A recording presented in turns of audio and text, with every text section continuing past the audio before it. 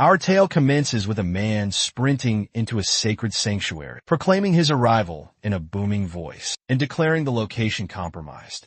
He urged an immediate evacuation. Observing him, another man inquired about the subject of his warning. Visibly terrified, the first man countered with a question, asking if the other had never encountered the infamous You Might Street. He spoke of Liakin, the executioner, the slayer of vampires, the Azure Lord. Malevolence, he declared, was approaching with its legion of the undead. He vowed that the Dark Order would not escape. The executioner would eliminate them with utmost brutality. A smile formed on the second man's face as he questioned the need for concern, reasoning that the most elite holy knights were present for protection. Trembling with dread, the first man exclaimed that those very knights were now reanimated corpses, marching towards them. With a chilling grin, the central figure unleashed his magical power, commanding his forces to advance. Simultaneously, the pair witnessed the approaching silhouette of the deceased legion, and instinctively turned to face the impending threat. They all breached the temple entrance and hastily sought refuge within. The encroaching horde assaulted the two men, who desperately pleaded for clemency. The lead character pursued them inside.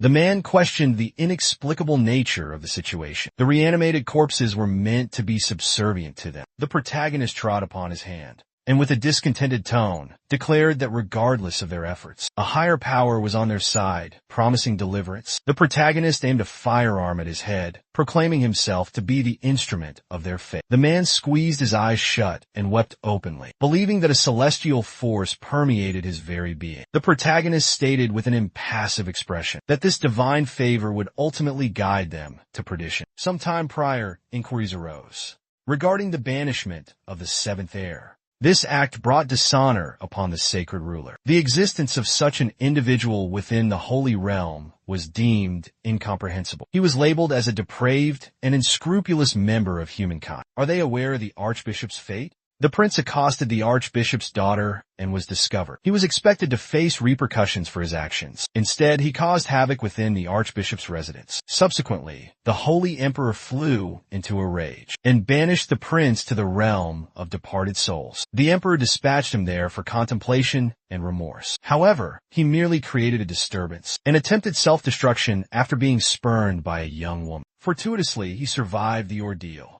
Remarkably, in the aftermath, he underwent a profound transformation and embraced a modest existence within a monastic community. Numerous city dwellers are captivated by him, yet an even greater number harbor suspicions regarding his abrupt metamorphosis. For committing sacrilege, a malevolent entity infiltrated his being. The prince forged a pact with the Infernal One. He witnessed a deceased individual roaming the monastery grounds. Conjectures abound. What are their interpretations of this? The central figure confronted a gathering of the reanimated, and the interface displayed his identity as Alan Alphals, a 16-year-old, banished seventh prince with a necromancer designation. He dismissed the interface panel, questioning its persistent reappearance. Apparently, whispers had begun circulating due to their presence. Should this persist, he risked being wrongly branded a heretic. And then what? Truthfully, he wasn't Alan Alphals. Previously, he was an average Korean man. Yet abruptly, he transformed into the despised descendant of a sacred sovereign. He inhabited this body following a suicide attempt. He gestured towards the interface, hovering above the undead creatures' heads, revealing his ability to perceive the status display. He utilized his necromantic skills to become the protector of the burial ground. However, this was deemed blasphemous in this place. Initially bewildered, he gradually acclimated. Perhaps it was time for him to cease these activities. They collaborated diligently. One reanimated corpse excavated a pit, while the other performed interment duties. The process culminated in the placement of a headstone upon the gravesite. Alan grinned, declaring it a magnificent day. The undead, delighted by this proclamation, beamed back at him. He utterly astonished them by announcing their imminent farewell. This news, however, was met with vehement disapproval and a cacophony of groans. Alan urged them towards composure. Hefting a shovel, he remarked on their apparent rage. His initial existence had been tumultuous, but he aspired to a more tranquil second life. Approaching them, he acknowledged their burgeoning camaraderie. Therefore, he would contemplate the matter further. Would they consent to this proposal? The three zombies instantly flashed approving thumbs-up gestures. Alan declared it was time to commence their labors. Meanwhile, two men traversed the woods. One inquired if the other had heard tales of the man transporting cadavers in a cart. His companion snapped, demanding silence. Did he yearn for a similar demise? They needed to reach the prince with haste, and implored him to aid this forsaken settlement. After a moment, Alan inquired, "Are these the final remains?" The two men concurred, stating they didn't appear to have any more. Indeed, everyone fled, leaving only the deceased behind, one confirmed. He hesitated, then requested permission to visit the village. Alan regarded them, questioning their reasoning. The men explained that nearly the entire population had perished. They believed they would be more secure in the presence of the prince. Apparently, they had survived due to their frequent visits to him while transporting the bodies. Alan observed them, reflecting that the blasphemous prince possessed no such capabilities. He resented the men's insistence, their desperate pleas, and fervent begging. They implored him to accompany them, fearing illness if left alone. They believed their safety lay with him. With a grave countenance, Alan contemplated the apparent misapprehension. What were their intentions towards him? After some time, upon reaching a village, he proceeded forward, remarking on the unsettling atmosphere of the village. One of the men observed that the drainage system was malfunctioning, advising him to exercise caution. Alan retorted loudly, demanding they cease their persistent following. One of the men responded fearfully, suggesting the amulet be kept in close proximity to his person. As someone dashed past, Alan commented that in their situation, he would seek refuge in a different dwelling. Upon hearing a noise, he inquired about its source. The man urged him not to induce panic, speculating it was likely just a rodent. Alan ventured into a dimly lit alleyway, declaring his intent to investigate thoroughly. Now apprehensive, the men vehemently protested against his venturing alone. They insisted he should not proceed unaccompanied. He continued his advance, his countenance etched with a solemn expression, and sensed a foreboding premonition. He was certain his apprehension wasn't a figment of his imagination. A malevolent aura emanated from the surroundings. A startling clamor caused him to swiftly whirl around. He spun and spotted a rodent emerging from a crevice in the dwelling. He attempted to vocalize, yet words failed him. His utterance remained incomplete as the rat glared at him with crimson orbs. The rodent emitted a piercing shriek, immediately followed by a multitude of other rats pouring forth from the aperture. They scurried around Alan, prompting him to exclaim, "What in the world is this? These are undead rodents." He flailed his arms wildly, shouting,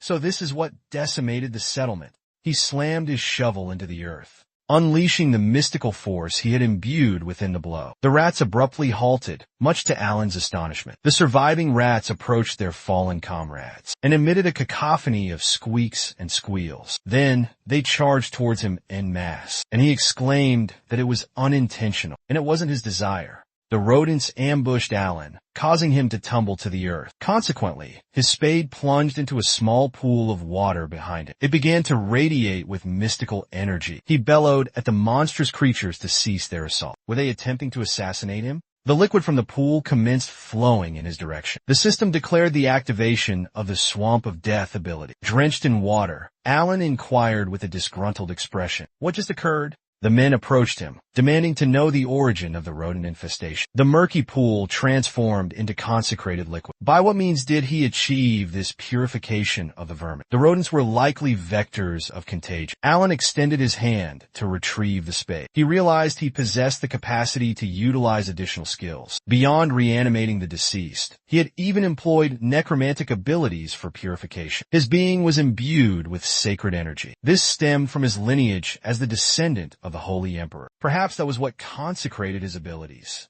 Sacred blood, divine necromancer. That explained the zombies' docile nature. A young woman approached them, expressing her belief that everyone had perished. The men addressed her as Charlotte, and remarked that she resided next door, after all. They began gesturing towards her, urging her to join them. It was a relief that she was unharmed. Charlotte concealed a blade behind her. She darted past the men with great speed, striking them forcefully. She lunged at Alan, but he parried her attack with the shovel. He exerted himself to repel her assault, pondering, could she be undead? He thrust her back, contemplating that, given her possession of a knife, her transformation into a zombie was incomplete. Charlotte, gnashing her teeth, emitted a guttural growl. Alan was slightly taken aback as she inquired about the whereabouts of her parents. She rapidly charged towards him, attempting to stab him once more. He deflected the strike, but stumbled and collapsed. His spade began to emit a glow, much to Charlotte's astonishment. Alan glanced at her, focusing on her hands, recalling that holy water singed undead flesh. He reasoned that impaling her would inflict pain. He forcefully knocked Charlotte off her feet, sending her sprawling into a pool of consecrated water. A shriek of agony escaped her lips. Alan commanded her to bear the suffering, his voice booming, insisting there was no alternative. He restrained her within the holy water for a period, until her cries eventually subsided. Moments later, several villagers breached the structure. The elder among them explained they had heard rumors of him eradicating the rat infestation plaguing the village. It appeared he was the savior of the young woman, Charlotte. He intended to beseech his assistance. Departing through a portal within a book, Alan denied rescuing anyone. He slammed the book shut, pivoting towards them, declaring her demise. The astonished villagers inquired, was she truly deceased? He posed the question with unsettling tranquility. How could he possibly be expected to rescue anyone? He possessed the Holy Emperor's lineage, yet he was devoid of any abilities. The villagers despondently inquired about the fate of their settlement. They had journeyed extensively, clinging to the aspiration that he could deliver them. Alan questioned who had informed them of his supposed savior capabilities. He was on the verge of speaking,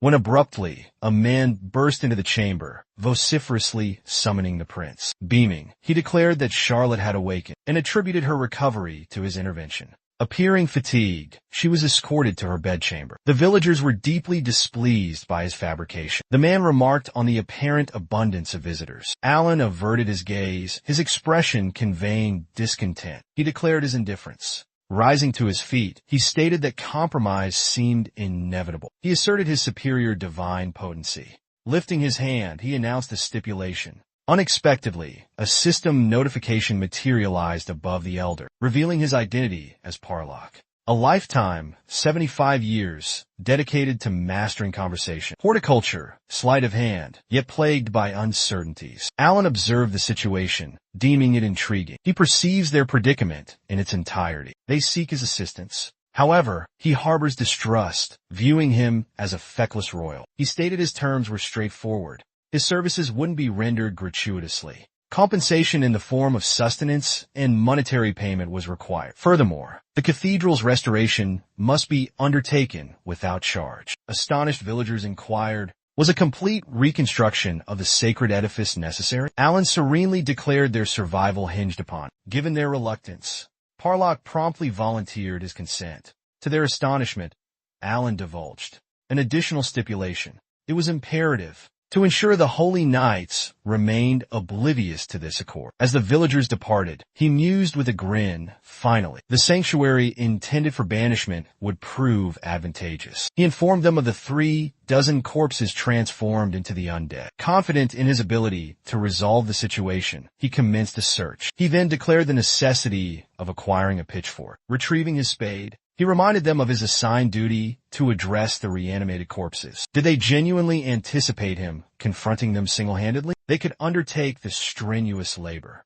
While he recited the sacred verses, the villagers gazed upon him with apprehensive expressions, abruptly denouncing him as a demonic entity. Additional individuals hastened towards them as the man vociferously proclaimed the arrival of the undead horde. Panic ensued, with people scattering around the hallowed building. Alan, raising his voice, exhorted them to arm themselves with utmost haste. They would be compelled to brandish their weapons if necessary. Simultaneously, a massive throng of zombies advanced towards the settlement. Overwhelmed with astonishment at the sight, Alan loudly inquired, "Do those 30 bodies belong to?" He spun around and shouted loudly for the village elder. Parlock exclaimed that he witnessed it while fleeing. He confessed his culpability. People began battling against the throng of undead. Alan joined the fray. His shovel materialized consecrated water, and a system notification indicated the deployment of the Death Swamp ability. He mused that utilizing the skill wasn't the most challenging aspect. After all, he had previously been a necromancer. To acquire funds,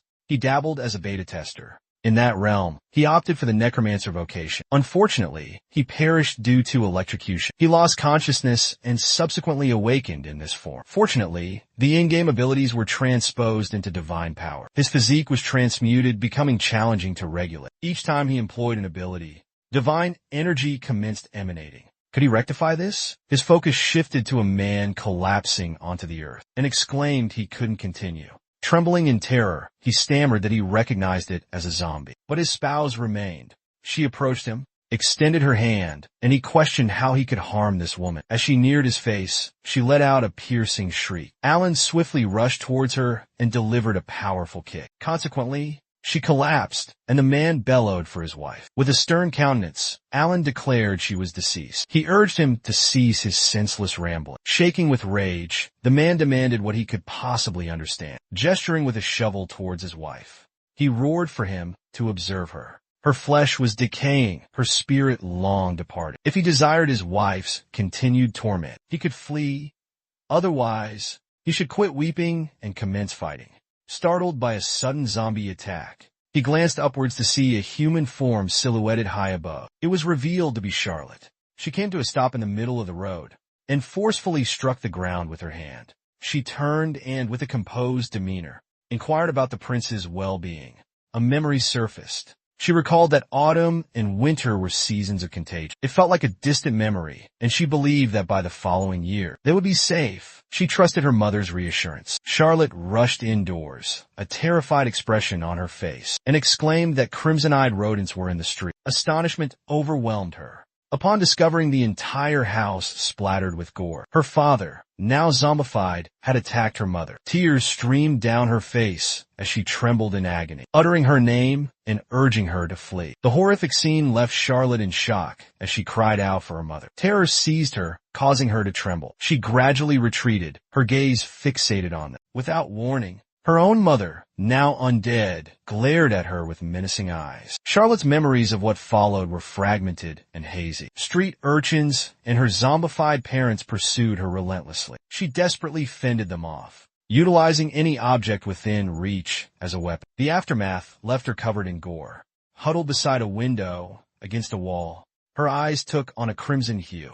A chilling realization dawned upon her. The villagers had transformed into something grotesque. The rats, initially intent on devouring her, now disregarded her presence entirely. A terrifying question arose. Was she becoming one of them? It hardly mattered. There would be no savior. Tears welled up as she yearned for rescue, praying for a single soul to deliver her. Then she encountered Alan, her eventual liberator. Charlotte jolted awake, gasping for air, the remnants of the nightmare clinging to her. Confusion washed over her. Whose memories were these, and how had they infiltrated her mind? A young woman approached her and conveyed the prince's request for her to be under her protection. The undead were swarming outside. Thus, remaining silent was imperative. Charlotte glanced out the window and overheard Alan's booming voice. He urged someone to cease weeping and commence eliminating the enemy. A resounding caution alerted the prince of an impending assault from his rear. With an anxious expression, she observed the unfolding events. Subsequently, she flung the window open, poised to leap out when the girl inquired loudly about her intentions. After Charlotte struck the ground with her fist, she gazed at him, resolving to rescue them. Moments later, Alan fixed his gaze upon something, his countenance filled with intense displeasure. He declared the situation to be unbelievable. He surveyed the mound of vanquished undead and questioned how she had single-handedly overcome them. He observed the villagers hoisting Charlotte aloft and mused that their adulation should be even greater. Despite being the one who had held back the zombie horde, it appeared that the cleansing prior to zombification. Her condition remains a mystery. He's clueless about the nature of his own abilities. Alan approached the villagers and addressed them. He stated the necessity of tending to the remains of their loved ones. He acknowledged their exhaustion, yet asserted the importance of this task. Their suffering had ended, released from their agony. Tears welled up as the villagers pledged their assistance with the ceremony. Alan then commenced the rite, reflecting on its simplicity, laying the deceased to rest, offering them a final farewell of peace, ensuring the spirits find repose, preventing them from wandering aimlessly. His exile stemmed from this very duty, Gazing skyward, he contemplated the spirit realm itself, recognizing the significant likelihood of zombie manifestations. Attending to the departed was an imperative. The entire situation felt peculiar. The simultaneous destruction of numerous villages was unprecedented in his experience. However, a widespread surge of death seemed premature. Alan summoned the village elder. He approached and inquired about the village's current state of tranquility. Did anything unusual catch his attention? Pollock claimed no such occurrences. The contagion commenced its spread roughly a month prior. Alan deduced that this implied a strong possibility of premeditation. He was on the verge of mentioning a necromancer, but his words were cut short. The villagers, utterly astonished, erupted in a chorus of questions. A necromancer? He had uttered? What was that? Was it a plague-spreading assassin? A soul-snatching fiend? The mere notion ignited his fury. Alan pressed his fingers against his ears, internally refusing to entertain the thought. Assuming his hypothesis held true, the puppet master behind the zombies must be in close proximity. But how to locate this individual? He gestured a farewell, announcing his intention to retire for the night, entrusting them with the remaining matters. The villagers gazed upon him, expressing gratitude for his deeds. Alan retired to his quarters, remarking on his past as an ordinary laborer. He collapsed onto his bed and promptly drifted off to sleep. He reasoned that rest was necessary after the ordeal of the funeral. Alan awoke the following morning to the sound of someone yelling in a disgruntled tone. He opened the window and inquired about the early morning commotion. The villagers startled him considerably by proclaiming that the undead had abducted a man. Alan stepped outside and questioned the veracity of the claim. One man nodded in affirmation and another concurred, asserting that they had witnessed the event firsthand. They seized the chance. While the villagers were exhausted from a sleep-deprived night, then the people observed a zombie fleeing,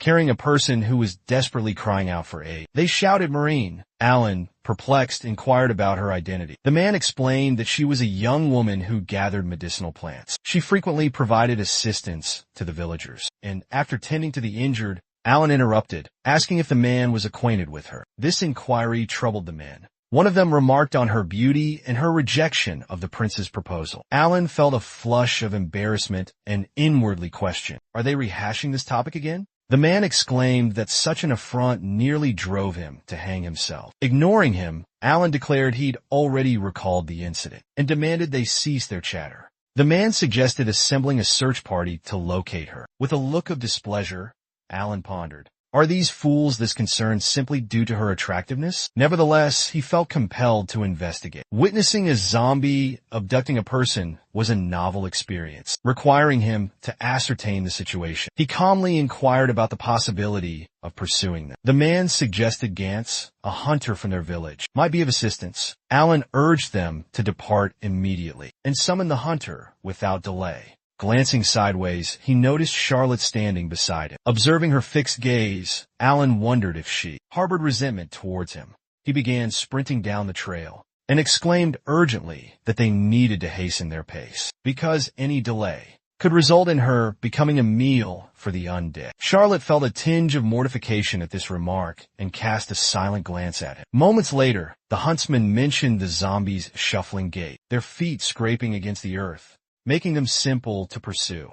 They were certain the creatures had journeyed to this location. The man commented on the surprisingly chilly air in the area. Alan praised Gantz, commending him on his excellent track. Glancing sideways, he internally acknowledged his successful pursuit. A sinister, malevolent aura pervaded the cavern. It was highly probable that the site was teeming with the undead, or perhaps even served as the epicenter of the contagion. However, certain locations naturally harbor concentrated dark energy. Based on the zombies' actions, it was highly likely they were being manipulated by an unseen force. Alan inquired whether incinerating the area was a viable course of action. The anxious man exclaimed that Morian was present. He countered, however, that such locations possessed a distinctly somber atmosphere. The enhancements bestowed upon the undead were significantly amplified in these environments. Should everyone venture within for a single woman, it would result in universal demise. The man, wearing a perplexed expression, inquired as to the appropriate method of her rescue.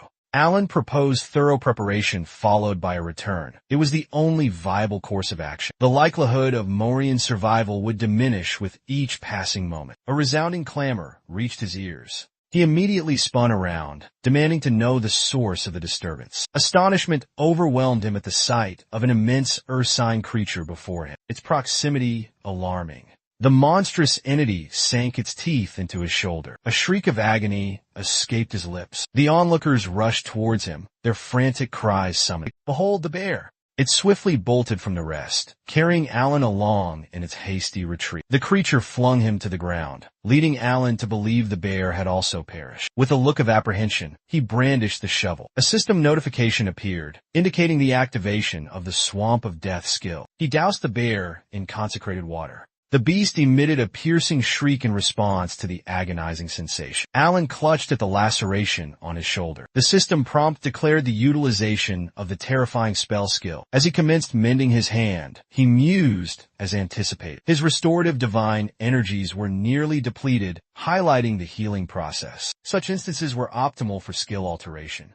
The bear descended upon him. Its thunderous stomps captured Alan's immediate notice. He gazed upon the creature. The system identified it as the king of gluttony. Its age remained undetermined, but its capacity for biting was evident. It possessed the power to crush, sever, and devour internal organs. Its state was augmented by necromantic energies. Alan pondered whether necromancy had amplified its strength. His resilience, even after exposure to consecrated water, is hardly astonishing. Nevertheless, should a necromancer exert control over him, a significant predicament will arise. How can he possibly vanquish a bear with his bare hands? Abruptly, the bear charged towards him with astonishing speed. It attempted to bite, but Alan deftly leaped aside. With lightning swiftness, the bear immediately retaliated with a powerful paw swipe. The blow remained incomplete, as Charlotte descended upon him from above and plunged a blade into its eye socket. The bear instantly lifted its head and emitted a deafening roar. Alan gazed at her with an expression of astonishment, pondering. Had she been tailing him? Though, at present, it was inconsequential. He bellowed her name, commanding her to restrain the monstrosity. Charlotte, taken aback, vehemently questioned his instruction. The bear effortlessly flung her aside, sending her crashing to the earth. She managed to roll, narrowly avoiding the bear's ground-pounding paw. She stared at the beast, which stood before her, jaws agape. Charlotte swiftly positioned the knife defensively in front of her and thrust it deep into the beast's cranium. Her hands trembled uncontrollably due to the unfolding events, and the bear emitted deafening roars. Alan sprinted towards her and delivered a powerful blow to the bear's head. Charlotte gazed downward in astonishment as the creature was hurled a considerable distance. He outstretched his arm and expressed his gratitude for her providing him with a crucial window to recover his capabilities. She reciprocated, extending her hand and stating that she was the one indebted to him. Charlotte realized it was the hand of a reanimated corpse, and this revelation utterly shocked her. Undead beings began to claw their way out of the earth, and Alan declared that this was the path to victory. She observed the throng of zombies emerging from the soil. With an apprehensive expression, he remarked with a cunning grin that against such overwhelming numbers, the beast stood no chance. All the resurrected beings he had conjured instantly assaulted the enormous bear, and it bellowed in agony from the onslaught.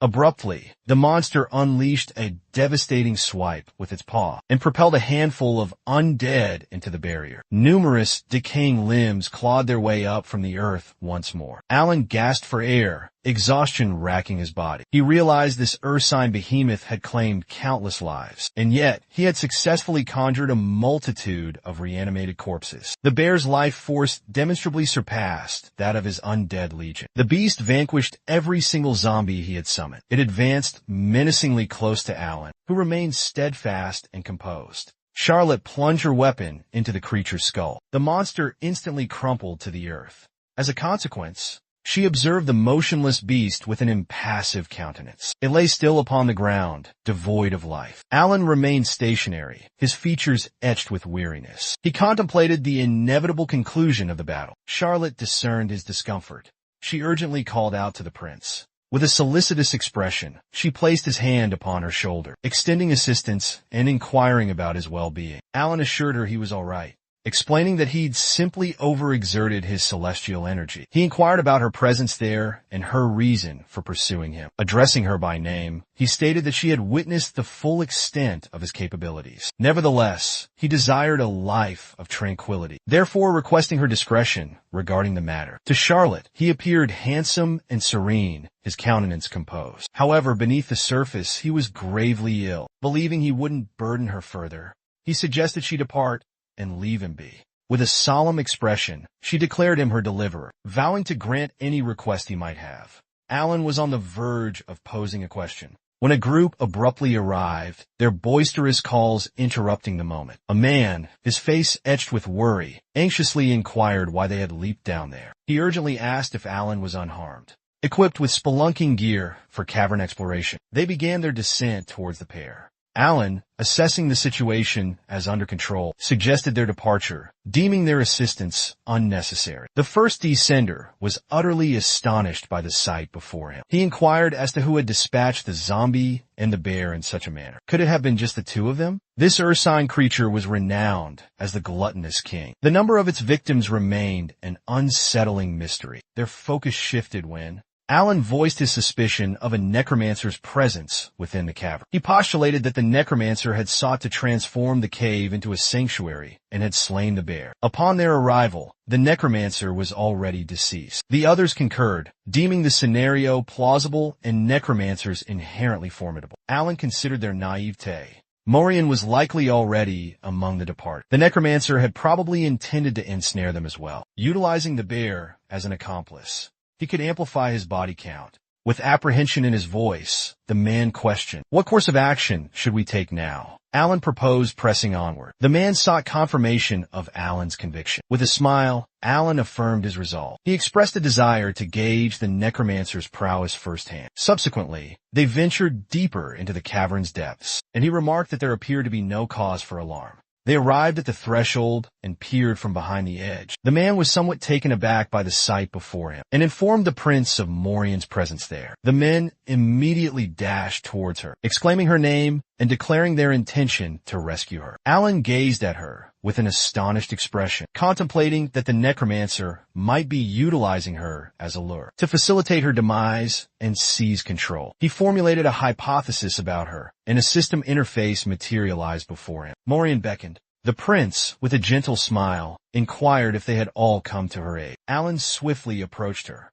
and abruptly struck her across the face with a shovel. As a consequence of the impact, blood trickled from her mouth, astonishing all those present. He spoke with a composed demeanor, accepting responsibility for his actions. He lamented that he ought to have utilized the sharper edge. The men approached Maureen, anxiously inquiring about her well-being. One of them turned to the prince and questioned the reason for his actions. Alan declared he possessed complete visual awareness. The system interface identified her as Morgana, age 63, possessing the following abilities: seduction and the art of necromancy, along with cursing and assassination. Maintaining a composed expression, he concluded internally that Morian was not a decoy. Morgana fixed him with an anxious gaze, appealing to the prince and insisting he had completely misinterpreted the situation. Alan retorted that he wouldn't entertain her fabrications. They shouldn't allow themselves to be manipulated by her deceptions. After all, her true nature was that of a practitioner of the dark arts. The others were utterly astonished by this revelation, loudly demanding clarification. Alan thoroughly startled her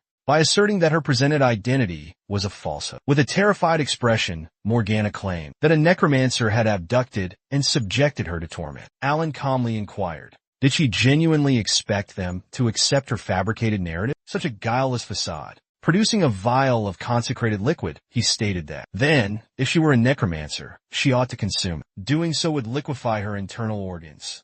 However, for ordinary humans, it served as a potent elixir, capable of instantly mending any injury. Morgana averted her gaze, an anxious expression clouding her features. She insisted he shouldn't bestow such precious items upon her. Alan acknowledged its significant value, and therefore, she must imbibe it immediately. He thrust the vial towards her face, a menacing grin twisting his lips. His demeanor instilled a profound fear within her. Morgana stared back at him, her eyes wide with terror, baffled by how he discerned her true identity. Her camouflage had been impeccable. No one in the village had questioned her portrayal of Moria. How had the prince managed to penetrate her disguise? What abilities did he possess to vanquish a bear so effortlessly? Alan fixed her with a disapproving glare, demanding to know why she refused to drink the potion. He presented it directly to her hands. Yet she remained completely motionless. Morgan's countenance started to shift. A shadowy aura radiated from her person, and she declared her intention to eliminate him. During the death wave's onslaught, she assaulted with incredible swiftness, shattering the vial Alan clutched in his grasp. Her facade finally crumbled. She conjured the deceased and proclaimed that he had merely hastened his own demise, and that she had attempted to extend his lifespan. #corrected contradiction. With a broad grin, she boisterously declared his inevitable death in that location. Alan swiftly vanquished the skeletal warrior she had summoned and inquired how she dared to address him with such audacity. He commanded them to depart while he still offered clemency. Morgana failed to detect Charlotte's presence, who swiftly approached from behind, questioning the unfolding events. With a single hand and an impassive demeanor, she shoved Charlotte to the earth, brandishing a blade in her other hand. Alan, smiling, caressed the skeleton's cranium, commending its commendable service. A distraught Morgana loudly demanded to know his identity and his actions regarding her skeletal minions. Could this spade be the origin of his abilities? Alan approached her, concurring, and remarked on the quality of their shovel craftsmanship. She exclaimed that this was undeniably no ordinary digging tool. It was potentially a holy relic. He offered her a smile and suggested she focus on her own predicament rather than criticizing his tool. She ought to be more concerned about her current situation. Morgana anxiously observed the edge of Charlotte's dagger, pressed against her own neck. Moments later, she received a forceful blow to the face. Her hands bound, she declared her name as Morgana, a necromancer of 63 years. The men were astonished by this revelation. Alan inquired if she intended to make a confession. She proclaimed that she would divulge the identity of the individual who orchestrated his assassination. Thus, she pleaded for clemency. He questioned whether it was a contracted killing. Morgana affirmed, stating that she received instructions to entrap him and stage his death as a self-inflicted act. This revelation astonished Alan, leading him to ponder if the coercion to end his own life implied a degree of inherent strength, contradicting his perceived weakness. Morgana, perplexed by his demeanor, contemplated the reason for his apparent apathy. She softly revealed that the shadowy organization known as the Dark Church had mandated the assassination of the Holy Emperor's seventh descendant. This act was facilitated by the assistance of a bear. It dawned on her that he too practiced necromancy, and should the Church uncover this truth, they would undoubtedly detain him without leniency. Alan, drawing closer, inquired if she had indeed witnessed him. Summoning Charlotte, he declared the necessity of silencing Morgana. Concurring without hesitation, Charlotte brandished a blade against Morgana's face. Terror gripped Morgana, prompting a desperate plea for them to cease their actions. She swore to maintain absolute secrecy, vowing to divulge all her knowledge concerning the Dark Church. A broad grin spread across Alan's face, struck her across the face, proclaiming that if she could divulge everything so readily, then her destiny was inconsequential and would be determined by the inhabitants of the village. The men, with expressions of intense fury, glared at her as one declared that numerous individuals present had suffered the loss of loved ones due to her actions, and that transgressions demanded retribution. She pleaded for clemency, shrieking desperately as the men commenced their brutal assault. Alan, with a composed demeanor, inquired about their intended course of action. Regarding her, the man fixated his gaze upon her and asserted that she should endure suffering commensurate with the evil she had inflicted. The men began to drag her away, one of them vowing to torment her until her demise. Then, they would abandon her corpse in the wilderness, where scavengers would devour her flesh, and her skeletal remains would transform into an undead creature. He questioned whether this was not a fitting demise for a necromancer who desecrated the deceased. Alan concurred, deeming their actions entirely appropriate. After a moment, he acknowledged their considerable valor. He placed several volumes upon the surface. Reflecting on the past, he realized the impossibility of uncovering every truth. Nevertheless, he successfully pilfered a pair of books. He unfurled the pages of one volume. The ability to converse with spectral entities crossed his mind as a desirable skill. However, acquiring such an aptitude in this location seemed improbable. Alan recalled Morgan's pronouncements. He pondered the woman's allusion to a lethal surge. Further investigation into this phenomenon and the assassination was imperative. Could his siblings be implicated in this conspiracy, given his princely status? Perhaps they sought to eliminate a rival claimant to the throne. Alan shut the book, concluding that this was a contest for dominion. The sheer complexity of the situation baffled him. Was this the inherent reality of royal lineage? The prospect of his own demise filled him with trepidation. He resolved to augment his capabilities with utmost haste. A subtle expression of concern creased Charlotte's countenance as she contemplated the situation. Could His Highness be assassinated? There's talk amongst everyone that the prince is different now. Despite his youth, he's always the first one to charge into the fray. He single-handedly rescued countless lives and even presided over the funeral rites. He recalled a villager mentioning earlier,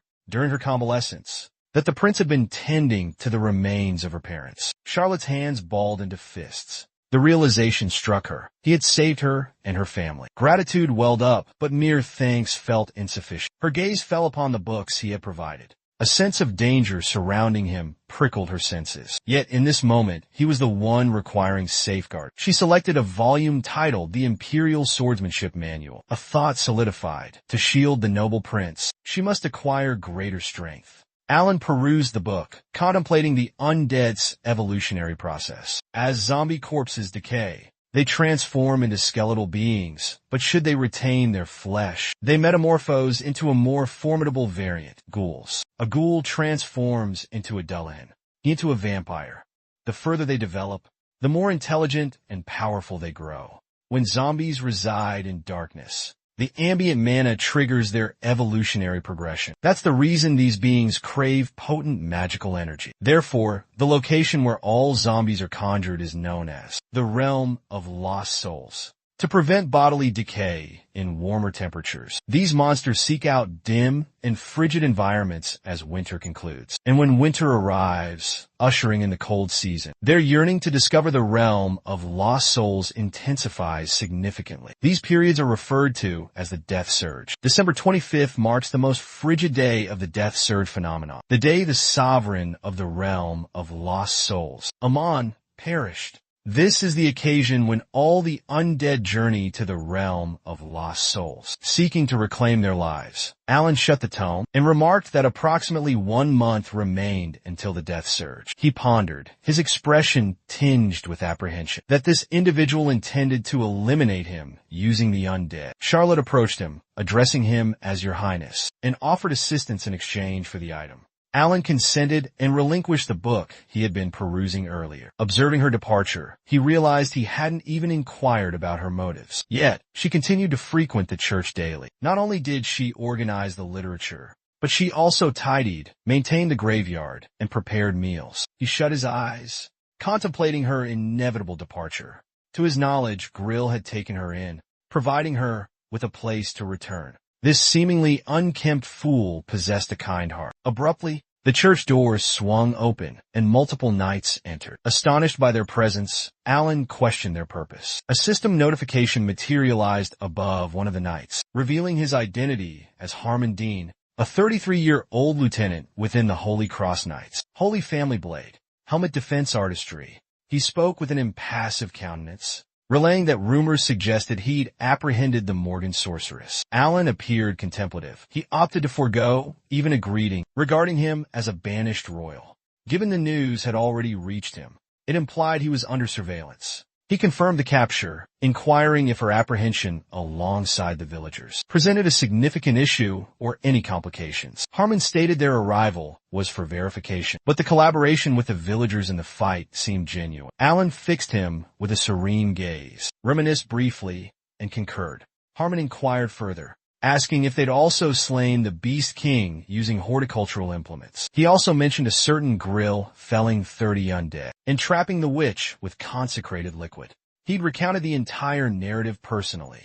Alan mused that barely 5 minutes had passed since his commendation. Harmon grinned and admitted that frankly, he initially believed it to be an embellishment. However, upon witnessing the remnants of a brutal clash, he grasped its veracity. Alan mused that, as a sacred warrior, he ought not to be so gullible. Harmon inquired whether he was aware of Morgana's affiliation with the Shadow Cult. Alan concurred with a pensive expression, stating that he learned it directly from her. She divulged it as though it were some clandestine information, yet it appeared to be common knowledge. Harmon nodded, confirming it was a malevolent faction. The organization had already orchestrated the destruction of 5 settlements. Alan was astonished by this revelation and recognized his own ignorance on the matter. Harmon questioned if they had truly eliminated her. Alan retorted, hadn't they heard the news?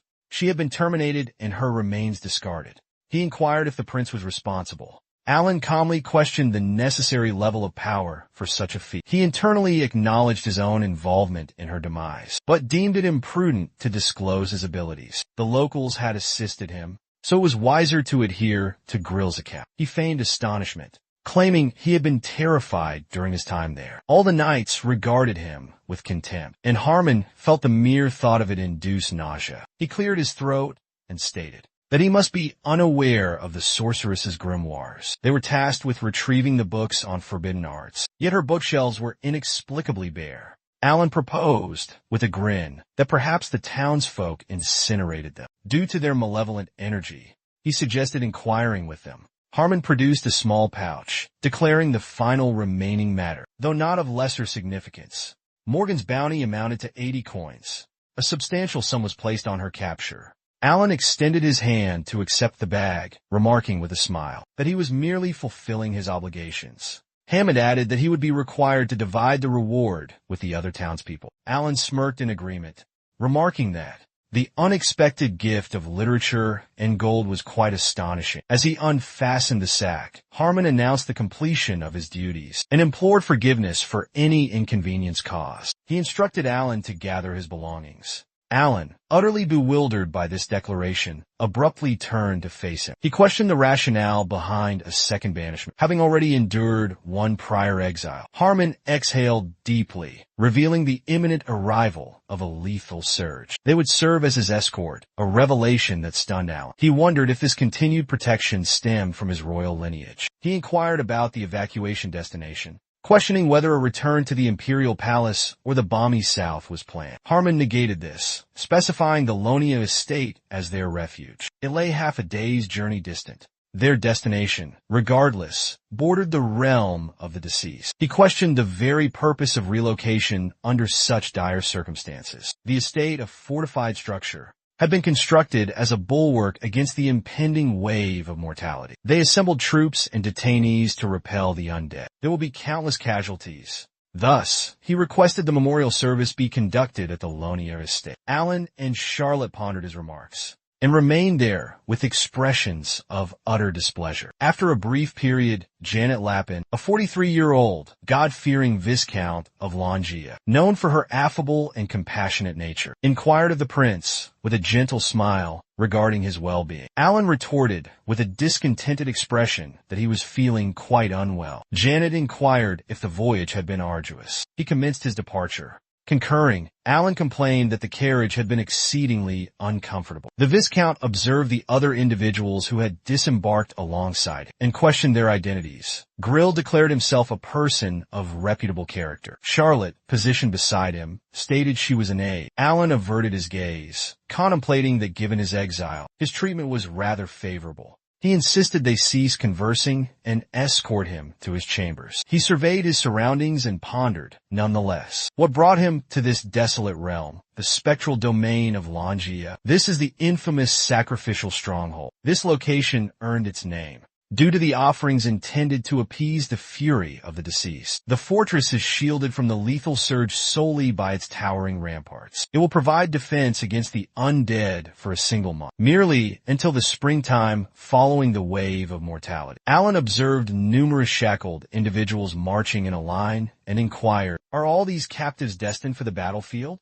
Harmon concurred, stating that his sole requirement was assistance with the injured and conducting burial rites. Alan, gazing at him, remarked that he believed he could provide aid in that area. He was utterly astonished when Harmon revealed that annually the death toll here reached a minimum of 2,000 to 3,000. Alan questioned whether he would have any support. Harmon calmly responded that they possessed approximately 80 clergymen, capable of performing purification ceremonies. The troops would assist with the interment, alleviating any concerns. Occasionally, individuals perished from excessive labor, but such was to be expected. Alan glanced at the inebriated individual beside him and addressed him. He vociferously declared his thirst, his countenance etched with displeasure. Under these conditions, he proclaimed, survival without spirits was impossible. He'd sooner succumb to intoxication than to arduous labor. Following this pronouncement, a procession of liquor bottles materialized before him. He boisterously instructed Charlotte to enjoy herself with Grill, grasping 2 bottles of intoxicants in his hands. He urged their return before the commencement of the death wave. As his protection remained their duty,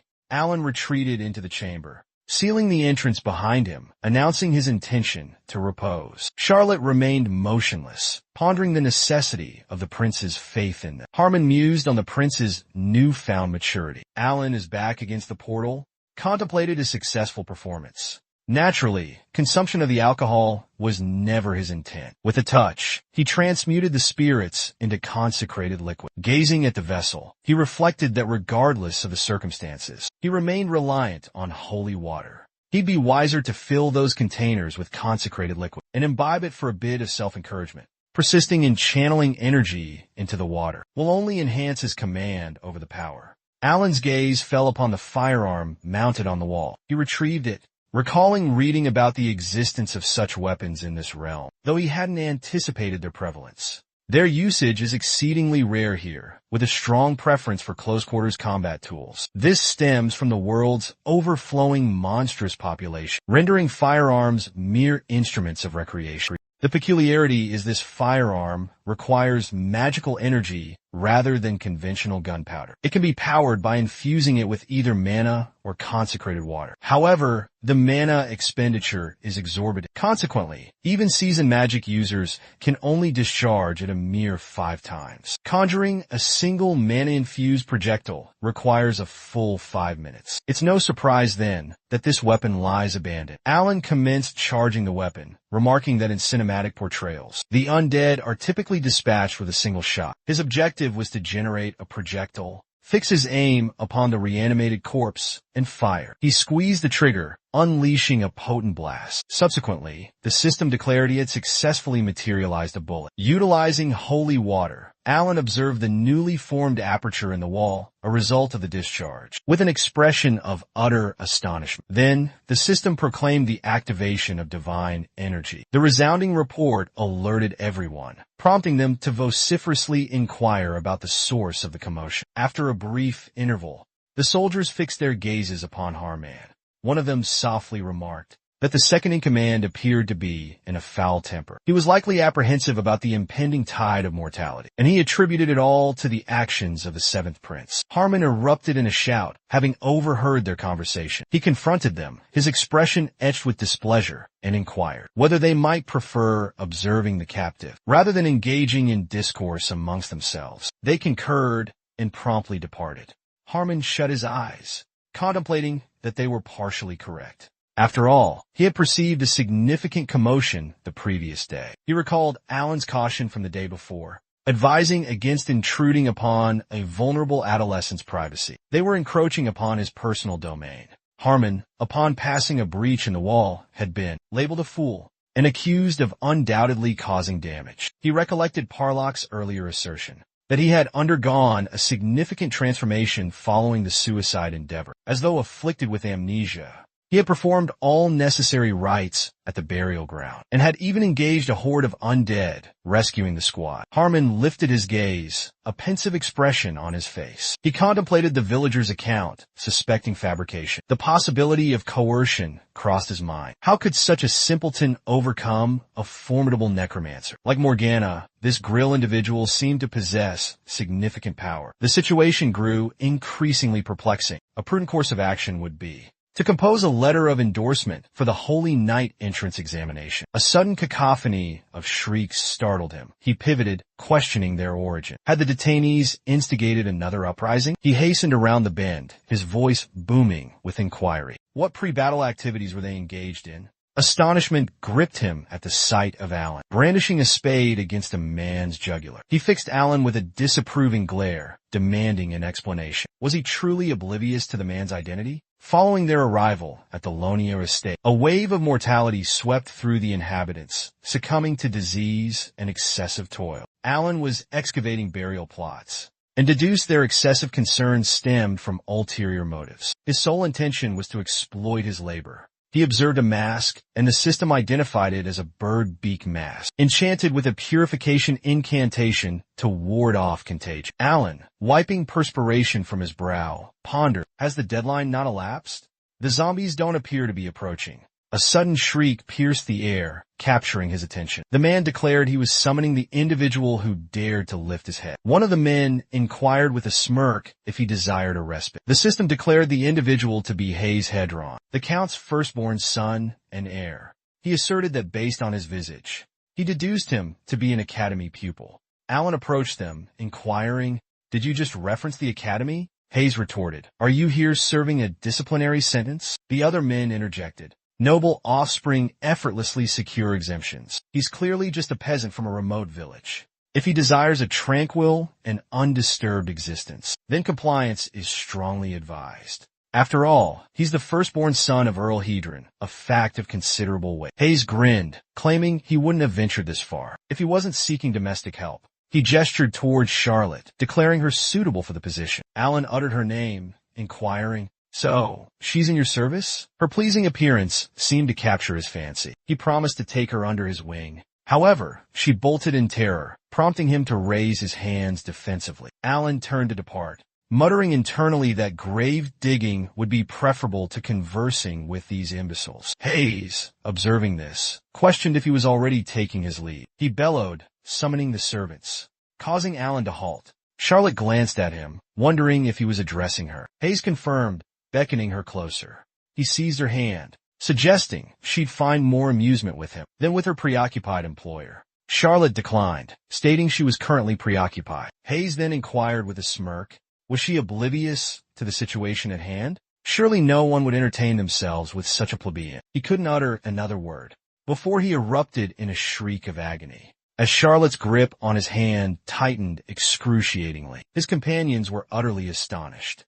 They frantically called out to him. Alan observed impassively, pondering that she possessed the strength to fracture his arm. Hayes averted his gaze, a look of disdain etched upon his face. He hurled an insult, demanding loudly if brute force was her sole attribute. Alan interjected calmly, suggesting she cease her actions. Both were taken aback when Hayes roared that she was living proof of her parents' monstrous nature. She undoubtedly inherited their depravity. Given that half the deceased population had been transformed into the undead, her parents were surely condemned to a similar fate. Alan was enraged by his callous remarks, approached him, and brandished the shovel. He plunged the shovel into the earth beside him, and Hayes was filled with trepidation because of this action. He extended his hand with a terrified expression and attempted to inquire about something.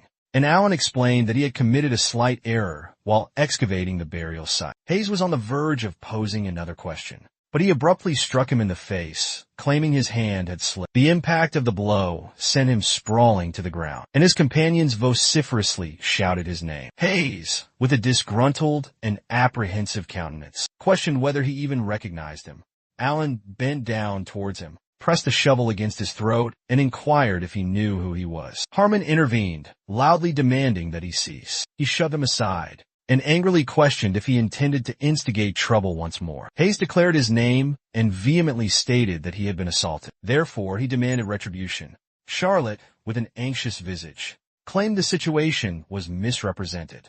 Alan lifted his hand, invoking a silencing spell. Harmon was utterly astonished by this action, and realized he was rendered speechless. Did this enchantment utilize divine energy? Alan, with a composed countenance, fixed his gaze upon him. He summoned Harmon by name, demanding he reveal his true identity to the fool. Harmon declared his name and title as the Seventh Prince, and the Holy Emperor's grandson. Alan, maintaining a serene expression, observed the terrified Hayes, and inquired if he now grasped the gravity of his disrespect, and to whom he had failed to accord proper deference. He perceived Hayes trembling with dread, and and reassured him there was no need for excessive alarm. He offered a smile, suggesting a genuine apology would suffice, and all would be forgiven. Later, Alan found himself confined within the dungeon. He questioned if a mistake had occurred. Charlotte, positioned beside him, explained that according to Holy Knight regulations, the harm inflicted upon the nobleman's son is unforgivable. She implores him for pardon,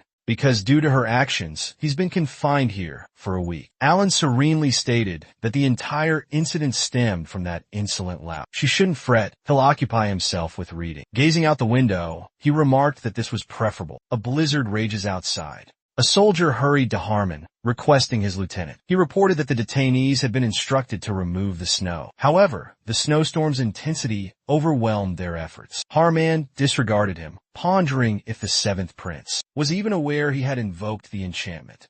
He was undeniably useless. Yet, the Holy Emperor's lineage coursed through his veins. The soldier again summoned his lieutenant, catching Harmon's attention. He turned, acquiesced, and declared the necessity of continued snow removal to preserve the fortress wall's height. Looking away, he commented on the frigid temperature, but the zombie presence was minimal. On the 25th of December, the sacred sovereign vanquished the monarch of the spectral realm. A soldier inquired whether they ought to relay this information to the Holy Emperor's kin. Harmon declared it was for the greater good, suggesting they assemble the captives. They require a moment to regroup. After a period, the detainees entered the citadel. The soldiers bellowed orders to secure the gates. Observing the injured, they loudly summoned the clerics, demanding immediate assistance for the wounded. A man exclaimed that the undead had launched a rear assault and remained elusive. Due to the blizzard, he raised his voice, proclaiming that all those lagging behind had been devoured. The soldier roared for everyone to congregate and assume their positions. He commanded them to ascend the ramparts and brace for combat. Harmon gazed down from the fortifications, contemplating the reason for the unsettling silence. It was the anniversary of the demise of the sovereign of the deceased. Amon's arrival was imminent. The reanimated hordes inevitably materialized. Shortly, there would be a minimum of 3,000 deceased individuals present. But how did this transpire? Nobody could have foreseen a rear assault from the zombie horde. Could they have genuinely been stifling their primal urges, concealed beneath the snowdrifts? The undead are corpses reanimated. They fear nothing and operate purely on instinct. Lacking both equipment and tactical planning, dispatching them had been an annual triviality. Harmon observed a throng of zombies advancing toward the stronghold and declared it a meticulously orchestrated legion. He pondered that such a phenomenon was unprecedented. What was this? Astonishment overwhelmed him. Then, one of the creatures bellowed a proclamation to the humans, declaring they should cower and await their impending demise. Their trepidation was warranted, for he was the arbiter of this realm, the deliverer who would bring salvation through death. He was a disciple of Udi, the deity of mortality. The system announced his identity of vampire count. An enigmatic being of indeterminate age can drain mana with a single bite, a haughty necromancer. Meanwhile, Alan remained confined in his cell, contemplating the unusual commotion outside. He wondered why his meal was being inexplicably delayed. What's happening out there? He pondered.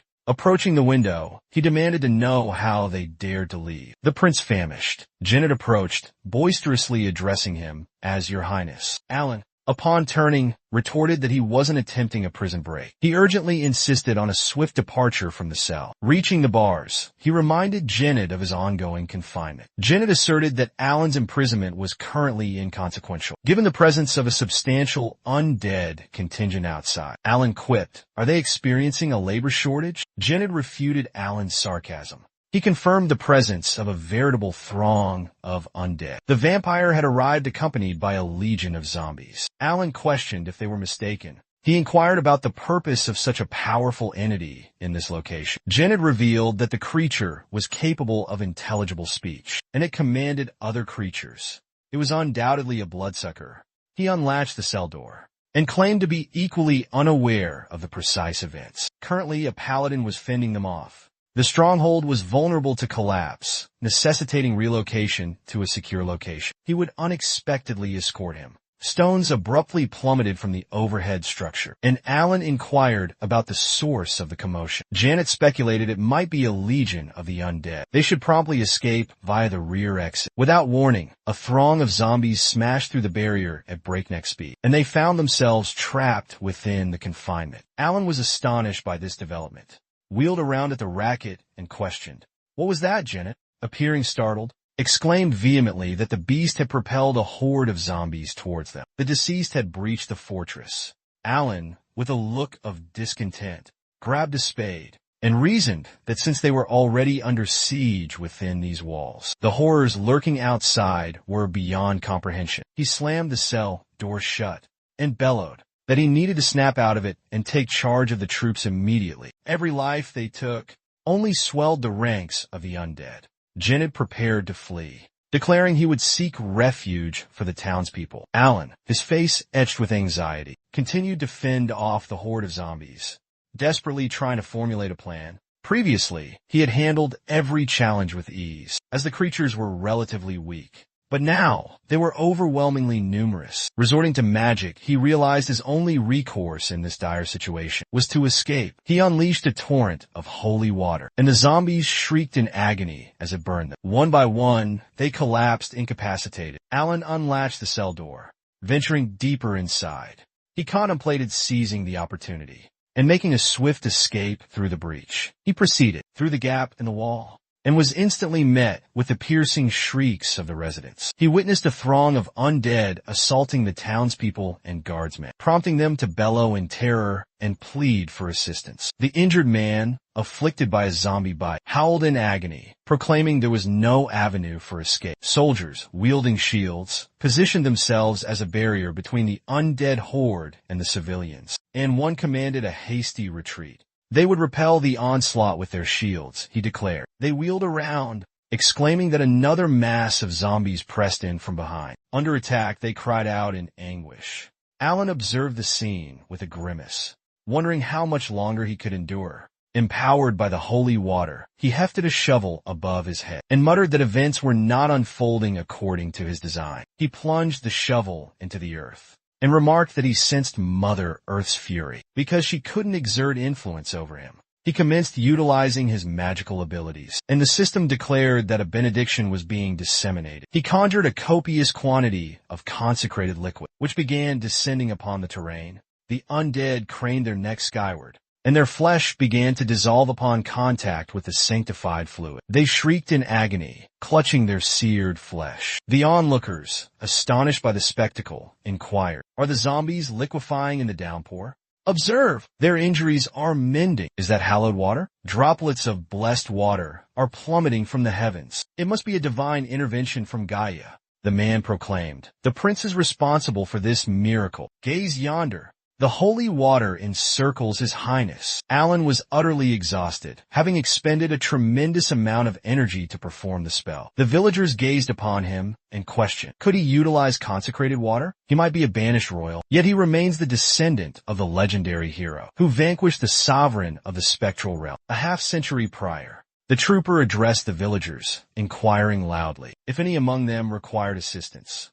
The nobleman unsealed the manor's cellar, declaring he would provide sanctuary. They should accompany him. The villagers instantly rushed towards him, expressing joyous relief at their survival, exclaiming they had prevailed. They conveyed gratitude to his highness as they continued their hasty approach. Alan, with a weary countenance, remarked that he had merely induced rainfall within the stronghold and was utterly exhausted. He commended the soldiers, stating they performed admirably, instructing them to accompany him and aid the sacred night. The soldiers offered apologies, proclaiming loudly their lack of appropriate armaments. Alan gestured towards him and declared that conventional weaponry is ineffective against the undead. Therefore, he will bestow a divine benediction upon them. This act is unprecedented for him. Consequently, the duration of its effect remains unknown. Their armaments are now imbued with a sacred augmentation. The soldier fixed him with a bewildered gaze and inquired about the nature of the aforementioned enhancement. Alan declared their weapons were no longer futile. Their survival came at a price, a debt they owed him. The fortress gates parted,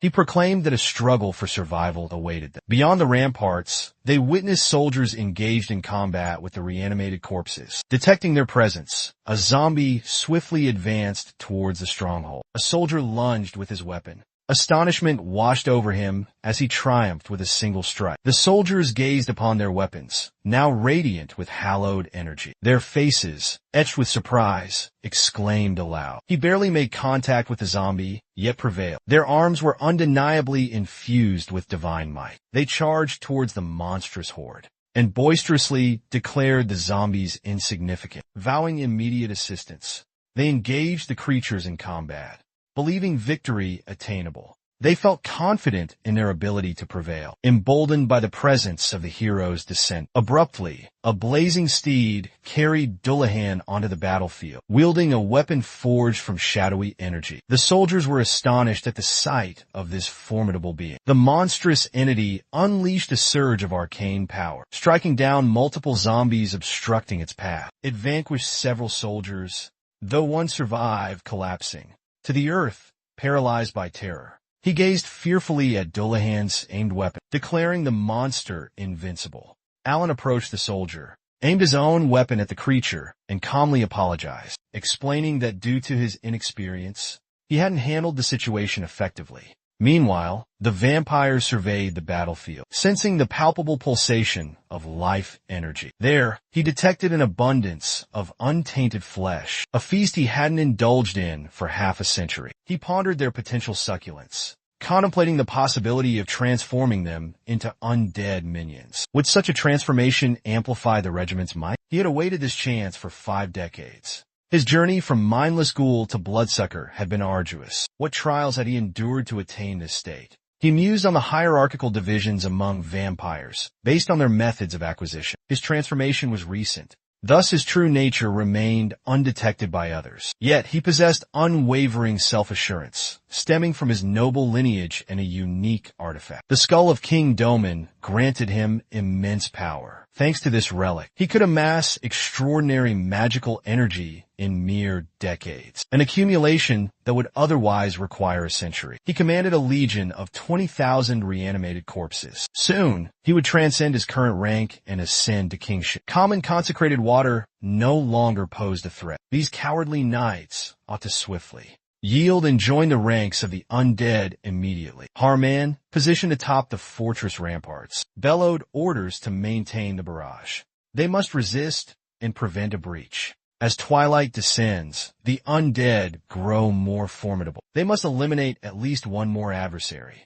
Failure signifies the village's demise. He believed the zombies had already infiltrated their domain. Relinquishing authority over this post is impossible. The enemy forces are in close proximity. Will the village remain unscathed? He clenched his sword in a furious grip, pondering. If not, what fate awaits them? In such dire circumstances, one yearns for the Holy Emperor's presence. A sudden clamor from behind startled him. Charlotte arrived with an arsenal, declaring the village secure. The prince's presence ensured its safety. Thus, she would defend His Highness's location. She then deposited the weaponry at his feet.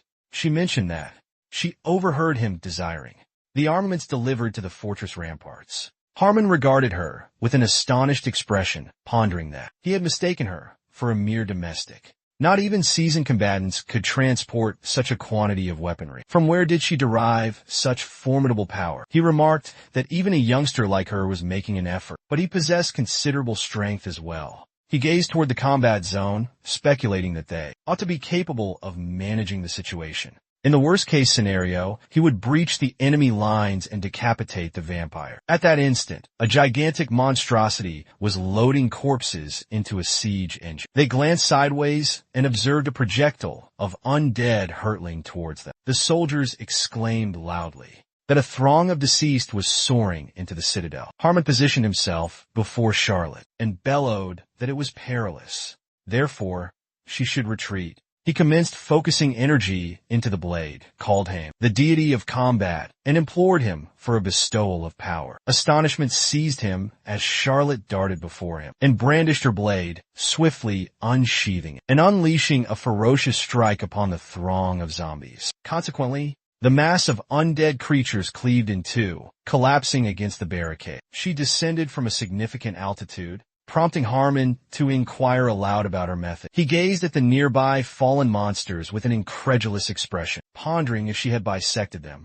Zombies felled by this maiden remained incapacitated. The reanimated could only be halted by targeting the cranium, or employing a weapon imbued with consecrated liquid. He questioned the nature of her armament. Charlotte rapidly traversed the combat zone, ruthlessly dispatching monsters with her steel. Observing her combat, Harmon deemed her techniques unrefined. She relied on brute force to compensate for her deficient swordsmanship. Yet this raw power, this Herculean blow, undoubtedly connected to the Imperial sword style, entrusted to the Holy Cross Squadron. He bellowed to capture Charlotte's attention.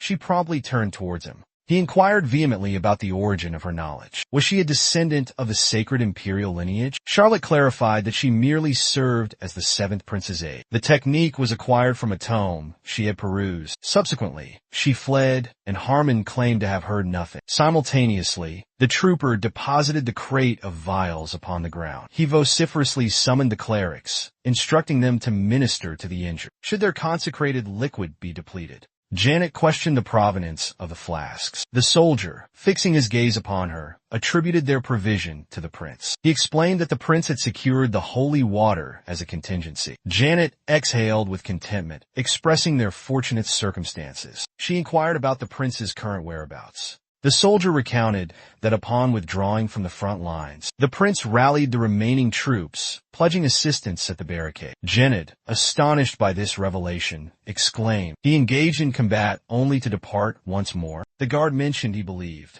authorization had already been granted. Jenna averted her gaze, stating, "The prince and his divine abilities were receiving widespread acclaim. It wasn't a matter of distrust, but rather who would remain inside the fortress." Meanwhile, out on the streets, several undead creatures disguised themselves as soldiers, their faces veiled in fabric. Alan scaled the barrier alongside these impostors and caught the attention of a sentry on duty. Donning his mask, he declared they were reinforcements. The guard expressed surprise at finding survivors. The primary entrance was in a dire state. Alan acknowledged this, adding, "Troops had been dispatched to the ramparts for that reason." With a grave countenance, he mused, that greater peril lay elsewhere. Thus, no one would scrutinize them closely. He distributed the consecrated liquid. Thus, he lacked sufficient resources, and found himself incapable of activating the new ability. He required spectral warriors to resurrect the fallen soldiers, but the task proved excessively challenging, leading him to utilize the village's deceased. Discovery would spell their doom. Therefore, concealing their identities was paramount. The soldier inquired of the cleric, questioning his presence on the front lines and suggesting he remain in the rear. Alan explained he had matters to attend to along the way. Presenting his firearm, he expressed his desire to utilize it. Astonished, the soldier declared the weapon futile. Alan then gestured towards the battlefield with the gun, remarking on the exceptional vantage point. Aiming at the vampire, he added that, moreover, their leader was clearly visible from this location. Focusing on the vampire, he began channeling potent energy, proclaiming it was time to test his divine favor. Simultaneously, Harmon descended from the rampart, loudly inquiring, "What transpires there?" The knight, pivoting abruptly, bellowed for his lieutenant, and he reported hearing that the exodus was complete. He insisted on lending his aid. The knight responded that, thankfully, the circumstances hadn't deteriorated further. The troops had unexpectedly obtained armaments filled with consecrated liquid. Several combatants possessed capabilities comparable to the sacred knights. They had come as auxiliary forces. Harmon inquired, questioning the events that unfolded during their defense of the ramparts. Nevertheless, he expressed relief that the predicament hadn't worsened. The knights countered that despite this, they remained uncertain on how to handle the nocturnal bloodsucker. Harmon struck down the approaching reanimated corpse and calmly posed the question, "What about engaging from a distance?" The knights explained that they had employed arrows and rocks, but every missile had been deflected by the enchanted barrier. He began to explain that even if firearms were charged with hallowed fluid, he was unable to complete his statement, as Harmon interjected, asserting that it would still be incapable of breaching the ward conjured by the vampire. Therefore, as it happens, they were required to penetrate this throng to reach the vampire. He assumed they were incapable of retaliating, rendering it an insurmountable feat. The adjacent soldier observed something peculiar and inquired, "What's that over there?" "We should investigate. Regular clergymen lack such capabilities." Harmon, too, directed his gaze towards the source of the soldier's fascination and found himself utterly astonished by the sight. Alan clutched a firearm, radiating an intense luminescence. Gaia, the deity of affection and compassion, was invoked. He claimed to have implored her for divine intervention, beseeching her to grant him the authority to vanquish the undead. He intended to breach the barrier. Harmon's countenance was etched with bewilderment. He pondered the stranger's identity. Luminous particles reflected a sacred visage. Undeniably, this was a benediction bestowed by the goddess Gaia. Even the most seasoned clerics seldom witness this level of power. He was unaware that such potent priests resided within Longia. Charlotte approached him and revealed the young man's identity as the prince. She gazed upward, a gentle smile gracing her lips, and confessed to perceiving his radiant aura. Harmon, observing him intently, pondered the situation. The prince, a defiant opponent of the goddess Gaia, had paradoxically received her divine favor. How could such a contradiction be reconciled? Assuming this individual truly was the seventh prince, did it signify his acceptance of the goddess's affection? Alan discharged his firearm, declaring that the vampire would surely cower before the goddess's might. His projectile traversed the entire expanse of the battlefield, inflicting injuries upon the creatures in its path. The resulting energy collided forcefully with the vampire's protective barrier. Astonishment washed over him as the shot shattered his shield and struck him squarely in the groin. The agonizing impact elicited a piercing scream from the vampire. Moments earlier, Alan had recalled that the technique for accumulating sacred energy was meticulously documented within the Holy Emperor's scripture. It's remarkable that mages utilize incantations and mana. Clerics employ supplications and consecrated liquid, while necromancers harness vital essence and mystical energy. Essentially, he'd be forced to forfeit his life force and magical prowess. But is such a sacrifice justifiable? Doesn't he possess sufficient sanctified fluid simply due to his lineage as the Holy Emperor's descendant? If he could wield his abilities without imperiling his existence, then perhaps the clerical path could be considered. Presently, the vampire shrieked in agony as the point of impact seared his flesh. He bellowed urgently for immediate reinforcements. Alan realized this barrier necessitated tremendous exertion, but he had prevailed. He gasped, exhausted from the force of the blow. Nearby soldiers vociferously announced, "The undead legions withdraw. They should attend to the injured." Alan lamented the creature's survival. However, they had gained valuable time to regroup. He glanced down to find numerous soldiers gazing up at him. He lifted his hand, grinning as he inquired if they should now aid the injured. Immediately afterward, he and his undead followers departed, and a soldier remarked that it was his first encounter with the divine grace of the goddess. Could this be the work of a seasoned cleric? If so, the wounded ought to recover swiftly. They were incredibly fortunate. Harmon glanced upward, a hint of astonishment in his eyes, pondering. Could this truly be the prince? A good-for-nothing, deserving of banishment, capable of such an act? He reflected, turning around as he mused. I'm curious. How could a woman possessing such talents become the prince's aide? Harmon recalled his distrust of the village elder and questioned if the prince had genuinely changed, subsequent to losing his memories. Had he truly forgotten the events of this day in years past and reverted to his former self?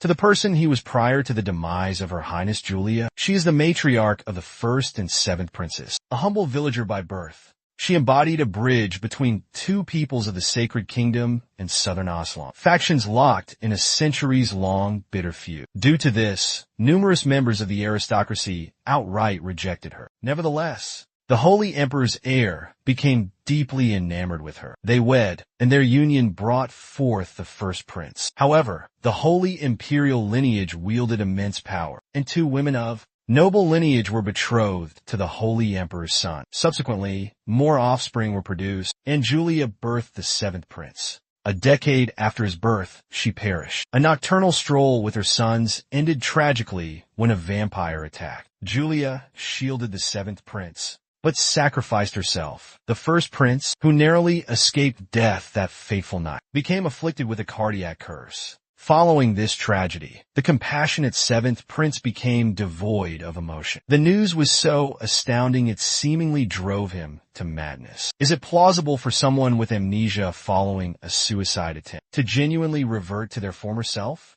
Hold on, if his memories are gone, then he shouldn't possess any divine abilities, regardless of his memory loss. What reason did he have for initially concealing his sacred powers? Perhaps he sought to avoid the scrutiny of the royal household. Could vengeance be his motive? He's acutely aware of the palace's less than benevolent treatment of its offspring. The princes endured hardship, particularly because the aristocracy rarely hesitated to utter a biting remark. Is it conceivable the seventh prince desires retribution against the nobility, and the vampire responsible for his mother's demise? What if his self-imposed exile was a strategic maneuver to gain strength? Free from the relentless observation, the Holy Knights possess strong ties to the reigning family, which explains his guarded behavior in their presence. Charlotte likely hails from a prestigious lineage. Julia has consistently displayed kindness and gentleness. The Crown Prince dispatched auxiliary troops. However, he should have remained. Despite his best efforts, he continues to harbor regret. The humiliation of failing to safeguard them haunts him relentlessly. It appears the seventh prince is plotting retribution. He endures scorn and maltreatment to achieve this objective. Should the seventh prince desire to avenge his mother's demise, assisting him will be a protracted endeavor.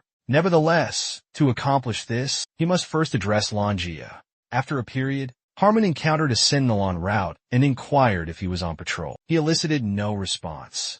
He pondered if the wind obscured his query. Traversing such darkness without illumination is peculiar. Perhaps it is not human. He swiftly unsheathed his blade and charged towards the sentinel. He lunged with his sword, but the guard parried the attack. Harman was astonished upon seeing his visage, inquiring if he was truly one of the undead. Abruptly, 3 projectiles pierced the ground near his feet. He glanced sideways and observed several reanimated corpses, realizing he was not solitary in this location. This diabolic aura was peculiar, as it radiated sacred energy. Harmon shattered the blade of one of the walking dead, brandishing it for an assault, declaring that regardless of the circumstances, he couldn't allow the situation to remain as it was. His sword swing remained incomplete as Alan approached them, witnessing the events and vehemently demanding that he cease. As a result, the reanimated corpse froze. Harmon, bewildered, realized the zombie had ceased all movement. He turned towards Alan, questioning the unfolding situation. Alan,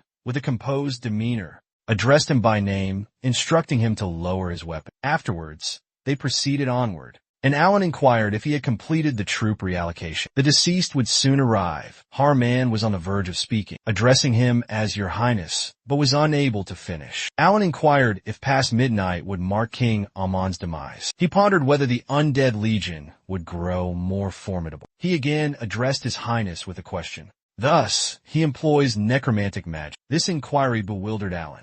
He confessed his own ignorance on the matter. He feared discovery and believed his end was imminent. Harmon exclaimed that such topics should not be discussed so flippantly. Has desperation driven him to delve into the art of necromancy? Alan questioned how to respond given his lack of knowledge. He now understood that he had conjured the deceased. However, due to amnesia, the origin of his abilities remained a mystery. His actions were solely to aid the struggle. He contemplated with apprehension. Would Harmon believe a claim of reincarnation? Harmon inquired if a pact with a malevolent entity had been made. If so, from whence did the zombies derive sacred power? Alan insisted he harbored no secrets. Perhaps his interest in the dark arts has always been present. He's now contemplating revealing this to the inquisitorial authorities. Harmon's insistence that he must confess instilled profound fear within him. Alan pondered the possibility of capture and subsequent torture, or perhaps Charlotte would intervene and rescue him. Astonishment overwhelmed him. Harmon unexpectedly genuflected before him, declaring that regardless, he would refuse to comply. He gazed at Alan with a serene countenance and pledged his unwavering assistance until the bitter end. Alan stared back, bewildered, contemplating the situation. He perceived hatred in Harmon, yet he offered aid. It seemed paradoxical. Could it be that this man had chosen to manipulate circumstances to his advantage? Alan inquired, questioning Harmon's true intentions. Was help genuine? Or was his objective merely to maintain surveillance, to keep a watchful eye? Harmon lowered his gaze and informed His Majesty that such assumptions were false. He commenced recounting events from his childhood, but hesitated. He paused mid-sentence, halting his personal narrative abruptly. Alan suggested postponing the discussion. It was not the opportune moment. Their immediate priority was to fulfill their obligations, their current duties. It appeared the time for action had arrived. They wouldn't squander valuable time with excess mana needlessly. He addressed Harman, extending Christmas felicitations, and added a Halloween greeting for good measure. Simultaneously, the vampire thunderously proclaimed to the deceased that their moment had arrived. They were compelled to consume the living and procreate. He vowed they too would ascend to royalty. He inhaled deeply, gaped his maw, and unleashed a potent torrent of shadowy energy. The soldiers were utterly astonished by this display, and one of them bellowed that they must maintain their positions. A soldier, overcome by terror, expressed doubt in his ability to persevere. The area of his face where the prince had struck him still ached, rendering action impossible in his current state. In this condition, any action was futile. Jenned was apprehensive, questioning the wisdom of their choice. He observed soldiers before him, and throngs of monsters advancing towards them. He anxiously contemplated the possibility of a strategic withdrawal. Instead of reallocating, his focus was captivated by the soldiers' recognition of the robed figure, identifying him as a clergyman. He was their certain savior, they exclaimed. Alan invoked the magic known as Gaia, beseeching a benediction upon them, upon all who were about to engage in combat.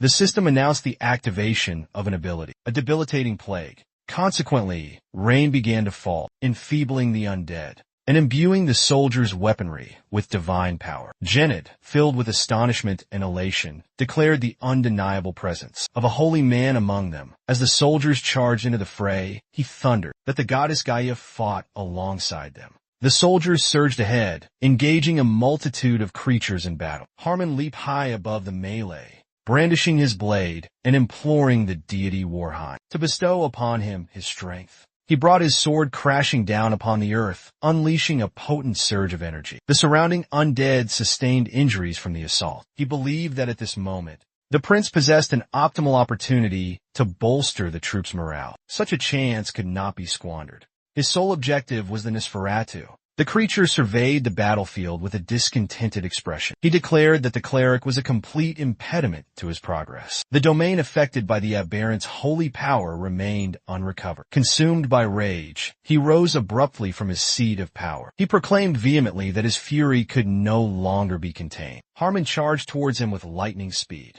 He commenced imbuing his blade with sacred energy. He poised himself to strike. However, the bloodsucker vaulted over him with remarkable swiftness. He alighted upon a reanimated corpse. The cranium he carried ignited into flames. Harmon urgently exclaimed that they must impede him. The deranged vampire was advancing towards the priest. The vampire metamorphosed into a gargantuan monstrosity and inquired, were they truly intending to obstruct him? He seized a soldier and bellowed that they could attempt this simultaneously within the city. Alan sprinted through the urban landscape and contemplated that he anticipated the initial provocation. Just as he could perceive the currents of mana, this vampire discerned his concealed ability. Discovery was merely a question of time. Relocating to a more advantageous position was imperative. As prearranged, he utilized the dense barrier of the territory to obstruct the creature's pursuit. Astonishment overwhelmed him upon witnessing a massive fragment of the wall hurtling towards him. Alan narrowly evaded impact with a last-second leap. The colossal monster, having missed its target, approached and inquired if such a feeble defense was genuinely believed to be sufficient. Exuding a potent, malevolent aura, the monster declared Alan's demise, focusing energy within its maw for an impending assault. Alan exclaimed his anticipation of such a tactic. Consequently, he would implement Plan S. He vociferously summoned Charlotte, and in that instant, she materialized behind him, a massive boulder clutched in her grasp. With a resolute expression, she lunged forward. The monster unleashed a surge of energy, resulting in a tremendous detonation. Alan gazed at Charlotte, astonishment etched on his face. She had utilized the rock to deflect the monster's onslaught. A worried frown creased his brow as he contemplated the overwhelming potency of the monster's magic. He was certain the barrier wouldn't hold against such force. If she continued like this, unable to regulate her abilities effectively, they would both be consumed by the magical energies. Suddenly, Yahello rushed towards them and joined the effort to reinforce the wall against the relentless assault. His voice strained with tension as he declared that despite lacking swordsmanship skills, he would still aid his daughter. With anxiety etched upon their faces, they both struggled to withstand the onslaught. Alan, channeling his own magic, questioned how he could possibly assist. If he possessed no inherent power, he focused that energy towards them, and a startled Yahello exclaimed loudly, addressing him as Your Highness. Alan realized he was unable to fully control his divine power. But what if that barricade could be fortified with celestial power? He invoked Gaia and declared that he implored the strength to shield these hapless souls, beseeching her divine aegis to halt the deceased. She should bestow upon them compassion and absolution. In his fervent supplication, he pleaded for their deliverance. He conjured a rampart of mystical force, astounding the creature attempting to assail them. Consequently, a tremendous surge of energy erupted. Charlotte withstood the onslaught and cried out for her prince and kinsman. She observed Grail prostrate beside her and vociferously shrieked his name. She prepared to rush towards him, but Alan intercepted her, placing a hand upon her shoulder, assuring her of his well-being. He had merely succumbed to unconsciousness. His breath came in ragged gasps from the exertion of his spellcasting. He urged her to compose herself. Charlotte faced him and inquired of his highness. Alan mentioned his exhaustion, as though on the verge of death. Yet he appeared completely unharmed. The creature, however, writhed in agony, overwhelmed by the magical force enveloping its form. Its cries of pain echoed loudly due to the intense suffering. Alan voiced his belief that this was their opportunity. Charlotte countered that in his weakened condition, further combat was impossible. He acknowledged her concern, adding that his holy water reserves were depleted. Therefore, a direct assault was out of the question. Escape was their only viable option. He instructed her to carry G for a while. Their path lay underground. Alan sprinted down the road, realizing the holy power had dissipated quicker than anticipated. He was on the verge of speaking, but a skull radiating dark energy seized his attention. He deduced that the individual wasn't converging near the vampire, but elsewhere. Charlotte's gaze fixed upon him, observed him halt, and address his highness. Alan approached the cranium and requested her patience, indicating a need to verify something.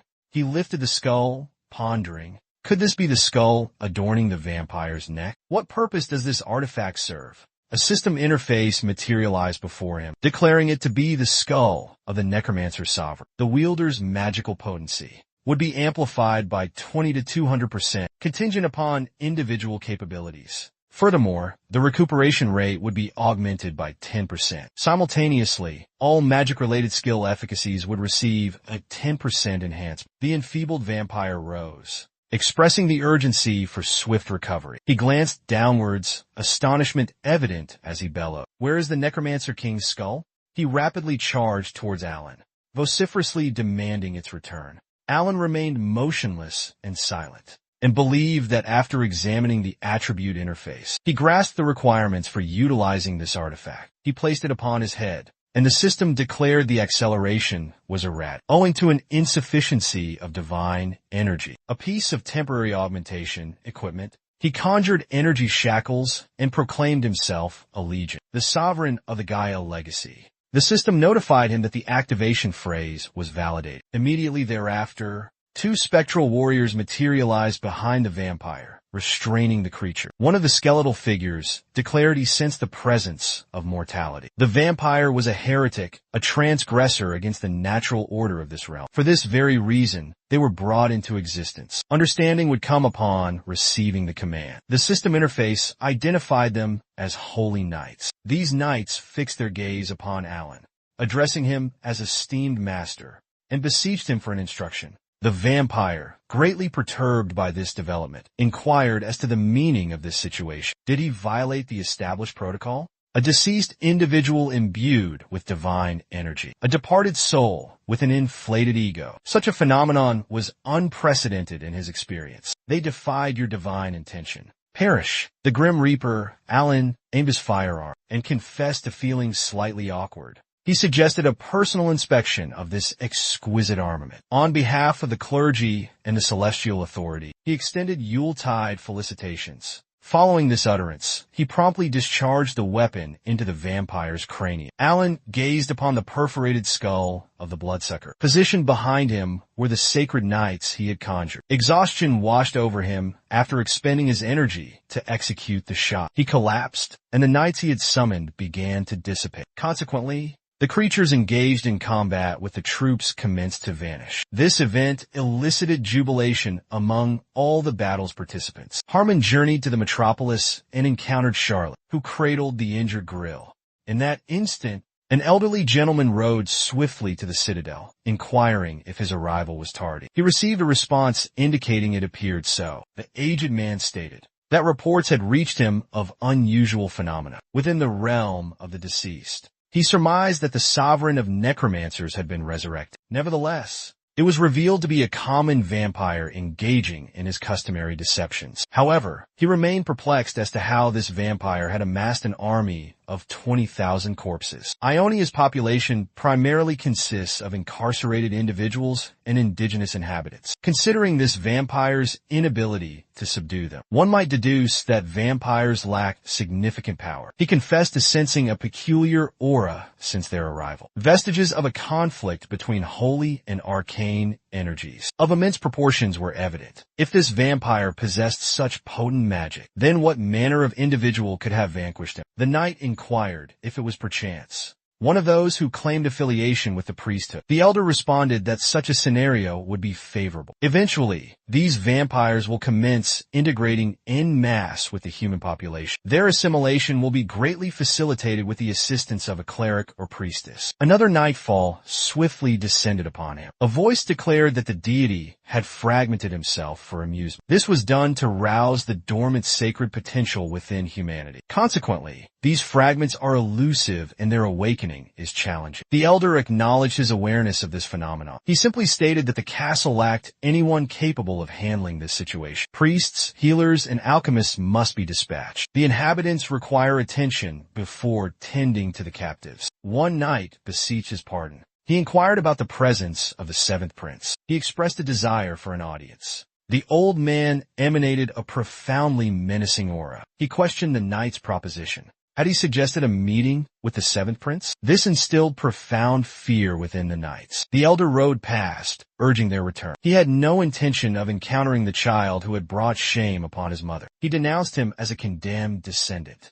and the system declared him to be Celt Alphals, the 105-year-old sacred sovereign. He wagered that the old man was currently trembling, cowering within the confines of his manor. After a period, Harmon genuflected and reported that the seventh prince was pursuing a nocturnal bloodsucker. This utterly astonished the Celt. Rising abruptly from his throne, he demanded clarification. The onlookers murmured that even humor has its boundaries. This was the most preposterous statement he'd encountered in recent memory. With a look of displeasure, the Celt inquired, "Are we speaking of the same Alan?" Harmon, observing him, concurred with his majesty, stating that during their volunteer service in the Ionian settlement, he was engaged in pursuing a vampire. In a fit of rage, the Celt shattered his throne. "I believed you to be a faithful subject," he roared, "but it appears I was mistaken." He bellowed with a scowl, "Do you wish for me to execute you? Does he desire my death?"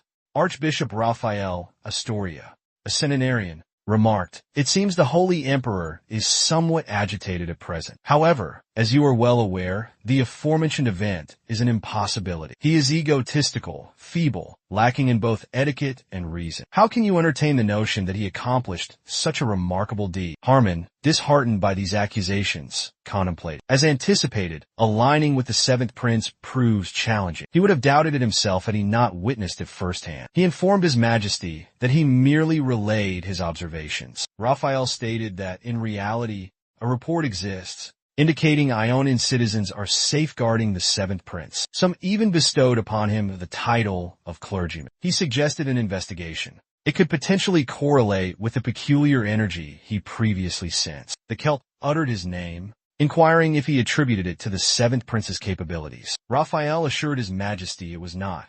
He merely aimed to prevent the seventh prince from usurping another's achievements. The Celt, slightly appeased, addressed Harmon, stating his uncertainty regarding the veracity of his claims, but acknowledging each individual's contribution in defending the Lonia settlement's territory. He bestowed the titles of Count Genet and Holy Knight upon Harman. He grants him a modest parcel of land in the Northwest Territory. Furthermore, he must curtail the duration of the seventh prince's banishment. Upon his complete recuperation, he shall command his return to the palace after a certain interval. Harman arrived at the castle entrance and informed his majesty of his mission's completion. The individual behind the door granted him entry. Subsequently, he proceeded into the chamber, retrieved a candle, approached the bedside, and inquired, "Has his condition improved, Juan Alfalz?" The 27-year-old first prince remarked on the absurdity of the jest, considering it came from someone whose demise would be inconsequential. His vision and hearing had declined significantly. It appeared he lacked the time for such frivolous exchanges. Therefore, he could cease the charade and approach. He had received news of the battlefield events.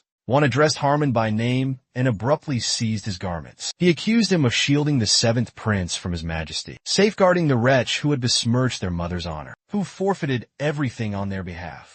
He repeated his name, questioning his companion's sanity. Due to his cadaverous appearance, he resolved to align himself with this peculiar individual. He strayed from the righteous path by associating with this fool. He unequivocally dismissed the possibility of his successor being next. His statement was abruptly cut short as Harman vociferously addressed His Highness. He declared that the prince had overexerted himself, resulting in renewed bleeding. Juan expressed astonishment at this revelation, his breath becoming labored with rage. A smile graced his lips. He offered an apology, acknowledging his misjudgment of character. He retracted his hand as Harman insisted that he bore no need for remorse. Neither he nor the seventh prince held any culpability. He solely shouldered the responsibility for the demise of Her Highness Julicia. Irrespective of the directives he received, he ought to have maintained his position. Luan countered that such defiance would have resulted in universal fatality. He was aware that their survival hinged on the reserve contingents of soldiers. Despite his skin hemorrhaging due to the malediction, he was as useless to him alive as he would be deceased. Harman summoned the crown prince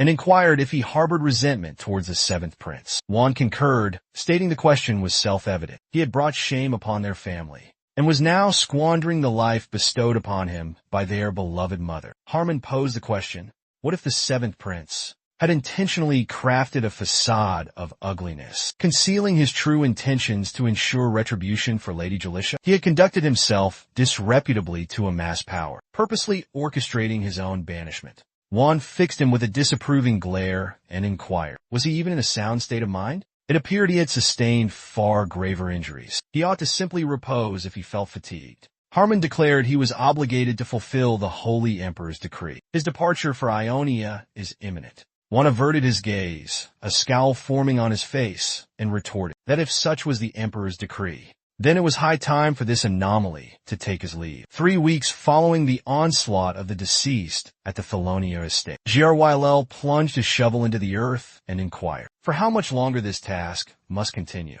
After 3 weeks of arduous labor cleansing this location, this area could finally be deemed a village once more. Therefore, he presumed there would be no remuneration. He pondered, shouldn't there be a mutual obligation of assistance during times of hardship? Under no circumstances would he abandon Charlotte in such a desolate place. His gaze fell upon the container, and he questioned, if these were the possessions of the departed, if these were the belongings of those who perished centuries prior, then they must be considered ownerless now. With a bit of polishing, they would gleam like new. He deserved to be granted ownership of these artifacts. He commenced sifting through the items and claimed his tireless efforts in aiding the village warranted sufficient compensation. Grill's gaze fell upon a document, prompting him to inquire about its nature, observing its pristine condition. He retrieved it, questioning its value.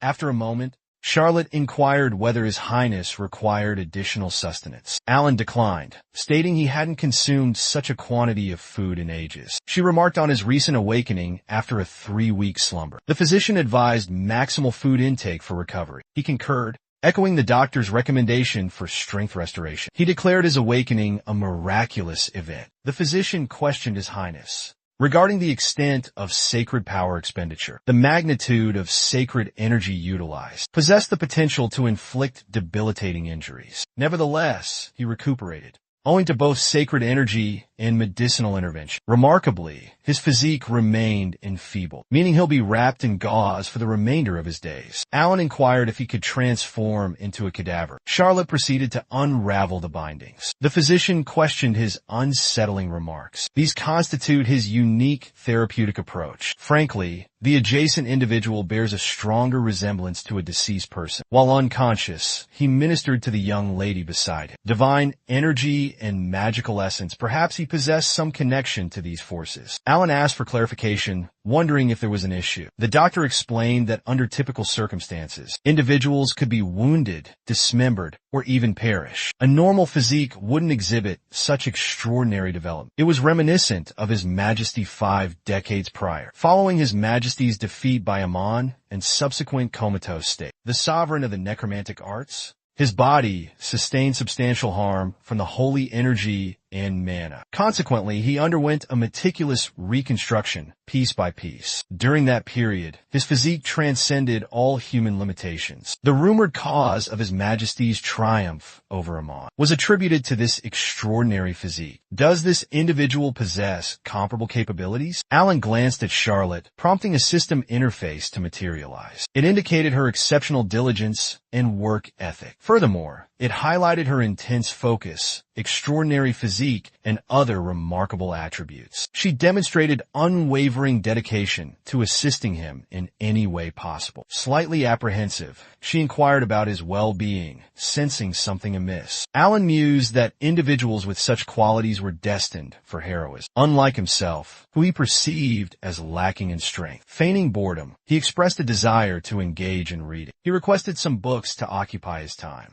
He inquired if Charlotte could retrieve them, to which she readily consented and departed. He inwardly acknowledged the advantage of possessing masculine prowess. However, the resulting repercussions were overwhelming. His constitution couldn't withstand the immense power. Divine energy demanded frequent utilization. Yet, its application proved challenging due to its fundamentally distinct nature. Therefore, he resolved to commence with theoretical study. Charlotte returned with texts penned by Raphael Astoria. The titles included Theory of Magic from the Sacred Emperor, Sacred Power in Dawn, and The Doctrine of Resurrection. Alan commenced reading, finding the content engaging and insightful. That every single detail was meticulously documented. Within the pages of this particular tome, the text indicated he devoted this manuscript to the divine entity Gaia. This slightly bewildered Alan. He pondered if the author possessed an unwavering belief, akin to that of a devout mystic. Regardless, he would swiftly master his holy capabilities and utilize the undead appropriately. A rapping at the entrance prompted him to grant entry. Harmon stepped into the chamber and expressed his elation at His Highness's recovery. Alan voiced his curiosity regarding his visitor. Multiple days had elapsed since regaining consciousness. He understood he was within the fortress, having returned sooner than anticipated. Harmon concurred with His Highness, stating he possessed tidings that necessitated his urgent arrival. Alan recalled bestowing a substantial recompense upon him in the village. He wondered if a similar gesture would be repeated. Perhaps he'd offer compensation or simply depart. He anticipated a joyful declaration. Instead, Harmon conveyed a direct command from His Majesty. The king summoned his return. This revelation stunned Alan, his expression shifting drastically. Moments later, Harmon was ejected. He contacted His Highness, relaying the imperative to return. Charlotte observed that someone seemed to be summoning him. Alan advised her to disregard the summons. Harmon persisted, stationed at the entrance, imploring His Majesty. Charlotte inquired if he was reluctant to revisit the castle. Alan affirmed his unwillingness. He questioned the rationale behind returning to such a perilous location. He pondered the unresolved mystery of Morgan's demise, uncertain of the perpetrator. Regret washed over him. He should have interrogated her before ending her life. Charlotte, stood silently, a hint of melancholy in her demeanor, contemplating the imminent threat. Alan declared that regardless of the circumstances, he would personally handle the matter, urging her to pay no mind to Harmon. Despite this assurance, Harmon's pleas continued unabated. Following that, Charlotte exited the chamber. She conveyed a communication from the prince. He inquired about the seventh prince's declaration. Had he finally resolved to accompany him back to the royal residence? Charlotte relayed the prince's response. He demanded to be left alone until he was sprinkled with salt. Harmon subsequently inquired if Charlotte was departing for home. She assented, stating her intention to lodge in a cottage with her father. Outside the castle walls, he proposed to escort her. He reasoned that it was already nightfall. Charlotte courteously declined his offer, asserting it was unnecessary. He expressed his desire to understand. He sought the rationale behind the prince's persistent refusal to return to the palace. Perhaps she possessed some insight. Charlotte stated the prince's words. The castle, he claimed, was a perilous environment. Harmon contemplated her statement. He conceded that the prince's standing there was indeed precarious. With a disapproving expression, she confirmed her suspicions. Even his familial relationships were strained. Someone had attempted his assassination. If only she possessed greater strength in the aftermath. Upon arriving at the village, she was greeted by Grill. He gestured a welcome, remarking on her tardiness. Could that be Mr. Knight? Harmon inquired if he had also participated in combat there, similar to the previous encounter in the village. Flustered, Grill confirmed his involvement, emphasizing the importance of mutual assistance, because cooperation was essential. As he prepared to enter his dwelling, Harmon commended his admirable actions. He politely requested a recounting of Grill's battle experience. Charlotte entered the residence. Grill boasted of eliminating 50 sizable zombies. He also proudly declared acquiring the vampire Count's fangs. Noticing an object inside, she questioned its nature. Presenting the previously purloined paper, she revealed an unfamiliar document on the dining table, a document she had never encountered before. Grill described it as his personal charm that hadn't seen the light of day in ages. It appears quite ancient, doesn't it? That's because it's been untouched for an eternity. Harmon examined it, suspecting it was a familial record. Could that be the Harris family crest? They were the protectors of Lonia's northern territories. The clan, eradicated 50 years prior, vanished from existence. In a legendary conflict against the necromancer realm, none were as devoted to the emperor as the Harris family. Why is a document from the most valiant house in this land here? Are these two, perhaps, surviving members of the Harris lineage? Now he grasped the source of their remarkable power. Despite dwelling in obscurity now, consequent to their family's downfall, their concern for the prince remains steadfast, though it goes unnoticed by all. Their unwavering loyalty to the emperor endures. He voiced his admiration for their desire to keep their task confidential. Thus, they would honor this letter of recommendation. He could assist his daughter in refining her abilities. Furthermore, it appeared they still desired to remain in the service of the seventh prince. He intended to subsequently compose a letter of recommendation for their appointment as holy knights. Both were utterly astonished by his declaration. Grill inquired loudly, questioning whether Charlotte would genuinely be permitted to reside within the castle walls. Harmon concurred, adding that beyond that privilege, she could attain the esteemed rank of nobility. Achieving this wouldn't pose a significant challenge if she so desired. They would impart to her the mastery of the Holy Empire's swordsmanship. Thus, she could provide even greater assistance to His Highness. Charlotte promptly approached him, declaring with a resolute expression that she accepted his proposition. However, should attaining the status of a holy knight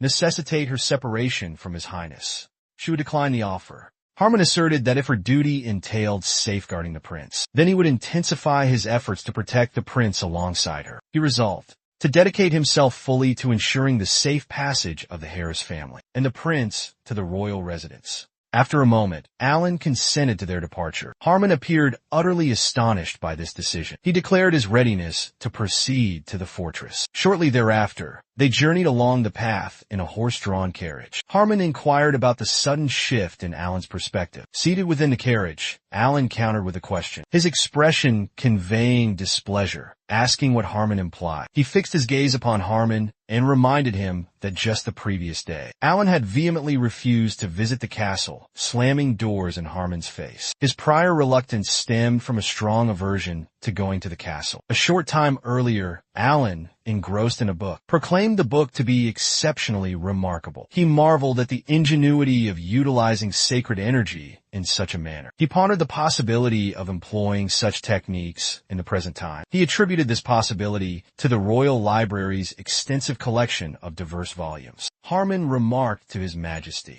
that he seemed to have thoroughly explored the intricacies of magic. Alan retorted that given the constant disdain he encountered within the castle walls, he might as well confine himself to the library. Harmon suggested that he could still find opportunities for leisure, considering his extended absence from Lawrence's domain. The terrain appeared remarkably more abundant than the desolate land of the dead. Consequently, there was a multitude of tasks to attend to. Harmon and Charlotte gazed out the carriage window at the cityscape, their countenances etched with astonishment, as Harmon remarked, "Observe the sheer throng of people here." Charlotte explained, "Naturally, it is the nation's capital." Harmon, with a genial smile, addressed His Majesty, noting that the capital had flourished considerably throughout his time away. "Does this locale please you?" Alan startled everyone by declaring the city reeked of a foul odor. He addressed Harmon directly, requesting permission to pose a single inquiry. With a grimace, he shielded his nose with a handkerchief and inquired, "Pray tell, do deceased individuals reside within the capital of this hallowed kingdom?" Subsequently, Alan darted down the thoroughfare with remarkable swiftness, colliding with a woman vending fruits. Harmon pursued him, imploring the woman's pardon, and added, "Nevertheless, they were now pressed for time as a multitude of people engaged in conversations along the street." Alan sprinted ahead, his countenance etched with seriousness. He pondered that despite the apparent hustle and bustle of the thoroughfare, he was certain he detected the unmistakable scent of a vampire. If he pursued this foul odor, he would undoubtedly locate its source. Harmon caught up to him, inquiring of His Majesty if he perceived a particular aroma. He repeated his inquiry, and Alan's gaze fell upon a severed head resting atop a crate. It belonged to a young woman, positioned amidst a bed of blossoms. Tears streamed down her face as her complexion underwent a drastic transformation. Her eyelids fluttered open, revealing crimson eyes. Abruptly, she gaped her jaws and unleashed a piercing shriek. Alan swiftly rushed towards her and struck her head with a divinely imbued weapon. Charlotte observed the scene with an astonished expression, questioning if the individual was deceased. Harmon mentioned having encountered comparable instances, but this particular situation seemed peculiar. Alan, however, disregarded his remarks, his attention drawn to a suspended corpse, and contemplated whether the severed head belonged to the lifeless body. It appeared as though the internal organs had been extracted, leaving behind only the outer layer. Abruptly, from the adjacent alleyway, a voice warned of being pursued. Alan swiftly turned towards the source of the alert. This action caught Harmon's notice. The unidentified individual described the pursuer as a middle-aged man with auburn hair. The individual had just fled the scene.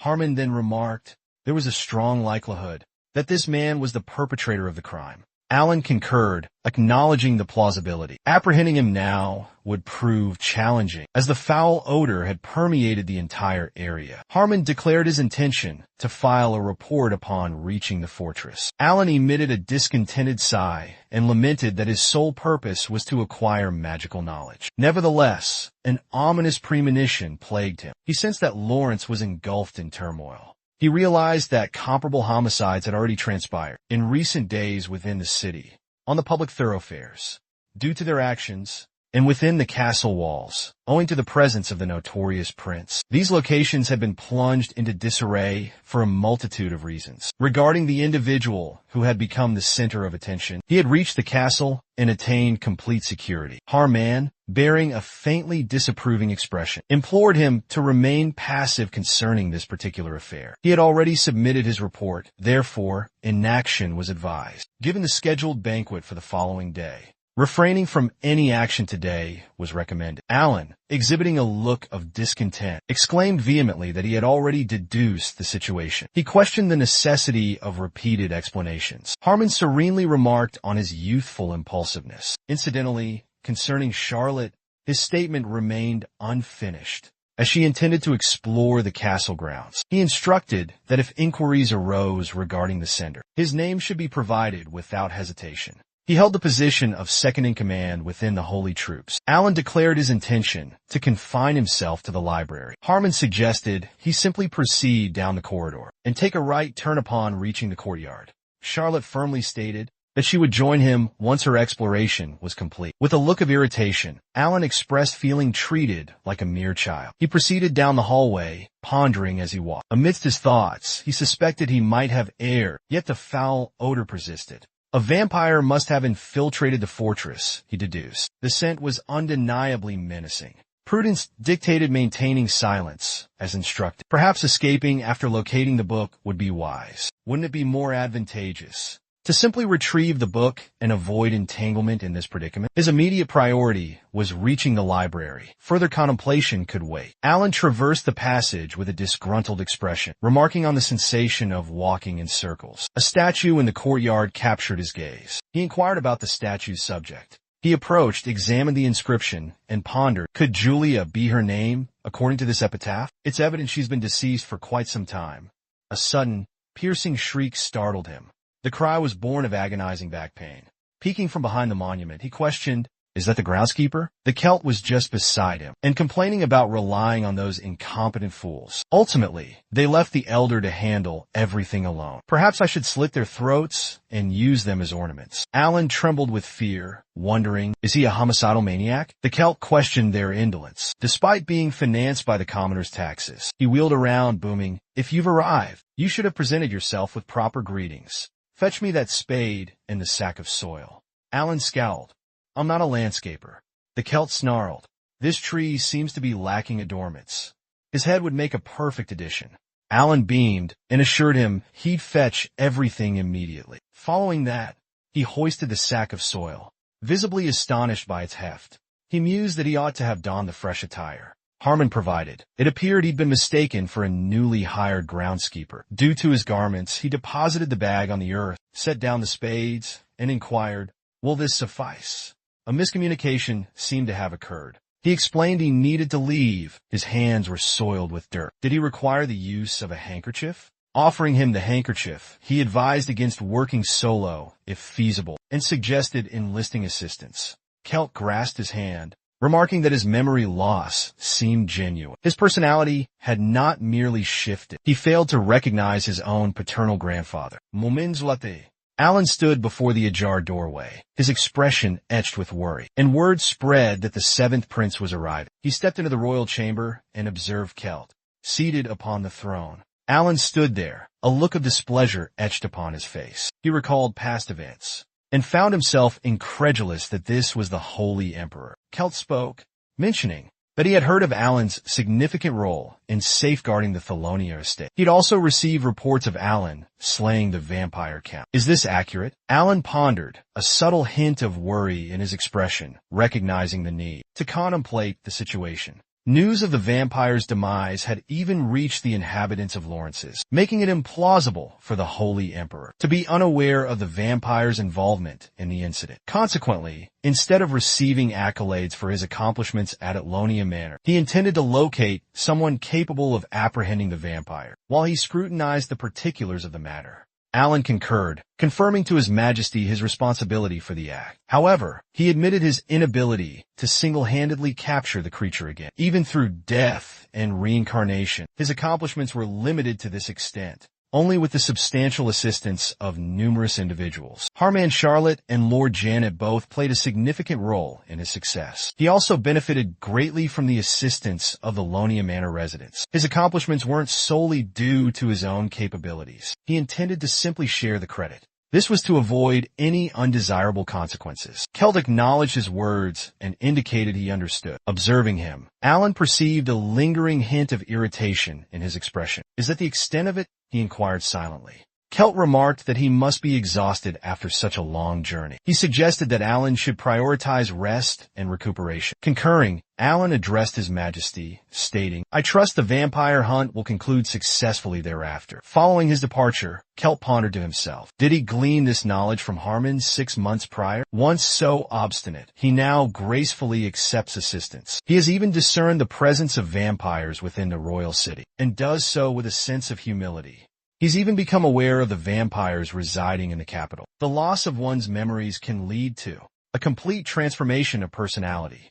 Regarding Yahello and Charlotte, according to Harmon's account, they are the sole surviving members of the Hirai lineage. If this holds true, they should possess the skills to effectively hunt vampires. However, the Hirai clan isn't renowned for combat prowess or divine abilities. The dispatch received from Lord Janet indicated that the seventh prince rescued soldiers teetering on the precipice of death. They were moments away from perishing when he intervened using holy powers. There's also an anecdote circulating that a divine blessing descended following his supplications, and subsequently, he eliminated a vampire with an ornate firearm. Despite the individual donning a mask, Janet asserted with conviction that the man was indeed Alan. Initially, he dismissed it as preposterous. The Celt inquired of those nearby for their assessment of the situation. The men countered, vehemently asserting it was a fabrication. The prince argued that he hadn't been present on the front lines for an extended period. Nonetheless, they maintained that the masked figure possessed a physique identical to the prince's. They must have committed an error.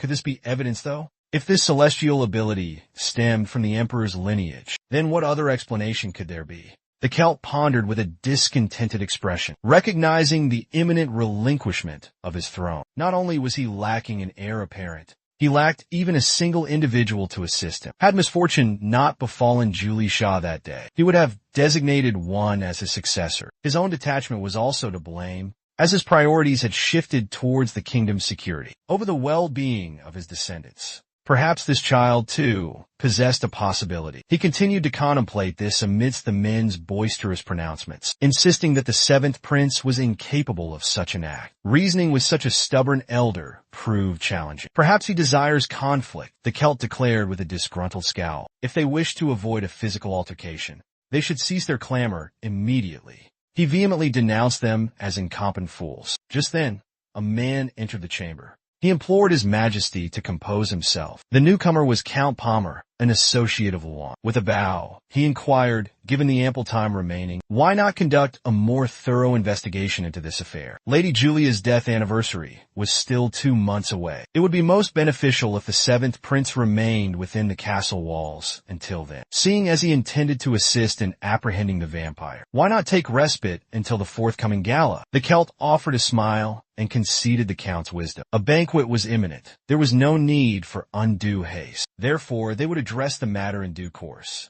Alan proceeded down the hallway, remarking that he had finally located the library. He pondered the difficulty in reaching this destination. His focus shifted as a young woman observed him and addressed him as the seventh prince.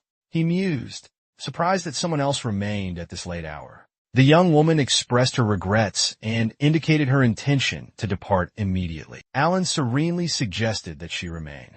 Following that, he observed her and perceived her apparent unease. He had yet to make any action. A distant memory resurfaced in his mind. Overwhelmed with anxiety, he internally insisted that this could not be transpiring. They stood in close proximity, enveloped in silence. Then the system declared her to be Alice Astoria. A 17-year-old, she was identified as the Archbishop's granddaughter. Her specialization, love and absolution. She possessed remarkable divine abilities and arcane expertise. Alan perused the information. He concluded that her discomfort was now understandable. She likely assumed his return was on her account. Furthermore, she shared the same name as the sought-after book's author. Possessing an identical surname, it implied the book's authorship belonged to an archbishop. A tense expression settled upon Alan's face as he contemplated this. He realized it was the archbishop he had once derisively referred to as Gaius's slave. He released a sigh and placed his hand upon his head, pondering the unexpected encounter with the author. Now, the main character couldn't even fathom inquiring anything. A startled Alan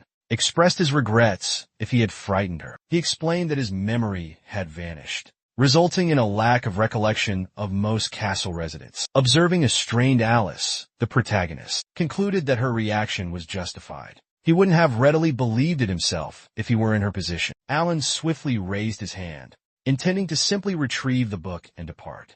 The protagonist, gazing with astonishment at the book's empty location, realized it was missing. Alice inquired if he might be searching for her grandfather's, specifically the Archbishop's book. Turning towards her, the protagonist concurred. Holding the book tightly, Alice revealed she had perused it, but he could offer it to him. Alan stated he preferred not to interrupt her reading. Alice, presenting the book, assured him there was no problem. In fact, she intended to tidy up before departing. The protagonist held the resurrection book and considered its title rather ostentatious. Alice glanced downwards, a melancholic expression on her face, explaining they were merely her grandfather's research notes. They held no particular significance. After all, resurrection was impossible. Alan, surprised, inquired why not. Clutching the book, he questioned, "This discusses bringing back the dead. Why is it deemed unachievable?" Alice explained that regardless of how potent life-giving holy powers were, recapturing a soul that had already departed its physical form was beyond their reach. Only necromancy possessed such capabilities. However, due to necromancy's exorbitant costs, engaging in such practices was unwise. Reviving the deceased is unattainable, even with Gaia's extraordinary bestowments. The lead character inquired, "What if an individual possesses both holy and arcane abilities?" Alice gazed forward astonished and exclaimed that such instances are exceedingly uncommon. Simultaneous utilization of both powers could result in bodily combustion. Alan, perusing the book, questioned the veracity of this claim. He serenely examined the text and stated his persistent belief in its possibility. After all, the subject was the restoration of life. Alice, perplexed, clenched her hand and asked for clarification. The protagonist explained that, according to the book, to enhance sacred power utilization, increased prayer was necessary. Sorcerers, meanwhile, channel mana and incantations. Dark sorcerers harness their mystical energies and life force. He wondered if there existed a method to amplify sacred power. Alice suggested that beyond prayer, a magical artifact could serve this purpose. On the topic of the possibility of revival, he provoked Alan's ire. He cut her off mid-sentence and exclaimed that his discussions were delaying the child. It was already quite late, suggesting she should head home. She appeared visibly uncomfortable in his presence, and there was little use in disputing it.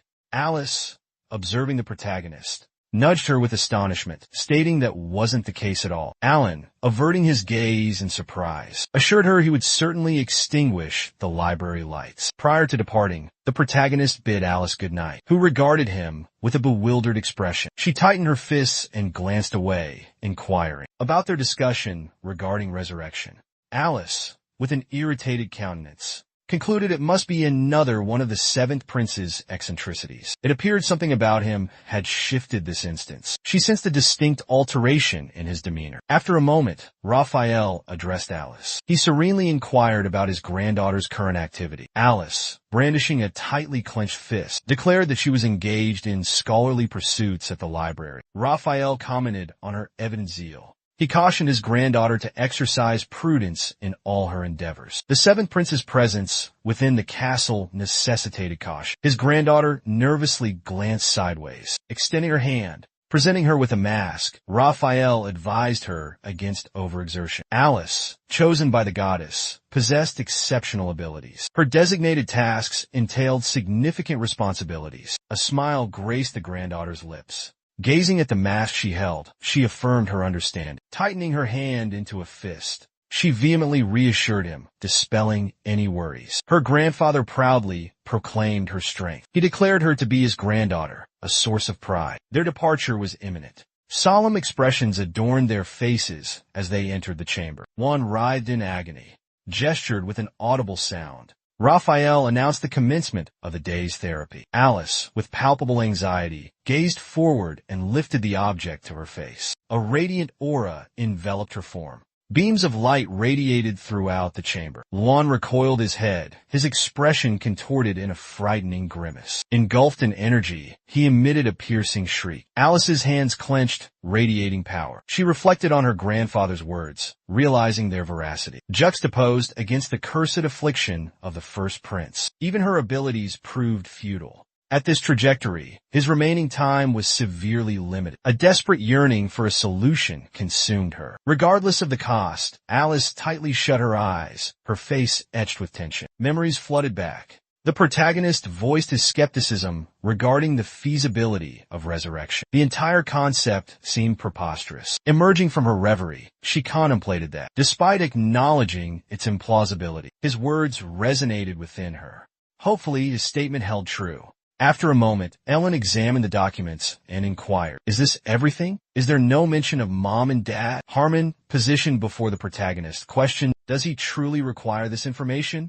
"He still holds memories of them, Alan." Seated upon the couch, he placed a hand on his leg and asked if the officer still suspected him of feigning memory loss. The protagonist stated that his memory was genuinely lost, and Harmon should disclose information about his parents. The officer lowered his gaze, a melancholic expression on his face. He explained that while his parents were living, they led a content and unremarkable existence. Alan glanced up, astonished, and asked if that was the extent of Harmon's knowledge. Addressing his superior, he verified the statement. The protagonist observed the anxious officer with a grave countenance. Alan pondered, desiring insight into the familial connections, but the situation felt deeply suspect. Given the narrative's royal context, the central character assumed the matter would remain confidential. Harmon added that, furthermore, a formal dinner was imminent. He addressed His Majesty, inquiring about his preparedness. Alan, visibly anxious, clutching a document,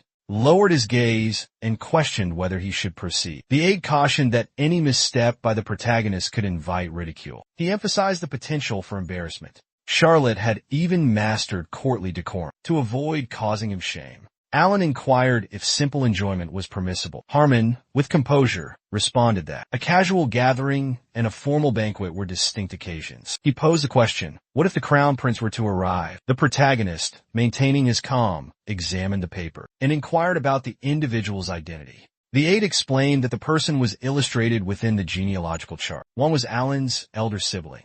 He was the individual the main character needed to be most cautious of at this moment. Simultaneously, one balled his trembling hand into a tight fist and inquired whether a feast was truly going to occur. He glanced upwards with a menacing expression and exhaled deeply, questioning if they were genuinely hosting a celebration for someone of his stature. After a short time, the banquet table overflowed with a plethora of dishes, and musicians provided an auditory backdrop to the event with their melodies. The Lord lifted his hand, grinning broadly as he proclaimed her exceptional beauty. He expressed great joy at seeing her after such a prolonged absence. Alice offered a smile and placed her hand upon her bosom, stating that the sentiment was mutual.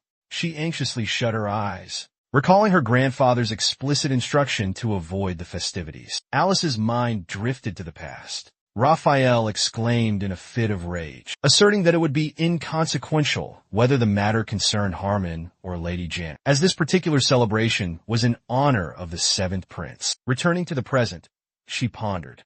Given her grandfather's absence, she should at least make an appearance. Furthermore, he's occupied attending to the crown prince. Duke Falmer, positioned within the hall, addressed Lady Alice, who, startled, turned to face him. With a smile gracing his lips, the Duke approached and complimented her unwavering beauty. He'd be readily believed if he declared her the embodiment of Goddess Gaia reborn. The man, hand obscuring his mouth, identified the speaker as Duke Falmer. Rumor had it the Duke possessed a certain charm among the ladies. The young woman, shielding herself with a fan, wondered, could this be true? Although commoners were notoriously hard to impress, the man murmured softly. It appeared Falmer's apathy towards authority had led him to embrace frivolous philanthropy. Annoyed, Alice spun around, her hands clenched into fists as she called out to those present. The Falmer lifted his palms, acknowledged her rank, and requested her departure. With a strained grin, he assured her of their honesty. Indeed, following the demise of his spouse, selfless service had become his raison d'etre. The Duke gestured with his hand to his neck, remarking that such behavior seemed rather unbecoming of a nobleman.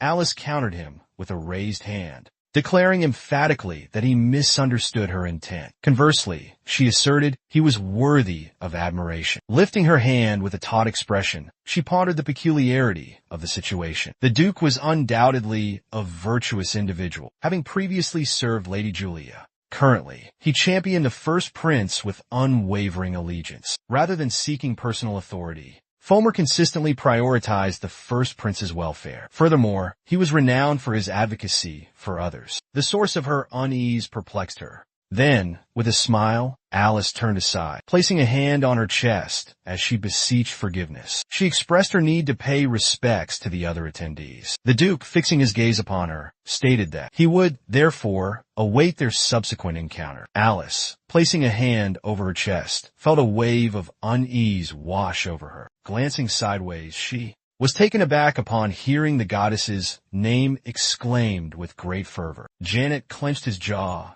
and trembled, proclaiming vehemently that, as a visiting nobleman, he had received an invitation to this particular gathering. Joyla, regarding him with a look of annoyance, retorted sharply that he ought not to display anxiety in this setting. Janet, she insisted, should acknowledge him despite his lowly station. She questioned the whereabouts of the seventh prince and his audacious abandonment of them. Alice offered a smile, concealing it behind her hand, observing the unfolding drama. Approaching them, she extended a greeting, reflecting on her prolonged absence from such festivities. She concluded that it would be more prudent to remain in the company of familiar faces. Those with whom she felt at ease gazed upon her with astonishment, inquiring, "Are you the Archbishop's granddaughter?" Alice offered a smile as she introduced herself, remarking that it appeared they were already acquainted with her. Janet responded that he had only observed her from a distance. The crimson-eyed Fomorian moved through the crowd, glancing sideways. The man announced boisterously that under the imperial aegis, Prince Alan was proceeding into the chamber.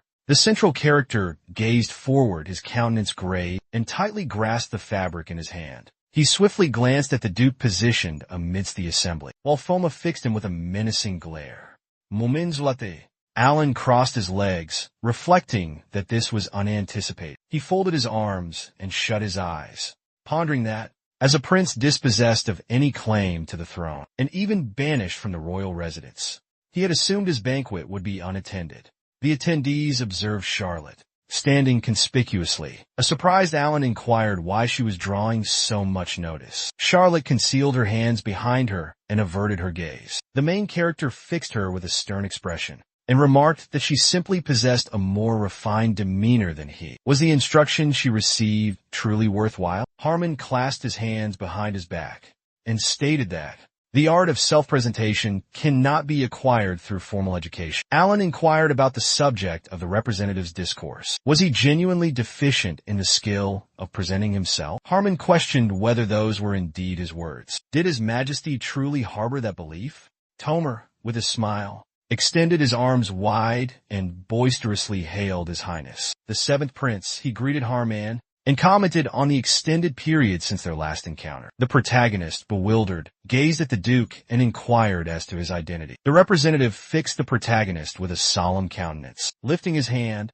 and declared his conduct entirely unbefitting of a prince. Harmon, with a booming voice, introduced Duke Tomer, beaming, chuckled, and assured everyone that all was well. He outstretched his arm, remarking that considerable time had elapsed since their previous encounter. He added that their lack of recognition was understandable given the lengthy interval. The Duke expressed remorse for his absence during the protagonist's hardships. During Alan's times of adversity, with a detached expression, Alan lifted his hand and insisted that such sentiments were unnecessary. He grasped Falmer's hand, recalling that the Duke had previously served his mother and had offered his allegiance to her and the former crown prince. The protagonist could only recollect a handful of individuals who had demonstrated loyalty to him. Alan gazed with astonishment at the emergent system notification. The system alert revealed Count Fomer's vampiric nature. Traits: sanguivore, dark arts practitioner, currently afflicted by bloodlust. Maintaining his grip on the Duke's hand, the protagonist internally recognized this anomaly as a vampire. Exuding an aura of shadowy energy, Fomer inquired about Alan's satisfaction with the banquet's culinary offerings. The main character gazed forward in awe. He lifted his hand and declared the food exquisite. He suspected he had inadvertently unleashed his divine power. Yet, the vampire remained impassive. Fomer,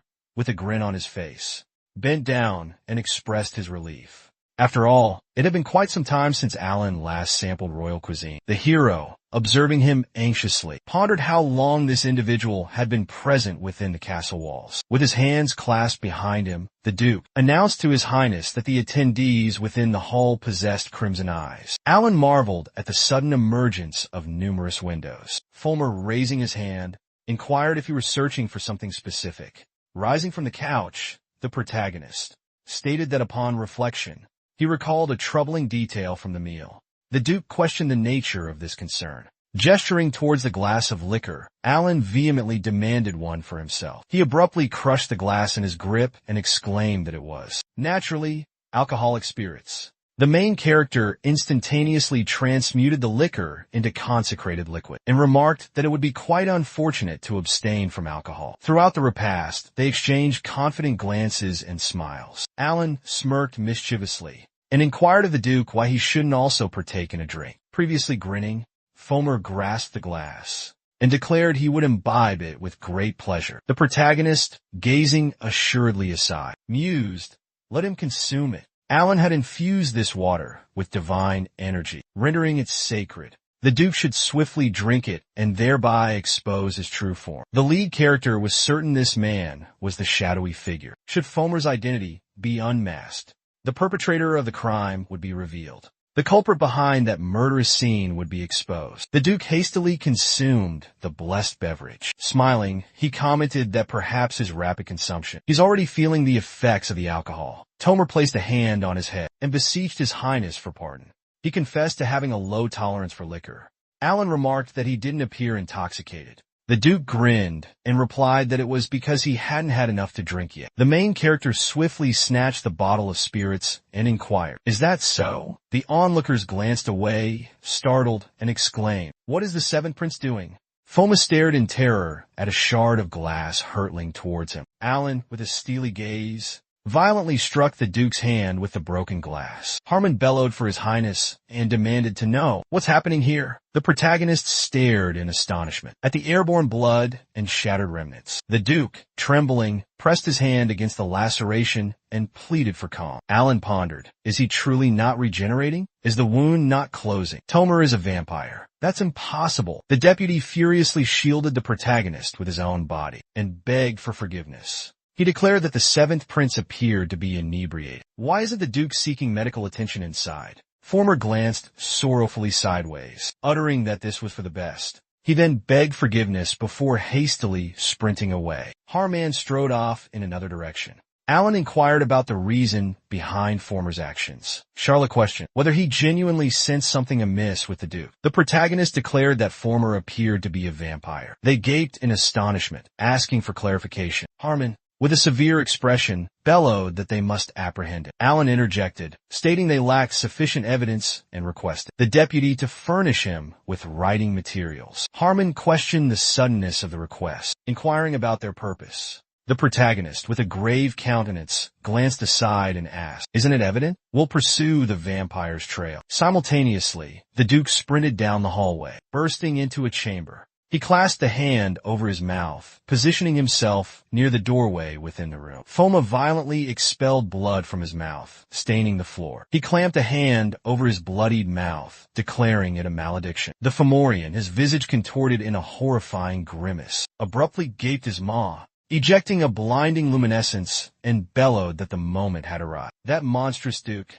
concluded that the protagonist had finally discerned his true nature. No ordinary person would have proffered holy water, disguising it as mere alcohol. The Fomorian, his features a mask of terror, pressed his hand against his hemorrhaging mouth, contemplating the necessity of excising his scorched innards. He hacked up more blood, craving the immediate sustenance of new blood and raw flesh. Milia, turning towards the Duke, announced her intention to tidy his chambers. The Fomorian, with a grin on his face, beckoned her to enter, a welcoming smile gracing the maid's lips. She glanced inside the chamber and pleaded for his forgiveness. The Duke stated that apologies were unnecessary, and she was free to tidy as she saw fit. Clutching a stick, Milia observed the crimson pool on the ground. The Fomorian declared his need for someone of her skills. Moments later, the maids gaped at the Duke's ajar chamber door and greeted him. Farmers beamed and straightened his coat, declaring the meal exceptional. He turned towards them, remarking on their likely busyness due to the feast. With a radiant smile, the maid smoothed her dress, asserting that the Duke was their sole concern. Farmers added, as an afterthought, that the maid, Milia, was such an exemplary worker, he considered employing her at his own estate. The Duke requested the maids to relay his message to the chamberlain. The maid announced in a loud voice, that being in the Duke's employ was exceptionally favorable, and expressed confidence that Milia would be delighted. Departing farmers chuckled and remarked that their estate possessed nothing remarkable, and that he intended to leave. Observing him, the maid indicated that the dining hall was situated in the opposite direction. Halting, the Duke declared that his destination was not the banquet hall. Farmers, with a sinister grin, stated his intention to pay a visit to the first prince, to extend an evening salutation. Moments later, the protagonist, clutching a sheet of paper, announced that he had documented everything. Harmon inquired whether the quantity was truly that substantial. Alan contemplatively examined the document and clarified that those were merely the ones observed on the ground level. Charlotte remarked on the significant presence of nobles. The assistant inspector glanced at him and stated that, given the lack of evidence confirming their vampiric nature, the lead character was facing a predicament. However, none among them were progenitors. Thus, the situation remained somewhat manageable. Alan, with a startled expression, averted his gaze and inquired, "What's the significance of progenitors?" Harmon calmly explained that, as the central figure was aware regarding the undead evolutionary process, following the transformation, any vampire born naturally is classified as a progenitor. He offered an example, citing the vampire Duke vanquished in a previous encounter. Following numerous events, these progenitors engendered these particular entities. Their defining trait is their ability to seamlessly blend into human society. Alan, pen in hand, looked aside and questioned whether they could evade even divine detection. The deputy, with a strained countenance, lowered his gaze and admitted that, truthfully, they possessed this capability. These aberrations could inhabit the bodies of their victims. The protagonist, astonished, diverted his gaze and inquired about the implications. Harmon implied the corpses were absent, leaving only severed heads. The deputy somberly concurred. He speculated that the vampire must have absconded with the bodies. They were only witnessing the remnants. Being human remains, the inherent sacred energy likely surpassed their own. Alan abruptly crumpled the document in his fist. He pivoted and inquired of Harmon, "He holds a considerably influential societal standing, correct?" The deputy regarded him with a perplexed countenance. He stated that the individual's rank was sufficiently elevated to mobilize an entire night squadron at will. The protagonist serenely gazed ahead, declaring, "Then Harmon should apprehend those enumerated individuals immediately. He should ascertain the circumstances and, if required, eliminate them." The deputy anxiously scrutinized the roster. Alan turned toward Charlotte, assuring her he would assume complete accountability, requesting she assist the deputy. The deputy addressed His Highness with a question, "Will he be all right?" Harmon gazed thoughtfully at the protagonist, remarking that commanding troops amidst a feast would resemble. Alan interjected before he could finish, inquiring why the second-in-command was solely concerned for him. He should be worrying about his own well-being, as there was no evidence to confirm their vampiric nature. Their plan was to eliminate them first and observe their transformation into ash. The Duke likely already suspected. The protagonist's true identity had been exposed. He would face imminent peril if he delayed. They exchanged confident glances. The deputy shut his eyes and concurred. Charlotte implored His Highness to exercise caution. Observing his departing subordinates, Alan contemplated that he simply needed to remain concealed. A voice startled him. Raphael Foes, the third prince of 21, exclaimed boisterously that it had been far too long. He grinned and extended his glass, and proclaimed the protagonist his younger sibling in a booming voice. The system interface displayed a notification detailing Raphael's attributes. He possessed cunning and exceptional spear skills. Due to his trusting nature and numerous fears stemming from his physique, his mana reserves destined him to ascend to the imperial throne. Alan pondered the reason behind these remarkably unfavorable traits. Ruffle offered a sly smile, placing a hand on his chest as he inquired if the rumors of the protagonist's memory loss held any truth. He expressed feigned sympathy for this supposed misfortune. With a cunning grin, he declared himself a person of high regard to the protagonist. Alan interjected, revealing his identity as the third prince. The protagonist lifted his hands, a smile gracing his lips, recalling Harmon's prior mention of the third prince. Ruffle held deep affection for his mother. Even the Holy Emperor acknowledged this maternal bond. He was a prince possessing a negligible divine aura. Suppressing a yawn with a fist to his mouth, Ruffle remarked that the protagonist appeared to have retained his memories after all. Alan remained non-committal, attributing his knowledge to information received from the deputy. Ruffle smiled dismissively and remarked, "Let it be." He pointed out that none of their other siblings were present at the current celebration. The main character shouldn't feel offended, he added. They undoubtedly had more pressing matters to attend to. After all, they were so preoccupied that they neglected to attend Alan's celebratory feast. The protagonist offered a wry smile. He mused that the others needed an audience with the prince. Was the prince intentionally trying to provoke him? Alan faced his brother and declared that his presence alone was sufficient. Ruffle haughtily placed a hand on his hip and stated that his attendance was only possible due to a vacancy in his agenda that day. The third prince placed a hand on Alan's shoulder, remarking that he observed the protagonist still harbored a dislike for resolving matters completely. Ruffle expressed satisfaction that Alan hadn't abandoned his impulsive tendencies. The third prince offered a menacing smile. He suggested that should the protagonist venture to their fortress and lay claim to the position of heir apparent, they could potentially become adversaries.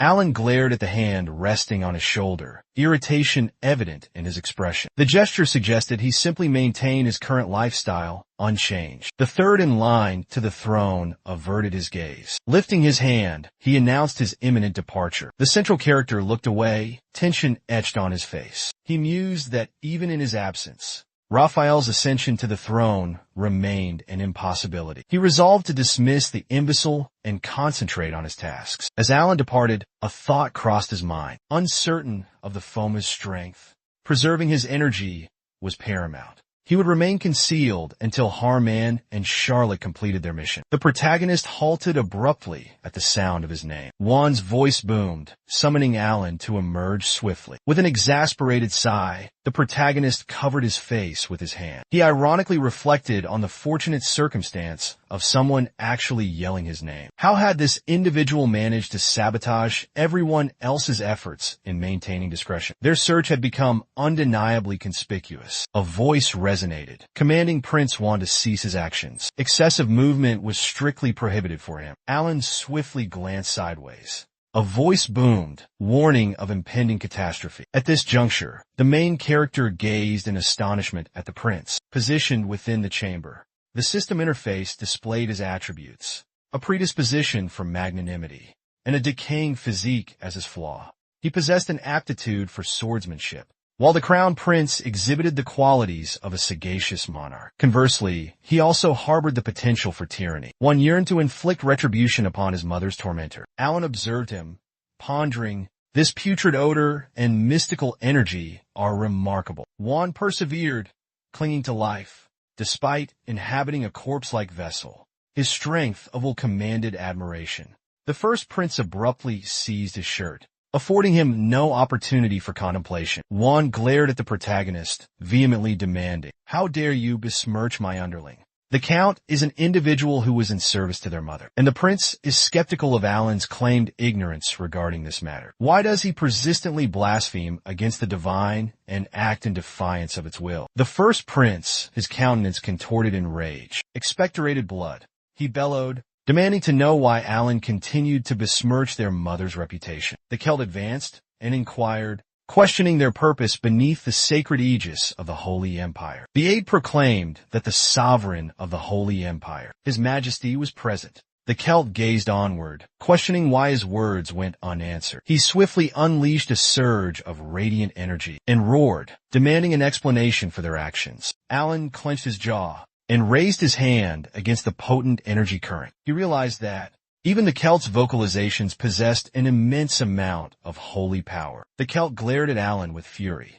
Blood erupted from his mouth and formally addressed him using his royal title. The emperor glanced sideways, his countenance grave. He then commanded the archbishop and the attending physicians to escort the first prince from the chamber and provide him with immediate medical attention. Raphael nervously concurred with His Majesty's decree. The Celtic emperor focused his gaze and demanded an explanation from the seventh prince. Rumors had reached him that the protagonist had disparaged the Duke of Homer. He inquired if these allegations held any truth. Alan averted his gaze, a solemn expression settling upon his features, and confirmed the veracity of the reports. The Emperor questioned the rationale behind such behavior. The protagonist stared blankly ahead, bewildered. Internally, he grappled with the dilemma. He couldn't possibly confess to pursuing the Duke. His intention wasn't to offend, but to apprehend him. Perhaps he could fabricate a tale, claiming the Fomorian was a vampire. However, the Celt would undoubtedly dismiss such a preposterous notion. The protagonist opted for a simpler lie, stating he had overindulged in alcohol, and thus his actions were misguided. The Emperor directed his inquiry towards Stanley. He pressed for the truth. Were the protagonist's words genuine, or merely a fabrication? Alan shot him an exasperated glance. He was perplexed by the Emperor's unexpected line of questioning. He sensed the sect anticipated a different response, precisely as the previous occasion.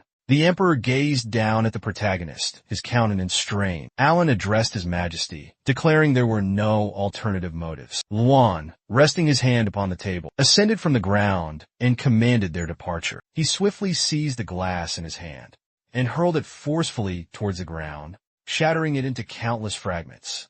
Bakel shifted his gaze sideways and bellowed for the crown prince. Luan placed his hand upon the injury and implored forgiveness for his impoliteness, explaining that Alan had offended his subordinate. He averted his eyes, his expression serene, and stated it was not a matter he could disregard. One sought authorization to engage him in a duel. The Celt inquired with indignation. How dare the first prince utter such words in his weakened state? The Emperor departed and declared that the protagonist would face repercussions once the entire matter was thoroughly investigated. Furthermore, he insisted that the crown prince must depart immediately. One stepped forward and voiced his dissent to His Majesty. He stated he'd learned that the Celts had expressed profound gratitude to Alan for his actions during the Lonius Estate incident. Should the Emperor permit the protagonist to engage in combat, wouldn't it provide an opportunity to discern his true character? Did he possess the skills necessary to vanquish vampires? Or had he merely appropriated another's accomplishments? Juan, with a composed demeanor, gazed at the Emperor and inquired, wasn't His Majesty equally intrigued?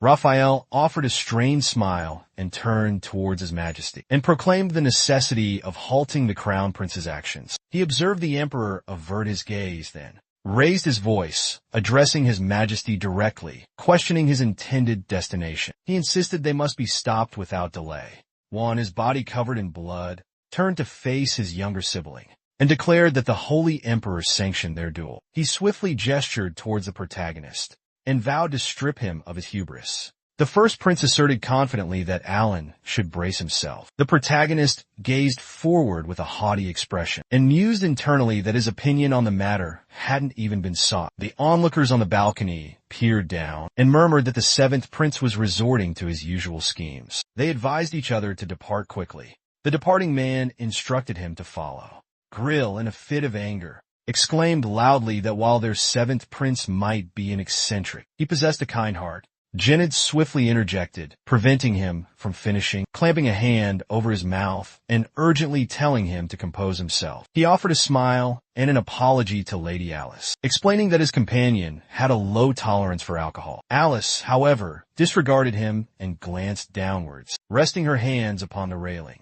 She gazed straight ahead and mentioned that she believed the seventh prince had slipped Harmon a message. Perhaps they were aware of its contents. Jenna glanced at her, astonished, stating that she hadn't noticed anything. Could the note truly hold significant information? Alice offered them a smile. Her fingers curled into a tight fist. She remarked that she was merely slightly inquisitive. She pondered why the seventh prince had presented the Duke with a frothy, crimson beverage, as if anticipating a specific event. Alice cast a nervous glance sideways.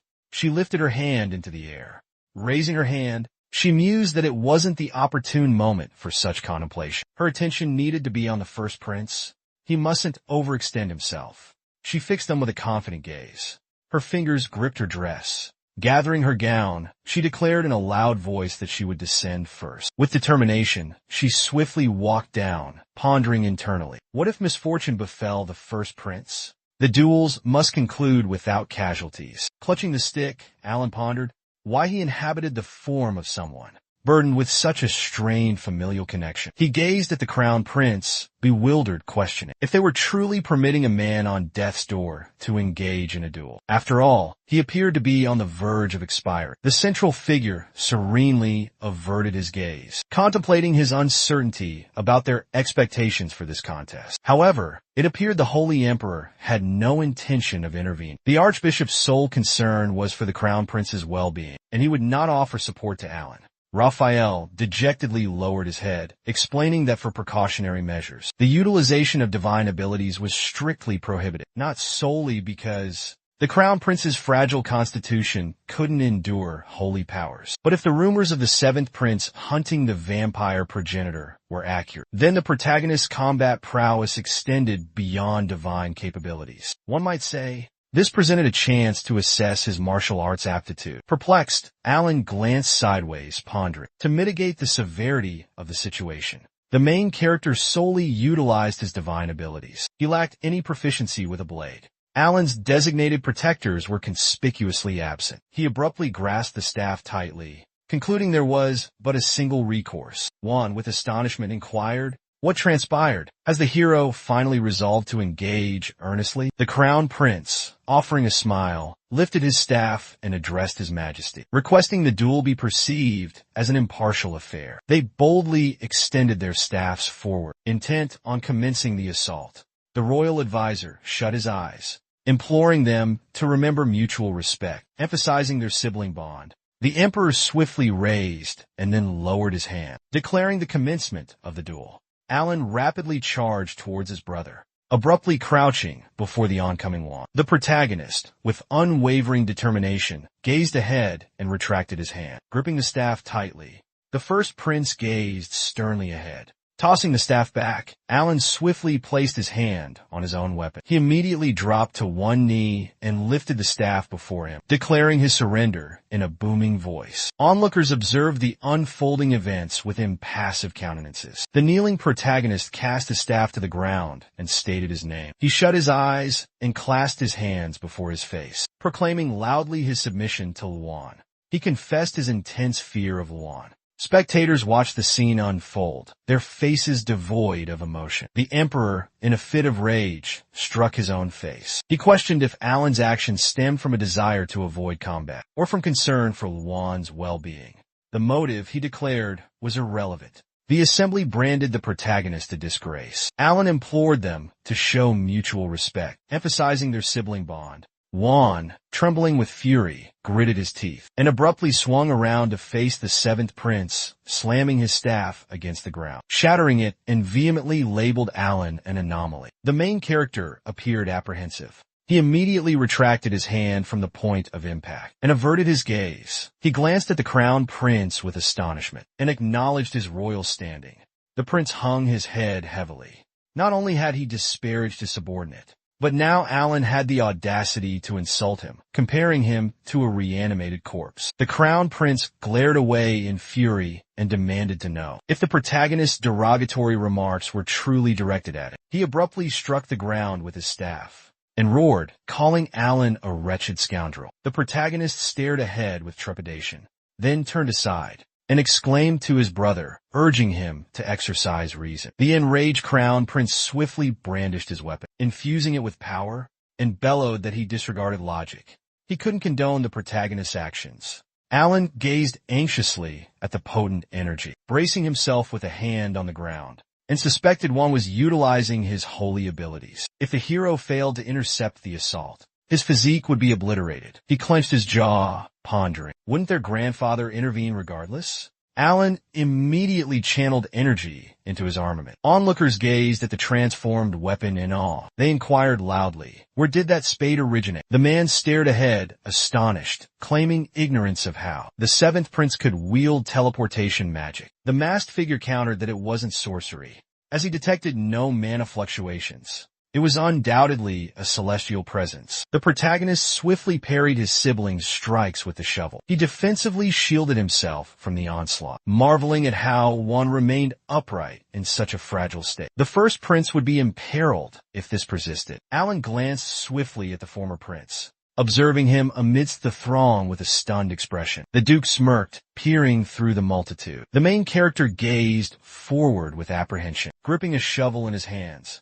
He pondered, could this truly be this madman's scheme? Alan refused to let him go unpunished. Eliminating this individual would settle everything. The protagonist swiftly stowed his implement, turning to his sibling and expressing remorse. Lon observed the radiant light with astonishment. Alan resolutely gritted his teeth and aimed the energy-infused shovel ahead. He vehemently urged his brother to accept his fate. He struck Juan's form with the shovel at tremendous velocity, propelling him backward and generating plumes of smoke. The protagonist hastily averted his gaze under duress, passionately vowing to his brother to avenge his adversaries. The first prince, with blood erupting from his mouth, collapsed. Alan retracted his hand, channeling energy within it, and bellowed towards his highness. He rapidly materialized a weapon, gestured towards it, and remarked on the apparent abundance of them within the castle walls. Onlookers observed the unfolding events, their voices raised,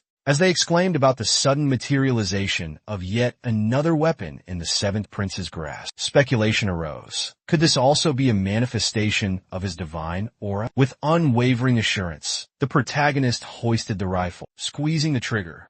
Raphael, with a boisterous laugh, implored His Majesty to intervene and halt their actions. He reasoned that even if the armament lacked lethal capacity, discharging it from such a range posed a significant threat. Alan focused the weapon's energy towards Juan, declaring it an act performed in Gaia's name. He reassured the Archbishop, advising him to remain calm. The protagonist unleashed a potent energy beam from his firearm, cleaving the very air. Terror gripped the Foma as he witnessed the incoming projectile hurtling towards him. A forceful surge of energy collided with the Duke's head, generating a powerful gust of wind. The man gazed in astonishment as the Foma succumbed to the assault, plummeting downwards. Alan clenched his jaw in frustration, thinking that, due to the brevity of his prayer, the resulting blast was insufficient. He needed another shot at Luan, sprawled on the ground. Luan shrieked, proclaiming the seventh prince had lost his mind. The emperor commanded the knights to restrain the seventh prince. The knight, observing him with a booming voice, concurred with His Majesty. The protagonist watched in astonishment as the knights advanced toward him. Alan, averting his gaze with fury, bellowed that he wasn't finished. He believed a single shot would suffice. One more blast, he was certain, would guarantee the protagonist's demise. Juan, his head hung low in sorrow, reflected somberly on the unfolding events. Celt, approaching the first prince, remarked that this was a novel situation. He fixed a stern gaze upon Juan and declared his confidence they shared the same thoughts. The first prince, wearily glancing aside, expressed his agreement with His Majesty and recounted Harmon's statement from that particular day, alleging that Alan was intentionally feigning eccentricity. The central character purposefully orchestrated his expulsion from the fortress to exact retribution upon his maternal figure. Upon observing his capabilities, Juan found credibility in these assertions. Consequently, the Crown Prince endeavors to persuade others that Alan genuinely possesses the requisite attributes of a sacred sovereign. The Crown Prince pressed his fist against his brow and proclaimed loudly to His Majesty that, as the emperor could plainly observe, Luan was nearing his demise. Extending a bloodstained hand, he declared his unwavering commitment to undertaking any necessary measures to liberate himself from the malediction and ascend to the imperial throne. The Crown Prince had reached his breaking point, and thus, driven by a desire to retaliate against the aristocracy who had ridiculed their mother, deeming her a person of inferior social standing, his objective is to install Alan as the next holy emperor. Juan ground his teeth in fury and tightened his fists. He exclaimed that the deviant truly intended to assassinate Duke Omer. If the protagonist's aim was to humiliate the first prince, then he himself would have been the intended victim. For reasons unknown, Alan appears fixated on the Duke, though one remains unaware of the motivation. Raphael, gazing intently at the Emperor, declared with a solemn expression that the first prince desperately required immediate assistance. The Celt, glancing sideways, concurred, stating that further deliberations could wait. Is she aware of Harmon's whereabouts? Alice cast a surprised glance aside and explained that he departed the banquet hall midst the duel, and had not been seen since. The Emperor glared sternly, placing his hand upon his chin. He gazed at the Archbishop and inquired, What news of the former count? Raphael, with a grave expression, stated that the Duke had been escorted to his chambers for medical attention. The Celt commanded that the physician be summoned to his presence. The Archbishop, averting his gaze with a perplexing countenance, implored forgiveness. He questioned the Emperor's intentions regarding the injured man. The Celt retorted, "Is he not gravely wounded due to his grandson's actions? The Emperor merely desires to personally provide him with optimal care." The Celt glared fiercely sideways, tightened his fist, and interrogated, "Should we utilize sacred power to restore the former Count's lucidity? Perhaps such an intervention is premature," he mused. Raphael confessed his uncertainty regarding the potential repercussions. After a brief interval, the protagonist, consumed by rage, glared ahead, gripping the bars before him, and exclaimed, "I am once again confined." Alan ground his teeth, reflecting that he had merely inflicted a wound. But he found himself in a precarious predicament. What if the Duke was currently roaming the castle grounds and resuming his slaughter of the staff?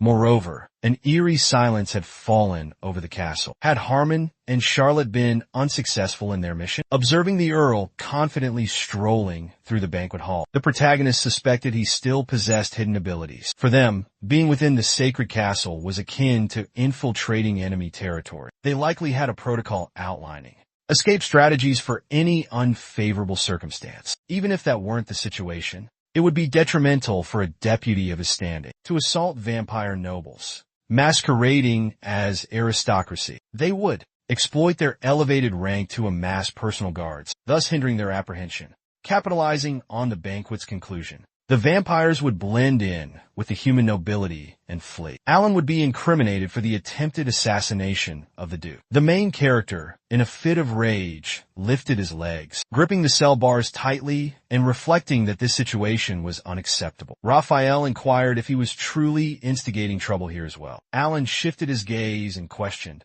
could this truly be the third prince? Raphael, with a glare, angrily interrogated him. The hero should address him as elder brother. Did he recall this familial connection? He offered a sinister grin, raising a clenched hand to his lips, remarking that he witnessed the altercation. Siblings shouldn't engage in conflict. Alan responded calmly that irrespective of his own pronouncements, the third prince appeared content. Raphael declared that he was simply in such a disposition. Alan serenely averted his eyes, pondering the situation. It was likely due to the elimination of a rival claimant to the throne. The third prince derived immense pleasure from this outcome. Ultimately, this peculiar individual was also of royal lineage. This implied he possessed the authority to release the protagonist from confinement. Alan directed his attention towards his elder sibling and inquired if he could facilitate his escape from this place. Raphael questioned his motives for such assistance, considering the Holy Emperor's rebuke of the third prince for previously enabling his release. The protagonist posed the question with a grin. Isn't the first prince currently grappling with a life-threatening condition? If Raphael is indebted to him, wouldn't it be prudent to settle the debt promptly? That was Alan's rationale for desiring a visit with the first prince. The third prince is surely aware of his current predicament, correct? Raphael shielded one eye with his hand, placing the other on his hip. With a menacing smile, the protagonist drew closer to the cell bars. He proposed that if the third prince granted his freedom, a spectacle of great intrigue would shortly unfold before him. After a brief interval, Alan inquired, does the third prince harbor such profound animosity towards the first prince? Raphael not only orchestrated his liberation from confinement, but also escorted him to the armory. The protagonist's mind drifted to a past memory. With a smile, the third prince gestured sideways. He exclaimed that Alan should pay the first prince a visit, and he shouldn't leave his present behind. The main character inquired earnestly from his current position. Alan, snapping back to reality, questioned what his next move should be, now liberated from confinement. However, he wondered what course of action to take within the imperial palace walls. He lacked any allies or assistance. The protagonist contemplated that.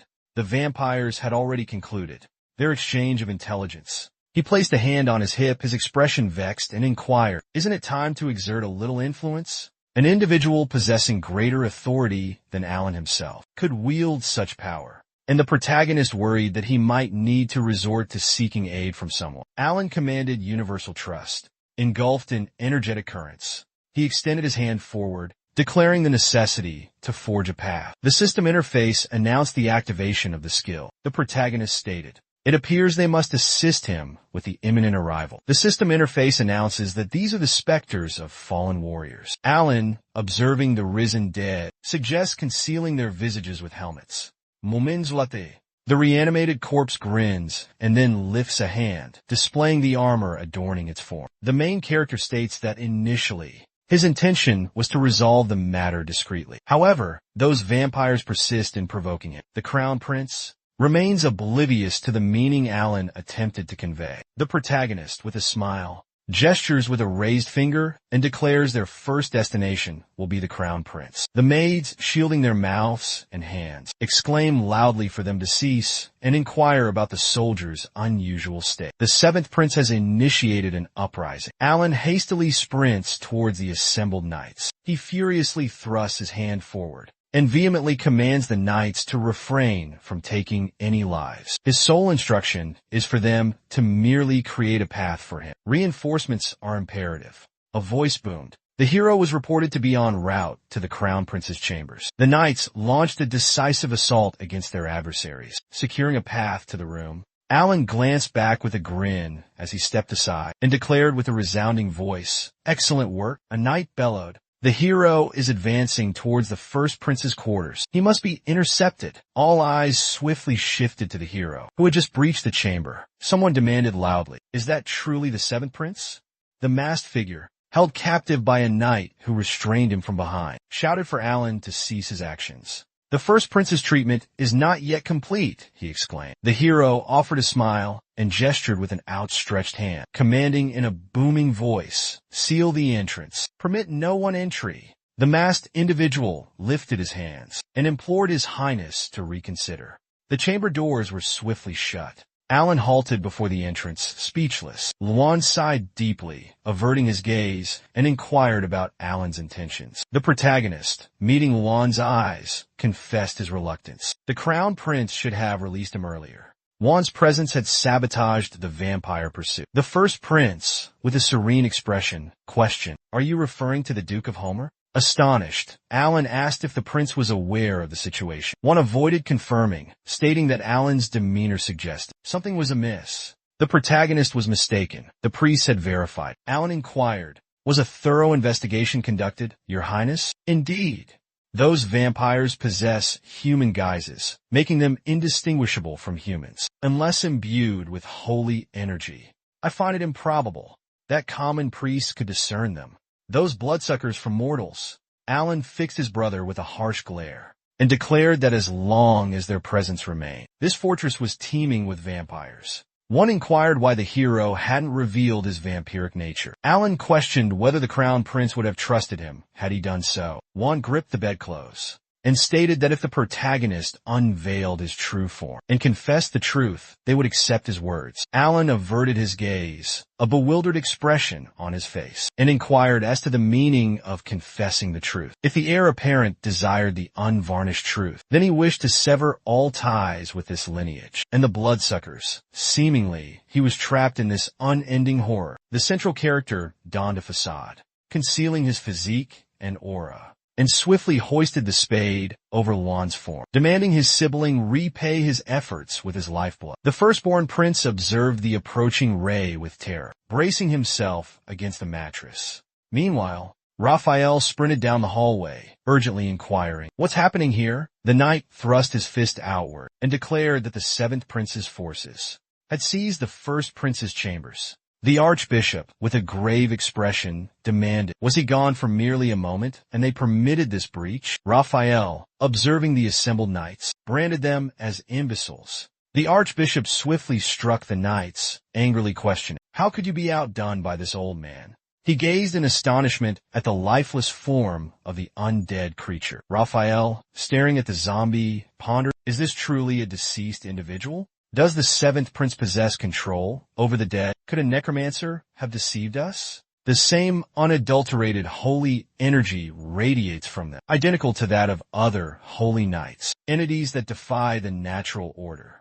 The creation of such beings is utterly inconceivable. Despite possessing magic, what exactly did this seventh prince accomplish? Raphael lifted his staff to his side and bellowed a command for the knights to secure the hall. They were to ensure that not a single soldier escaped. The archbishop believed his priority was rescuing the first prince. But before he could act, Raphael abruptly assaulted the knights with his fist, leaving a trail of energy in the wake of his strike. The knights collapsed onto the ground, emitting agonizing cries. The archbishop reasoned that he must locate the individual responsible for summoning the undead horde that had materialized. A surge of energy swiftly plummeted to the floor, originating from an intense radiance emanating from behind the door. Raphael, startled, averted his gaze and exclaimed, "What's occurring? Soldiers are collapsing. What is the meaning of this?" He hastily dashed towards the ajar door. The archbishop gazed ahead, filled with trepidation. His eyes fell upon Alan, who was repeatedly striking the first prince's corpse with a shovel. The protagonist plunged the shovel into the blood-soaked body and declared that one had effectively paid him with his life. Alan, with unwavering assurance, gazed downwards, firmly grasping his weapon's hilt, and bellowed a command for the crown prince's revival. The heir apparent contemplated the protagonist's numerous peculiar attributes. Duke Fomer's report solely focused on Alan's inappropriate bedside conduct. He alleged that the protagonist broadcasted Juan's inferior social stand, and further claimed he had disparaged their maternal figure. The royal successor ought to have deduced Fomer's deliberate intent in relaying such information, with a hidden agenda. Given his hasty recounting of the banquet hall events, Juan's lack of suspicion stemmed from Fomer's long-standing presence in his life, a companionship dating back to his childhood. Following the demise of his mother, only Thomas remained loyal to the first prince. Subsequent to his mother's passing, Juan remained oblivious to the Duke's true vampiric nature. His naivety was astounding. Thus, the crown prince comprehended Alan's murderous intent towards him. The firstborn clenched his fists tightly. He recoiled his head, expelling a crimson stream from his lips. His life force swiftly departed his physical form. The disembodied spirit enveloped the main character. His body became radiant. Alan clenched his jaw, a facade crumbling from his visage. He tightened his grip, his weapon becoming imbued with holy power. The hero, aiming his weapon towards the ground, declared himself a legion and the very breath of Gaia. The soul rapidly merged with the focused energy. Luan, his chest ablaze with the soul's impact, abruptly stood and unleashed a powerful scream. He instantly sprang to his feet, his blood-stained hands intertwined. Raphael, upon entering the chamber, observed the crown prince clutching a bandage. He realized his physical pain had vanished. Respiration now came effortlessly. The protagonist, with a smile, lifted his hand. Gazing at him, he inquired about the duration of his newfound existence. The crown prince examined his own hand, unwrapping the bandages, declared that his flesh had been restored. He swiftly ripped off the bandages, yanking them from his face. He declared his physique to be in perfect working order. The hex that had plagued him for years had vanished. Lewin, his form unclothed and bathed in radiant light, rose and triumphantly raised his hands, exclaiming his astonishment to Alan. Illuminated by a brilliant glow, he shut his eyes and lifted his hand. After a brief interval, the protagonist confessed to expending considerable energy in his revival. He assured one a thorough elucidation later. Thus, the first prince was tasked with locating Harmon. Alan, perched upon the bed, expressed his desire for Juan to complete his unfinished endeavor. Indeed, accomplishing this would pose no significant challenge for the first prince. Juan, fixing his gaze upon him, inquired, "What does this entail?" "Moments latte." The first prince offered a smile. Believed he would accomplish everything his brother attempted, rectifying any prior errors with utmost haste. The knight extended his arm, declaring his departure was impossible due to the Marquis's intense fury. Harmon, with a stern downward gaze, reiterated his statement, prompting Juan to swiftly rise beside the knight. Placing a hand upon the deputy's shoulder, he asserted that the man responded solely to his directives. Harmon, visibly startled, inquired about his identity. With astonishment, he exclaimed aloud, questioning if he truly stood before the first prince. One averted his gaze, a self-assured smirk playing on his lips. The deputy, bewildered, loudly questioned if the curse had genuinely been broken. Raising his hand, the first prince assured a detailed explanation later, requesting Harmon to present the list. Fearfully, the deputy inquired, if he referred to that specific list. One interjected, stating Allen had personally implored him for assistance. Thus, there was no cause for concern. The astonishing transformation his body underwent served as evidence of this. Harmon remained silent, his gaze fixed on Charlotte. Clutching a document, he announced that it contained a register of vampires. Juan, his voice filled with astonishment, exclaimed in response to the list, "Are there truly so many?" The second-in-command concurred with His Highness, adding that it even included foreign nobles. His capabilities were limited to this extent. Harmon's only recourse was to impede their progress. The lieutenant dejectedly bowed his head, beseeching His Highness's pardon. The Crown Prince placed a hand upon his subordinate's shoulder, assuring him that such words were unnecessary. He had performed admirably. Due to Harmon's efforts, the pursuit had become significantly less arduous. His powers had lain dormant for an extended period. Charlotte gazed ahead, consumed by trepidation. The Inquisitor of Heresy, enforcer of the Crimson Cross's doctrines, stated their allegiance to the Crown Prince's directives, affirming they were acting under his summons. Harmon, with a grave expression, lowered his gaze, contemplating that these warriors were indoctrinated to eradicate the undead, and their mobilization solely resided within the Crown Prince's authority. Their obedience belonged exclusively to him. Furthermore, they constituted one of the 5 most formidable units within the Holy Kingdom. Luan elevated the parchment before him, expressing gratitude for their assembly.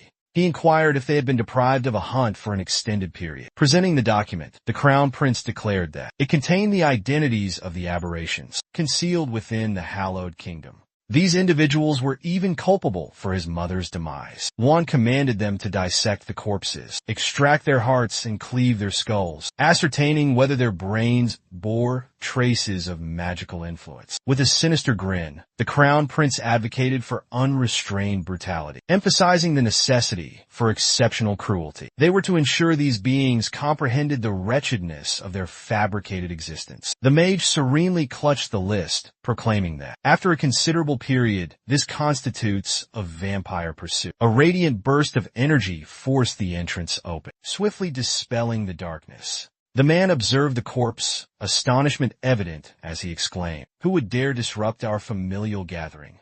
Do they genuinely believe they can simply—" A potent energy beam abruptly severed the man's head, silencing him mid-sentence. The individual bearing the Crimson Cross grasped the severed head. He scrutinized the intense flames engulfing the head and declared, "Faint traces of magic linger beneath his skin." The man with the bloody cross tightened his hand, forming a fist, and asserted, "It is affirmed. The individuals enumerated on this roster are vampires." He commanded his subordinate to eliminate everyone present. Observing the conflict with trepidation, the young woman lifted her hand and shrieked. Terror-stricken, she pleaded for someone to halt the man adorned with the bloody cross. He gazed upon the visage of the man he had apprehended. The vampires, fleeing in all directions, cried out. How could they possibly comprehend? Juan positioned his hands behind him and observed the events unfolding within the chamber. He bellowed a command to apprehend all the escapees from the royal residence. Harmon averted his gaze in astonishment, concluding that they were indifferent to everything.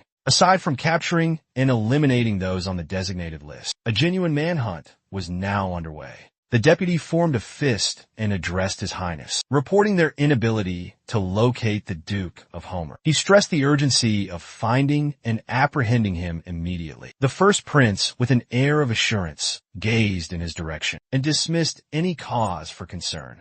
He offered a smile, explaining that Tama had been summoned to a location far more perilous. Juan was certain that by now, everyone was aware of his peculiarities. Simultaneously, the emperor questioned the duke's lack of response. Seated upon his throne with a menacing expression, he demanded an answer. The Celt inquired, raising his hand, whether Tama was truly a vampire. Overwhelmed by fear, the duke clasped his hands, bewildered by the unfolding situation. Upon hearing that the Holy Emperor intended to personally attend to him, due to his grandson's insolent behavior, Fomer prepared to courteously decline the offer. The Celt, with a menacing expression, raised his hand and inquired, questioning if his query was overly forthright. He expressed remorse for any perceived disrespect. The Emperor stated that were the Duke a commoner, he would seek absolution later. The Celt, with a fixed gaze, declared that if Fomer were a vampire, he would be unable to release him.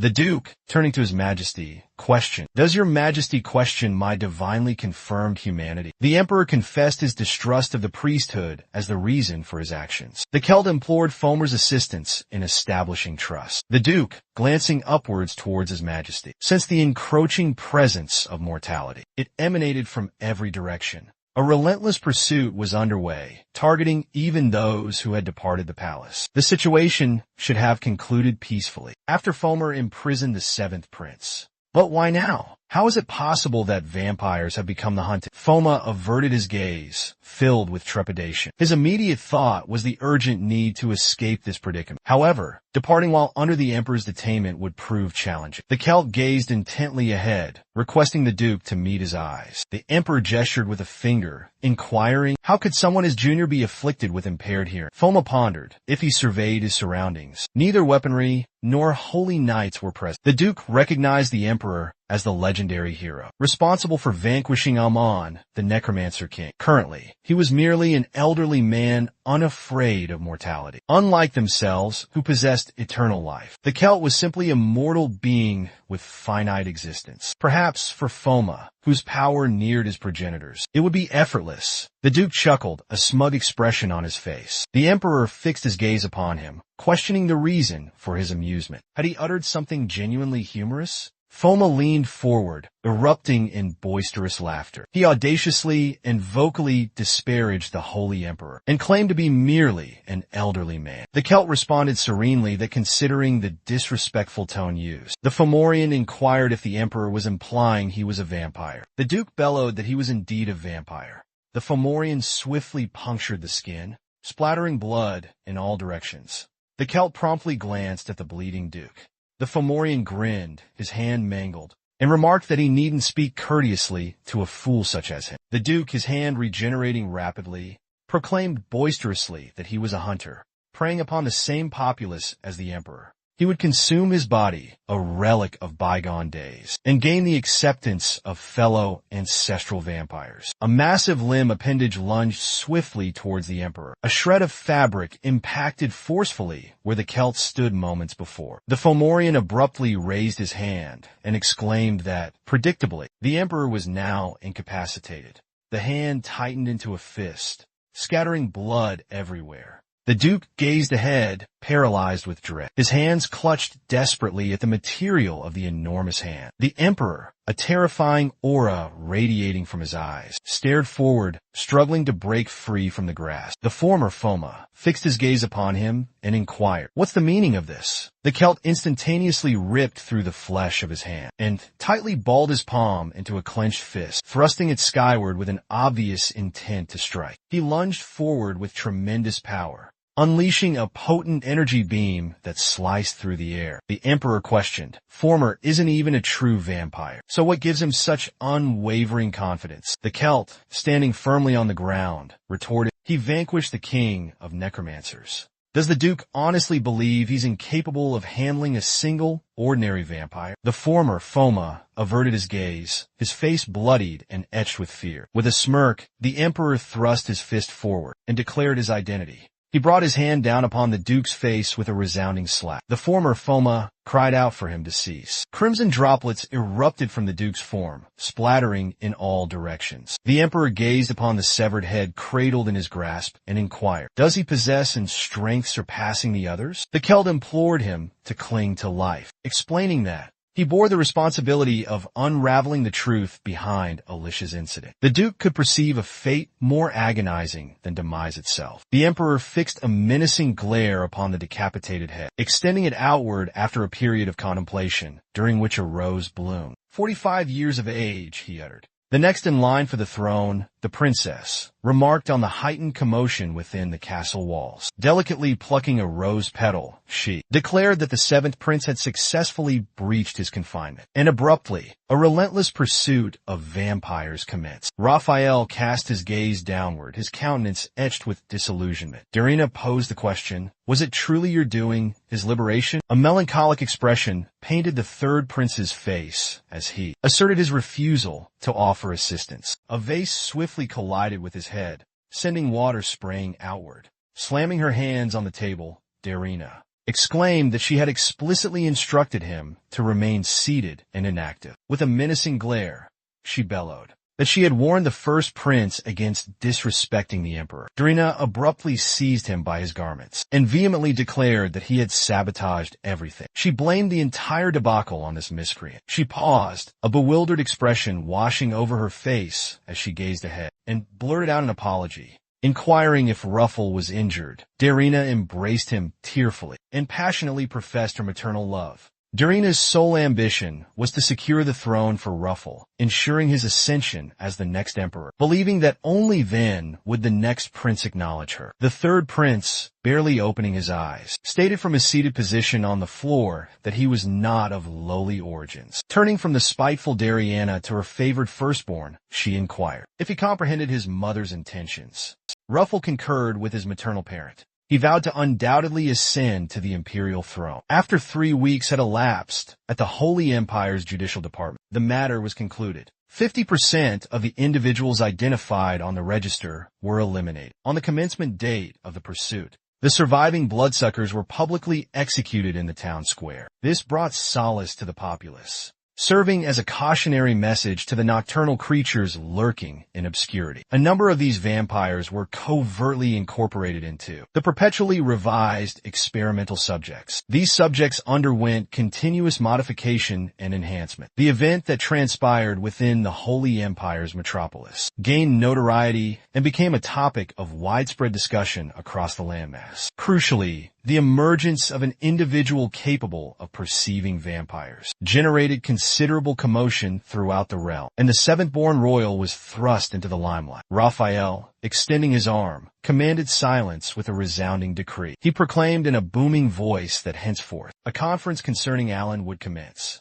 The protagonist gazed ahead with a perplexed countenance. Alan lifted his hand and sought absolution, inquiring about the core purpose of the questioning. The archbishop raised a fist to his lips and declared that the seventh prince commanded his troops and ravaged a section of the royal residence. He transgressed the statutes of the sacred realm. The protagonist offered a smile, pondering whether to simply detain him, confining him within the same cell as the vampires. The emperor stated that the situation was devoid of humor. He addressed Raphael, admitting his inability to comprehend the archbishop's pronouncements. The Celt lowered his gaze sternly, his chin resting upon his palm, and inquired which specific ordinances of the Holy Empire the prince had infringed upon. Raphael averted his eyes and explained that Alan had mobilized the knights without authorization. Consequently, he would be condemned for insurrection. One interjected, asserting that in a crisis, every individual with royal blood ties to the prince possesses the authority to command their respective knights. The crown prince offered a smile, declaring that consequently, the protagonist's actions were entirely justifiable. Furthermore, one was directly implicated in the affair, and the Holy Emperor remained unperturbed. Thus, he questioned what grounds for concern existed. Alan pondered, his expression weary,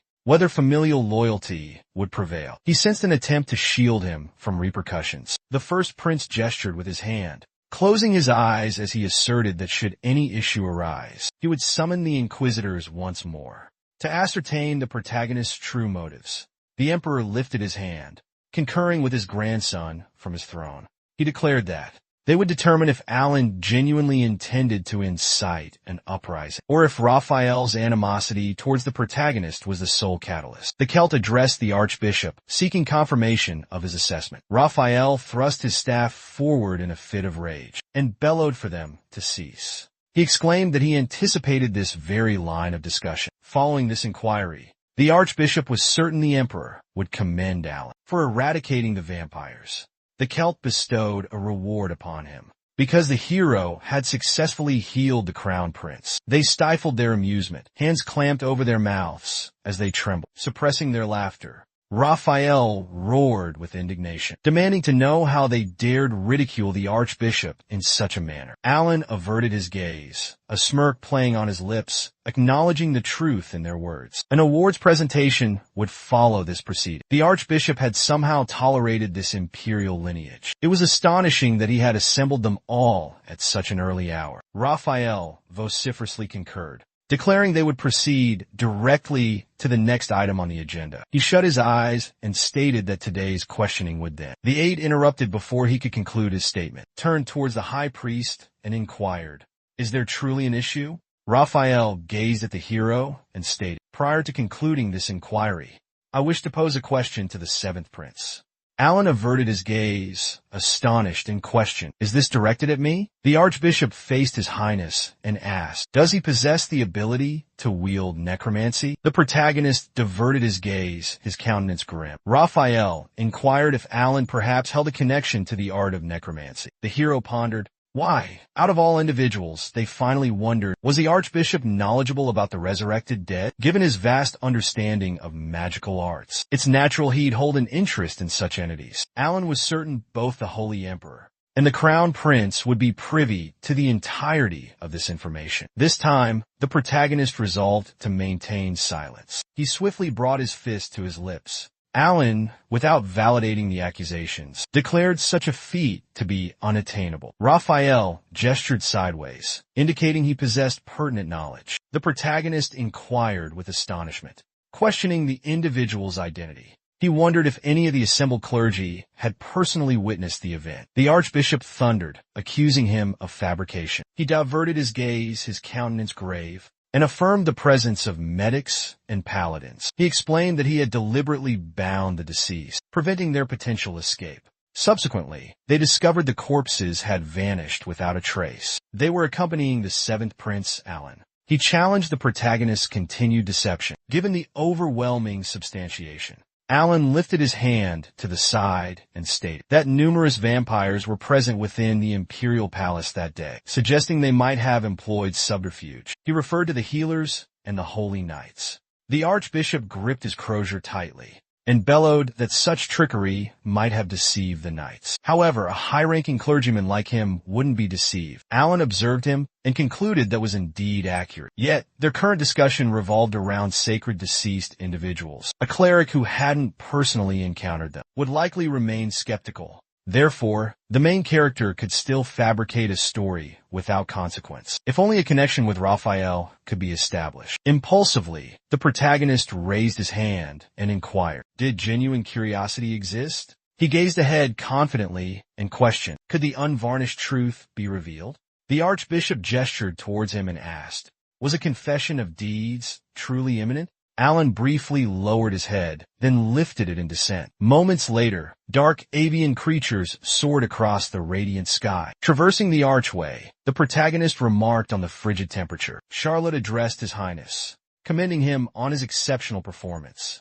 She observed him intently, resting her hand upon him and inquiring, considering Alan's 3-week confinement to bed, what's his physical condition like? Maintaining such a demanding schedule must be challenging for him. At this moment, a smile graced the protagonist's lips. Straightening his jacket, he declared himself to be well, aside from a slight feeling of drowsiness. Alan lowered his gaze, a look of astonishment on his face. He reflected that utilizing Amon's skull had resulted in 3 weeks of forced bed rest. The severity of the penalty for resurrection caught him off guard. He had anticipated difficulties, though not to this extent. Harmon addressed His Highness. Catching Alan's eye, he announced the opportune time, as he had a matter to discuss. The deputy, seeking pardon, wore a perplexed expression. Approaching the protagonist, he turned towards His Highness, inquiring about the nature of Alan's request. Alan explained that his shovel had been shattered. With nightfall imminent, he requested Harmon to procure him a replacement. The deputy, visibly stunned, averted his gaze and asked, should Alan continue employing shovels in the future? Why did he forego mastering swordsmanship?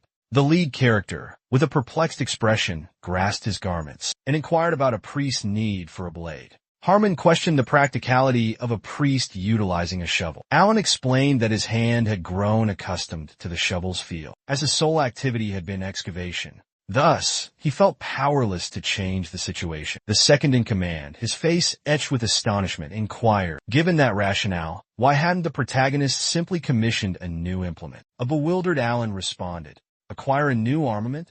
Gesturing sideways, Harmon declared that the Northwest held a mine, yielding both metals and magical stones. This area belonged to Hilda's domain, the territories governed by the inaugural empress. This realm was renowned as the foremost weapon empire. They had forged an accord with the dwarves for the fabrication of diverse artifacts. Should the protagonist venture there, he could procure not merely standard weaponry, not just physical enhancements, but magical ones as well. Alan inquired, could he potentially craft a firearm then? The main character offered a smile, glancing at Charlotte while expressing his approval of the notion. Perhaps we could visit on our next free day, he suggested. Harmon, gazing forward, interjected, before we get ahead of ourselves. My purpose here was actually to speak with Charlotte. She turned, a look of astonishment on her face. Truly? Not the seventh prince? Indeed, the deputy affirmed. It's rather unexpected. The Holy Emperor summons you, he clarified. A bewildered Charlotte questioned the meaning of his statement. What are you implying? She asked, her surprise evident. Moments later, the Emperor inquired, do you believe Raphael's account to be factual concerning the sacred deceased?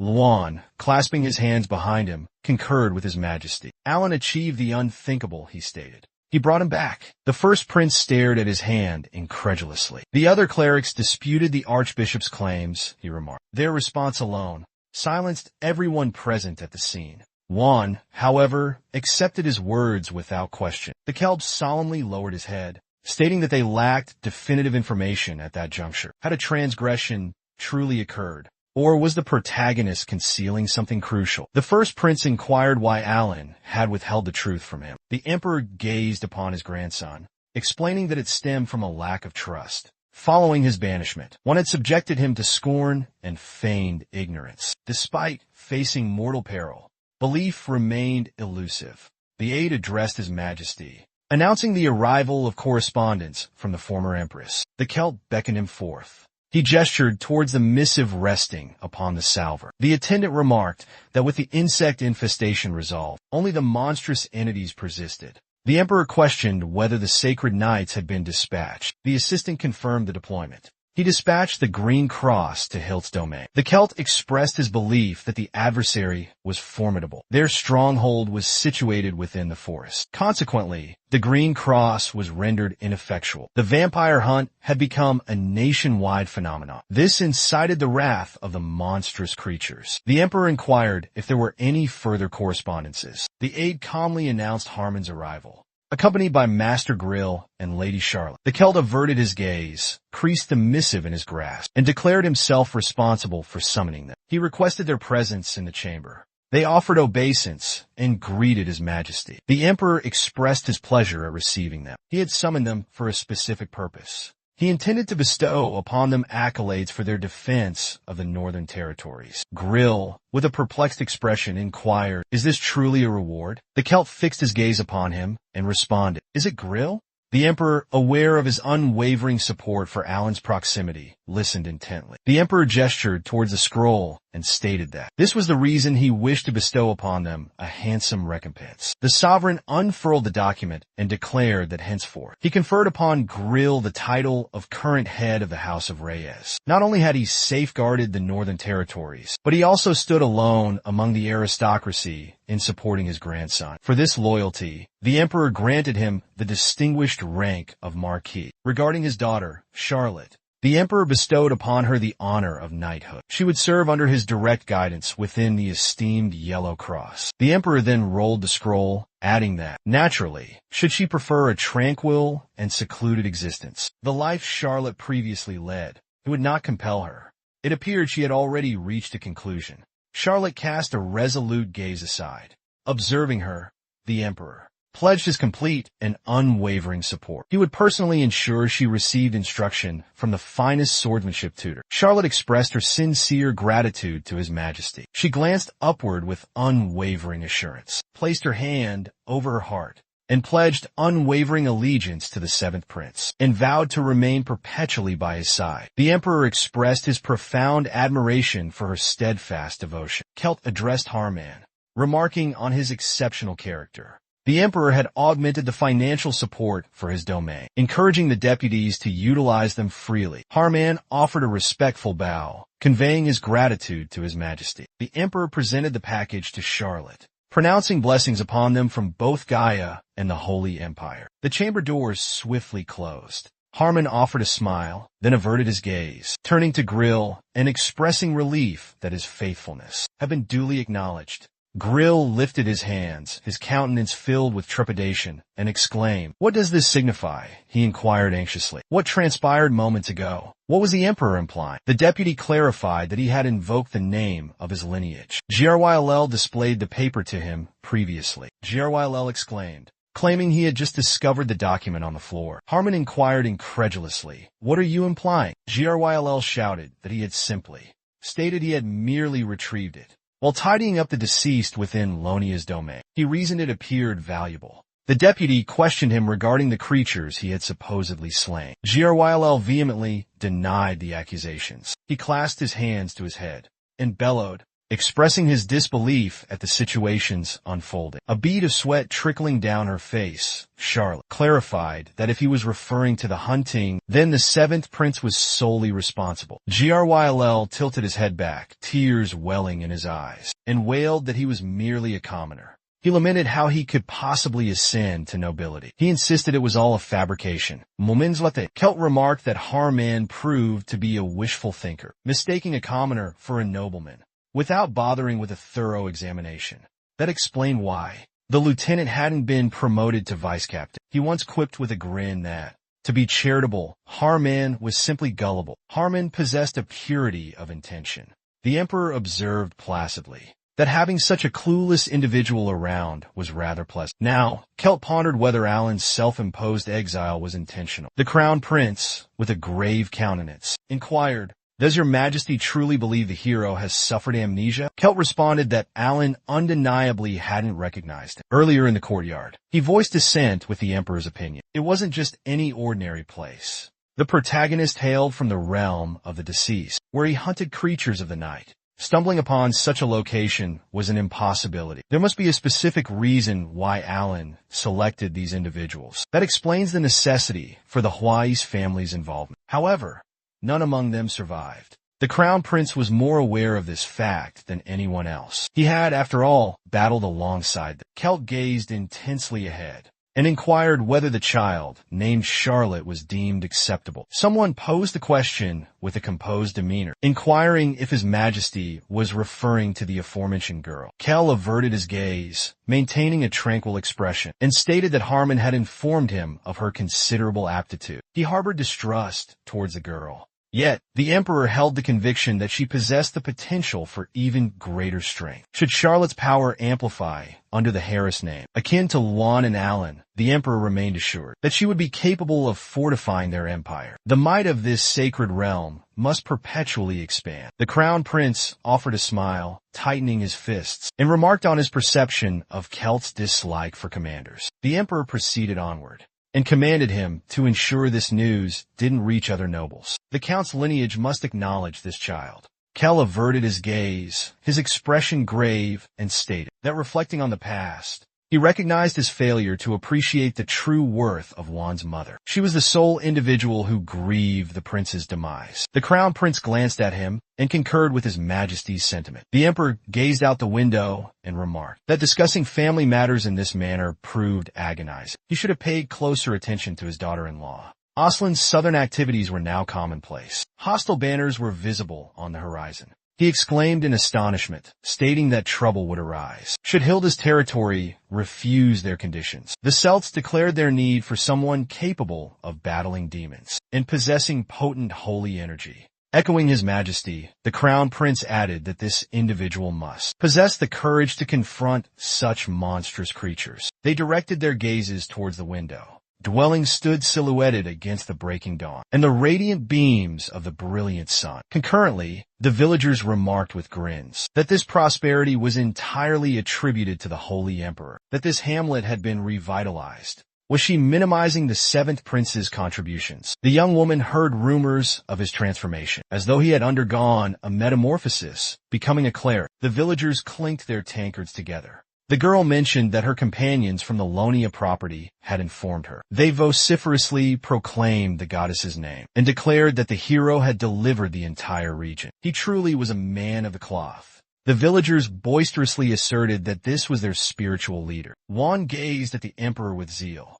He clutched a parchment in his hand, and requested to dispatch this missive to Hilda. The Crown Prince remarked that his cherished sibling had remained secluded for an extended period. After a while, the protagonist pondered that 3 weeks had elapsed since the vampire extermination. He remained unconscious for the entire duration. Instead of his comfortable bed, Alan now finds himself in the library. The cause of this was a multitude of individuals searching for his whereabouts. It appears that the Holy Emperor decreed a universal silence on the matter. Despite this, whispers of the events still reached the villagers. He is commonly referred to as a priest by everyone. The protagonist, resting his hand upon the bookshelves, expressed his desire to return to the monastery. Harmon addressed His Highness. A startled Alan abruptly turned and exclaimed that he had previously stated he would not respond to inquiries. The deputy, gazing forward with astonishment, declared it was indeed he, Harmon, accompanying the first prince. With a smile on, gestured and requested the deputy's presence. Alan, his fist covering his mouth, begged pardon, claiming he hadn't recognized. The first prince remarked on the protagonist's apparent exhaustion, attributing it to the constant presence of so many individuals. Harmon concurred with this observation. Alan, addressing his elder brother, inquired, "Seems like his final days were quite the triumph, wouldn't you say? Encircled by a bevy of young ladies." One chuckled, taking credit. "That's all thanks to my efforts." The first prince offered a smiling apology, admitting, "I'm aware you've already deduced the reason for my visit. I've come to inform Alan about a mandatory engagement." The protagonist exclaimed, "Can't you possibly excuse me from this, brother?" One responded calmly, feigning ignorance, "Is this a jest? Or are you simply feigning unawareness of this particular occasion? The anniversary of our mother's passing is imminent. Your presence at the memorial service is compulsory this year, Alan." Producing a hand from his jacket pocket, the first prince added, "Furthermore, you require a respite, a period of relaxation." A surprised Alan questioned, "A vacation? What do you mean?" One inquired, "Surely residing within the castle isn't effortless?" He proffered Hilda's correspondence, explaining, in actuality, his sibling only had a minor errand to run. The crown prince requested a visit to Hilda's property, the residence of their sisters. Alan, examining the correspondence, surmised an interest in the location. He inquired, with a weary expression, if attendance was truly mandatory. One responded with a smile, confirming the necessity. The rationale for the protagonist's departure from the fortress. Hilda's estate was commencing its annual hunting period. There, Alan would be free from the constraints of princely decorum. He could freely craft any weaponry and roam the grounds unhindered. The protagonist should wholeheartedly embrace this respite. Opportunities to encounter attractive women would also arise. Alan declared their imminent departure. One insisted that regardless, his brother should extend his regards. The protagonist serenely accepted the missive and concurred. He vowed to honor his sibling's wish and take a respite shortly. A sculpture stood in the patio, bathed in sunlight. Alan glanced away, clutching a bouquet of blossoms. He mistook it for a depiction of a royal lady, shielding her offspring from a vampire's assault. The lead character approached the dais and offered a respectful incline. Placing the floral tribute, he declared it was time for departure to the Hilda domain. Moments later, Alan grinned and reclined on the settee, exclaiming with enthusiasm that it was exceptional. His thoughts drifted to the past, envisioning Charlotte grasping a parchment. She beseeched pardon, explaining her need to journey elsewhere. Harmon shut his eyes, mentioning his own unfinished tasks. The protagonist emerged from his reminiscence with a smile and pondered the duration of his connection with the pair. So this is the sensation of liberation. Alan nudged the drape aside with his foot, remarking that the climate was ideal for a stroll. He abruptly drew the curtain closed mid-sentence. The main character lifted his hands in exasperation. Recalling the past, one offered a smile. He gestured upwards with a finger, expressing his apprehension. His concern stemmed from his brother lacking a companion. He urged his brother to carry a crimson crucifix for protection. Alan snapped back to reality. He mused that he undoubtedly felt a surge of assurance. Yet, a profound melancholy washed over him. He bellowed as he abruptly stood in the trembling carriage. The hero glanced out the window, startled, and inquired, "What's the matter?" The man fixed him with a severe gaze. He announced, "There's a carriage approaching us." Before he could elaborate, a voice thundered, commanding the carriage to halt. The man exclaimed, "I don't know where these people hail from, but they'll be taking everything we possess." The man with the crimson crucifix addressed the prince. "It appears we've encountered highwaymen," he observed. The protagonist questioned, "Don't they seem rather foolish? Are these brigands certain they wish to engage us?"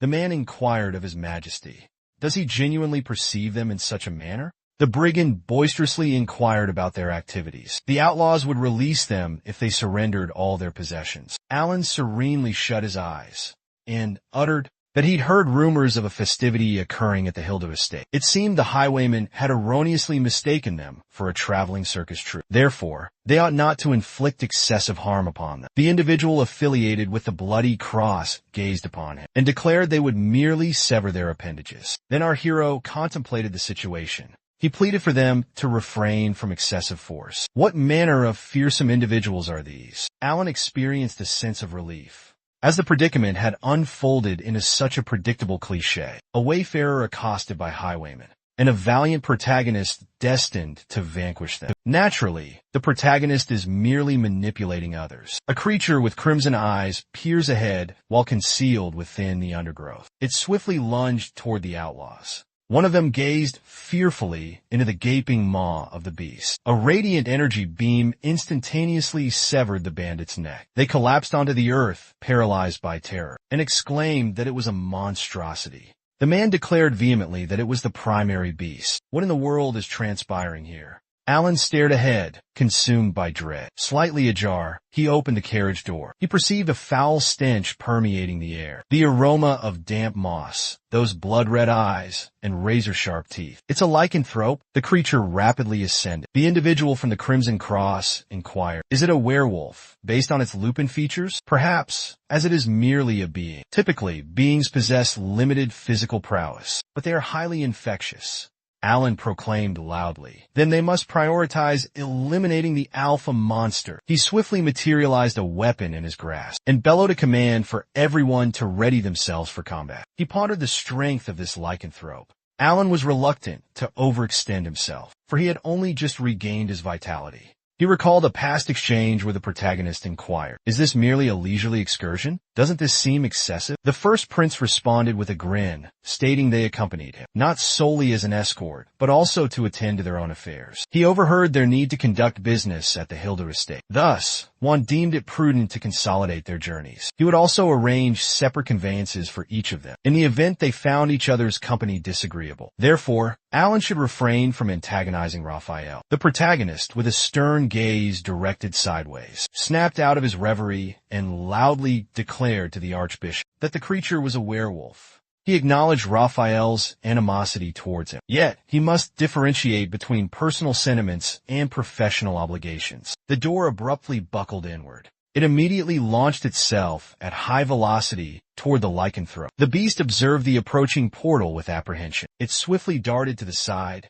causing the earth to tremble from the impact it sustained. Lowering his hand, the high priest declared that these reanimated corpses were part human, part beast. He struck the ground with his crozier, generating rings of radiant force. Raphael, with a menacing expression, became wreathed in potent energy. He beseeched the werewolves to permit him to grant them everlasting tranquility. Alan surmised that he was concerned that the other lycanthropes would arrive, drawn by the sound of the mournful cries. The werewolves furiously sprinted sideways, emitting ferocious roars. The archbishop immediately unleashed a mighty blow to the creature's face. The werewolf was propelled backward with tremendous velocity, cleaving the air. Raphael tightened his fist, his countenance filled with foreboding. The protagonist contemplated that it appeared he needn't fret. The archbishop then declared that he had a task to perform. Was his intention to hunt down monsters? Was Alice present to provide aid to those affected? A look of terror washed over Alan as he pondered. Did this imply that he, too, was expected to contribute here? This was inconceivable.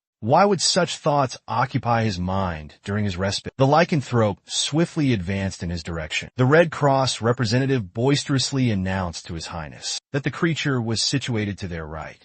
The hero promptly glanced at the werewolf, brandishing a weapon and vehemently denouncing him as an abomination. The projectile soared sideways with remarkable velocity, cleaving the atmosphere. The beast bellowed in pain after sustaining a forceful impact to its cranium. Alan dipped his head, his expression strained. He glanced sideways and inquired, "Was that a projectile just was past?" Hilda Alphins, aged 24, abruptly interjected, declaring that more lycanthropes lay ahead. Raphael lifted his hand and swiftly cast a glance to the side. She was mounted on horseback, bellowed the command to eliminate them all. The werewolves glared at the advancing Green Cross with unrestrained rage. A member of the Green Cross exclaimed that the aberrations were fleeing into the woods. Hilda halted their advance, instructing them to refrain from pursuit. The forest served as the domain of those creatures. She gazed forward with unwavering assurance, declaring that they should avoid engaging in a futile battle. Dismounting from her steed, Hilda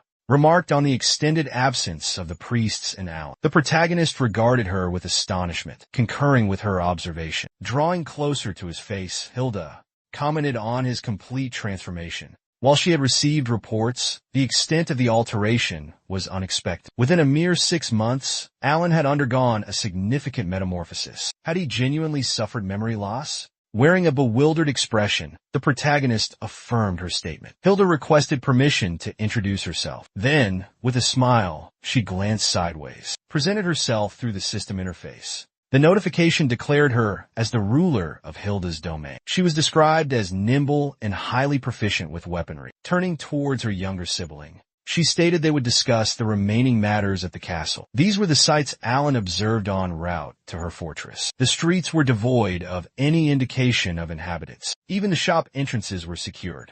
As the Crown Prince had suggested, attractive women might reside within this locale. Every resident of the territory remained behind closed doors, preventing the protagonist from catching even a glimpse of their visages. Numerous points of interest existed here, but currently, each was adorned with the carcasses of lycanthropes. Alan gazed out the carriage window at the severed heads of the beasts, and pondered whether the hunting season referred to the pursuit of werewolves.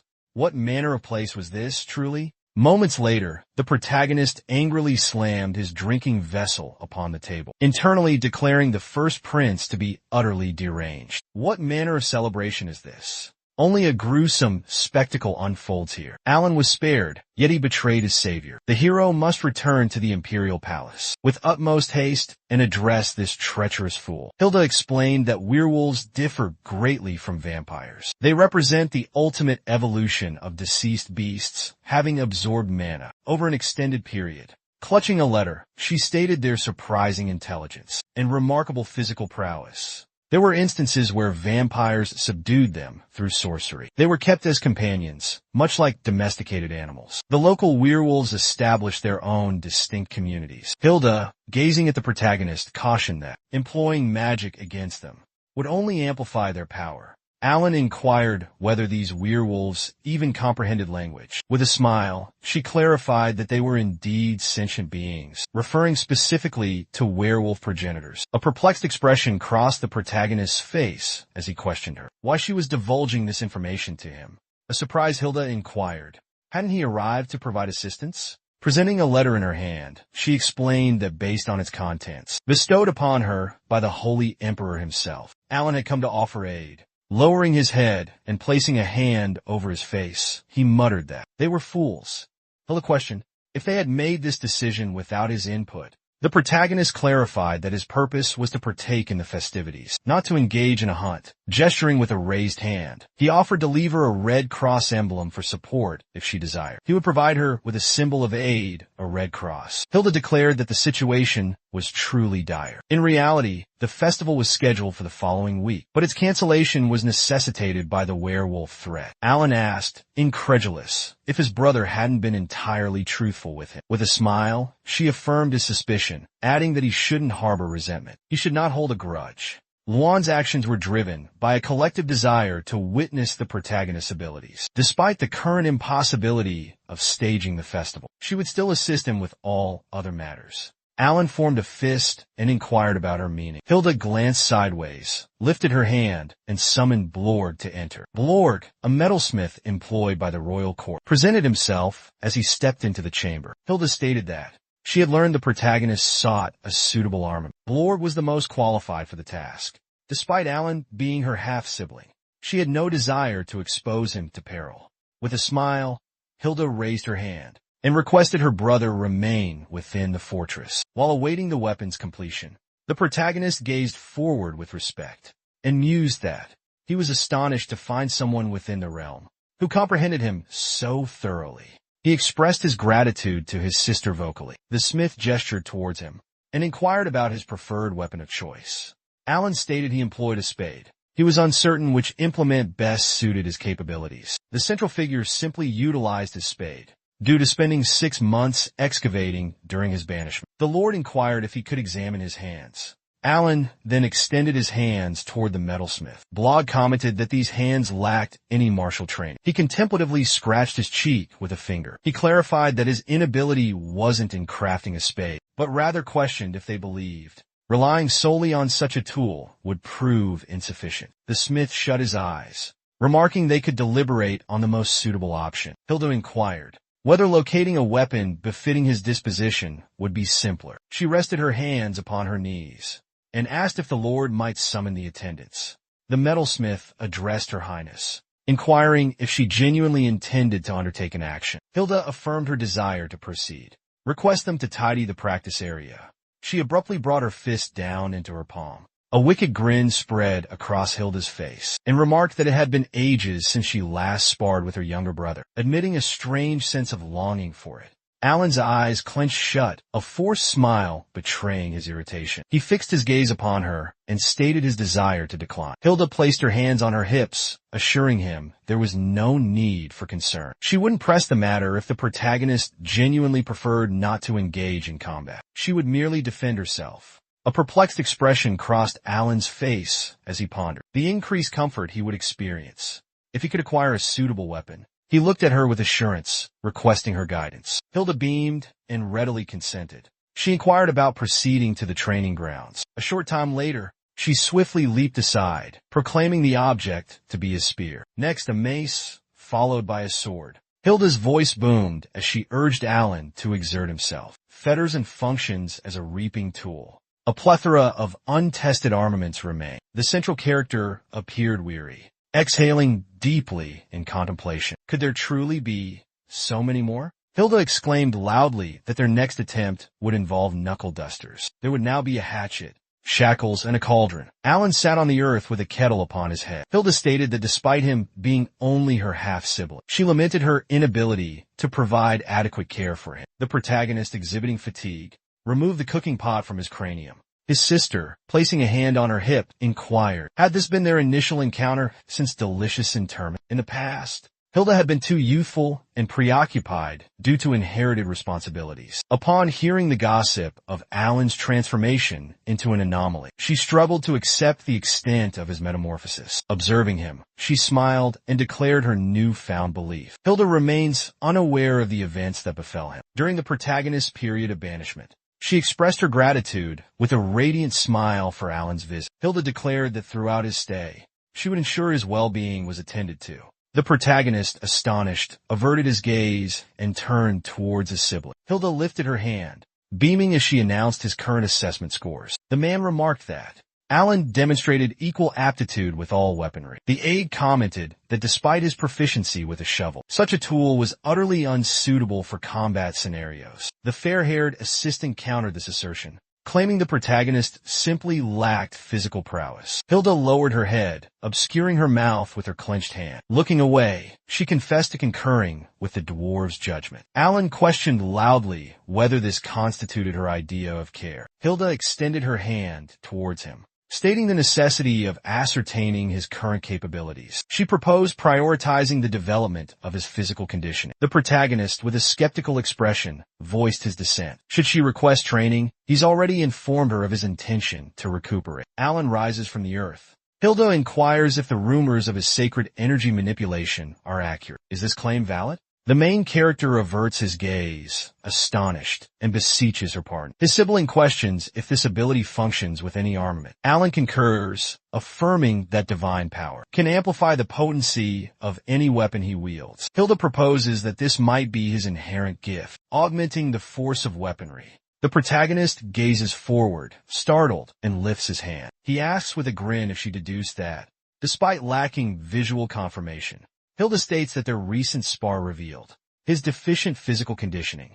Observing Alan's composure, She discerns his rapid comprehension of its utilization. Exasperated, the protagonist ponders the persistent labeling of him as feeble. The female sibling stated that selecting the most suitable weapon for him would prove challenging. Within a few days, Alan was granted a respite for the day, with training resuming on the morrow. The protagonist would squander his potential should he utilize any weapon that happened upon him. The exercises spanned a week. Sometime thereafter, within the library situated on Hilda's domain, the protagonist rested his head upon a tome, contemplating his return to this familiar setting. He shifted his gaze sideways, wearing a fatigued expression, pondering that, as per Hilda's assessment, it appeared that the day's instruction had yielded no progress once more. Alan lifted his head, musing that he derived greater pleasure from perusing texts. Compared to martial pursuits, he wondered if there existed any form of magic he could employ. Alice observed him with a melancholic countenance, clutching a book while extending greetings to His Highness. Alan realized this young lady was also present. She had accompanied the Archbishop. He turned aside, inquiring if she genuinely shared a fondness for libraries as well. He hoped the Archbishop was faring well. Alice addressed the prince, informing him that Raphael was currently engaged in hunting lycanthropes. They immediately became silent, offering no response. The main character bowed his head, contemplating that he had exhausted all topics of conversation with her. Alan averted his gaze and requested her forgiveness. Alice then inquired if he was currently seeking to enhance his magical abilities. The protagonist fixed her with a solemn expression, affirming her query by stating he was immersed in the study of magic. Clutching a tome in her grasp, she remarked that their previous dialogue concerned the resurrection discussed earlier. More accurately, she believed she could offer him some assistance. After a brief interval, they settled at the table, engrossed in reading. Alan, with a serene countenance, observed the book he held. Alice, blushing crimson, offered a smile and eventually glanced away. Raphael called out to her. Alice lifted her head, which had been resting on the table. The Archbishop, placing a hand upon her shoulder, inquired, regardless of her fondness for academics, how could Alice possibly succumb to slumber in the library? He had been concerned for her well-being since daybreak. Alice, with dark circles beneath her eyes, gazed at him and sought his pardon. Raphael inquired as to the circumstances of her falling asleep there. Alice lifted her hand with a grin and explained that she was so engrossed in her studies that she was oblivious to the passage of time. The Archbishop, with a joyful expression, remarked that she was his kindred spirit. Alice pondered, should he discover her presence with the seventh prince, would he be enraged? Raphael questioned the seventh prince's purpose there. He brought his hand to his lips and declared that the hero had accomplished a resurrection and even conjured the hallowed deceased. Witnessing this bizarre occurrence, Raphael contemplated whether senility had begun to afflict him. How had Alan achieved such a feat? Alice contemplated with a serene expression, observing that it appeared as though her grandfather harbored numerous inquiries for the seventh prince, considering the protagonist was the individual who had previously irritated her. In the past, her grandfather would have never posed such a multitude of questions. She, too, desired to learn further about this particular person. Perhaps she ought to inform him of the seventh prince's transformation. Now, Alice grasped the material of her attire and addressed her grandfather. She suggested, why not inquire directly with the individual himself? Alice abruptly averted her gaze, astonished, before completing her sentence, and inquired about the origin of that particular noise. Raphael swiftly rotated his body and explained that it emanated from within the training area. He glanced sideways, filled with bewilderment as the Archbishop sprinted towards the entrance with remarkable velocity and exclaimed vehemently his certainty that the seventh prince was once again responsible for some mischief. Alice observed the smoke billowing behind him and shouted loudly for her grandfather. She promptly pursued him, exclaiming that he wasn't the seventh prince. Alice pondered how engrossed Alan had been in his books just yesterday. Yet now he seemed like an entirely different individual. She halted abruptly, her gaze drawn to the side. Raphael stepped forward, inquiring in a booming voice, "What is the meaning of this? What's happening here?" Alan stared in astonishment at the staff, snapped in two within his sister's grasp. Alice, with a look of disbelief, asked, "Did His Highness truly just shatter Her Highness's lance?" The Archbishop questioned, "Was that miscreant actually that powerful?" Hilda's spear is renowned as the finest across the continent. Hilda, fixing her gaze upon the fractured spear, turned to Alan and proposed they attempt once more. The protagonist, a perplexed expression on his face, gripped the weapon, radiating energy, and pleaded for pardon. He inquired, "Didn't I perform admirably?" His sister, with a solemn expression, countered, "Did Alan imbue the armament with sacred power?"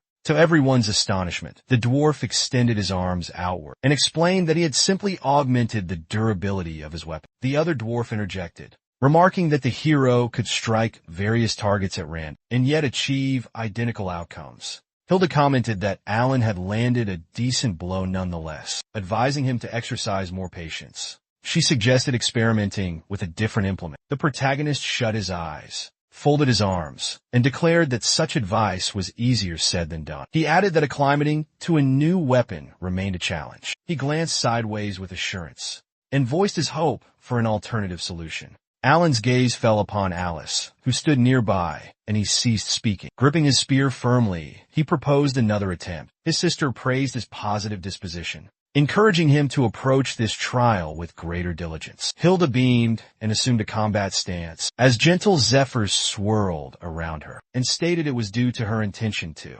confront him with her full strength and determination. Alan rapidly advanced towards her, intending to strike. He glanced forward, astonishment evident in his expression. He pondered Alice's parting words from the previous evening. The heroes recalled the events of the past. Alice gestured towards the tome with her index finger, explaining that the holy power was intrinsically linked to life force energy. She possessed the ability to amplify the weapon's potency, but its reaction would be more pronounced with Alan's physique than with the armament itself. Consequently, he should de-emphasize his reliance on the weapon. The protagonist ought to endeavor to master the unrestricted utilization of his own capabilities, thus achieving independence from the weapon. Alan snapped back to reality and relinquished his grip on the weapon. Hilda observed the weapon's point with a bewildered gaze. As it scraped across the earth, she swiftly glanced sideways and inquired, "Did you actually drop your lance?"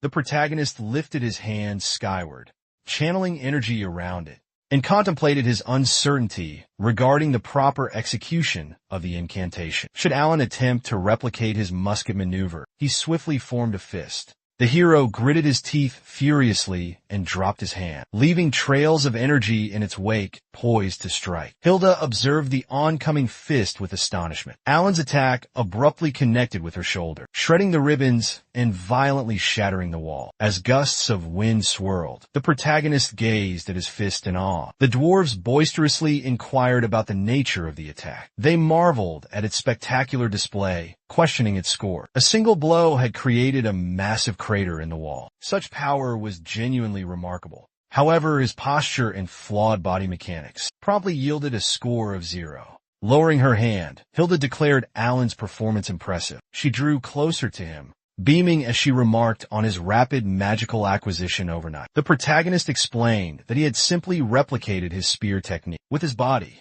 He admitted to having received assistance with the previous feat. Alan was cut short mid-sentence, glancing towards Alice, who signaled him to remain silent on the matter. The main character placed a hand on his head, expressing gratitude to his sibling, and confessed his surprise at his newfound strength. He was relieved she had successfully evaded the attack. With hands on her hips, Hilda declared that, had she attempted to block the strike, every window would have shattered.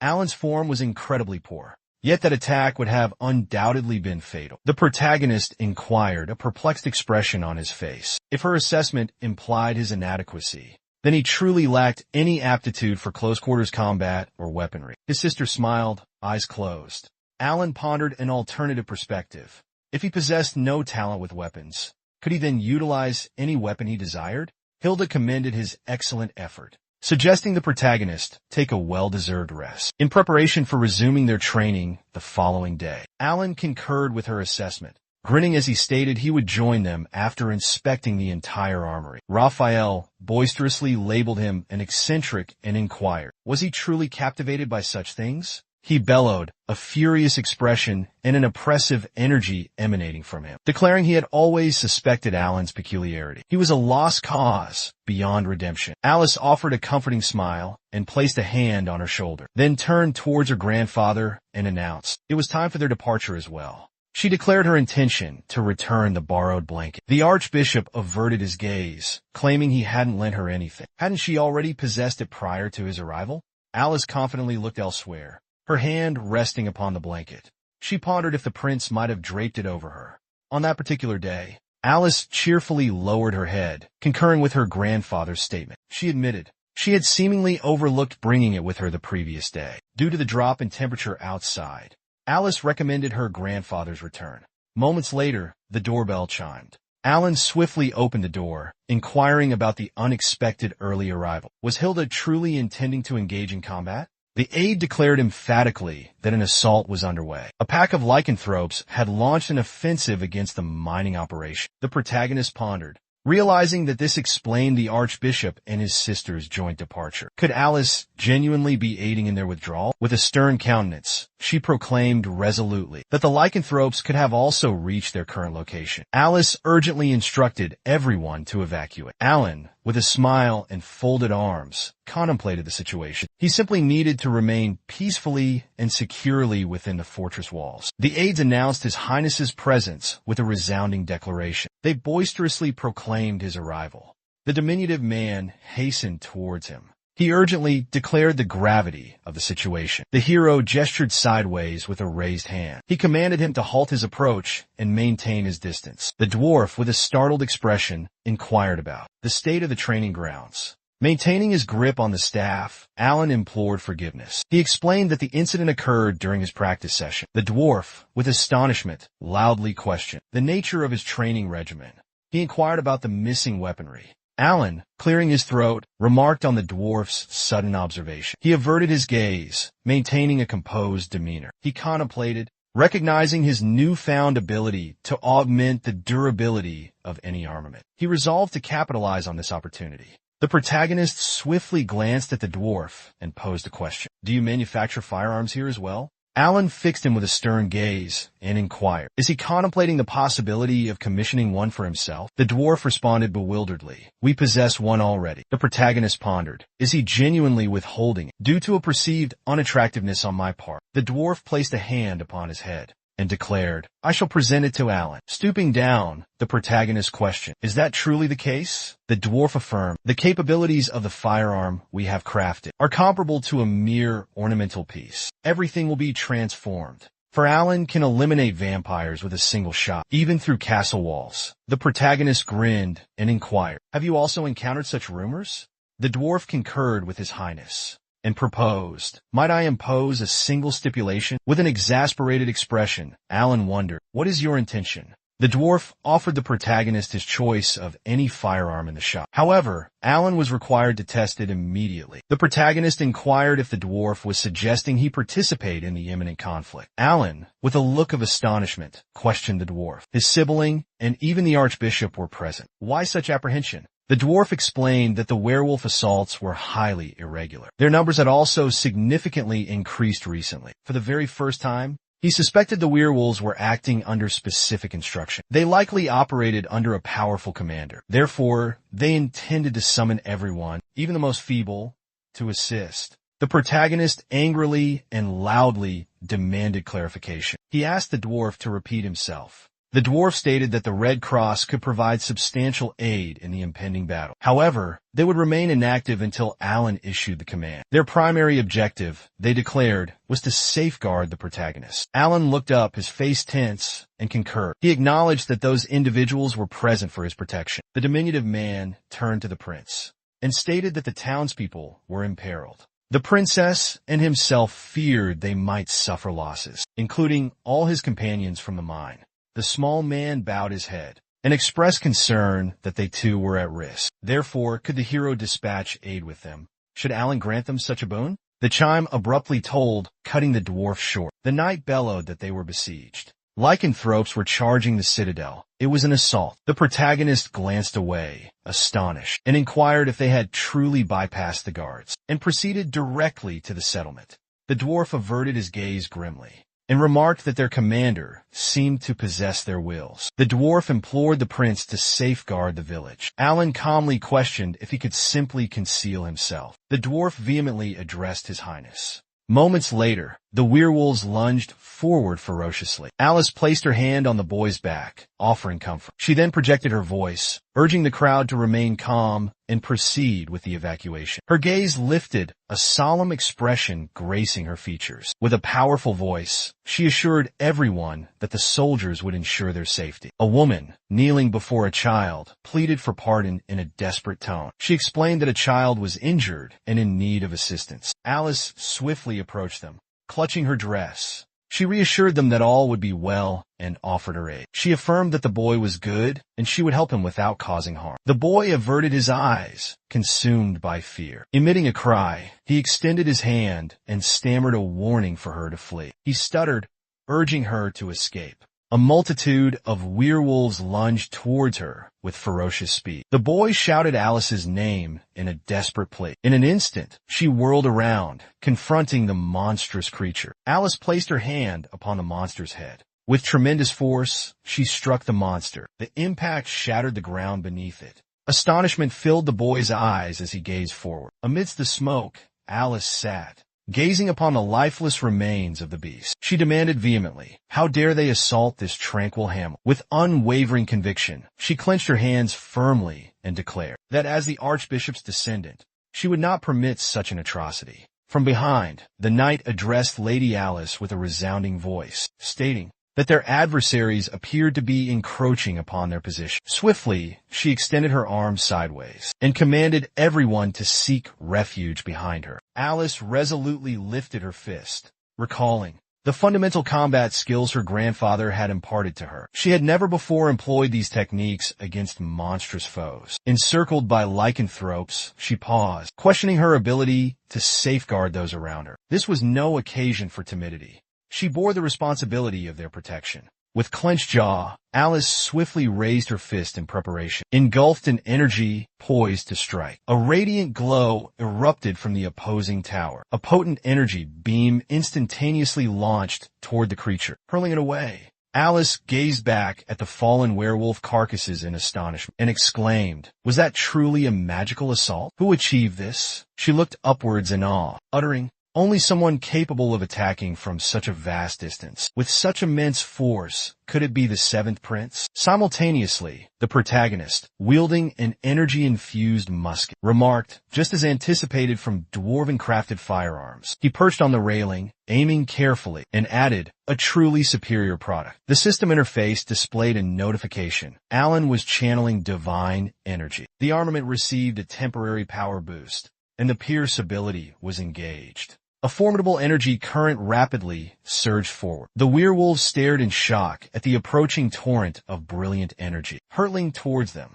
The lycanthrope gazed upon the immediately detached head of his companion. The creatures, collapsing upon impact after sustaining blows, snarled menacingly. The hero discharged a beam of energy from his armament. He affirmed his sibling's honesty. He expressed certainty in enjoying this excursion. Nightfall descended upon the lycanthropes. Positioned atop the rooftop, the individual from the Crimson Cross declared the commencement of the annual werewolf hunting period. The beasts, engulfed in scarlet energy, plummeted earthward. The dwarf, observing the protagonist, exclaimed his astonishment at the swiftness of the feat. Alan inquired whether he hadn't anticipated this outcome when forging their pact. Grinning, he examined the firearm in his grasp and proclaimed his fondness for the musket. The depletion of celestial energy lessened, accompanied by the acquisition of novel aptitudes. The dwarf expressed relief at the protagonist's satisfaction with the musket. The Crimson Cross member abruptly glanced sideways and, addressing his superior, vociferously announced the presence of additional werewolves. Alan mentioned that the gunfire had startled them. His first priority would be to get the villagers to safety. Then, they'd need to intercept the approaching werewolves. The man gazed forward with assurance and concurred with his highness. The protagonist remarked that his reputation seemed to be flourishing amongst the monsters. The man quipped that it appeared even the Grim Reaper held him in high regard. Alan aimed with confidence, declaring that it would pose a challenge for him. The dwarf scowled and averted his gaze. He pondered that perhaps the protagonist occasionally uttered perplexing statements. However, forging an alliance with the prince constituted the most judicious choice of his life. Alan's proficiency was an unexpected revelation. Princess Hilda and her siblings were unharmed. Meanwhile, the dwarf remained bound in captivity. The dwarf expressed his remorse to the princess. Hilda glared straight ahead with indignation. The captive dwarf exclaimed that ultimately, they had become an obstacle for her. Hilda gripped her weapon tightly and inquired, "So now they're resorting to taking innocent people captive?" Red Moon, the alpha of the territorial werewolves. Hilda, with a menacing glint in her eyes, expressed her disapproval. He lowered his foreleg and declared his intention to parley. Red Moon, with a foreboding expression, lifted his paw and gestured towards the princess, inquiring if he should elaborate. Hilda, enraged, demanded to know if he was serious about negotiating. After Red Moon had seized civilians as hostages, the pack leader approached her, raised his paw, and urged her to remain composed. He stated that if she would only heed his terms, he would release the captives. Their objective was Hilda herself. The princess, with a bewildered countenance, abruptly averted her gaze and questioned his meaning. Raphael placed his hand upon her and loudly questioned the elder's pronouncements. Does he honestly believe they will permit this to occur? Red Moon observed them, stating the decision rested solely with the princess. Why are so many individuals voicing their opinions? The Lord glanced in his direction and vehemently denounced them as aberrations. The elder swiftly placed his hand upon the blacksmith's head, lifting him with a menacing glare, and commanded him to heed the Lord's pronouncements. Red Moon offered a smug grin, averted his gaze, and declared that they were distinct from vampires.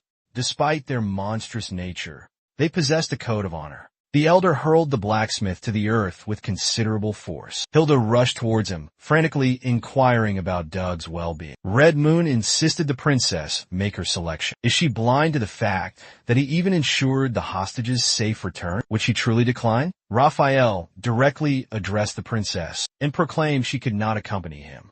The archbishop declared that should she depart, then Hilda's domain, kneeling on one leg, interjected, stating they still possessed her and her sibling. The princess, resting her hand on her thigh, inquired if Red Moon was truly speaking. She pondered why he required her presence. Did the elder genuinely believe she constituted a more valuable captive? Red Moon, with a grin, placed his paw upon his chin and replied that it was a possibility. The motivation, tranquility, and liberation. Hilda, with a startled expression, questioned, is it truly peace and freedom? The elder, his countenance menacing, lifted his paw and declared, as she was aware, vampires were their adversaries. Their objective was emancipation from servitude to these vampires. The Sacred Empire sought the extermination of all vampires. Therefore, shouldn't she contemplate a collaboration, a union of forces? Red Moon abruptly kicked the earth, proclaiming this as their justification. He drew near to Hilda's face, a malevolent smirk playing on his lips, and inquired, wouldn't this be considered a rather generous proposition? Moments later, Alan, observing the crimson dust billowing across the heavens, remarked on the pervasive presence of gunpowder residue. The individual representing the Bloody Cross declared that they had eradicated every single monster within the settlement. The central character, resting his hand upon the railing, gazed at him and commented on the satisfactory completion of their task. Subsequently, in fulfillment of his pledge, the firearm now belonged to him.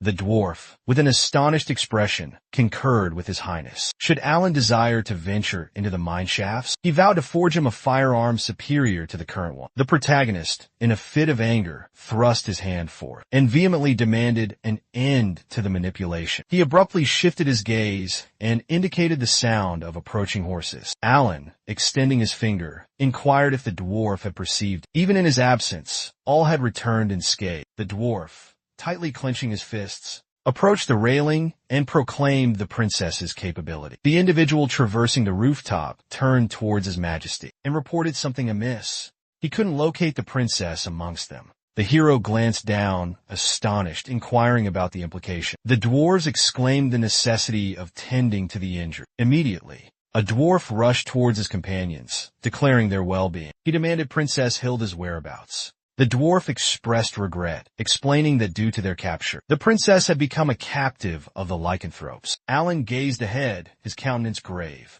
Clenching his fist, the dwarf abruptly grasped his comrade's attire. He vehemently questioned if he truly considered himself a dwarf, inquiring how they could abandon the princess. The protagonist observed them, stating that, based on the minor abrasions on the captives, one could deduce the absence of a struggle. The Green Cross member addressed His Highness. Alan, surprised, inquired if the Archbishop had accompanied his sibling.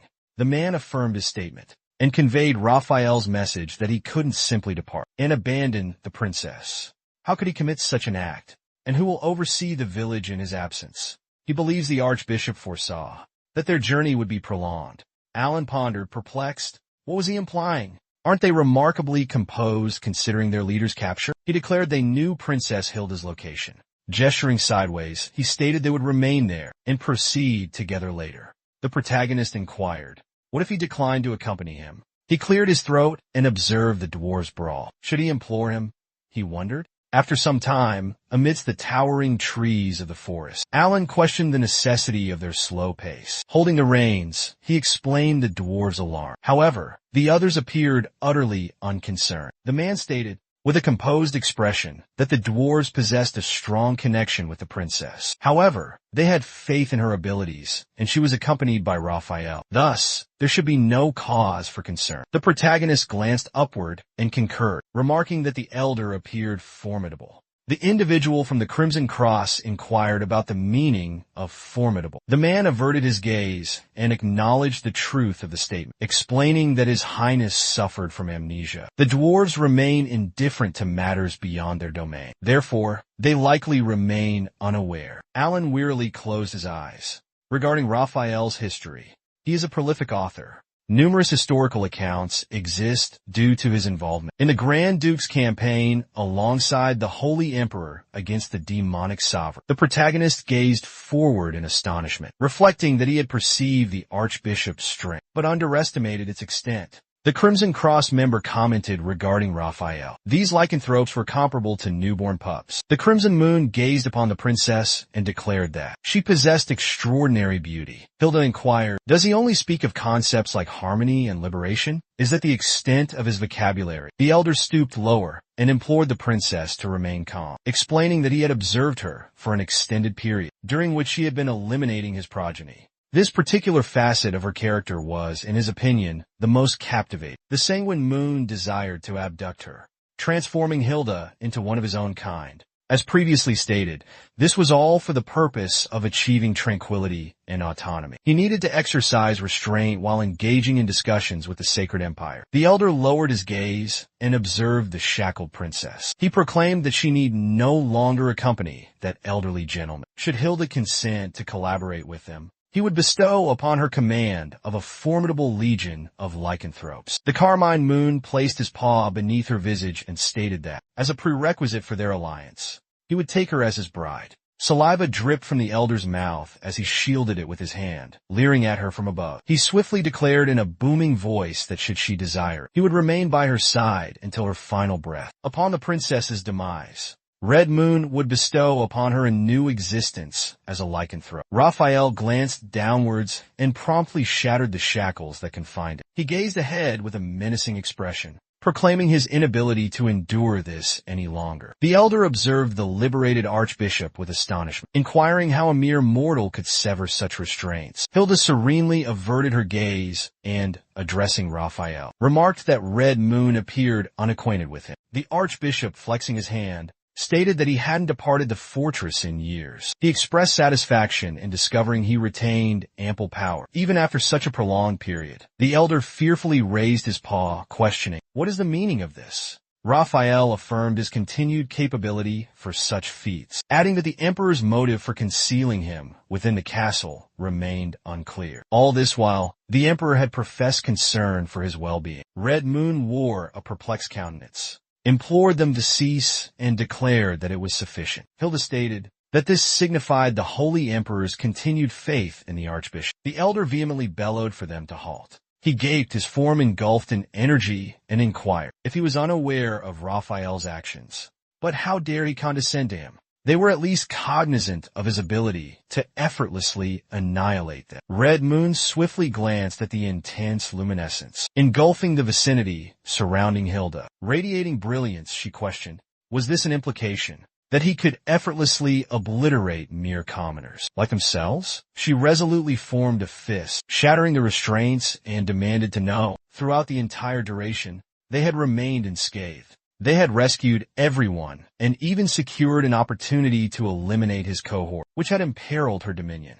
Hilda, rising to her feet, commented favorably on her personal appearance. The elder, observing her intently, harbored a sense of foreboding. He sensed their divine power on the verge of imminent eruption. Raphael, fixing the princess with a severe gaze, inquired, "They've confiscated all our armaments. What course of action should we take?" Hilda regarded him with a serene countenance and gestured towards herself. She declared he could utilize his magical prowess while she engaged in hand-to-hand combat. Red Moon pondered their unexpected composure. Despite confronting a member of the royal lineage, they were merely an elderly gentleman and a young lady. He reasoned that if he fled, the elder, without a moment's hesitation, abruptly charged forward.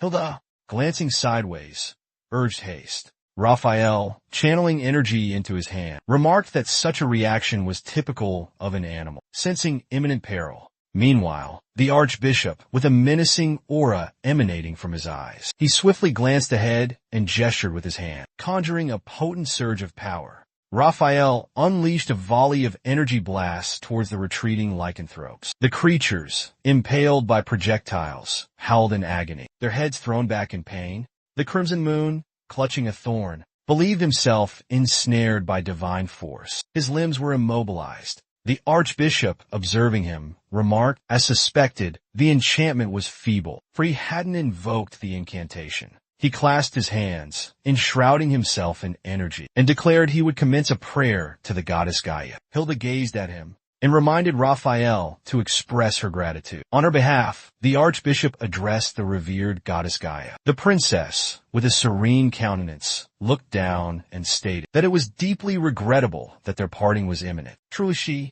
like the elder, the sanguine moon, gazed at her with astonishment, inquiring about her statement. Was she implying that his proposition was to her liking? Hilda stared at the elder in abject terror. She placed her hand upon his form, declaring that, in actuality, she required the plush toys for adorning her fortress. The dwarves he had liberated were, in fact, skilled metalworkers. Should she spare the Red Moon and permit them to slaughter him? The princess pondered that the Holy Emperor might find his stuffed creatures pleasing. The elder gouged his talons into the earth, leaving indentations in the ground. He reared onto his hind limbs, his expression menacing as he emitted a thunderous growl. Hilda shrieked, commanding him to cease his movements. The forceful thorn embedded within him rapidly pierced his flesh. The Red Moon darted aside with incredible swiftness. The princess remarked that the elder had abandoned his paw. She serenely glanced sideways and requested Raphael to promptly sanitize the area. Maintaining her composure, the princess swiftly struck the approaching lycanthrope.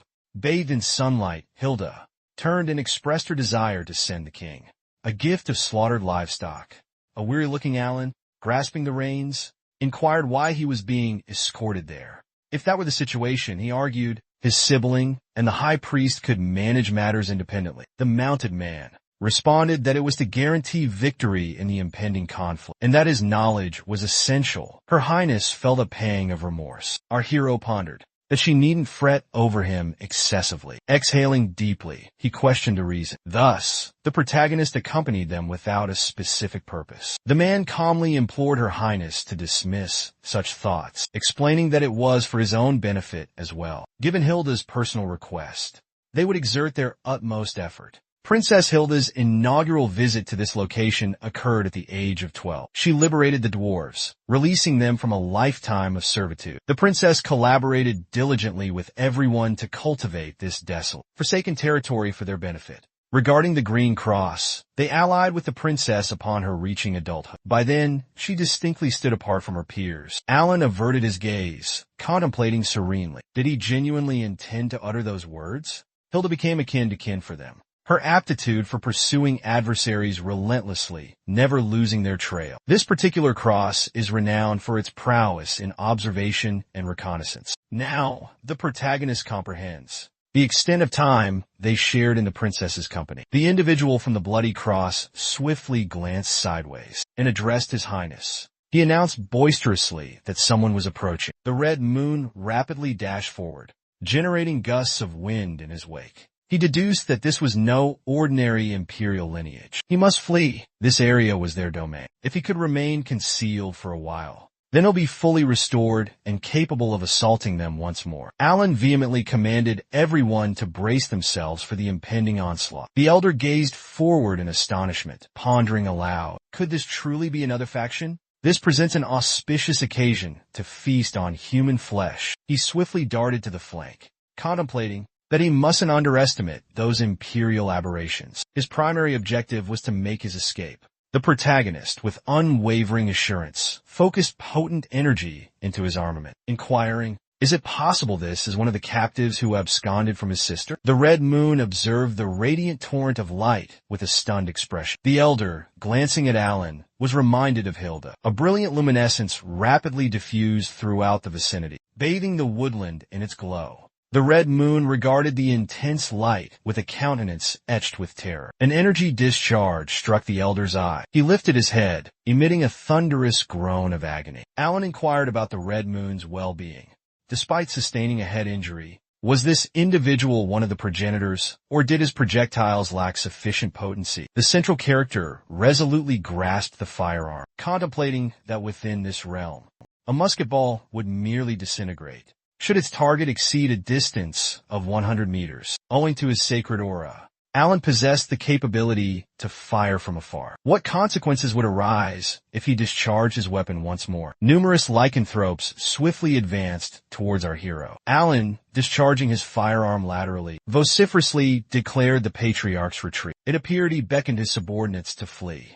Whilst they served as a diversion, the protagonist clenched his jaw in a furious grimace, internally lamenting this as a malediction. Apprehending the elder would prove challenging should he vanish into the woodland. With a resolute gaze forward, Alan proclaimed he had devised a strategy. He swiftly moved to the flank, announcing vehemently that they would divide their forces. He would personally pursue the patriarch. The individual from the Crimson Cross bellowed for his highness's attention. He boisterously proclaimed that one contingent of the Crimson Cross would remain and engage in combat. The remaining contingent would escort the seventh prince. The steeds swiftly veered to the flank, sending plumes of dust billowing beneath their hooves. Alan glanced back, suspecting they were in pursuit, though believing more witnesses would be advantageous. He sneered, considering such a feeble adversary as perfect practice for honing his abilities. A system notification alerted him to the activation of the Death Flood ability. The protagonist bellowed a command for the werewolf to halt. With a mocking grin, he remarked, "I've heard tell that werewolves fancy themselves as noble warriors. Yet Red Moon flees like a coward, consumed by fear." Observing his opponent's retreat, he declared him devoid of honor. "Perhaps," he taunted, "you require safeguarding?" Red Moon averted his gaze, trembling with dread. Alan, unleashing a torrent of insults, paused abruptly and asserted that even escape would be futile, as death awaited him at the hands of the protagonist's peculiar weapon. Therefore, he proposed it would be more fitting for the elder to drag him to the underworld. The protagonist flashed a sinister smile. "Precisely my sentiment," he hissed. He then leaped agilely from his mount and bellowed for the Red Cross to disregard his words and actions. Alan inquired if the Empire's pronouncements weren't akin to Holy Scripture for them. He had a notion that they should simply adhere to the directives given. Or did they perhaps doubt his authority? The man gazed resolutely forward and countered his highness's assertion. He declared that the hero's demonstrated prowess had been their salvation. The man had unwavering faith in all the hero's endeavors. Dismounting his steed, he affirmed that they had received and understood the command. Alan, musket grasped firmly in hand, contemplated that the hero's influence might be overestimated. Their allegiance to the imperial lineage proved quite advantageous. The hero swiftly produced a skull, proclaiming that, given the absence of any other subjects, they could commence. Alan placed the skull upon his own head and stated his desire to conduct numerous experiments upon it. The elder bowed low and inquired, did he truly intend to utilize the man as a mere guinea pig? He vehemently denounced the hero's audacity. The werewolves rapidly converged upon him. Alan, ascending, realized the necessity of regaining his composure. Had he maintained composure and gripped his armament properly, defeat would have been improbable. The skeletal appendage abruptly materialized from beneath the water's surface. The lycanthropes gazed at the submerged hands with bewilderment. Torrents of water cascaded downwards, inundating the surrounding area and conjuring the deceased. An implement swiftly materialized within the skeleton's grasp. Alan pondered that if he lacked aptitude for weapon mastery, then mere mortals could potentially vanquish him. As the central figure, he embodied a necromancer, one who commands the departed.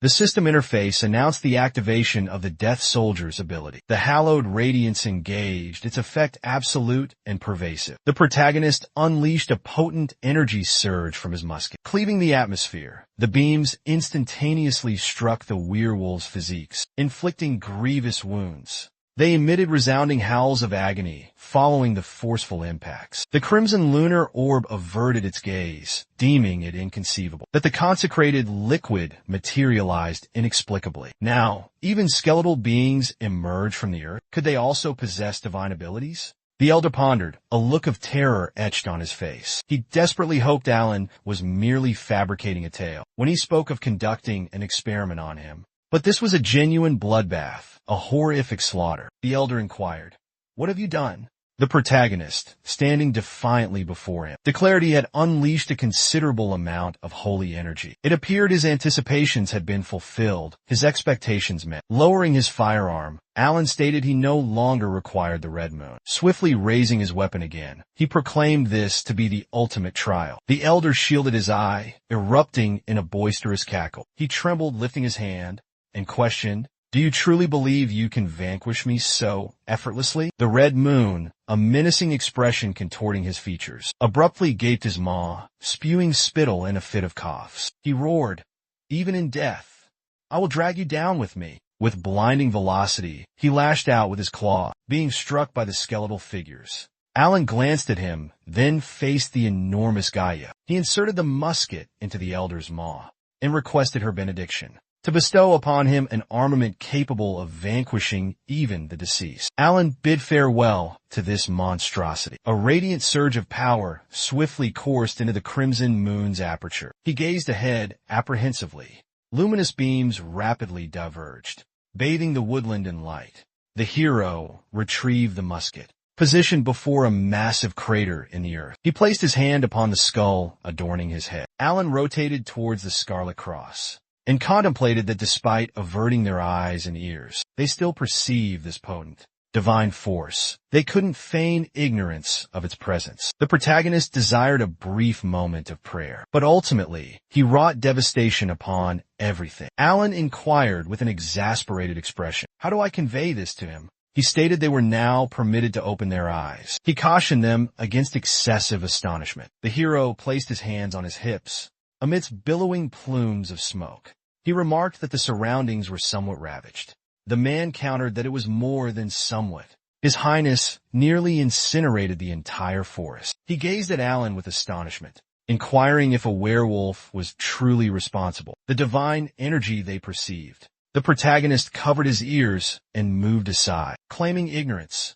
The crucial point was its capture. Alan sighed deeply, grasping the reins, and announced his return. Therefore, they were obligated to escort him back. The man urged their departure before nightfall. Concealed behind a tree, the archbishop declared he had witnessed it. A look of terror crossed his face as he pondered that he had witnessed the hallowed departed once more. They were utterly distinct from the specters Raphael had encountered within the imperial palace. Those consecrated deceased constituted a legion capable of wielding weaponry. How did the central figure manage to merge two diametrically opposed forces? The archbishop anxiously placed his hand upon his lips, contemplating the impossibility of such a feat. Could it truly be attributed to Aslan's lineage? The Southern Empire constitutes Aslan's dominion, a realm that venerates the deity of mortality. This explains the betrayal suffered by Juan and Alan's mother, Alicia, not solely due to her common birth and humble origins, but also because she was a native of Aslan.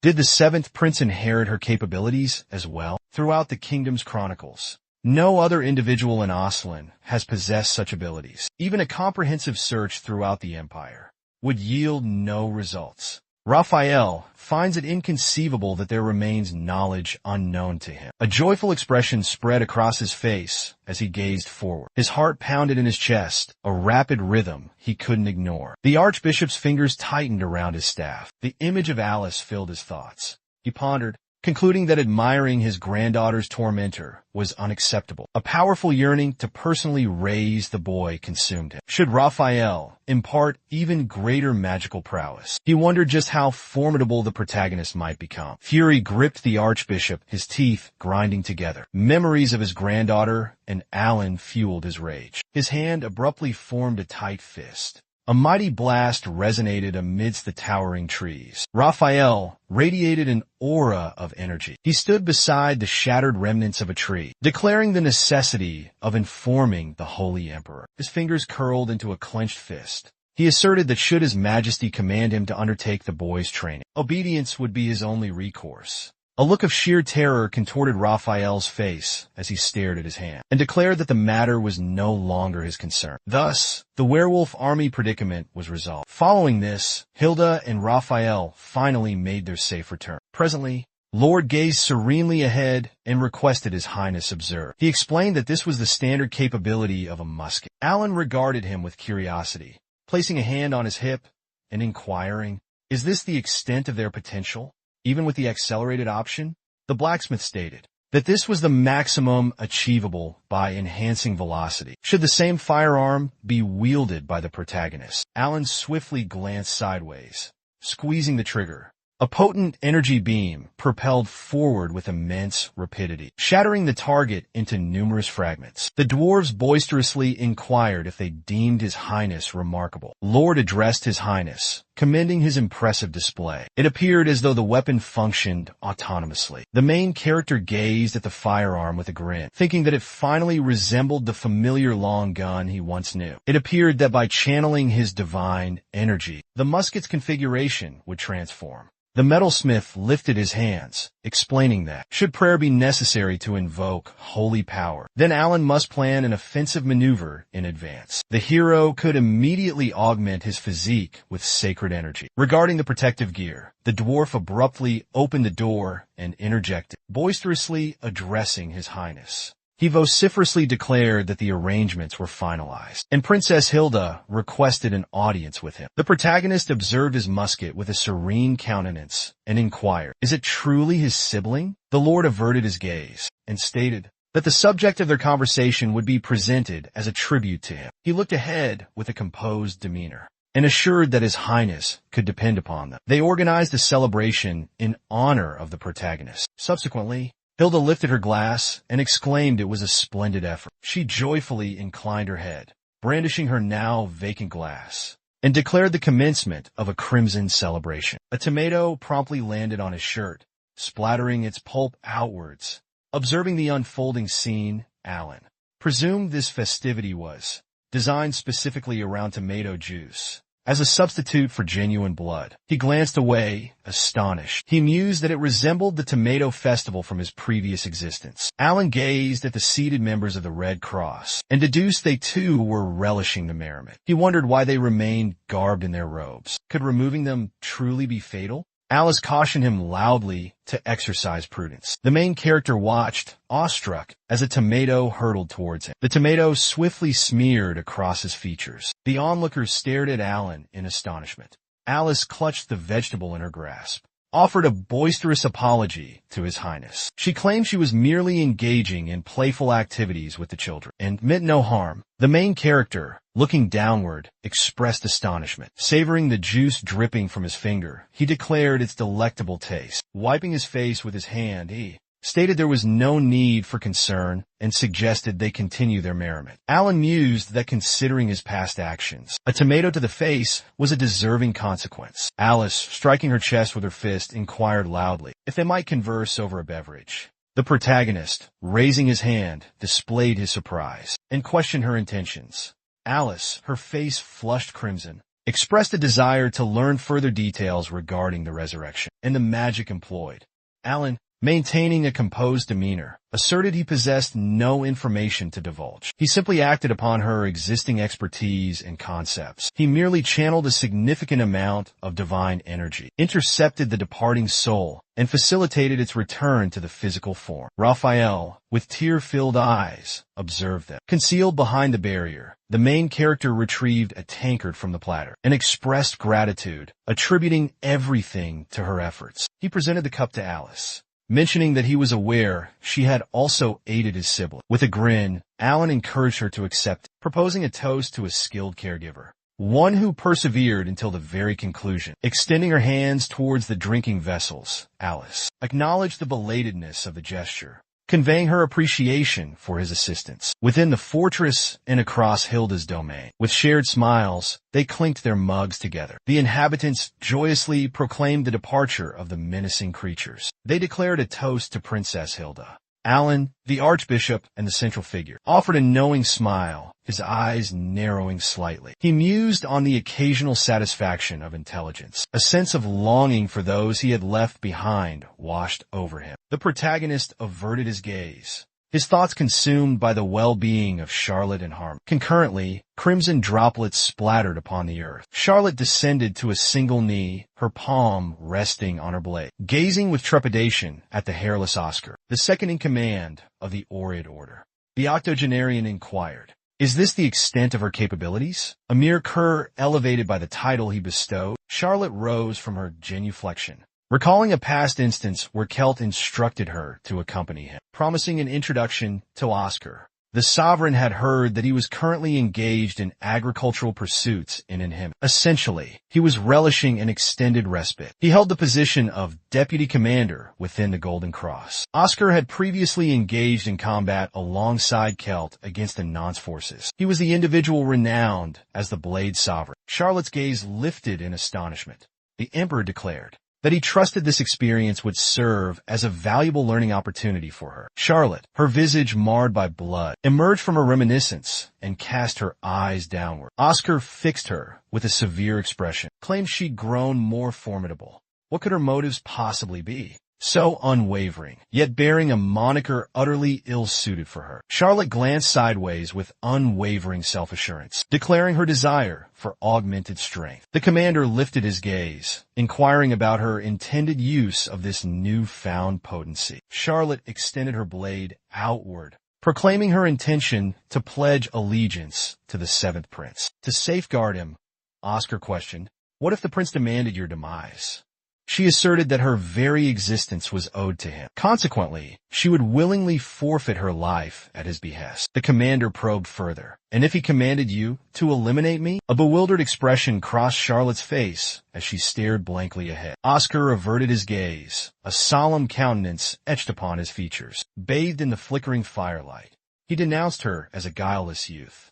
The commander stated that to his recollection, should the imperial lineage issue a decree, compliance was mandatory. Oscar, with a menacing expression, held the blade against Charlotte's throat and declared that, even if the command required it, she would execute her own liege. Their decree was absolute, thus, she should harbor no uncertainty. Charlotte asserted she never questioned his authority. She resolutely aimed her weapon aside and proclaimed vehemently that she would never harm his highness. Oscar shut his eyes and muttered that it was incredibly foolish. He was certain she comprehended the implications of his words. The commander traced the edge of his sword and vowed to transform her into the royal family's loyal hound. Oscar commanded her to resume her assault. He swiftly brandished his armament, leaving an energetic trail in its wake. Charlotte gazed forward with unwavering confidence, parrying his strike. A mighty detonation resounded at the point of impact. Moments later, Juan found himself beside the young woman. Reclining on the bed, he remarked that he thought he had perceived a sound. Resting her hand upon him, the girl confirmed that she, too, had detected it. "The noise is intensifying."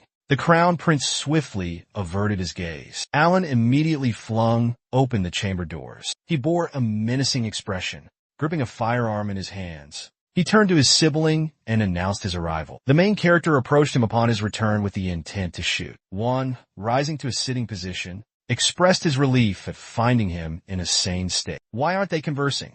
Alan fired abruptly, cutting him off mid-sentence. He reassured his brother there was no need for concern. The divine energy would prove advantageous to the heir apparent. Juan observed the radiant stream of energy with a grin. He remarked on the unexpectedness of being shot in such a manner. "Moments late."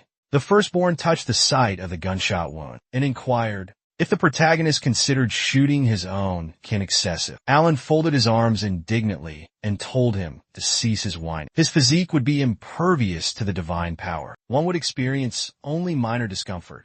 as he would receive a projectile composed of intensely concentrated holy energy, thus eliminating the need for embellishment. One offered a smile and extended his hand, acknowledging his own errors, and stating that, like his sibling, he had faltered, establishing an equitable balance. Alan, seated upon a chair, remarked that he finally understood the central figure. Inclining his head slightly, he declared that, for the Crown Prince's awareness, he intended to conceal himself within the castle for a period. Juan, gazing forward with astonishment, inquired why Alan should remain confined, suggesting he explore the capital. The protagonist, his expression melancholic, dissented. He expressed his ignorance regarding the Archbishop's condition, but upon their return journey, he elaborated further. Alan recounted the events of the past. Raphael directed his attention towards His Highness, and the main character gazed at him with astonishment. Upon opening the door, the Archbishop inquired loudly, his countenance grave, if he desired to become his magic apprentice. Alan serenely declined his proposition. The protagonist, having journeyed from the past, folded his arms and declared that subsequently, the Archbishop persistently pursued him, repeatedly presenting the identical offer. Alan had grown weary of his persistence and sought refuge. Juan regarded him and explained that Raphael's actions stemmed from a desire to have Alan as a disciple, for he was a preeminent scholar of magic. The hero glared forward, his fury evident, and interjected before Juan could conclude, asserting that he had explicitly expressed his disinterest. He could delve into the study of magic independently, provided he had access to magical texts. The aide addressed His Highness, stating that his purpose was to deliver the assignment. The first prince commanded him to enter the chamber. Alan, resting his head upon his hand, contemplated that regardless of where he concealed himself, he was certain that the elderly man would relentlessly pursue him. The aide stated that the most pressing issue at hand was the concern regarding the Dark Covenant. The hero gazed ahead, astonished, and inquired, "Is it truly the Dark Covenant?" One examined the document and questioned, "Has he also encountered this before?" The Crown Prince declared that they were discovered at the location where his sibling apprehended the sorceress Morgan. This instance, their presence within the kingdom had captured His Majesty's heightened attention due to the region's substantial populace. Since being stripped of their possessions by necromancers, this had escalated into a significant predicament. Alan pondered, are there genuinely necromancers present? He had acquired considerable expertise in necromancy from the tome obtained after vanquishing Morgan. The protagonist inquired, following the apprehension of the necromancers, what course of action will be taken regarding their remaining grimoires and instruments? The Crown Prince, averting his gaze with a grave expression, stated that such artifacts were forbidden within the castle walls. They will face obliteration, or be relegated to the depths of the Hero Might Academy's vaults. Alan pondered the complexities within the castle walls, recognizing the inherent excellence within Hero Might. He addressed his sibling, proposing a proposition. Juan, inquired, what is this offer? The central figure offered a smile, requesting an extended respite from his brother. Clasping his hands, he pledged that in return, he would manage the Black Order's affairs.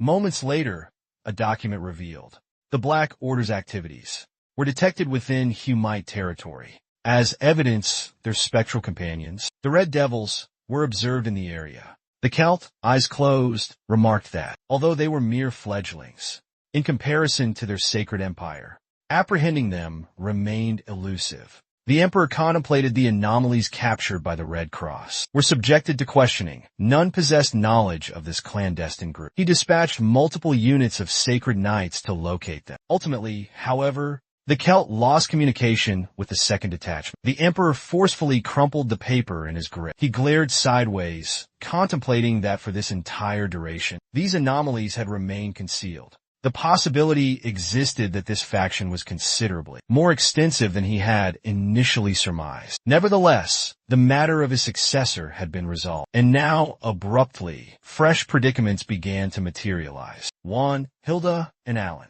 Excluding this trio, the remaining candidates were unsuitable. Should any of these three ascend to the position of Holy Emperor, Celt possessed unwavering confidence in their loyalty to the Empire. Rather than dwelling on these three, a certain individual caused him greater apprehension. Celt recalled the inscription on the parchment. It detailed the sighting of a man, bearing a resemblance to the first prince in the vicinity of the festival, within the southern reaches of Aslan. The emperor, with a smile gracing his lips, emerged from his reverie, grasped the parchment, and inquired, could he truly be alive? My own offspring vanished without a single trace. Following the conflict with the Aslanian Empire, for what reason has he materialized in the south at this precise juncture? Cal, observing the document in his grasp, remarked, after eradicating those monstrous entities, the populace has begun to descend into madness. Why must he shoulder such a burden at his advanced age? The emperor cast a severe glance aside and pondered.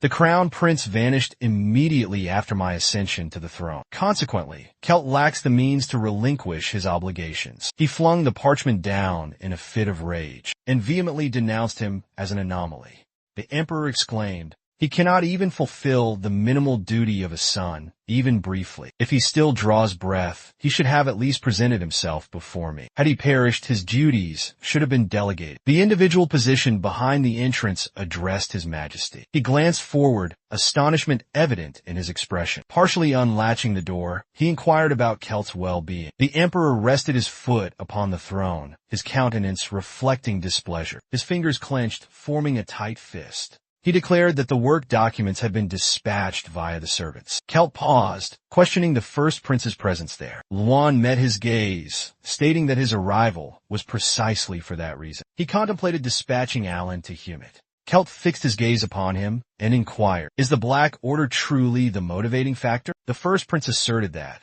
The protagonist volunteered to undertake the journey himself. He explained his need for the order to return a possession to him. The emperor averted his gaze, lost in solemn contemplation. He pondered if Alan was referencing the incident where he nearly perished. Morgan's Veda illuminated the situation, rendering everything comprehensible. Should he desire retribution, the past resurfaced in his memory. Raphael glanced aside, his features etched with astonishment, tightened his grip, and proclaimed that the seventh prince controlled the hallowed deceased. The Celt irrigated the shrubs and inquired, is it true? Truly, the hallowed deceased. The archbishop vehemently proclaimed, this validates Gaius' authority. Should his majesty decree it, Raphael would find himself powerless, save for personally confronting the seventh prince. The emperor mused that somehow events had twisted into a sinister and astonishing tale. The remains of a departed soul imbued with Gaia's divine essence. Its might could instill fear in Judas himself, the Grim Reaper, capable of eluding his own mortal demise. Necromancy is a forbidden art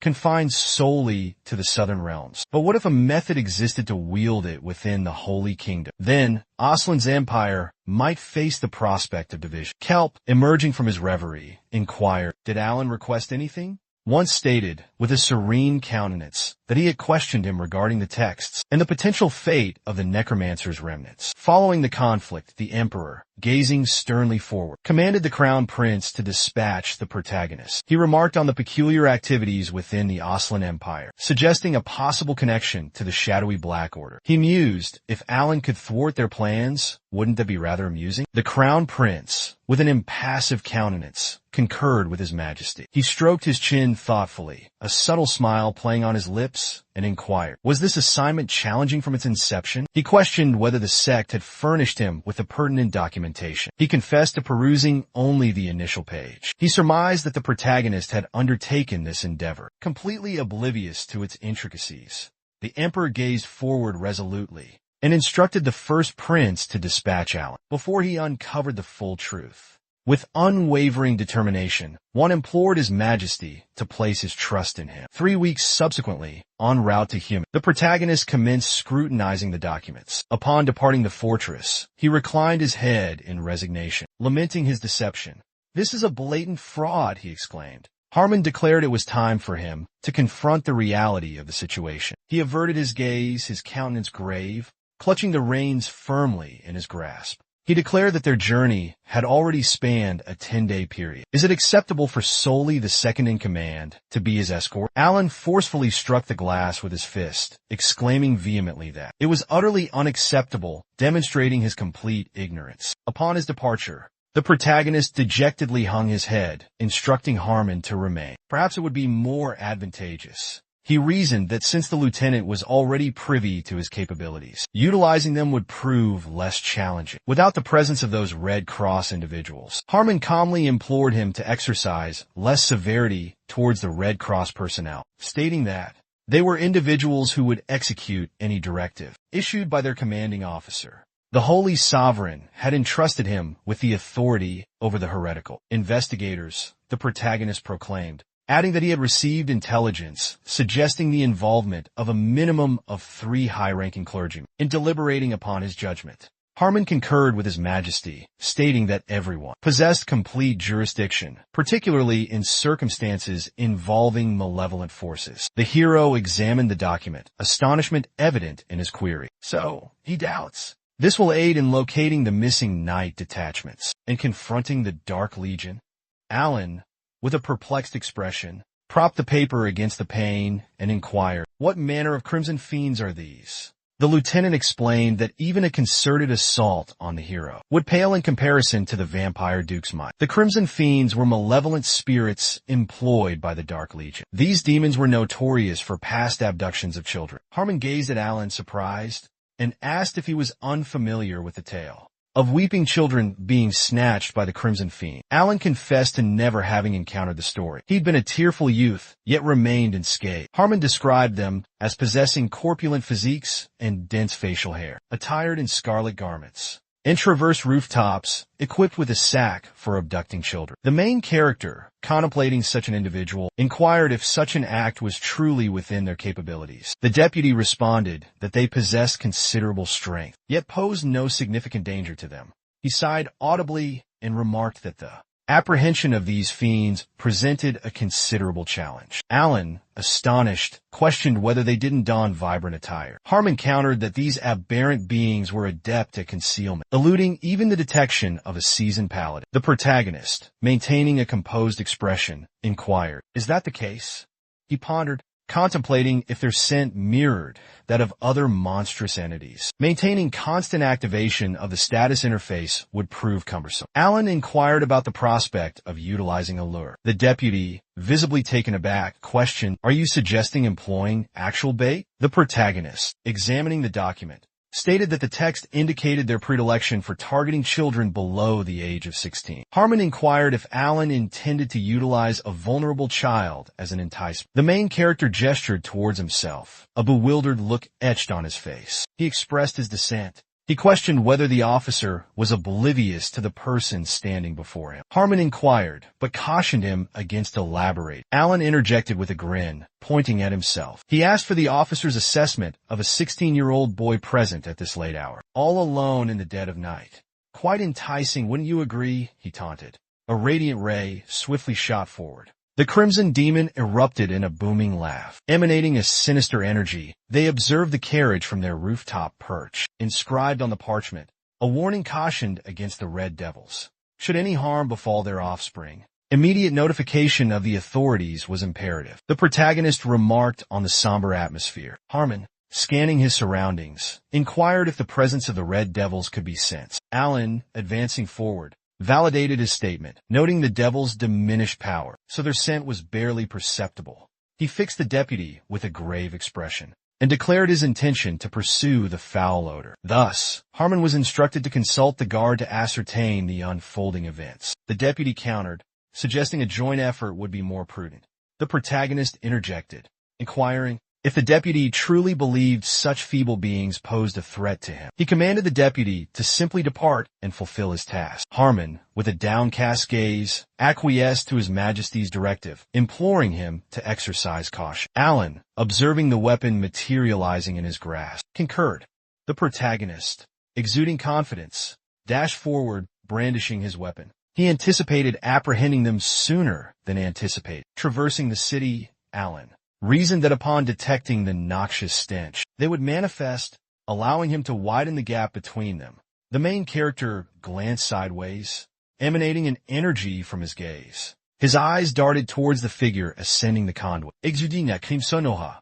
He was certain he had located his target. Alan sprinted across the rooftop, pondering if they were employing sorcery to conceal their presence. He would have overlooked him had he not enhanced his sight with holy energy. The hero, with resolute determination, thrust his hand forth and bellowed an apology for his intrusion. Crimson demons infested this dwelling.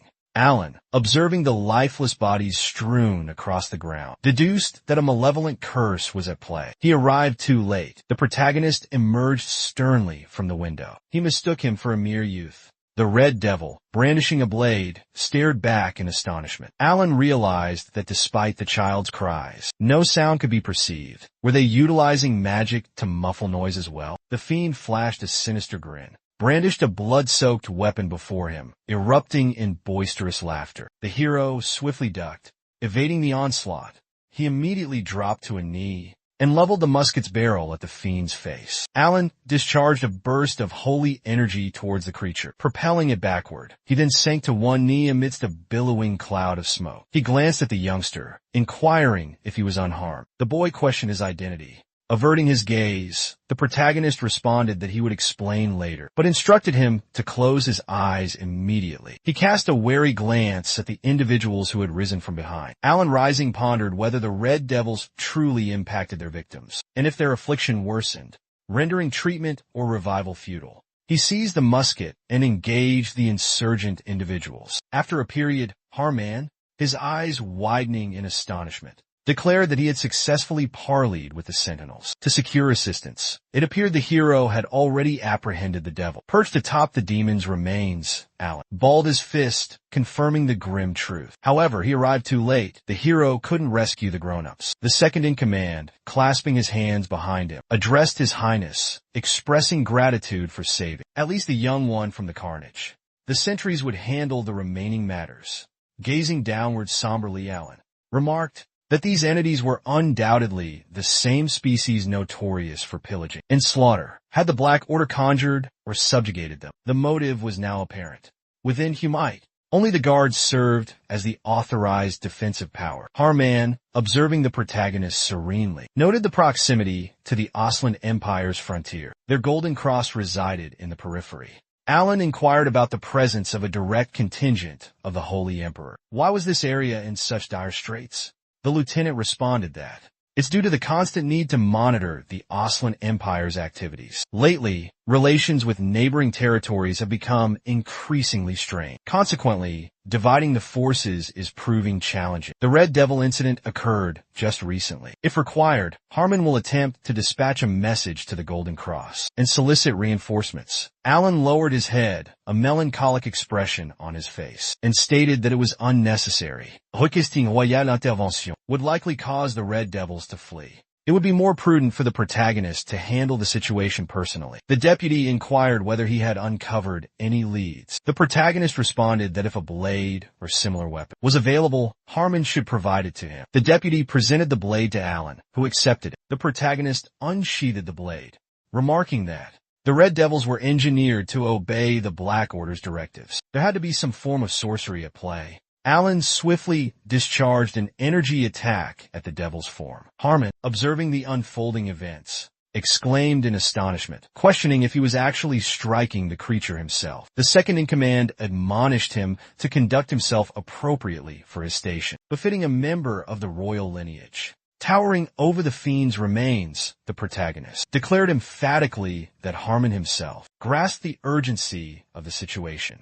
Alan exclaimed in astonishment, announcing his discovery. He scrutinized the heart clutched in his hand, his expression grave, and stated that he sensed the necromancer's enchantment within the organ. Such an intricate essence and configuration. How could he possibly supplant it with holy energy? Harman leaned forward, hands on his knees, and inquired, was he truly intending to utilize the demonic entity? The protagonist knelt, gazing at the devil's corpse, and affirmed the lieutenant's statement, declaring his intent to repurpose it. Harman questioned vehemently, did he actually plan to recycle the monstrosity? Should this knowledge become public, dire consequences would ensue. Alan gaped in astonishment at the emergent system window, pondering whether it signified a newfound aptitude. The system interface announced the acquisition of a new skill. The second-in-command inquired of his liege, bewildered, if something was amiss. The hero stooped, grinning as he gazed at the heart clutched in his hand, and declared that all was well, urging them to proceed without delay. Radiant energy swiftly enveloped the heart. Alan, a smile gracing his features as he held the heart aloft, questioned, "Is it the opportune moment for its theft?" After a brief interval, the man reported the presence of multiple cadavers and a decaying skeleton. He wondered aloud what their adversaries intended with such extensive preparations. His companion, hauling the sack, professed ignorance, adding that this might not be an isolated incident. It appeared that similar activities were underway elsewhere. Evidently, the command was orchestrating a full-scale assault. The men surveyed the mound of bodies strewn across the enchanted circle. The man wielding the cane persisted in his inquiry, questioning the justification for such barbaric treatment. Even ambulating with a staff required considerable exertion. The man grinned, placing his hands upon his cane, and declared that the crimson fiends would return imminently. A brief period of patience was required. They would procure fresh sustenance for their consumption. As anticipated, young children proved to be the most delectable, possessing vibrant blood and extended lifespans. The cane-wielding man proclaimed he could finally invigorate his spine. The fiend swiftly positioned himself at the window, flinging it open and concealing a sack behind his back. The man averted his gaze, beaming as he remarked their dinner arrived opportunely. The devil rapidly approached the window, throwing it open and concealing a bag behind him. Alan, with a smile, abruptly removed the sack from his head and extended greetings. Gesturing forward with his hand, the man inquired about their actions. He instructed them to abduct robust young children, yet they returned with an unusual child. The protagonist declared this individual would no longer comply with his commands. Should they inquire as to the reason, it is because he now serves a new lord. Alan, with a grin, placed his hand upon the demon's shoulder, who was encompassed by an energetic aura. The elder, gazing aside in astonishment, inquired as to the meaning. The man exclaimed in disbelief, questioning how the hero managed to imbue the crimson devil with holy energy. A potent energy beam struck the man's cranium, obliterating it. Alan commanded the devil to eradicate all the necromancers and liberate the captive children. Any peculiar individuals were to be brought before him. The hero gestured towards the bookcase and inquired about the purpose of these individuals' presence. He pointed forward, his voice filled with surprise, remarking on the substantial collection of books they had amassed. Did these truly represent the fruits of their labor? Was this accumulation intended to be of assistance to him in some manner? Alan cautioned the plummeting corpse against soiling them with its blood. The central character observed the parchment in his grasp, his expression filled with perplexity and question. Could this truly be the Book of Chaos's scheme? After a moment, the knight lifted his hand before him and declared emphatically that it was the truth. The knight's words were honest and accurate. Every one of the missing children had come back. The knights lowered their hands and positioned themselves beside the children and proclaimed loudly that the goddess Gaia had intervened on their behalf. Are all the children unharmed? And how did they manage to flee? The boy, with a sorrowful expression, explained he had been confined to a cell, but an unknown entity had liberated him during the night. With a grave countenance, placing a hand on the boy's shoulder, he inquired, who was responsible for this? Could it have been the little uncle who performed this deed? The boy stated that the rescuer resembled the crimson demons who had abducted them. However, the individual wasn't dressed in scarlet attire. Therefore, he couldn't be one of the devils. The boy explained that there were angels, the antithesis of devils. Azure angels had rescued them during the night. He asked with astonishment, do azure angels truly exist? Harm tightly shut his eyes, believing His Highness's strategy had succeeded. The second-in-command advanced and gazed toward the extended arm. A grinning devil emerged from behind the barrier, gesturing him closer. Alan, seated on the blood-soaked ground, clutching documents, announced Harmon's arrival. Approaching him, the deputy faced His Majesty and commended his successful execution. Every dwelling, save for this one, appeared unremarkable. The hero pulled himself upright, supporting himself with his weapon, and inquired, is that truly the case? They seem to have meticulously planned everything. Harman, averting his gaze in astonishment, questioned, what do you mean by planned everything? Alan, grasping a document, instructed him to peruse it. Clutching the papers, the deputy asked, what does this chaos plan entail? The document stated that Black Order operatives were to assault their designated sectors, for which they held responsibility. Their objective was to incite discord, sow pandemonium, and instill dread among the populace. The offensive was to be sustained for as long as feasible, and maximum casualties were to be inflicted. Harmon inquired if their intent was to terrorize the entire realm. Alan, conjuring a weapon in his hand, remarked that their ambitions appeared to extend beyond him alone. The deputy, scrutinizing the paper, observed that their true objective remained undisclosed. Departing, the protagonist commented that he had arrived at the same conclusion, which prompted his summons of the deputy. Alan commanded any survivors to rouse themselves and respond. The devils, exhibiting menacing grins, remained at a distance, gazing intently ahead. The protagonist, with a foreboding expression, swiftly delivered a kick to the man's corpse and questioned whether they still failed to grasp the gravity of their predicament. With his foot firmly planted on the man's head, he asserted his awareness of the man's suppressed breathing. He inquired whether their targets extended beyond human. Their numbers seemed insufficient for such a vast metropolis, and the chaos the pilgrims sought to instigate. Several holy knights remained unaccounted for. Rising to his feet, the man clenched his fist tightly. He offered information in exchange for a guarantee of his survival. He would provide answers if his life was spared. The protagonist, with a smirk, tightened his own fist and questioned, "What are you implying?" He then turned to Harman, inquiring, "What's the status of the abducted children?" The deputy, visibly strained, averted his gaze. He explained that guards were searching for the children's residences. A number of children were still missing. Alan asked if the captive had grasped the situation. Apparently, there was also a shortage of children. With a menacing expression, the protagonist stated that necromancers exploited the life force of others for their magic, just as they had enslaved the red devils and concealed their lair. Aside from those two, they utilized magic universally, thus requiring a substantial amount of magical energy. Alan, with a look of absolute horror at the severed head held aloft, inquired, "Is that the reason they devoured those innocent children? Perhaps their abductions extend beyond just children, possibly encompassing both the elderly and the youthful." The man, his gaze filled with terror, pleaded vehemently for mercy. The main character, gripping the man's hair tightly, questioned whether he had heeded the desperate pleas of those children. He abruptly flung the man aside, dismissively assuring him there was no need for concern, for Alan wouldn't grant him such a swift release. He would exploit them relentlessly until their very last breath. The protagonist, departing from the scene,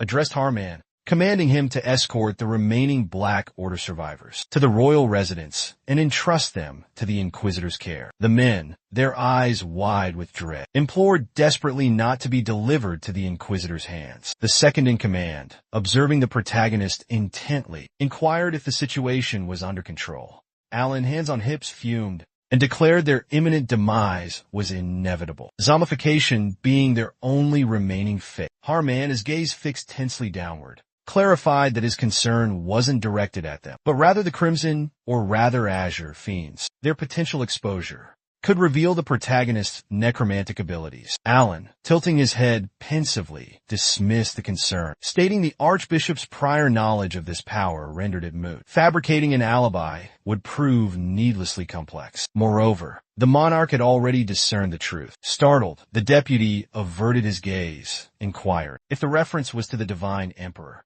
The protagonist, looking straight ahead, lifted his hand, deducing from the silence a decision to observe their actions. Consequently, swift action and the strategic deployment of multiple units within the capital were imperative. Closing his eyes, Alan inquired, the second in command, to inform His Majesty of the need to prolong his leave. Harman averted his gaze, melancholically expressing his comprehension of the prince's situation. The central character declared that in that case, the individual providing answers to his inquiries would expire painlessly. A sinister grin spread across his face. He hoisted his armament onto his shoulder, looming over the captive and demanding, "Reveal the whereabouts of the remaining deviants from Humid's concealment." After a brief pause, the subordinate responded, "It appears our collaborators in Humid's western sector have suffered a defeat. Lawrence, Harillo, Hilda, Hadron, and other significant metropolises reportedly witnessed the emergence of contingents comprising holy knights and clergymen." Cheese inquired,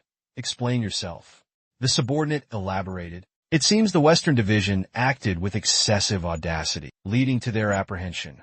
Cheese exclaimed, "They ought to have exercised greater caution." The subordinate abruptly lifted his hand in astonishment, his gaze directed ahead, and announced, "Further tidings have arrived from the frontier. The God's army had been deployed. He implied that if the discussion concerned the Celestial Legion, then detachments would be mobilized upon the commencement of hostilities. This constitutes the Holy Sovereign's primary instrument of warfare. The aide clenched his jaw and exclaimed that their efforts were still concentrated on suppressing the Ori Crusade. But now the presence of the heavenly host presented an additional challenge. They couldn't afford to divide their forces to confront them, as they would with standard consecrated soldiers. During the previous conflict, numerous opportunities presented themselves to employ such tactics. Currently, executing such a maneuver posed significant difficulty. Furthermore, with the Divine Legion stationed near the frontier, it appeared that Aslan's faction had already been apprised of this development. They expressed their intention to rebuff it.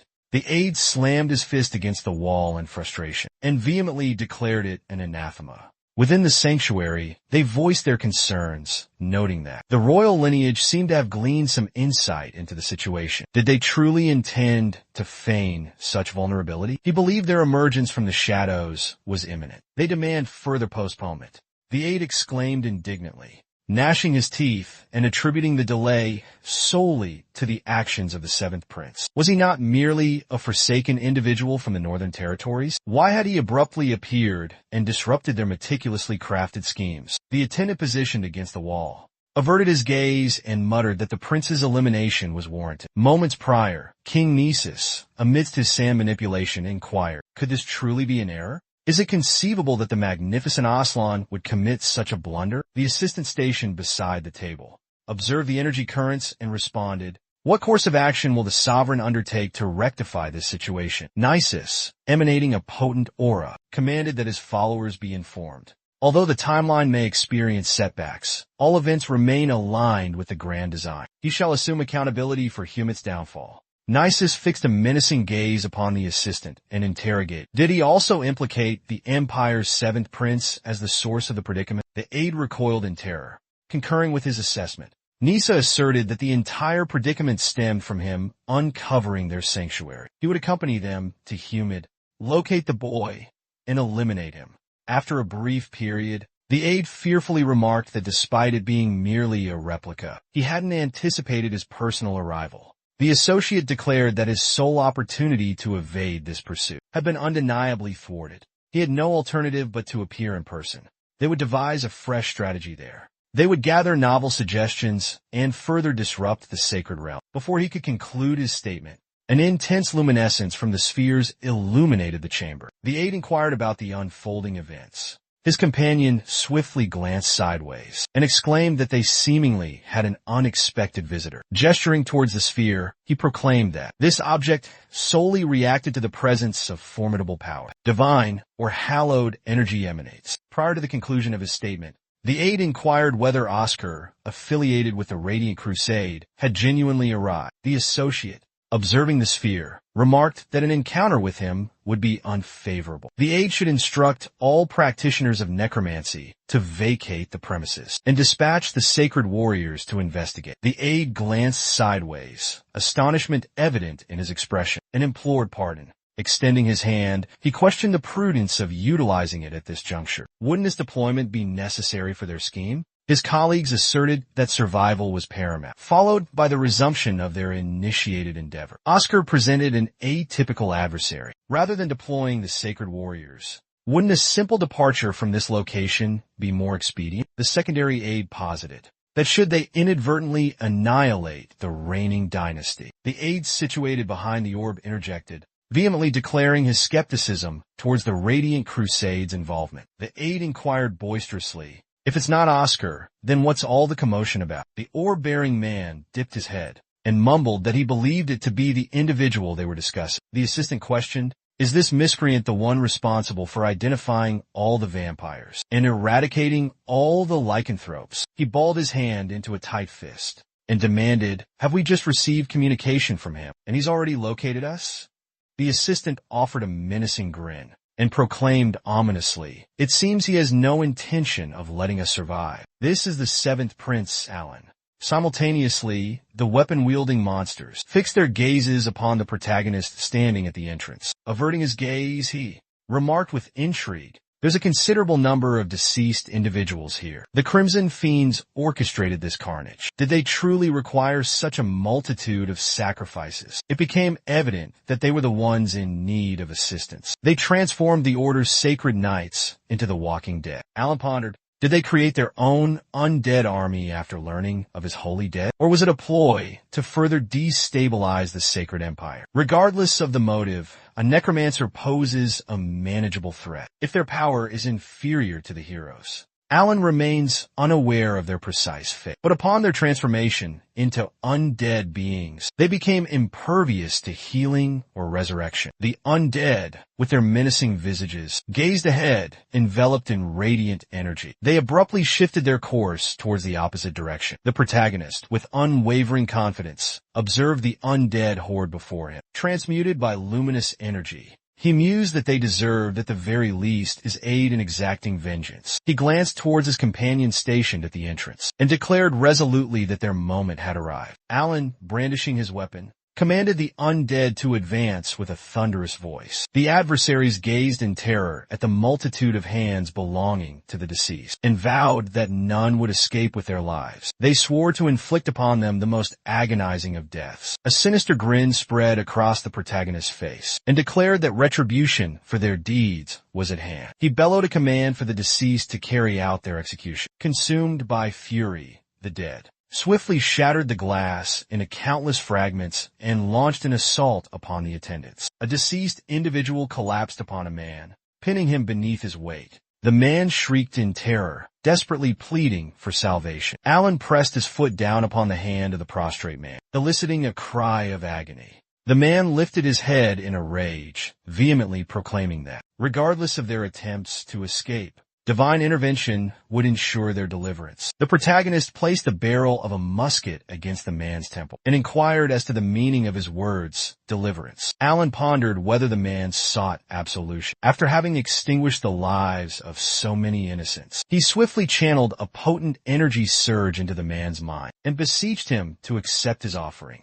The protagonist declared that this purported divine benediction would ultimately lead him to damnation. A radiant luminescence engulfed the building's chambers, bathing the surrounding area in light. Upon discovering the Order's scheme of pandemonium, the Holy Empire retaliated by deploying its entire military might. Not only were contingents dispatched to every city, but the Sacred Legion also positioned itself at the frontiers, should the Black Order and Aslan forge an alliance. Concerning the directives, Harmon dispatched the remaining necromancers to the metropolis. With the Crimson Cross overseeing interrogations, they would glean further intelligence about the Black Order. Aslan's operatives, apprehended near the boundary, appeared to possess some form of communication with their superiors. Despite Humit's matter being resolved, the Empire remained discontent. Amidst all the turmoil, Alan sought refuge in the Academy's library. Raphael glanced at the main character and inquired if he intended to acknowledge his presence. He grinned and remarked that it had been quite some time since their last encounter. It appears he lacks any understanding of proper decorum. Alan greeted his sibling and then observed the book, questioning what business the third prince had at the academy. Raphael gazed at him and countered if he'd overlooked that Aslan and Humic fell under his authority. He shut his eyes, a smile gracing his lips, and stated he had something to convey. The protagonist examined the book intently and addressed his brother, reminding him that silence was expected within the library. Ruffle approached him and softly declared his presence was due to a desire to share some information.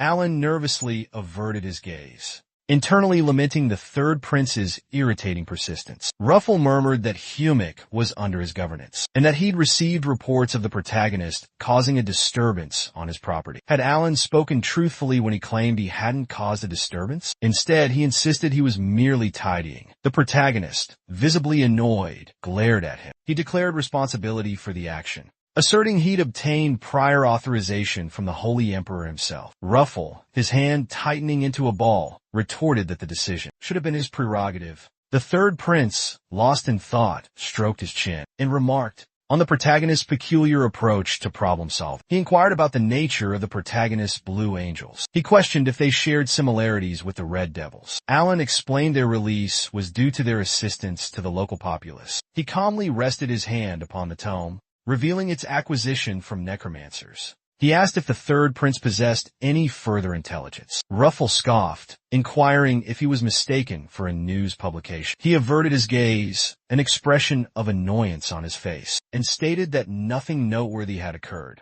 Given the present situation, the Sacred Emperor was convinced that the Black Order and the Aslanian forces have formed an alliance. The situation at the frontier suggests the possibility of imminent conflict. The protagonist inquired about Aslan's official stance on the matter. Ruffles, placing a hand on his hip with palpable tension, relayed their response. They claimed to have no affiliation with the Obsidian Syndicate. Does Alan truly believe the Holy Sovereign will accept such a declaration at face value? The Aslan Empire dispatched an envoy to offer clarification. He anticipates their arrival within approximately 1 month. The protagonist shielded his mouth with the tome, averting his gaze, contemplating that this was no occasion for concealing his capabilities. He lacked the luxury of prolonged discussion. Inevitably, circumstances would necessitate the utilization of his powers. Despite Aslan's assertion of disassociation with the Obsidian Syndicate, could the Syndicate independently orchestrate such an event? Without Aslan's complicity, the Necromancer Dominion, Alan abruptly snapped the book shut, declaring his intention to also assess their emissary. Raphael regarded him with astonishment, inquiring if he genuinely intended to remain until the envoy's arrival. The main character declared tensely that it was indeed true. He expressed his weariness with the royal court. He desired to acquire magical knowledge and conduct scholarly pursuits there. Alan reckoned it had been a month. He clutched the unopened book and contemplated a face-to-face encounter with their envoy. He would divulge Aslan's actual lineage. After a period, the hero was bound to a tree using cordage. He opened his eyes, his visage bloodied. Gazing at the intense luminosity, the protagonist pondered the events leading to this predicament. Yet, the precise moment when it all commenced was undeniable. Some time prior, Raphael, with a grave countenance, lifted a single digit and instructed Alan to remain silent pending the arrival of Aslan's emissary. The lead character stared forward impassively. He glanced sideways and inquired, questioning the correlation between his silence and the delegate's appearance. Raphael jabbed a finger at him, his demeanor vexed. He proclaimed vehemently that Aslan was dissimilar to them. He warned that any error on Alan's part would result in dire consequences for all. The Aslan people were devout followers of Yudi, the deity of mortality. Consequently, within their society, a necromancer held the esteemed positions of both clergymen and noblemen. What would their response be if they perceived themselves as subjugated under the Holy Emperor's dominion? Furthermore, their indignation would likely escalate upon encountering the protagonist, who single-handedly eradicated an entire sect of necromancers. Alan inquired as to what course of action he should be instructed to take. After all, their current location remained within the Holy Emperor's realm. The protagonist retrieved his tome with a display of vexation and questioned whether he was expected to simply disregard the Black Order. Ruffle expressed his dissent, clarifying that his intention was to advise Alan against any actions that could potentially incite confrontation. Folding his arms, the third prince declared that ultimately their arrival would serve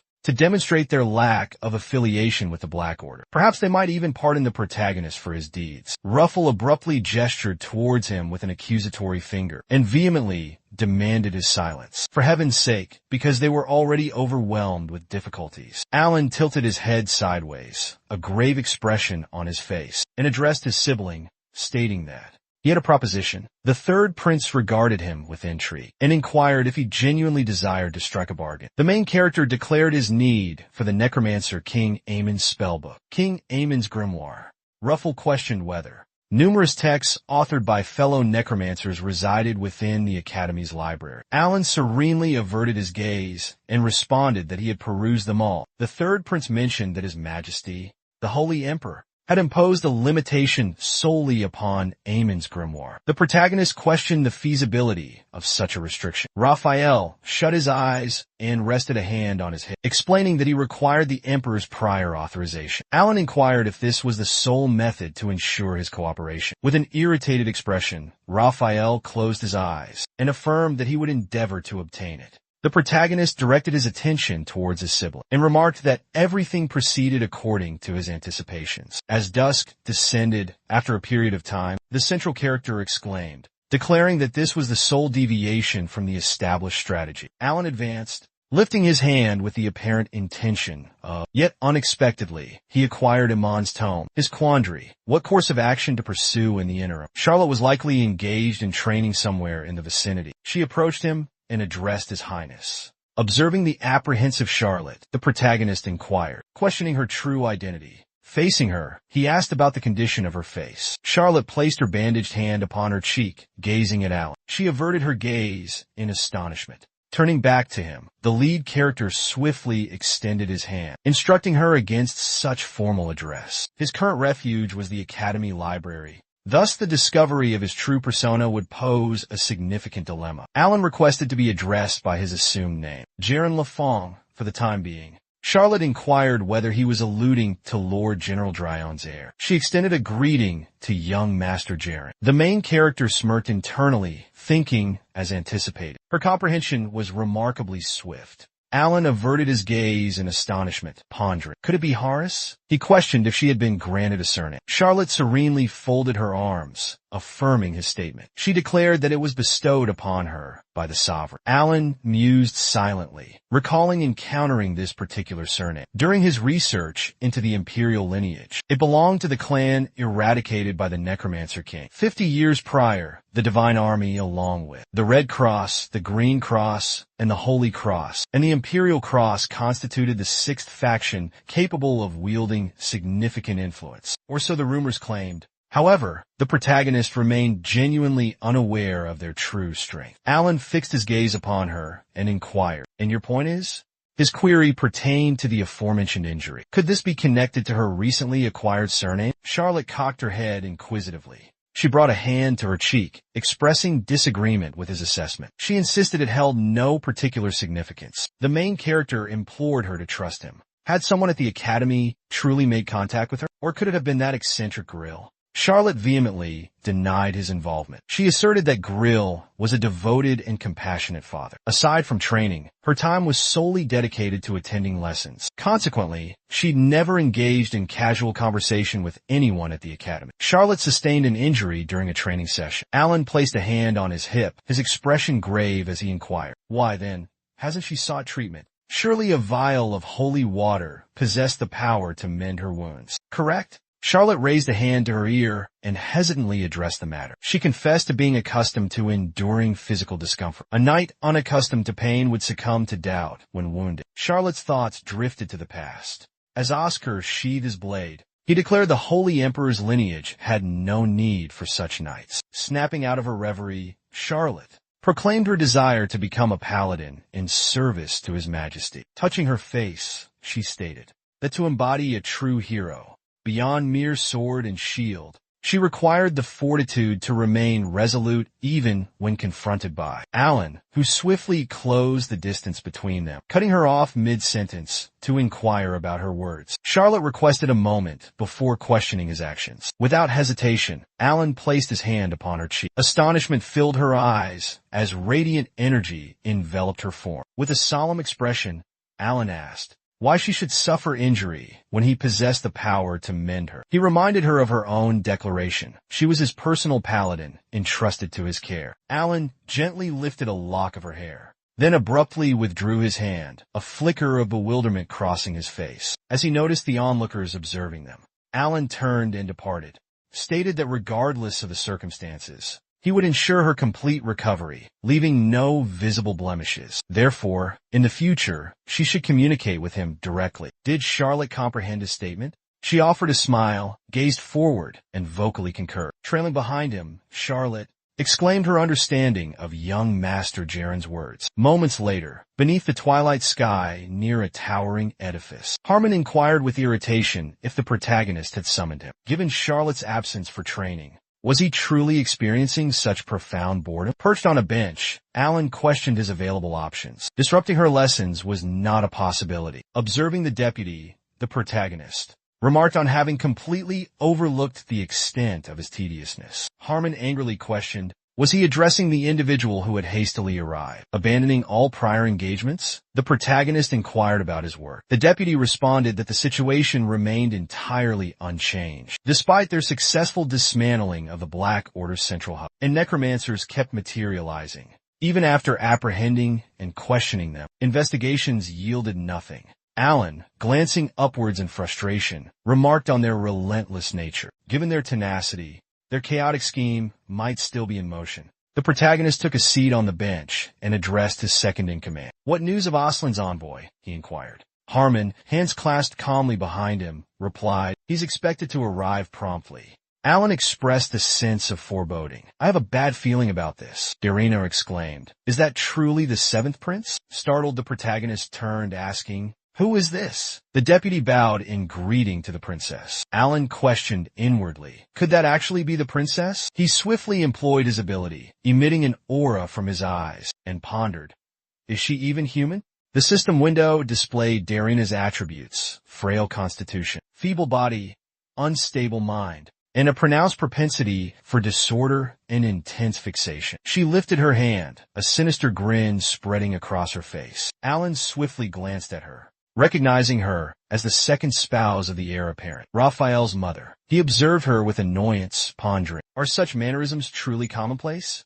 Darina remarked that encountering them outside the palace was even more agreeable. She placed her hand against her cheek and inquired, "What brings the Holy Emperor's seventh grandson here?" Alan explained his required presence at the academy for a period. Darina questioned whether Raphael had genuinely granted him leave. A chilling smile veiled her lips as she mused aloud. "Is this genuine? Is he truly being governed? Is it due to his princely status, like his offspring?" Darina commented, a smile playing on her lips, that such a statement was unprecedented coming from the second prince. How unfortunate. The protagonist glanced at her, seeking clarification. Raphael hastily approached them, his voice booming as he addressed his mother, cutting Alan off mid-sentence. "Mother, what brings you here? You didn't even send a prior notice."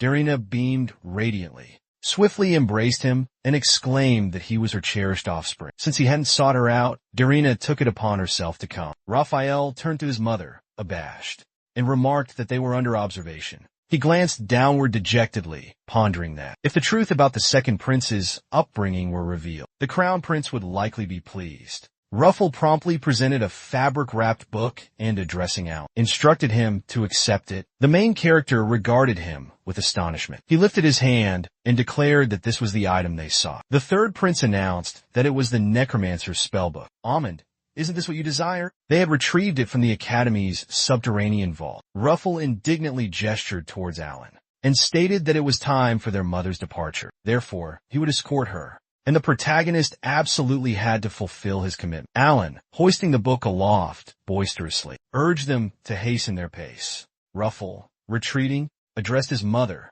and offered to escort her to the carriage. She consented to her son's proposal. The main character turned to Harmon with a grave expression. Recalling a past event, he inquired why the third prince, Ruffle, was referred to as the second prince. "Wouldn't it be simpler to state the truth?" he questioned.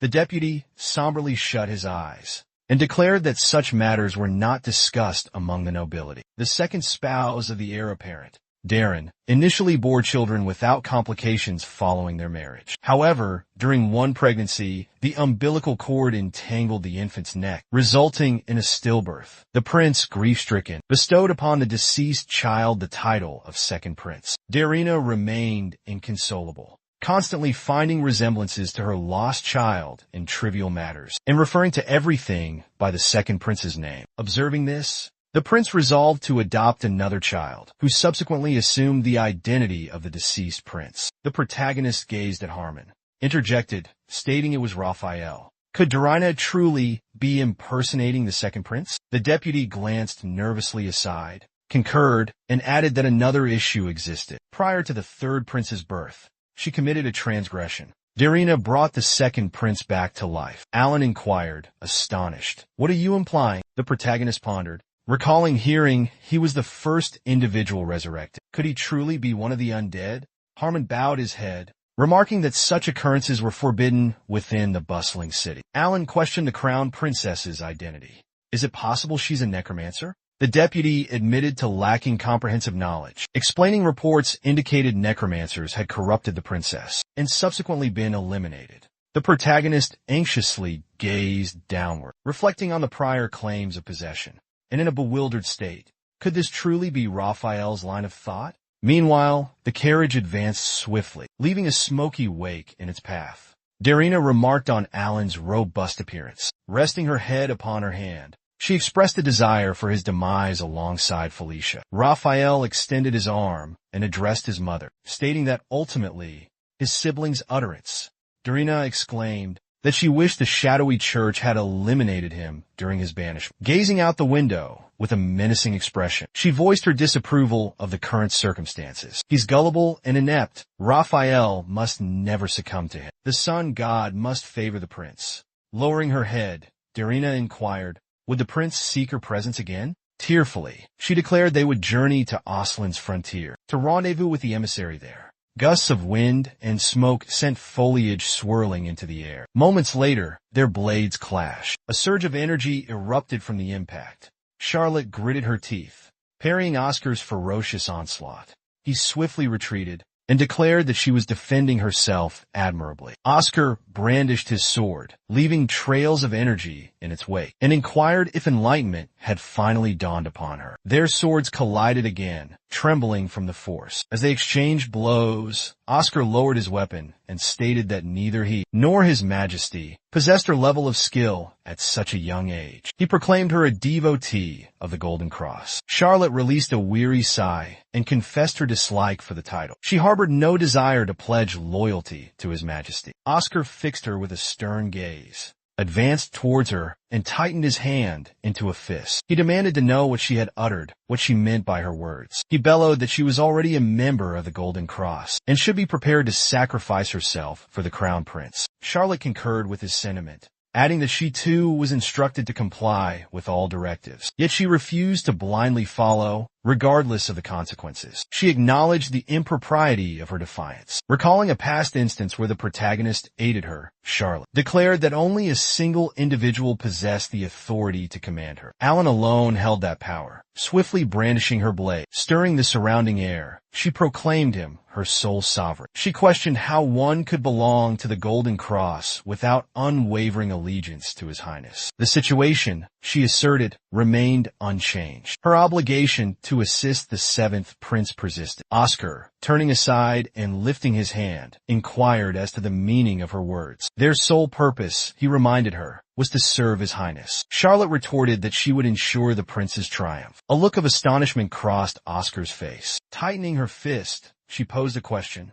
Would her plan succeed? He countered with his own inquiry. Did Charlotte truly grasp the implications of her current statements? She averted her gaze, exuding self-assurance. Oscar, lowering his head, muttered that her words were ludicrous, since all events are unfolding according to plan. Her presence in the Golden Cross is not permissible. Charlotte vehemently refuted his assertion, forcefully hurling the container towards her. As it sliced through the air, he commanded her to seize it. Oscar brandished his hands, his expression fixed and resolute, declaring Charlotte's expulsion from the Golden Cross. Subsequently, the overlooked sixth force of His Majesty, commanded by the Harris lineage, gazed melancholically at the receptacle, clutched within her grasp. Oscar proclaimed her to be the recipient of the Golden Cross Order. Charlotte, wielding the blade extracted from the container, inquired as to the weapon's authenticity. Fixing his gaze upon her, Oscar confirmed its usage by the Harris ancestry. With a grin, he confessed to considering it a mere ornament, should its rightful possessor remain undiscovered. Oscar implored her to exert her utmost effort. Charlotte's duty lies in safeguarding her loved ones. Should this be her sole purpose in life, she gazes resolutely ahead, brandishing her blade before her. One fateful day, not long after the portal materialized in Aslan, Ambassador Kima made his entrance. He surveyed the magnificent city and inquired aloud, "What manner of divine sanctuary is this?" Extending his arms wide, Kima declared that only the ramparts, lush foliage, verdant meadows, and a refreshing zephyr persisted. He narrowed his eyes and glanced sideways, pronouncing it a hallowed ground. The emissary offered a cunning grin, musing that envy was a misplaced emotion at present, for a fiery passion burned within their gaze. Raphael, stepping towards Kima, offered his salutations. With a welcoming smile and outstretched hand, he remarked on the length of their journey. Kima presented himself expressing the profound honor he felt in the encounter. Raphael inquired with astonishment if Kima truly recognized him. The envoy validated this, mentioning prior knowledge of the individual. Haima offered a smile and requested the third prince to ensure their well-being. After a period, a written notice appeared. It announced a celebratory feast in honor of the Aslan emissary. The central character inquired about its significance. He pensively placed a hand on his chin, observing the notice displayed on the wall. He questioned the necessity of such an elaborate reception. Charlotte clasped her hands together, explaining that it was customary when greeting foreign dignitaries. Alan, with a stern expression, glanced sideways and stated his awareness of the protocol. However, he pointed out Aslan's status as a hostile nation. Furthermore, the blatant nature of the announcement even extended an invitation to the royal offspring. Charlotte calmly suggested that they were likely planning a grand celebration. The protagonist inquired if their intention was to boast. After all, educational attainment reflects a nation's strength, prompting a display of every possible asset. Moments later, a gentleman entered the chamber and inquired whether he intended to meet with Mr. Jaren. The individual paused and stated his disinterest. Our protagonist, positioned in the corridor, faced Charlotte and questioned her thoughts. The fellow gestured towards him accusingly and exclaimed, "There he is!" Alan, visibly startled, inquired as to the meaning of his words. The fair-haired gentleman smirked and questioned his familial origins. This marked the initial instance of him encountering the protagonist at this location. Charlotte approached Alan and murmured that they were the offspring of the Count and the Marchioness. The protagonist, with a hint of vexation, declared them to be bothersome. The gentleman remarked on the quietness of her voice. They appeared to be on amicable terms. Alan seemed to hail from the rural periphery. Charlotte mentioned the difficulty of spotting him during lessons. Hence, she sought a personal conversation. The gentleman expressed surprise, questioning if anyone would have suspected his princely status. The central character abruptly rotated, addressed Charlotte, and instructed her to disregard them. The gentleman pointed at him and loudly inquired. Alan seems oblivious to the present circumstances. The protagonist released a weighty sigh. Stepping forward, he remarked that everywhere he journeyed, he encountered similar imbeciles. The man rapidly advanced toward him, brandishing his fist with the clear intent of striking. He bellowed that this was utterly intolerable, and that such individuals persisted. Charlotte abruptly halted his assault and interjected, expressing her apprehension for the fate of their realm. She swiftly balled her hand into a tight fist, poised to strike. Charlotte delivered a forceful blow to the man, propelling him backward and generating a potent energy blast in his wake. The man turned to his fallen companion and exclaimed in astonishment, "What was that?" The protagonist inquired, "Are they truly unaware of the prior discussions?" The men averted their gaze in surprise, loudly questioning, "What other discussions?" Alan snapped his fingers and declared that it pertained to a dialogue regarding the elf who abducted misbehaved children. Fiends with glowing azure auras in their eyes swiftly materialized before the grinning protagonist. They gazed ahead with cunning smirks. The men, observing the devils charging towards them, were filled with dread and yelled out in terror, identifying them as red devils. One man questioned the red devil designation. "They're all blue," Harmon retorted, swiftly delivering a blow to the man's face. Alan, fixated on the devils, suggested turning them over to the authorities. Charlotte, extending her arm, inquired, "What about Mr. Jerome? Surely he hasn't forgotten his commitment to the third prince, has he?" The protagonist nonchalantly remarked, "If he remains undetected, no one will be the wiser." Harmon, shoving the man into a sack, declared, "Excellent." The devils, with subtle grins, boasted that they would strip them naked and bind them in the public square. They lunged forward abruptly, vanishing in a cloud of smoke. Alan, with a smile, asked, "Will this suffice as a morality lesson?" Charlotte concurred, exclaiming that it was excellent. The main character glumly proposed they at least grab a bite to eat. Charlotte vociferously agreed. Moments later, Ruffle strode briskly and sternly into the chamber. He bellowed for Alan. He demanded to know if Alan was responsible for the disturbance in the plaza. The protagonist cast a haughty glance in Ruffle's direction. Standing by the bookshelves, he remarked with an irritated expression that it was supposed to be a library. He wondered with a vexed look why he should conceal his identity. Alan swiftly extended his hand towards Ruffle, declaring his responsibility so the third prince could compose himself. He suggested they relocate their conversation. Could they speak privately? Ruffle jabbed a finger at him, inquiring loudly if he had truly caused such mayhem merely for the sake of an argument. Had the protagonist taken leave of his senses? Did Alan have any comprehension of the ambassador's fury? And how did he propose to rectify the situation? The protagonist serenely lifted his hand. He mused that they were simply unclothed. Ruffle exclaimed in a booming voice, what would happen if the necromancer was publicly executed in the square? Alan averted his gaze, fear evident in his eyes. He inquired about the third prince's words.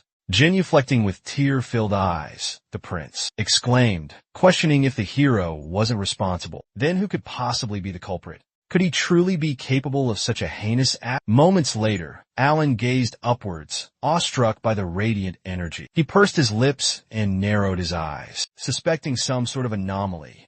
Harmon, approaching him, addressed the prince, inquiring if he had arrived unaccompanied. The protagonist, his hand clenched into a tight fist, explained that Charlotte was away at school. He suggested the deputy should clarify the circumstances. Could it genuinely be the royal family involved? Harmon stated that during the Osland ambassador's reception, there was no declaration of hostilities or any indication of conflict. They had also inspected the military base and found a complete lack of witnesses. The deputy tensely questioned if this wasn't the hero's handiwork. Alan shielded his eyes and inquired loudly. What's the meaning of this? He questioned with a grave expression. Gazing ahead, Sternley pondered. Could Aslan Harmon be responsible for this? Sternley inquired, his gaze lowered. Was this a fabricated justification for conflict? The main character anxiously concurred, stating, based on my brother's account, the ambassador's words were filled with genuine rage. Furthermore, instigating internal discord before a war is illogical. If His Highness and Aslan aren't behind this, Alan contemplated, does this imply a third party's involvement? The protagonist observed the approaching torrent of dark particles with astonishment. He glanced sideways, puzzled why.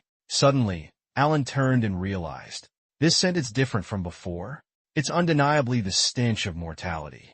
Nisus confessed his fear. Harmon addressed the prince. Is everything all right, your highness? Nisus fixed his gaze upon the protagonist and stated that it signified his ability to perceive him. Thus, this being is an angel. Alan glared sternly at the encroaching darkness. He swiftly discharged an energy blast from his firearm. The deputy inquired with astonishment. What's he doing? The protagonist shut his eyes as he aimed, contemplating the imminent danger.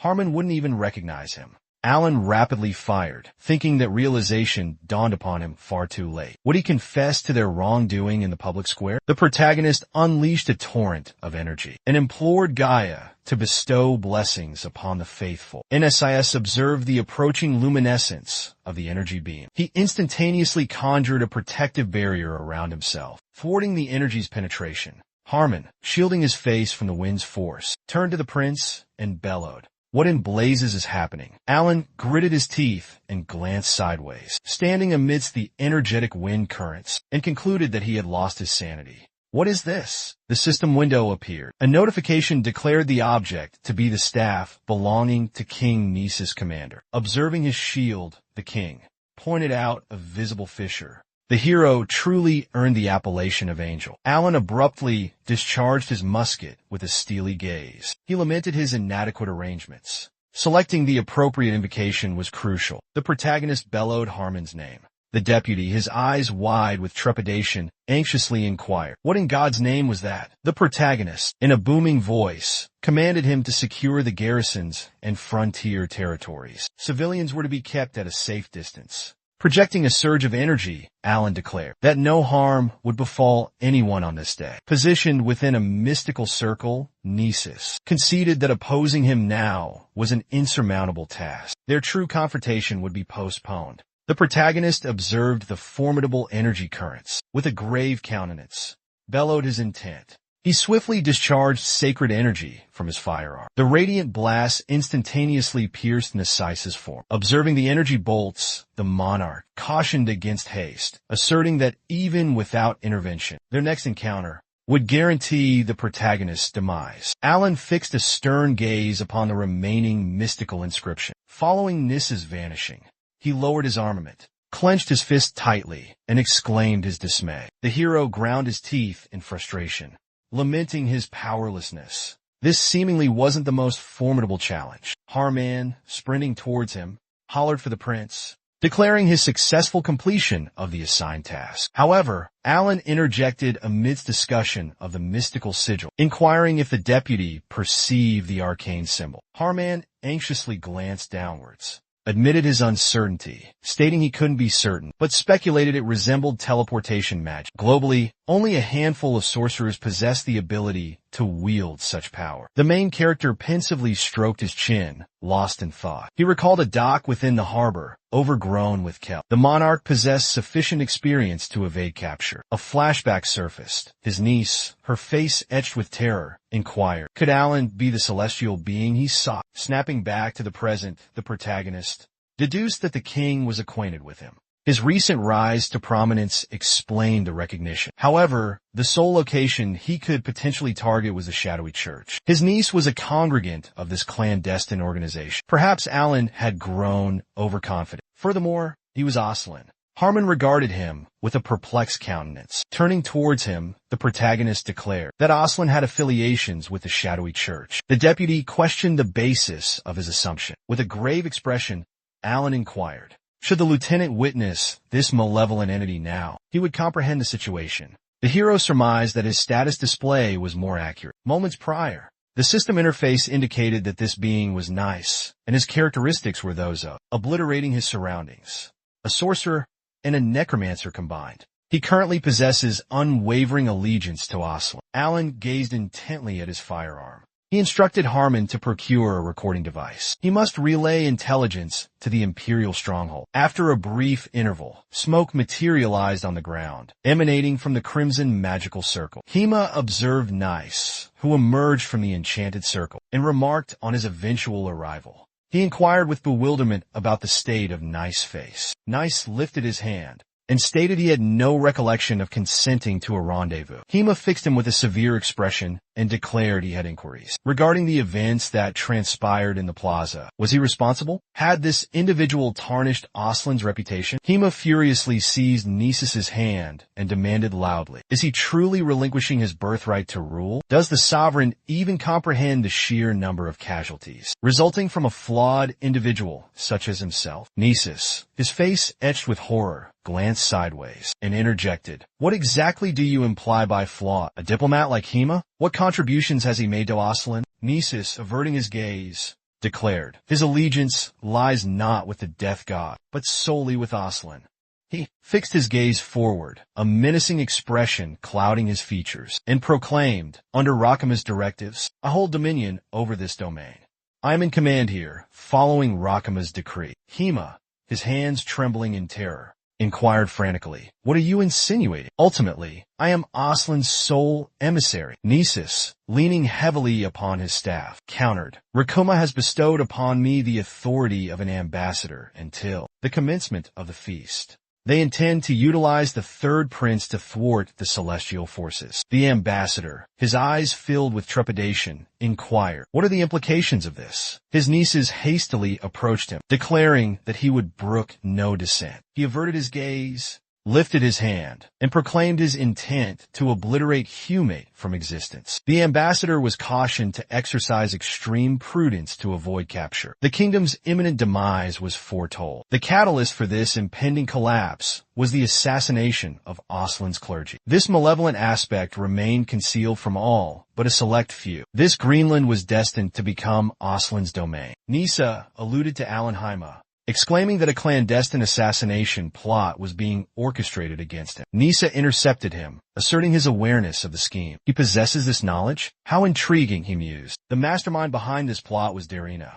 He placed his hand upon the materialized parchment. The ambassador gazed at him with astonishment, inquiring if he truly intended to make such a declaration. The seventh prince had already perished. Nice, with hands raised against the incoming sand streams, refuted the possibility, stating it was unachievable. Though the princess deemed the protagonist diminutive, he possessed extraordinary, unconventional capabilities. He wielded two disparate powers, an unforeseen event that prompted KYMA to inquire, with a perplexed expression, about its significance. Nisus fixed him with a formidable glare, declaring that it implied Aslan might eventually require Alan's assistance. The protagonist, clutching a document, addressed Harman, inquiring if the message was indeed a royal telegram. The deputy, gaze lowered, placed his hands behind him and affirmed his certainty, having intercepted it personally. The telegram mandated a meeting with the ambassador to terminate diplomatic ties.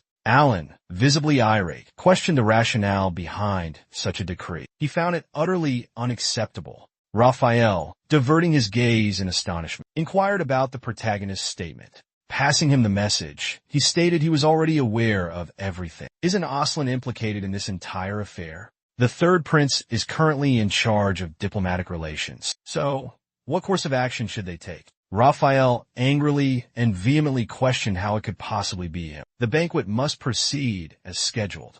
Aslan aims to mend fences. That's the reason he organized this gathering.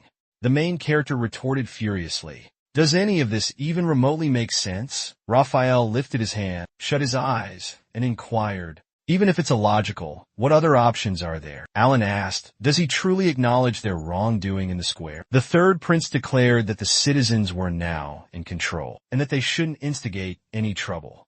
The protagonist needn't be overly concerned.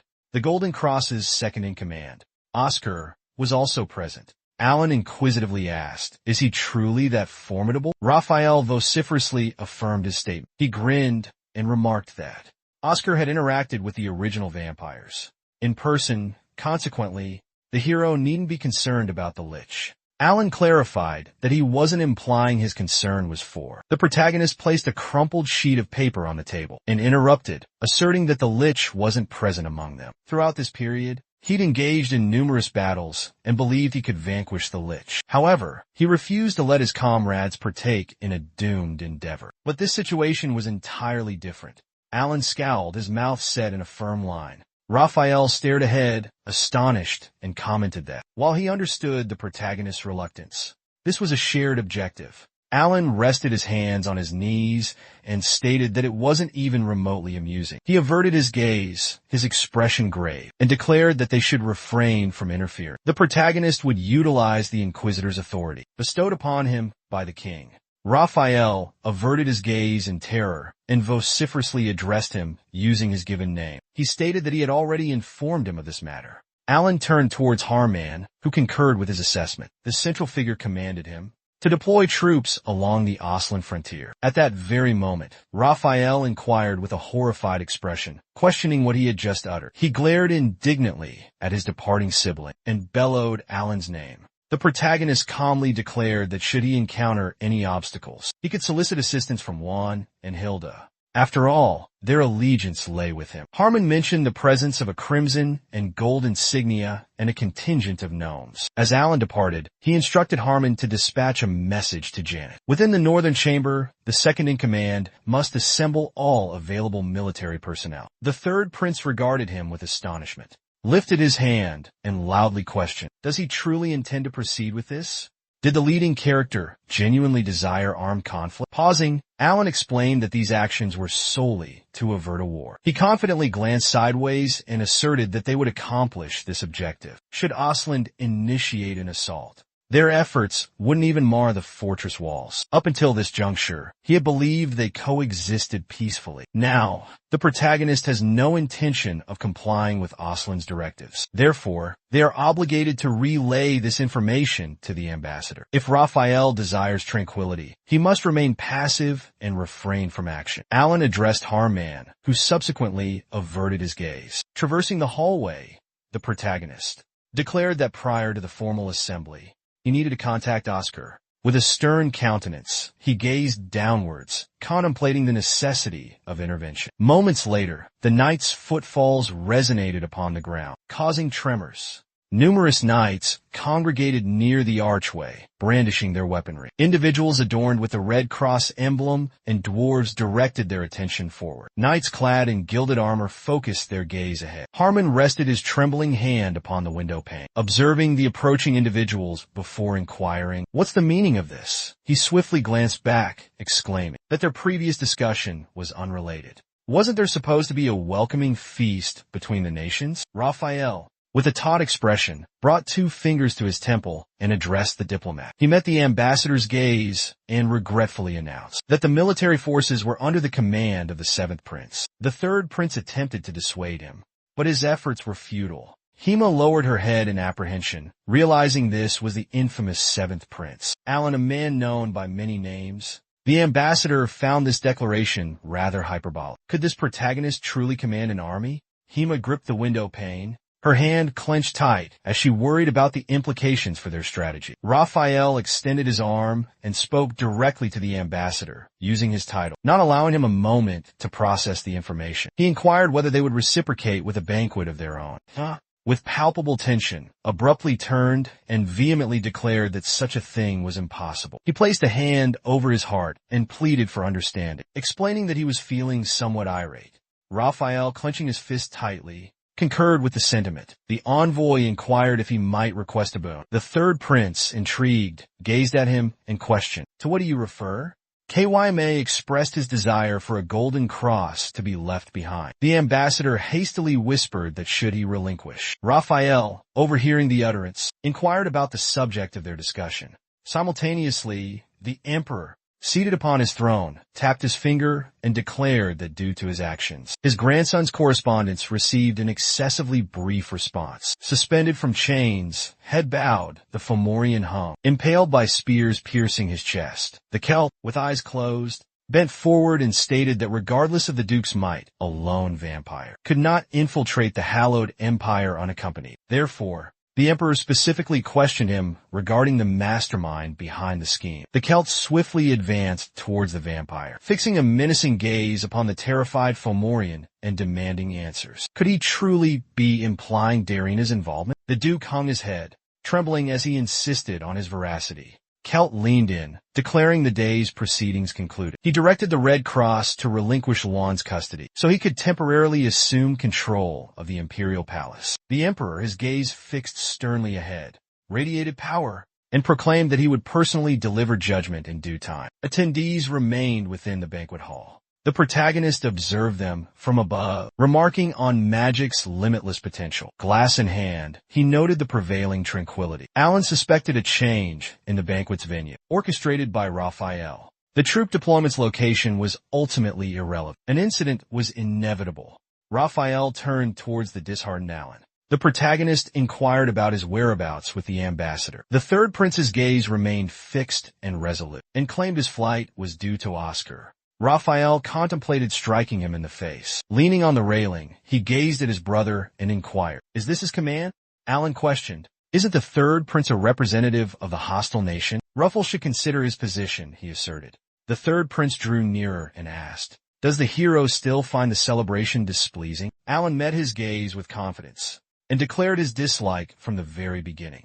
Amidst this tranquility, "We must remain in place." Ruffle calmly addressed his brother, expressing a desire to inquire about something. Lowering his gaze, the protagonist asked, "What is your question?" Gesturing to the side, the 3rd prince stated, "It concerns that woman." Alan inquired, "Is she your mother?" Ruffle clarified, "I refer to the raven-haired woman beside her." The protagonist would likely inquire how he noticed her. Alan calmly posed the question, "Does the 3rd prince genuinely harbor affection for her?" The system interface identifies the individual as Charlene, age 25, possessing alluring and captivating attributes. A skilled manipulator and expert in the art of persuasion, she exhibits a disagreeable personality, characterized by duplicity and a tendency towards intimidation. After reviewing the profile, Alan remarked on her eccentric nature. Despite her appearance, she didn't resemble an energy vampire in the slightest. Hima dashed towards them, exclaiming loudly that she had been searching for the prince. With a smile, he remarked that it seemed the prince was present after all. Raphael swiftly glanced around before, inquiring of the ambassador whether he had truly arrived with Oscar. Hima grinned and explained that he had a pressing matter to attend to. Consequently, he had scoured the entire ballroom. The 3rd prince, intrigued, looked towards him and questioned the nature of the ambassador's urgent business, adding that their time was nearly at an end. Startled, the protagonist glanced away, pondering the meaning of the ambassador's words. Nieces requested a greeting. Attendees reacted with terror to the resounding detonations, frantically asking if an earthquake was occurring. The ground rapidly fractured under the intense tremors. Nises materialized abruptly from swirling plumes of dark dust, declaring that the appointed time had arrived. Simultaneously, Charlotte, glancing sideways, inquired if he'd ever encountered chainmail before. This armor, crafted by dwarven smiths, was a bestowal from His Majesty, Harman. With hands clasped behind him, declared that even a cursory glance revealed its exceptional quality. Charlotte, fixing her gaze upon him, questioned, "Is this excessive for her?" The second-in-command calmly stated it demonstrated her significance to the king. The crucial point was that she shouldn't impede his agenda. He implied Charlotte's title had become unduly elevated. She retorted that she was merely escorting the seventh prince. The earth beneath them abruptly trembled. Interrupting her, Harman, observing the fracturing ground, bellowed, "What in the world is this?" Immense appendages rapidly erupted from beneath the surface, shattering it into fragments. The lieutenant, beholding the colossal monstrosity, exclaimed, "Could that truly be a chimera?" Glancing sideways, barked an order for everyone to commence evacuation preparations. Charlotte, gazing forward with apprehension, exclaimed that runic symbols were manifesting on the ground. Harman inquired if it truly constituted a magical formation. Charlotte swiftly severed the chimera's appendages, declaring that they were significantly outnumbered. The deputy, with palpable tension, assaulted the eagle, mentioning a feast, orchestrated to gather everyone in a single location. Exchanging glances, they affirmed the seventh prince's assessment. Charlotte brandished her blade with a resolute countenance, cleaving through the beast while demanding their strategy. Harman, engaging the second creature, reassured her, stating their immediate priority was young Jimin's extraction. Charlotte fixed a stern gaze upon the levitating stones and the emanating energy currents. Their eyes darted towards the colossal monsters materializing before them. The protagonist, enveloped in a haze of dust, remarked on the intensifying foul odor. He glanced towards the ambassador who held Raphael captive and inquired if this was the contingency for pandemonium they had devised. Alan vociferously addressed the emissary, anticipating a response. Hema smirked and positioned the blade against the crown prince's throat and declared that everything was proceeding flawlessly, that it was all orchestrated for Islin's benefit. The hero swiftly pivoted and questioned how Raphael allowed himself to be apprehended so effortlessly. Chaim bellowed a warning for him to remain immobile, should he desire the third prince's survival. Alan sternly gazed ahead and stated he would pose a single query. If the diplomat apprehended him, would he release the remaining captives? Hema inquired as to the meaning of his words. The protagonist interrogated those whom the envoy had seized, asserting his knowledge of their treachery. Raphael abruptly glanced at him and demanded loudly if he and his mother were indeed betrayers. Alan serenely advised him against such disrespectful discourse. The central character had also overheard Oscar's declaration. The Crown Prince proclaimed that this was Fomer's method of complete confession. The main character asserted that honesty was his best course of action. A grinning Haima brandished a blade against his throat. Raphael declared, "Nevertheless, a prince's position carries inherent weight." Alan remarked, "Ultimately, whether traitor or otherwise, it's their predicament now." Regarding the ambassador from the banquet display, did he witness the recording device currently capturing these events? Unexpectedly, Aslan has declared war. Hema provided the evidence. The protagonist harbored misgivings about this feast from the outset. He swiftly approached the ambassador, declaring Aslan's orchestration of the entire affair, expressing his remorse. He gazed ahead with unwavering confidence, boasting that NSIS would be overwhelmed by the sheer force of their army. Nice retorted, "Who claims defeat is inevitable." The structure violently trembled, sending debris raining down from above. Alan glanced back nervously, questioning the unfolding events. What was this tremor? The ground beneath the hero's feet abruptly fractured. He gazed down in terror, plummeting from the crumbling terrace. The protagonist furiously exclaimed, blaming the eccentric individual for everything. Nisus observed the descending Alan, declaring his anticipated arrival. He swiftly seized the protagonist by the neck and expressed his longing for the angel. Nisus cast a menacing upward glance, beckoning him to accompany him. A mystical sigil materialized upon the shattered flooring. Nisus proclaimed his intention to usurp his power in due course. The creature, its head pressed against the ground, emitted a resounding roar. Harmond, observing him, he stated that they had restored order. Charlotte, gazing ahead, attributed their success to him. The knight sprinted towards them, vociferously addressing them by name. The deputy regarded him with astonishment and inquired about the circumstances within the feasting chamber. The knight reported that it was deserted. A massive void had materialized there, leading to the presumption that all present had escaped through it. This aperture manifested not solely within the dining chamber, but also in numerous other locations. Charlotte, her gaze averted in trepidation, inquired about the implications. Was he insinuating that the seventh prince had vanished? Simultaneously, amidst the scattered rocks and swirling, opaque smoke, lay hands. The protagonist, propped against the earth, his palms supporting him, righted himself and questioned the events that had transpired. Alan speculated that he had plummeted into the abyss, accompanied by the reanimated corpse. If this wasn't a chasm, perhaps it was a spatial distortion. He pondered his current location as he commenced donning his cloak. Suddenly, a voice berated him, labeling him a blithering fool. Hyam conceded that Alan was the catalyst for their accusations. Alan's actions had sabotaged every strategy. Nisus, observing from afar, implored the envoy to compose himself, inquiring whether he'd foreseen this disastrous consequence. Discourse was a luxury they couldn't afford. Locating the seventh prince was paramount. They had traversed that corridor together. Therefore, he must be in that direction, the central figure. Concealed behind the boulders, he pondered the reason for the gathering. He averted his gaze with irritation. He contemplated whether they were intentionally implying that he was the sole arrival. The incompletion was inconsequential. However, didn't they perceive the injustice? Alan should have been present alongside Raphael and Oscar. Safeguarding the protagonist single-handedly would prove challenging. Nice addressed the seventh prince, asserting that Alan was within earshot. The protagonist, creeping along the ground, deduced the necessity of concealing the corpse first. Nisa declared that this location served as Aslan's training facility, and that these arrangements had been long in development. Alan lowered his gaze in astonishment. Elevating his blood-stained hand, Nises inquired if he possessed any awareness of the requisite sacrifices for the plan's execution. Due to the protagonist's actions, all efforts have been rendered futile. His intention was to ambush and eliminate Oscar. However, following the devastation of humankind, he declared with a menacing glare that Aslan would emerge from the desolate wasteland. Alan thwarted his scheme, correct? Retreating, Mises vowed to inflict torment and death upon him. He fixed his gaze upon the envoy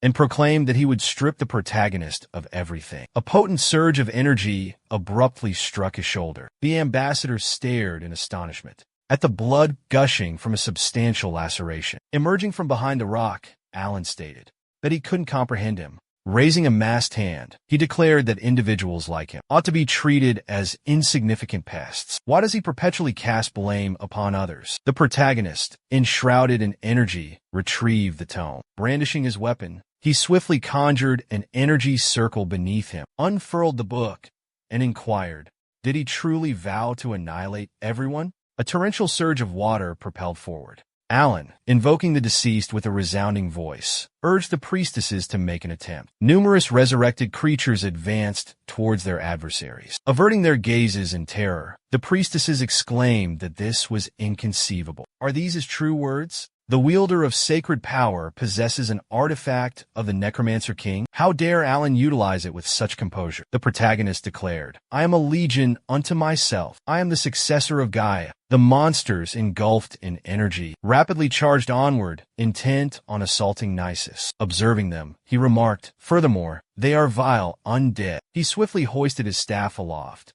encasing it in crimson energy.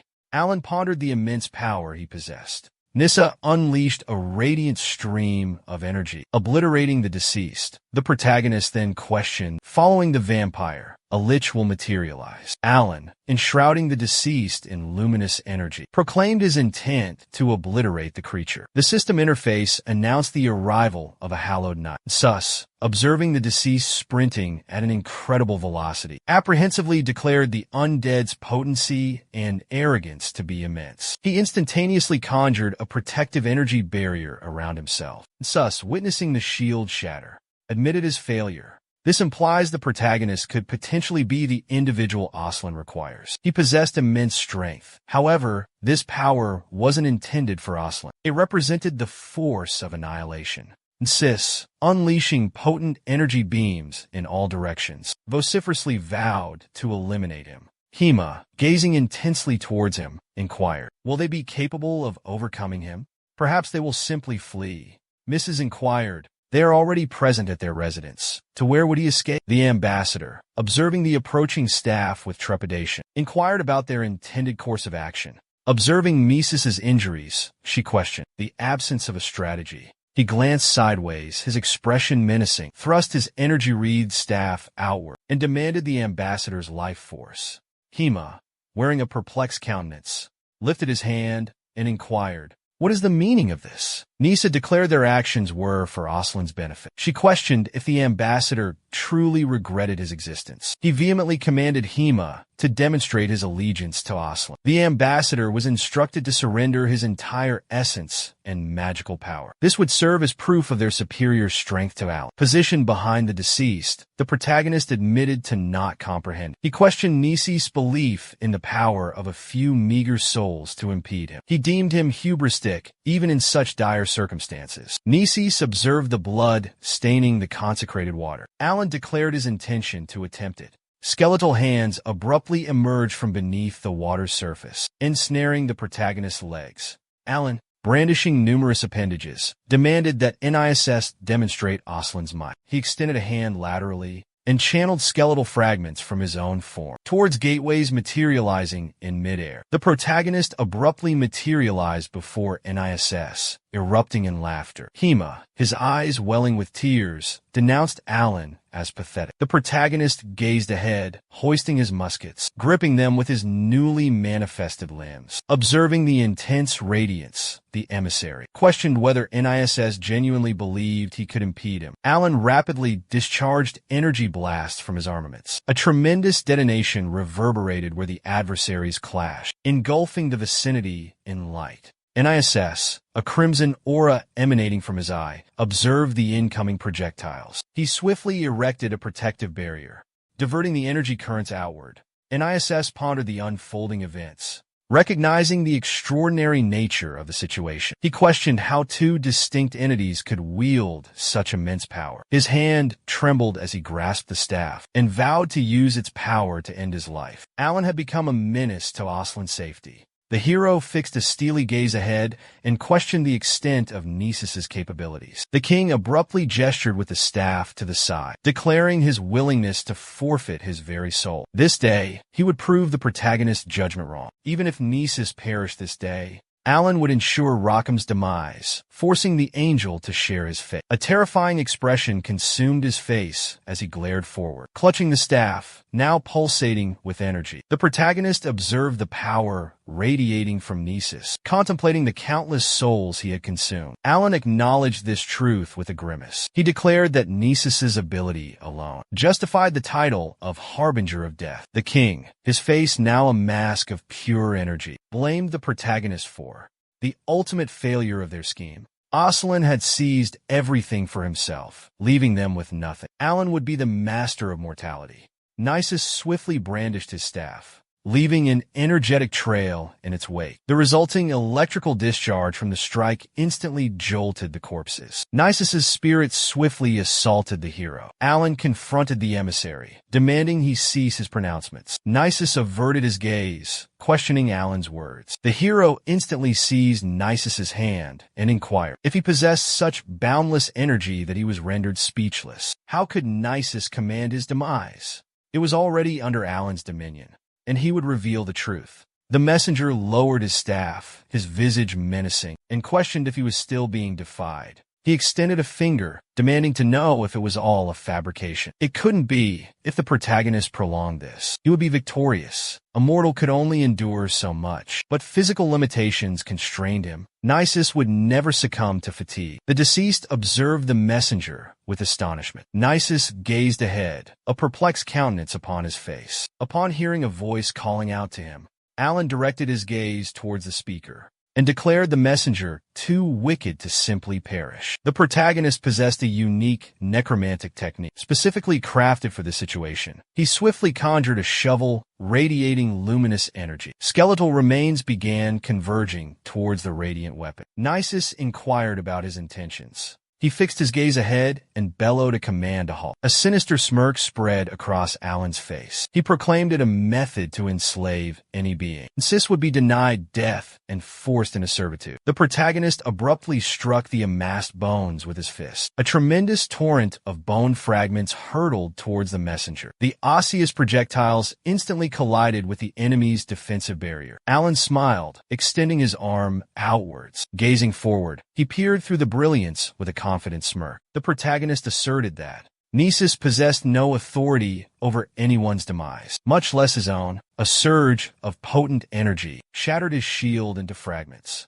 Alan declared this to be an act of utmost hubris. Moments later, Charlotte announced it was time to escort the prince from the premises. Harmon bellowed for everyone to compose themselves, insisting that the protagonist couldn't possibly be affiliated with them.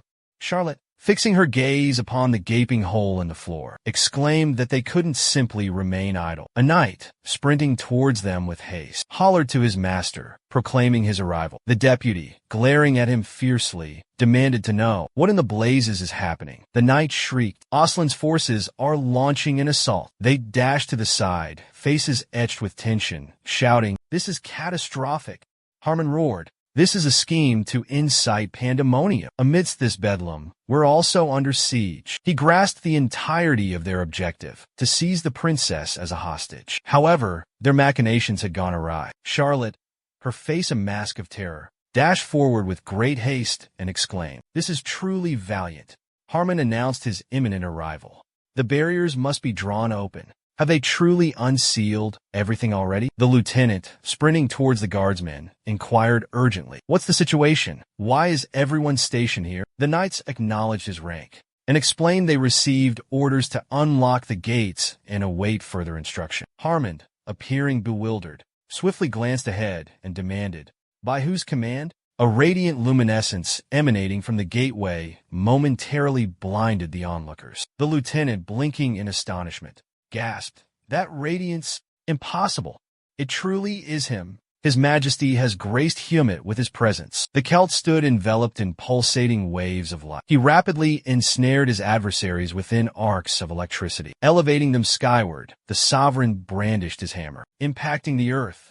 An intense electrical currents swiftly hurled people away. He stood amidst the dark plumes of smoke within. The Black Church's aide proclaimed this abomination. He rapidly advanced toward the emperor with aggressive intent and bellowed for him to cease interfering and perish. The Celt instantaneously gripped the sword's blade. The aide exclaimed in disbelief. This was undoubtedly an unforeseen vulnerability. The Celt inquired if he comprehended the magnitude of his transgressions. The emperor, regarding him with a menacing glare, declared this a blatant squandering of his precious time. The aide, observing the sword with trepidation, questioned what was happening as the Celt channeled intense lightning into the blade, completely engulfing it. The aide's form was rapidly enveloped in the electrical discharge, and he shrieked in agony. The knights instinctively shielded their faces from the forceful gust of wind. Charlotte gazed nervously at the billowing smoke, remarking on its immense size. She speculated it was His Majesty. The Emperor, observing the smoke plumes, gazing at the haze, declared he had an objective to fulfill. A crimson gash marred his hand, a consequence of the recent conflict. The Celt, with a hardened expression, tightly clenched his fist, reflecting that these constant skirmishes were taking a toll. He pondered if age was finally catching up to him. Turning his gaze, the Emperor inquired about Oscar's whereabouts. The knight responded that Oscar had vanished into the throng. Eluding his search, he lamented the tragically short lifespans of magicians these days. The Celt, his face grave, instructed them to dismiss the matter and defer to Alan's explanation. The knights reported the seventh prince's disappearance as well. The Emperor chuckled, observing the knights' reactions. He commented on the vanishing act performed by both his grandsons and Oscar, and the betrayers had besmirched His Highness's reputation. The knights bellowed for everyone to clear the area and form a line. The Celt stated that it appears they abandoned everything and vanished without a trace. The Celt averted his gaze, fury flashing in his eyes, and questioned how he could quell his rage. He abruptly slammed his hammer down and proclaimed that Aslan instigated this conflict. If they desired war, then the Emperor would grant their wish for battle. He would bestow all the glory upon the nobles of this court. The Celt, with a menacing glare, roared for the knights to deliver Rockham's head immediately. The knights, clad in gleaming armor, thunderously acknowledged his command. Momenslate. The protagonist, his face bloodied, lay sprawled on the ground, pondered what had become of Alan. Recollecting the events, he was certain that he had unleashed a barrage of attacks upon the Lich, which had depleted his energy, causing him to collapse. Subsequently, the central figure experienced a complete loss of memory. Alan gazed downwards, his expression filled with sorrow. He contemplated that the protagonist's loss of consciousness was hardly unexpected. The main character exhibited astonishment. Looking ahead with curiosity, he pondered the species of the tree before him. Was he truly bound? A pail of water abruptly splashed to the ground nearby. The enslaved individual observed Alan and proclaimed him an angel in a booming voice. The slave placed a hand upon his own breast and declared emphatically that the protagonist had finally regained consciousness. With a perplexed countenance, the protagonist inquired about the situation. He questioned the reason for their collective state of undress. He vehemently demanded that they maintain their distance. The enslaved individuals enthusiastically lifted their arms skyward and boisterously announced the awakening of their deliverer. Alan requested an explanation for the unfolding events. After a brief period, Damon offered a smile and placed his hand on his chest. He stated his intention to provide an introduction. He revealed their status as captives held against their will in this location. They were subjected to imprisonment for the purposes of experimentation and sacrificial rituals. Their very existence had been cruelly stolen from them. One fateful day, a champion materialized and vanquished the reanimated corpse pursuing them, delivering them from peril. The consecrated liquid conjured by the celestial being restored his stolen life force. Damon beamed and proclaimed the angel's exceptional prowess and the potency of the water. Previously, revitalizing the flesh was deemed impossible. The central figure commended them on this accomplishment. Alan inquired, so it appeared that during his period of unconsciousness, they had been tending to his well-being. Damon affirmed his statement, expressing profound gratitude for his assistance. The primary protagonist had journeyed there from Ms. Tina's location. Alan, with a perplexed expression, questioned which Tina. The enslaved individuals implored him to convey their respects to their mistress. The bondsman, averting his gaze with a grin, suggested she join them. Tina, raising her hand, concurred. She extended greetings to all present with a serene countenance. Observing her, Alan pondered. Could she genuinely be a member of the Dark Elf race? Damon, gesturing towards her, proclaimed the mistress to be Aslan's rightful successor. The protagonist inquired if she was, therefore, Rakama's offspring. Tina, with a sorrowful downward glance, affirmed his statement, adding that Rakama herself would likely refute it. The enslaved individuals vociferously questioned the meaning of her words. They wondered if Rakama was aware of an angel's descent. Alan believed he merely needed to respond to the inquiry at hand. He inquired about the location of the egress. Damon, his gaze averted in apprehension, exclaimed that departing at present was fraught with peril. The conflict had escalated to a critical point. The protagonist, his body tensing, questioned the nature of the war and the duration of his slumber. The slaves responded that approximately 3 months had elapsed since the angel's arrival. Upon hearing this, Alan, his gaze shifting away, exhibited trepidation. He asked if he had truly remained there for a century of days. Concurrently, White Alfred placed his hand upon his own head, convinced that he was adhering to the cartographical guide. But just where exactly had he vanished to? Gazing at the crimson glow, White announced in a booming voice that he was searching for his offspring. The colossal creature fixed its gaze upon him, exhaling forceful gusts of air from its maw. White inquired whether the beast genuinely had no knowledge. He lifted his hand, concurring with the behemoth, and declared that he would cease his questioning. With a self-assured grin, White remarked on the arduous nature of the search. The central figure had been in a state of unconsciousness for 3 months. He inquired about the manner in which they had attended to him during this period. They explained that they had cleansed him using consecrated water. Perhaps it provided some measure of assistance. However, it's improbable that it was solely the holy water. The tree was instrumental in his recuperation. During their battles in Nices, such massive trees were absent. It came to light that the source was the power of an elf known as Tina. Emperor Asen Rakuma was a father to numerous offspring. Tina occupied the 30th position among them. The protagonist's memories resurfaced. He expressed astonishment, questioning the number of spouses he possessed. Tina posited that perhaps he had only one. Alan responded with incredulity. Truly, just one?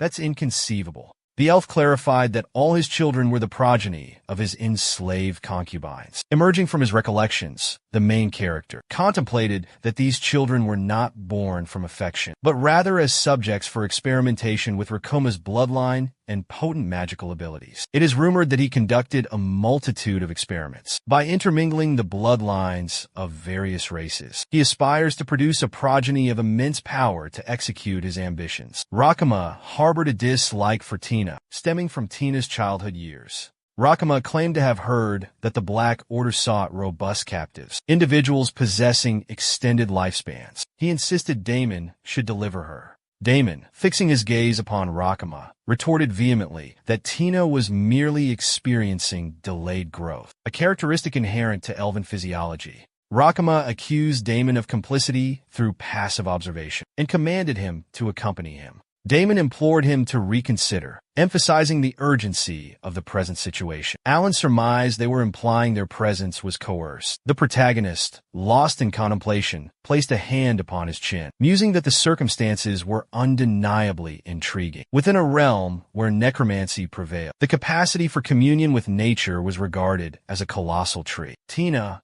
observing him intently, declared her inability to place a celestial being upon the unyielding ground, and thus suspended him from a tree branch. The main character inquired about the softness of trees. Alan, with a pensive gaze directed sideways, stated that he grasped the situation completely, yet still yearned for the comfort of home. The enslaved individuals, with anxious sidelong glances, vociferously addressed the angelic protagonist. Placing a hand on his hip, he declared himself to be Alan, not an angel. He asserted that he wasn't a celestial being whatsoever, but rather an ordinary human named Damon. Clasping his hands together, he remarked that they had witnessed a divine intervention firsthand. The protagonist, observing them intently, contemplated the extraordinariness of the event. He expressed his desire to return to his place of origin, implying they should empathize with his longing. Tina, with a melancholic expression, turned towards the angel and inquired about the possibility of accompanying him. A surprised Alan questioned the meaning behind her words. Tina explained their inability to endure, remaining in their current location any longer. Given that this location served as the Black Order's central command, dispatching reinforcements would be imminent. With a solemn expression, Damon assured them that they wouldn't be disturbed. Tina addressed the angel, or rather Alan, her countenance filled with sorrow, expressing their willingness to accompany him. They would seek out a suitable location for the elves and then depart. The protagonist, gazing calmly forward, pondered that overall, the situation was of little consequence to him. Moreover, their inherent elven abilities could prove advantageous. Alan stated his intention to take only 2 companions. They expressed their profound gratitude for his offer. After a brief interval, the protagonist acknowledged that he fully comprehended the absence of valuable land in their current vicinity. Shielding his hand from the onslaught of sand, he declared that it was excessive. Halting his progress, the protagonist inquired about the city's location. Damon, his head coated in sand, admitted their involvement in the current predicament. He confessed to being completely disoriented. Alan, his expression filled with despair, questioned if his departure truly lacked a strategy. Their gazes swiftly shifted towards the origin of the piercing shriek. The main character, with a look of astonishment, inquired about the nature of the sound. Tina, peering downward with curiosity, requested his patience. She raised a hand to her ear, identifying the noise as a combination of pounding and yelling. The bellow of an orc resonated, suggesting a nearby altercation between an orc and some traders. Alan, with a melancholic expression, averted his eyes, declaring their course would now align with the commotion. Damon, raising his voice, questioned the seriousness of Alan's intention. He inquired about the potential consequences of their involvement. His hands tightened into clenched fists, as he vehemently proclaimed it a divinely inspired strategy, a mission to rescue those in peril. The protagonist, visibly annoyed, stared ahead, suggesting a solo endeavor would be more prudent. He questioned the necessity of relying on others for transportation. Damon inquired about the meaning of the unfamiliar term. After a brief pause, Alan offered an apology. The shopkeeper beamed, clasping his hands before him, and declared in a booming voice that they had been of immense assistance. The protagonist offered a gentle smile. gesturing outward with his hands, perched on the crate, and stated that expressions of gratitude were unnecessary. The vendor exclaimed loudly that such a thing was out of the question. He had never encountered such a multitude of skeletal remains. Alan was the most exceptional necromancer he had ever witnessed. The central character mused that this was a falsehood. He was unremarkable. They wouldn't have even entertained the notion that a royal, hailing from a flourishing realm, would be traversing these parts. It appeared they lacked the ability to differentiate between arcane energies and divine forces. Hans, an alchemist of 28 years, stepped into the chamber and pondered that it likely wasn't him. An inquiry arose regarding the individual accompanying him. The tradesman explained that he was appointed to them by a higher authority. He shouldn't have undertaken this task. The vendor couldn't place his trust in the alchemist's pronouncements. Hans inquired loudly about the alchemist's words. The alchemist swiftly placed a hand over his heart and declared boisterously that he was an exceptionally skilled and talented alchemist. The system window displayed his traits: alchemy, exceptional charisma, loquaciousness, and fortune. Alan fixed him with a suspicious gaze and questioned, "Is this individual truly a practitioner of alchemy? Could we speak privately?" Hans glanced at him, surprised, and asked, "Do you truly intend to converse with him?" The alchemist rebuffed the request, stating it was out of the question. The merchant hastily clutched his cloak and softly inquired if he hadn't witnessed the protagonist perform magic. The second merchant remarked that such a degree of proficiency suggested he hailed from an affluent background. The merchant abruptly shoved the alchemist to the side and exclaimed that it would be best for them to depart.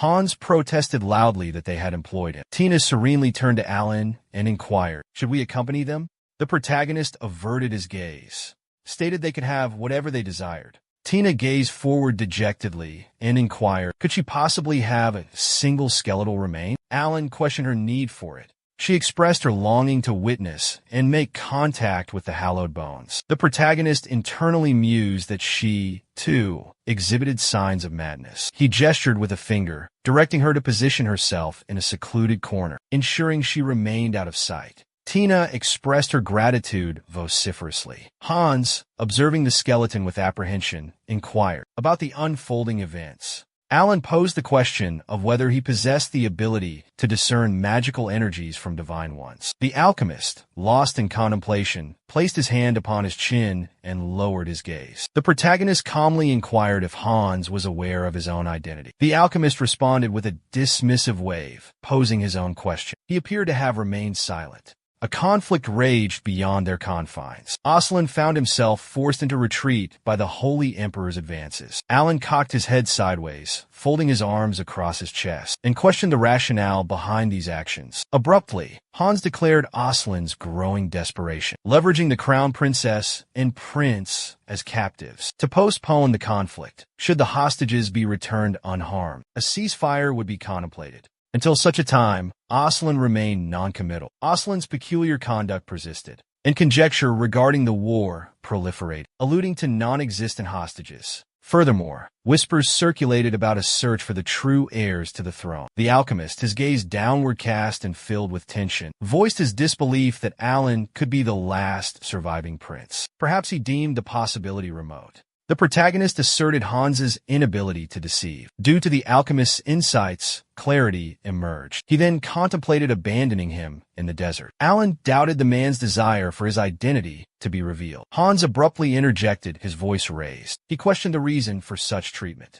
The alchemist implored him for mercy, his voice booming. Peering into the satchel, he instructed Alan to accept its contents. Should it prove worthless, discarding it was an option. Hans extended the item outward and declared in a booming voice that it was a scale from a dragon. This was precisely what the alchemist required, he remarked with a grin, exclaiming that they would escort the protagonist to the dragon's den. It overflowed with riches, he added, after a brief pause. Beneath a darkened sky, a skeletal figure rested upon the sand. Tina inquired if he experienced hunger. The skeleton rapidly shook its cranium from one side to the other. Lowering herself to her knees before him, she questioned what sustained his existence. Tracing symbols in the sand with a bony digit, the skeleton conveyed that sacred energy kept him animated. Tina gazed at him with sorrow. Contemplating that, as she suspected, the angel's remains were animated not by sorcery, but by divine force. She proceeded to ask if he possessed a spirit. The skeleton stared blankly ahead, offering no verbal response. He inscribed in the sand that he did not.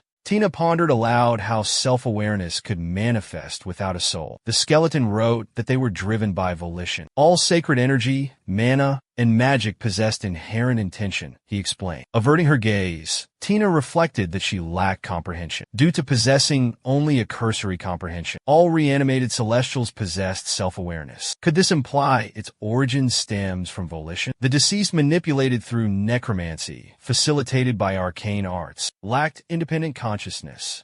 She observed clerics sanctifying liquid, transforming it into hallowed fluid. Conjuring consecrated water ex nihilo seemed peculiar. Angelic capabilities are not merely singular. They defy the established natural laws. As though this potency originates from an extraneous realm, it resembles wielding the celestial might of Genesis. Tina exclaimed vehemently, affirming its veracity. Master Allen is a genuine seraph. The skeletal figure regarded her, inscribing his ignorance upon the sand. Damon vociferously addressed her by name, proposing her return indoors. Tina glanced in his direction, concurring. After a brief interval, she parted the textile, pivoting towards the protagonist, inquiring about the discourse's progress. Allen stated their recent conclusion. It proved a fruitful dialogue. Her gaze fell upon the alchemist kneeling before the protagonist. Allen stated that this individual claims a dragon's den exists in the northwest. Tina inquired with astonishment, is it truly a dragon's lair? Hans swiftly glanced aside and declared loudly, to be more precise, a den once inhabited by a dragon.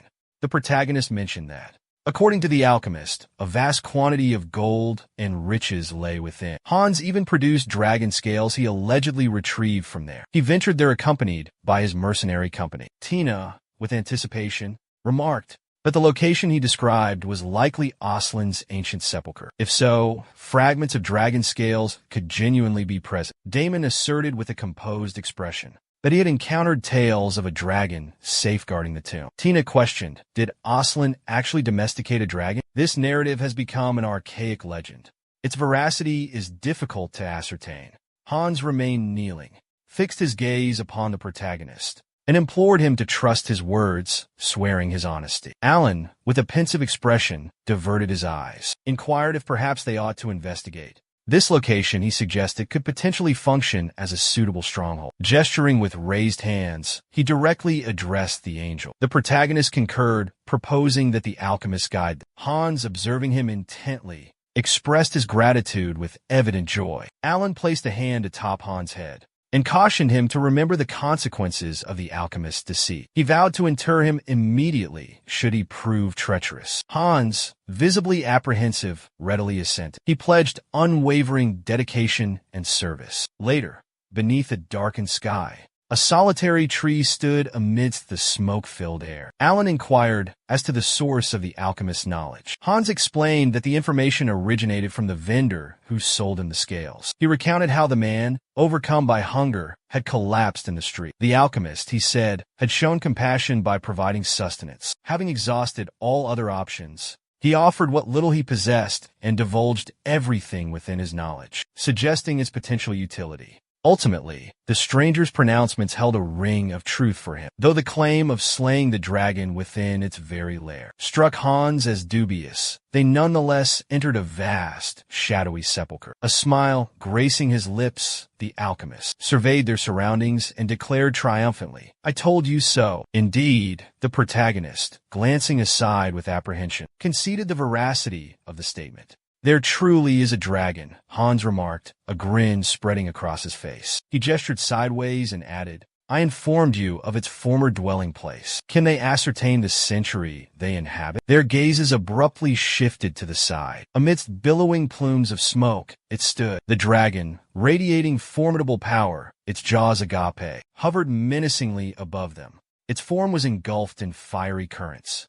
Hans, his eyes fixed upward, exclaimed, "So he wasn't a prior resident, but currently resides here." The dragon swiftly unhinged its jaws. A torrent of energy emanated from its maw. Allen perceived this as an ominous sign. They hastily shielded themselves with their arms against the approaching blaze. They shrieked in terror as the main character fearfully glanced upwards, donning his mask, and berated himself for naively trusting that individual. Alan abruptly thrust his hand forth. The skeletal hand instantaneously halted the fiery projectile. A tremendous detonation hurled individuals aside with its potent gusts. Damon, skidding across the terrain, emitted a terrified yell. Hans, prostrate on the earth, questioned whether he had survived. The protagonist inquired aloud about everyone's well-being. Damon lifted his hand and asked what had transpired. He turned towards Tina, inquiring if she was unharmed. She gazed at the intense radiance with astonishment. Alan, advancing, pondered the unfolding events. He observed the colossal dragon sprawled upon the ground. The main character gazed at him intently, pondering. This dragon, it's already fatally injured, isn't it? Alan found its actions quite perplexing. Therefore,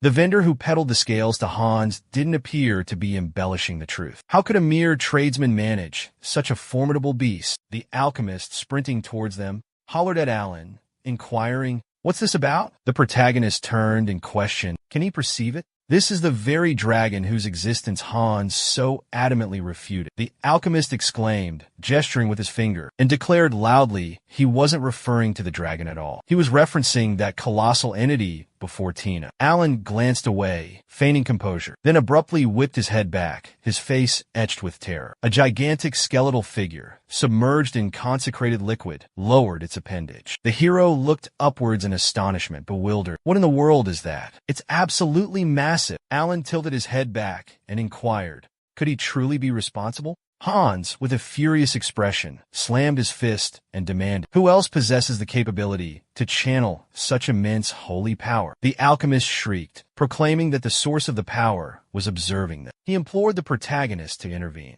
The skeletal figure, its eyes glowing with a menacing crimson aura, gazed ahead as they all swiftly glanced at the cascading debris. The skeleton inclined its head, declaring itself to be the sovereign of death, the bestower of life, whose moniker was the Monarch of Bone. Alan and Aston, along with Dan and Janhaja, were utterly astonished. Could this truly be the legendary Bone King? The protagonist thought with relief that, thankfully, he didn't appear antagonistic. Tina gazed forward with awe, exclaiming, "What a magnificent angelic being! Truly impressive." Damon extended his arm and greeted the lady. Alan realized that he had simply outstretched his hand to deflect the assault. So, he was the one who summoned him. The protagonist turned to Janhaja and inquired, was he truly the one responsible for his summoning? With such unrestrained movement, could he potentially escape the confines of the lake? Isn't Janhaja also aware of this? Alan gestured to the side, extending his arm, and remarked that they would resolve the matter. Progressively, the monarch swiftly thrust his massive hand forth, immediately seizing the lifeless form of the dragon sprawled upon the ground. The onlookers cried out, protesting that he could have at least provided a warning. Janhaja submerged the dragon's remains in the lake. Tina, gazing into the depths of the water, commented that the notion of slaying such a colossal beast in a single blow was almost unfathomable. Even witnessing it firsthand, the hero, his fist clenched tightly, contemplated that it was no simple feat. The alchemist exclaimed loudly, expressing his astonishment. Alan inquired about the commotion. Hans indicated a direction with a gesture and explained that it was the pathway previously obstructed by the dragon. He stared in awe at the radiant luminescence and declared excitedly that treasures lay within and that they were now immensely wealthy. The alchemist hailed Alan in a booming voice, inquiring if he could request the White Bones monarch to relocate it for them. The main character, exhaling deeply, muttered that the situation was truly dire. Alan inquired, "You're an alchemist, correct? Shouldn't you possess some artifact with a dimensional pocket?" Hans, Adonten Goit, extended his tongue and retorted, "Do you truly believe those are so commonplace? Spatial magic is ancient history," he added. Janhaja interjected, turning towards the sovereign. The protagonist, gazing at him, questioned, "What do you require?" The king, looking downwards, inquired, "Are you all right?" Alan responded with, "What do you mean?" Janhaja stated, "You don't appear to be an ordinary conjured entity." The protagonist sighed wearily. The king declared, "Sustaining you requires a tremendous quantity of sacred power." Alan, collapsing, thought, someone should have mentioned that from the start. The crowd vehemently chanted his name. Moments later, the man bellowed a question about the commotion. They were instructed to immediately brief him on the circumstances. The aid station near the electromagnetic sphere exclaimed that the apparatus had malfunctioned. An overload appeared to be the cause. Observing the device crackling with electricity, the assistant fearfully shouted that it had ignited. The man glared furiously in his direction and roared, "Did you not thoroughly inspect it? What are you going to do now?" The assistant's immediate priority was to evacuate everyone. They gazed forward in astonishment. Onlookers observing the protagonist enveloped in energy inquired about the phenomenon. Individuals were being drawn into it, necessitating their swift extraction. After a period, Alan wearily opened his eyes. He was bound alongside the alchemist and pondered if he had lost consciousness yet again. These episodes had become increasingly frequent. Upon each awakening, he found himself bound in a different location. The central character inquired if someone could elucidate the current circumstances. Hans grinned and tightened his grip. He declared boisterously that the protagonist had finally regained consciousness. The question arose as to why Alan repeatedly lost awareness. A full 10 days had already transpired. The main character averted his gaze in frustration. He questioned whether this mimicked the experience of bears in winter slumber. Alan pondered that a simple summons had led to this predicament. He wondered about Jahaj's utility. Tina gazed aside admiringly, stating that their investigation revealed a complete absence of sustenance or hydration in that place. Consequently, they employed soldiers of fortune to journey to the closest settlement. Hans glanced back with a smile. He revealed the proximity of a sizable urban center. It was renowned as the continent's most prominent slave trading hub. The city of Yahello concurrently, Rahama expressed the incredulity of pleading for clemency after initiating hostilities. Seated upon the couch, he inquired about the troops dispatched to Human. He settled onto the sofa and questioned the purpose of the military deployment to Human. Was entirely obstructed by the Celtic forces. The aide dipped his head, affirming the statement, and declared the situation to be true. Rahama denounced them as imbeciles and inquired about the princess's whereabouts. The aide anxiously explained that they were indeed trapped within the spatial anomaly, indicating their certain presence somewhere within Aslan's domain. Rahama, gnashing his teeth in a fit of rage, roared whether he was being mocked. The aide prostrated himself, imploring forgiveness loudly. Rahama, with a menacing glare, expressed his displeasure. The aide countered that their captivity within Aslan was at least established. The man announced to the Lord in a booming voice that the sacred emperor had responded to his correspondence. Rakuma excitedly lifted his hand, exclaiming that it had finally arrived. He questioned whether the message bore favorable tidings. The man, his hands trembling as he held the salver bearing the letter, shook his head. He stammered that he was unable to determine the nature of the contents. The Lord swiftly extended his hand towards the missive and instructed him to halt and relinquish it. Rakuma retrieved the missive and perused its contents. The document stated that the sacred realm demanded 2 concessions from Islam. Firstly, remit tribute to the hallowed empire for the ensuing 2 decades. Secondly, Emperor Rakuma must assume complete accountability for the conflict and yield. The emperor hastily ripped the correspondence asunder. He discarded the fragmented remnants of the paper. Rakuma inquired vociferously if this senile fool dared to challenge him. He, gnashing his teeth furiously, he vehemently denounced the Celtic barbarian. They would soon discover the true victor of this conflict. Rocking addressed the nobles, beseeching their attention. They responded affirmatively, signaling their accord. The emperor trod upon a discarded scrap of parchment upon the ground. He commanded them to promptly locate the princes and compel them to prostrate themselves before him. Should they utter any insolence, he would instantly decapitate them. They were to apprehend them before the arrival of the Holy Empire's forces, dismember them, and render their visages unrecognizable. They would present the severed heads as a tribute to His Majesty. The aide bowed his head and announced favorable tidings. It appears the 3rd prince resides within the slave city of Yahello. Furthermore, the Holy Kingdom's crown prince, Luan, is also present in Yahello. Rahama swiftly clutched his face in his hands. He lashed out, questioning if the aide genuinely considered this positive intelligence. The emperor, observing the bloodied fist, remarked that this beast had their heads in his sights. Rahama pondered, with both princes in the same location, had they too performed the ritual to sever the connection with the undead? If the remaining missing princes were also converging upon Yahello, what were these wretches plotting against him? The emperor commanded his vassals to heed his words. He instructed them to mobilize their forces and immediately incinerate Yeblum. A vassal exclaimed in disbelief, questioning the emperor's decree. Yeblum was considered hallowed ground within Aslan. Rahama demanded they not force him to reiterate his command, declaring that they would no longer permit the Holy Kingdom to manipulate them. He averted his gaze, his expression filled with foreboding, and commanded a discreet lockdown of the city, ensuring no individual could gain entry. His subordinates were instructed to eliminate every living being within, as a demonstration to the elder. Some time later, a voice called out to Alan amidst the barren landscape. Hans was genuflecting, his palms pressed firmly upon them. Sand declared their intention to remain seated and inactive. The central character,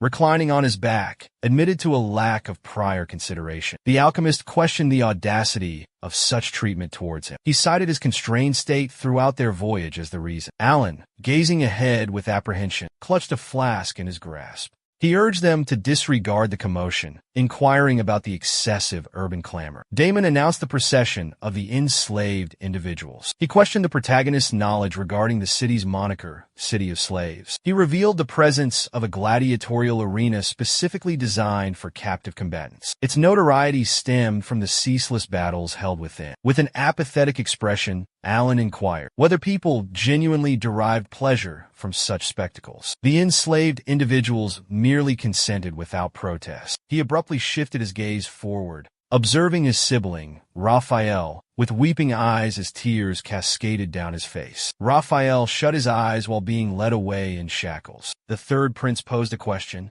emphasizing the repeated reminders of his royal lineage. The vendor offered a sardonic grin, folded his arms, and affirmed its authenticity. He simply urged Alan to make haste, prompting Alan to roll his eyes wearily. He inquired about his brother's presence there. Moments later, a structure materialized beneath the inky sky. Hans vehemently implored him to cease. Did the hero even comprehend the value of this item? Alan retorted, accusing him of being miserly, reminding him of the dragon rescue and the equitable distribution of the spoils. They had fairly shared the bounty, flesh, scales, and other valuables. Yet, Hans was griping over a mere scrap of parchment. The alchemist trembled, exclaiming indignantly that the protagonist had dismissed it as a trivial piece of paper. He swiftly gestured towards the map, declaring emphatically that it was a teleportation scroll capable of traversing 3 meters. Alan acknowledged its worth, but deemed the location unsuitable for its utilization. Venturing into Yeblum with a mere 3-meter scroll was utterly insufficient. Hans regarded him with disappointment,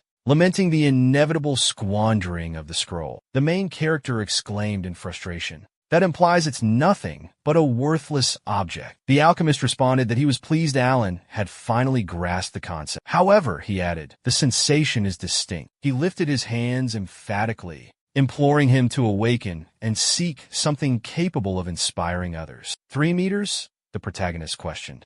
Would anyone purchase such an item? He pondered dejectedly. Who would expend hundreds of gold pieces for a mere 3 meters? Creating something poignant isn't as straightforward as I assume, Alan remarked, with such limited effectiveness. Transdimensional voyages remain merely a fantasy. Hans countered that it was theoretically achievable. The alchemist addressed the protagonist, inquiring, "Aren't you already utilizing it?" Alan gestured towards himself, astonished, and asked, "Truly?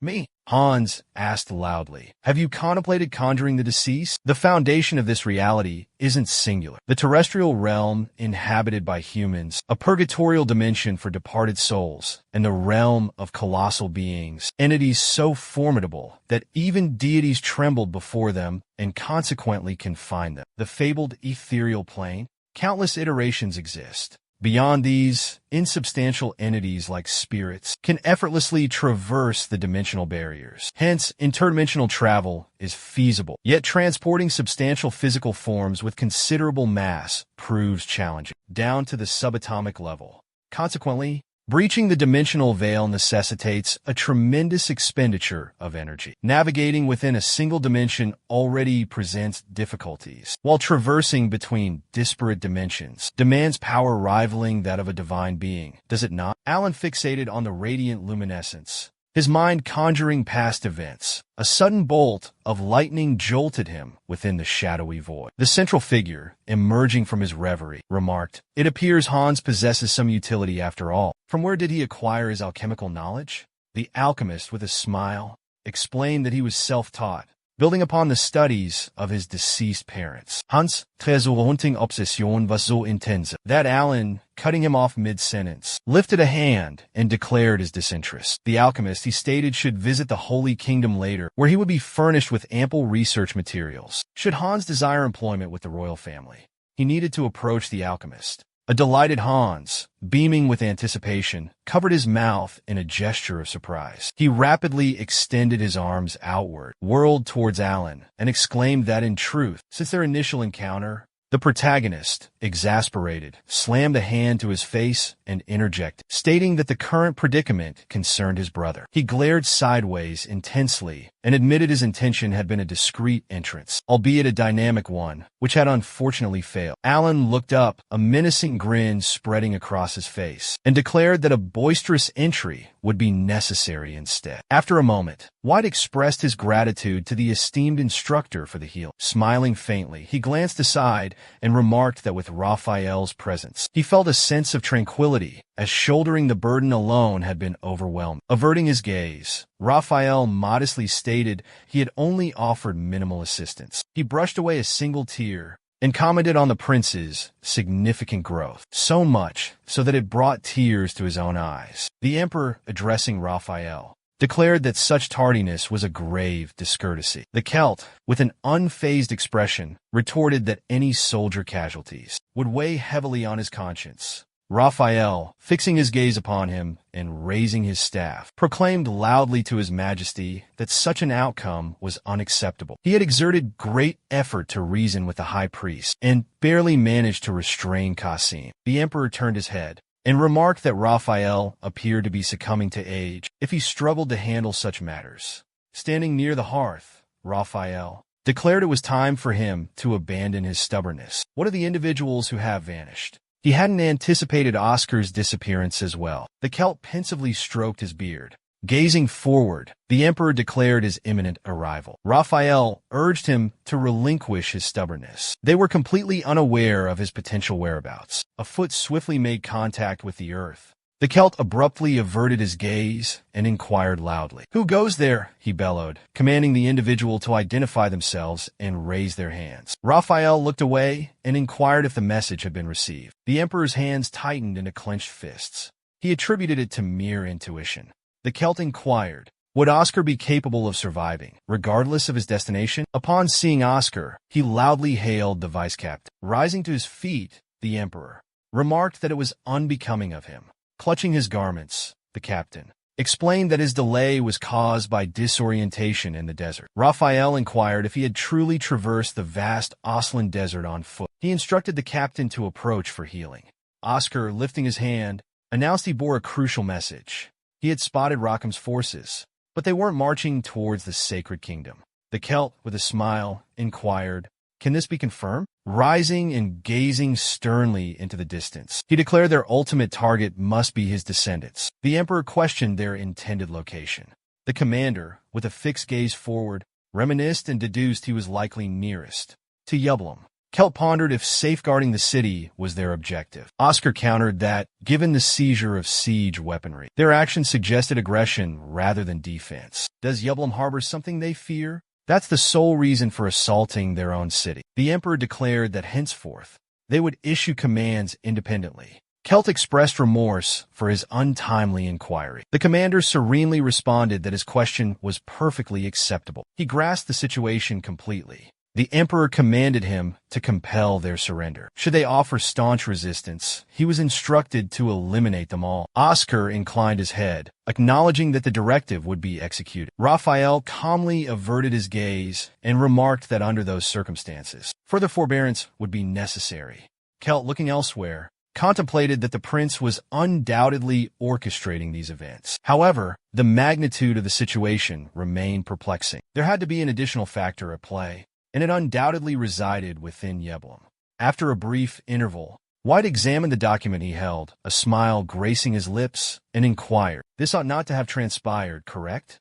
The paper displayed an image of Raphael. It described him as an enslaved individual who had achieved 9 triumphs. White questioned whether this was truly the Raphael he was acquainted with. He wondered when Raphael had attained such prominence, grinning as he compressed the object in his grasp, and considered himself fortunate to have encountered a wayfarer in the arid wasteland, and crossed paths with the third prince in Yebel. Now that he was garnering considerable notice, White folded his arms and reclined against the barrier, remarking that a discreet departure would be challenging. "Should we tarry for a moment?" He averted his gaze, a cunning grin spreading across his face. "They claim that a bondsman who achieves 10 triumphs is bestowed with liberation. Are these individuals trustworthy?" White pondered that Aslan seemed to have recently deduced the situation. He had been operating openly, and the third prince's true status must have been divulged by now. Aslan's aides inquired, "Do you truly intend to perceive it in that manner?" White gazed forward with unwavering assurance, gripped his shoulder firmly, and declared, "In that scenario, we shall proceed directly onward." The necromancer swiftly dispatched the skeletal warriors. The skeletal canines lunged forward with remarkable velocity, aiming to assault. White delivered a blow to the deceased with his hand. He gazed ahead fearfully, in close proximity to the detonation. Simultaneously, the sentry, gripping his spear, inquired about the nature of the sound. His companion glanced sideways and asked, "Did it originate from the residential district?"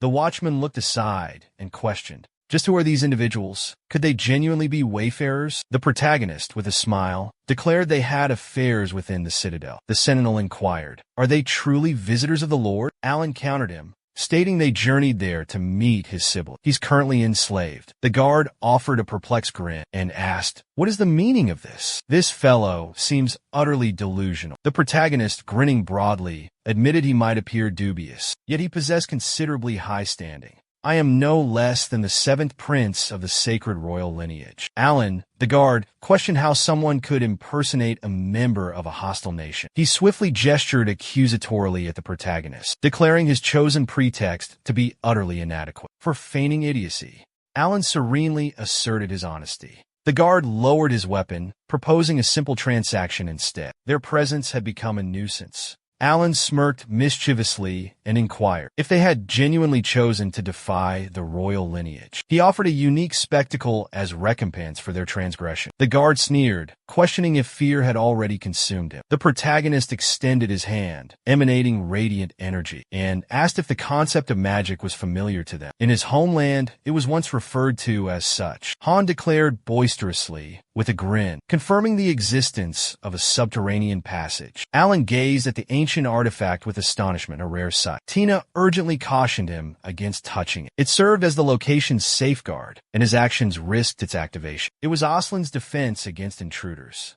The protagonist grazed the object with his fingertips and inquired, "Is that the situation?" He glanced sideways with sincerity, confirming everything was understood. Back in the present, the protagonist urged the guards to focus their attention. Did they perceive anything unusual behind him? The guard looked to his side, a surprised expression on his face. He stated that there was nobody else present. Alan grinned, extending his hands outwards, and declared, "Precisely, it's completely vacant."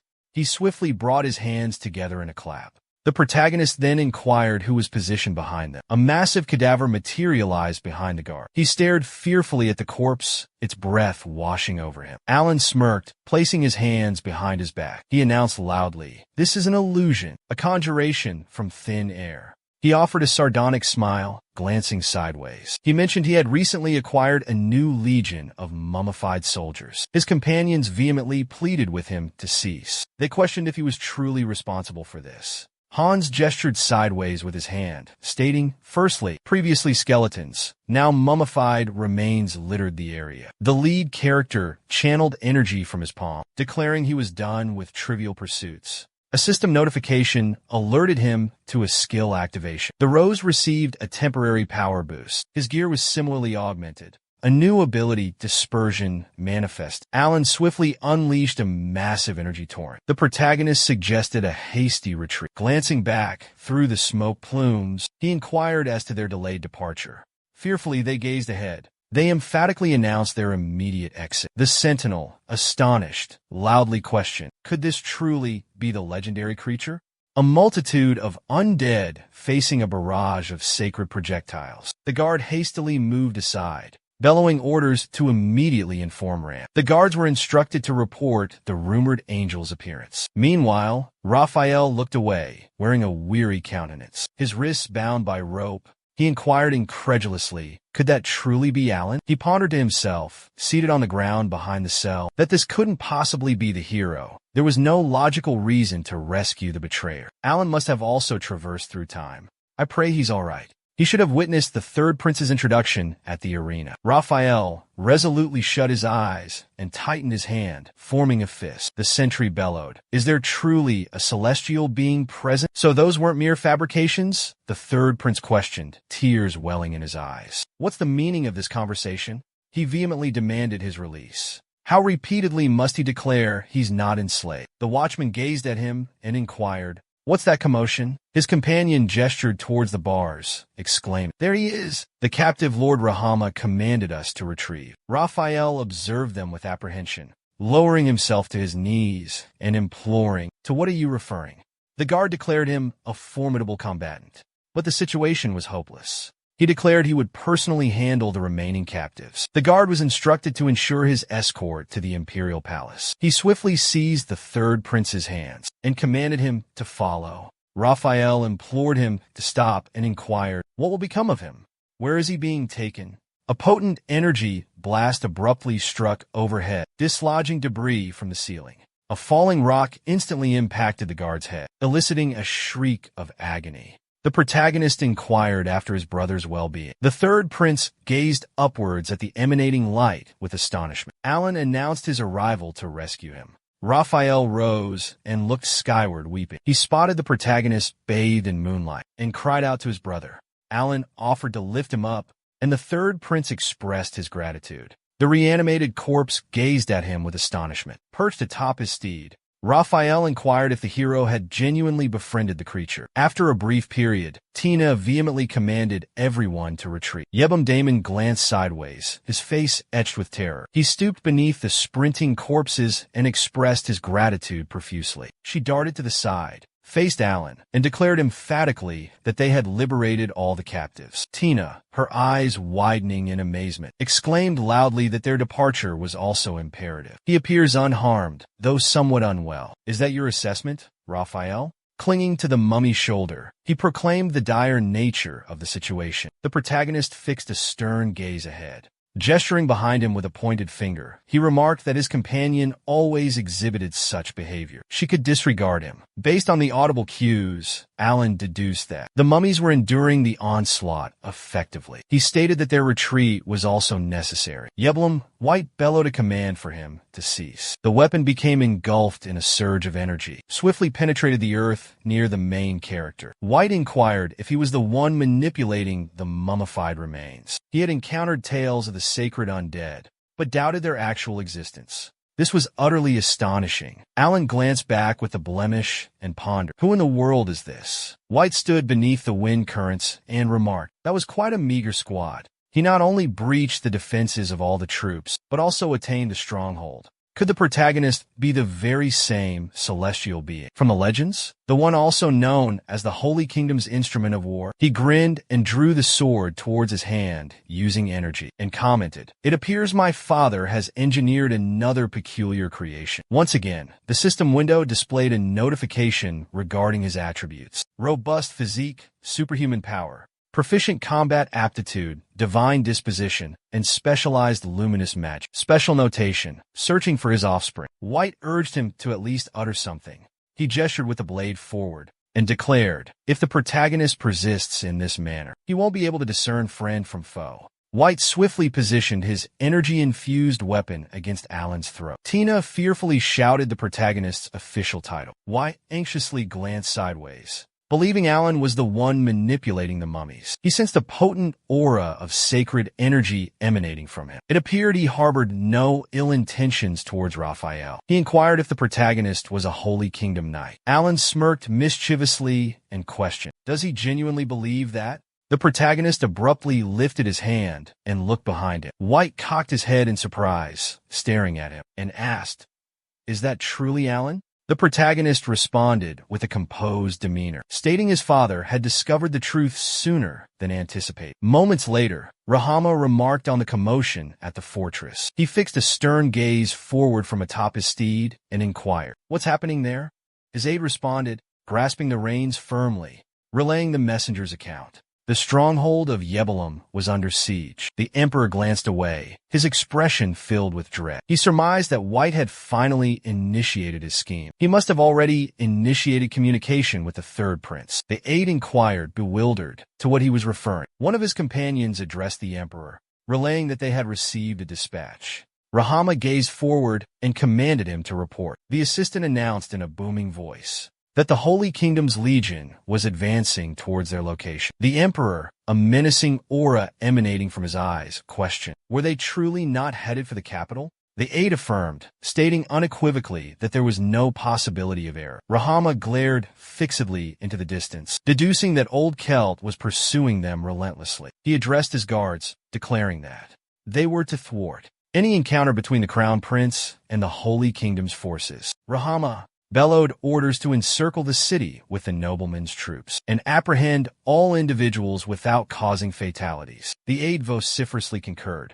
The sovereign advanced, declaring that should they encounter opposition, they were authorized to employ force, and that he would proceed to Yahello. The aide inquired loudly, does he intend to embark on this journey alone? Rakuma, having conjured the reanimated corpses, dissented with the aide's statement, asserting that his progeny and Hasa Shin would accompany him. He averted his gaze in terror, proclaiming that, while they possessed the capability to eliminate the heir apparent, the emperor believed that on this occasion, they would vanquish the Holy Kingdom. After a brief interval, the knights brandished their bows, aiming their arrows skyward. With swift precision, they discharged flaming arrows and bellowed a command for all to advance. Raphael gazed downward in astonishment. Widening his eyes, he found himself restrained by the grip of the mummified being and inquired, "Why is he so furious?" The protagonist wondered aloud, glancing back. "If the third prince awakens," White thundered, "he should immediately descend." He bellowed his son's name with intense emotion. Closing his eyes, he murmured. Raphael slumbered peacefully within the mummy. Astonishment washed over the third prince. "Is that truly father?" White inquired incredulously. A considerable period had elapsed since their last encounter. Did he perform valiantly in battle? Raphael questioned, "What brings father here?" Hans stroked his chin thoughtfully. "Regardless of perspective," he declared, "from every angle, it's undeniably him. White is present as well." The alchemist's survival was attributed to White's intervention. He expressed his gratitude profusely.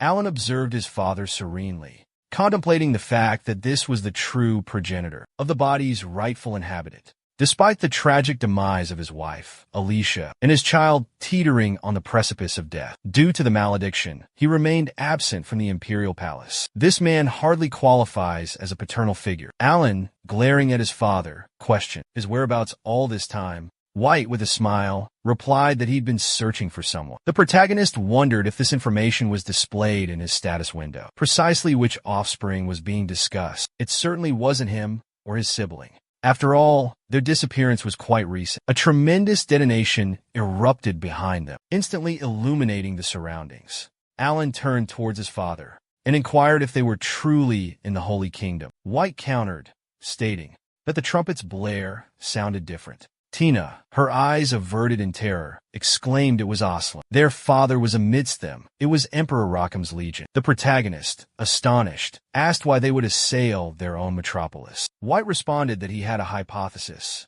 He grinned, placed a hand on his neck, and questioned if the attack was due to his presence. White was the Holy Emperor's offspring. Didn't he also possess a legitimate claim to the throne? And they appeared to comprehend Raphael's true identity. Aslan likely believed they were amassing troops. Alan exhaled deeply, pondering if this was some cruel jest. Hans stated he possessed journeyman credentials if they made haste. White interjected, declaring that such a plan was futile, given their willingness to assault their own metropolis. It signified their intent to annihilate everyone present. He placed a hand on his flank, asserting that his social standing would be irrelevant to them. The alchemist clenched his fists, exclaiming that this was inconceivable. White urged him not to fret, vowing to serve as a diversion. The protagonist inquired with astonishment, questioning the meaning of his words. The father declared that they had come seeking him.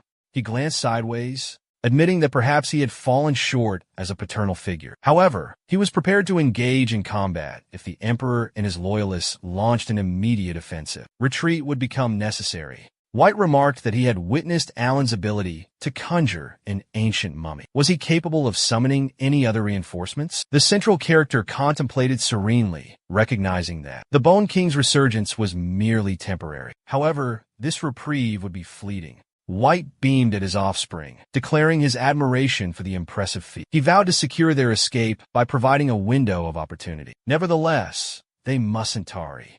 Alan glanced impassively to his side, resting a hand upon his steed, concurring with the sentiment. The lead character prepared the steeds, and instructed their mounting. He explained that while their father was creating a diversion, they would breach the fortress gates. Alan gazed at his father, stating that if an opportunity arose, he should prioritize safeguarding the citizens. White declared the protagonist possessed the potential to become a righteous and noble sovereign. Alan turned his back, expressing disinterest, suggesting the siblings resolve the matter independently. With a smile, their father remarked that his response indicated a desire to remain silent on the matter. White lifted his gaze, a serene expression on his face, and conveyed his wish for further dialogue. Therefore, they should strive for survival to ensure a future encounter. Glancing back, the protagonist concurred.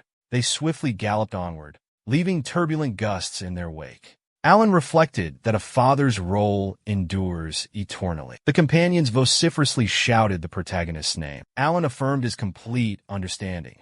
They ought to cease their pursuit. The companions mentioned it wasn't, that something was drawing near. The hero averted his gaze in terror. Clutching the reins, he pondered if their true quarry wasn't the crown prince, but themselves. What was his father doing there? Tina glanced away, dread etched on her visage, and exclaimed that they were assassins. The reanimated corpses rapidly advanced towards them. Alan clenched his jaw and gazed upwards, bellowing that their speed was excessive. He questioned if they were Rockham's illegitimate offspring. A voice boomed, instructing him to disregard them and simply eliminate them. The protagonist realized they were even gaining on them. By foot, the amphibian swiftly glanced sideways and discharged a jet of fluid. Hans abruptly leaped aside to evade the verdant substance, splattering onto the earth.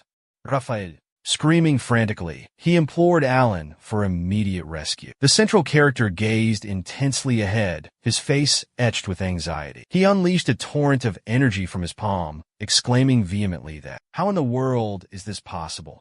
The container swiftly ascended under the barrage of energy rays. Raphael bellowed, "Where on earth did they originate?" The amphibian darted forward rapidly, shouting that they should disregard the mummified figure and concentrate on the human. Alan realized the gravity of the situation. Creating a diversion was no longer feasible. The protagonist glanced fearfully at Damon and Tina, who had plummeted into the viscous substance, and cried out their names in desperation. He swiftly lifted his hand, encasing it in a luminous energy, and contemplated, in that scenario, the frog. Before he could formulate a complete thought, the frog swiftly pierced the energy barrier and abruptly addressed Alan. He declared that the mummy was inconsequential, regardless of further summoning attempts. Raphael swiftly mounted his steed, ascending to a seated position, and bellowed for his sibling, instructing him to look forward. A massive pachyderm, with a rider perched atop, materialized before them. Raphael exclaimed that it was Aslan's war elephant. The attendant,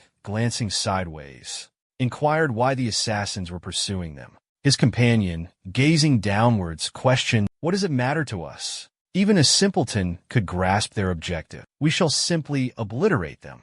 The third prince, halting before the colossal beast, shrieked and abruptly glanced to the side, and implored his brother to take action. The hired swords instantly plummeted above Raphael's head. The protagonist urged him to pause, declaring that he would handle everything now. The mummified figures sat in a circular formation, prostrating themselves before the enchanted circle of linen. They were swiftly engulfed in energy, exposing glyphs etched upon the wrappings. The elephants promptly lifted their trunks, emitting powerful cries as the planks abruptly splintered. Under the intense surge of force, the wooden boards then converged, creating a void containing a concentrated nexus of energy within. A gigantic wooden appendage swiftly seized the elephant, flinging it to the ground. Alan wearily dismounted, placing a hand on his steed, remarking that the old man had used them as lures. He gritted his teeth in fury, vehemently urging his father to await him. Simultaneously, White swiftly glanced at the colossal monstrosity, inquired if they had truly brought such an arsenal. He serenely raised a hand to his brow, gazing into the distance. White Stanley, lowering his gaze, pondered that it appeared Aslan was resolute this time. Aslan was undeniably earnest. It was evident that relying solely on children would prove challenging. He intended to address pressing concerns before joining them. Never would he have imagined Alan capable of such an act. Could 11 years of paternal absence truly be so damaging? He had utterly failed them as their father. Moments later, White, clutching a bloodstained blade, remarked on the tragedy. At the sound of his name, he averted his gaze. The elder mentioned hearing of White's disappearance, but it seemed that was false. He questioned White's disruptive presence on foreign soil. With a smile, White glanced aside and inquired, "And what of your actions?" The elder's behavior was remarkably insolent. He was Aslan's one-time champion. White, observing the masked figure, wondered, "Have the wounds your father inflicted mended?"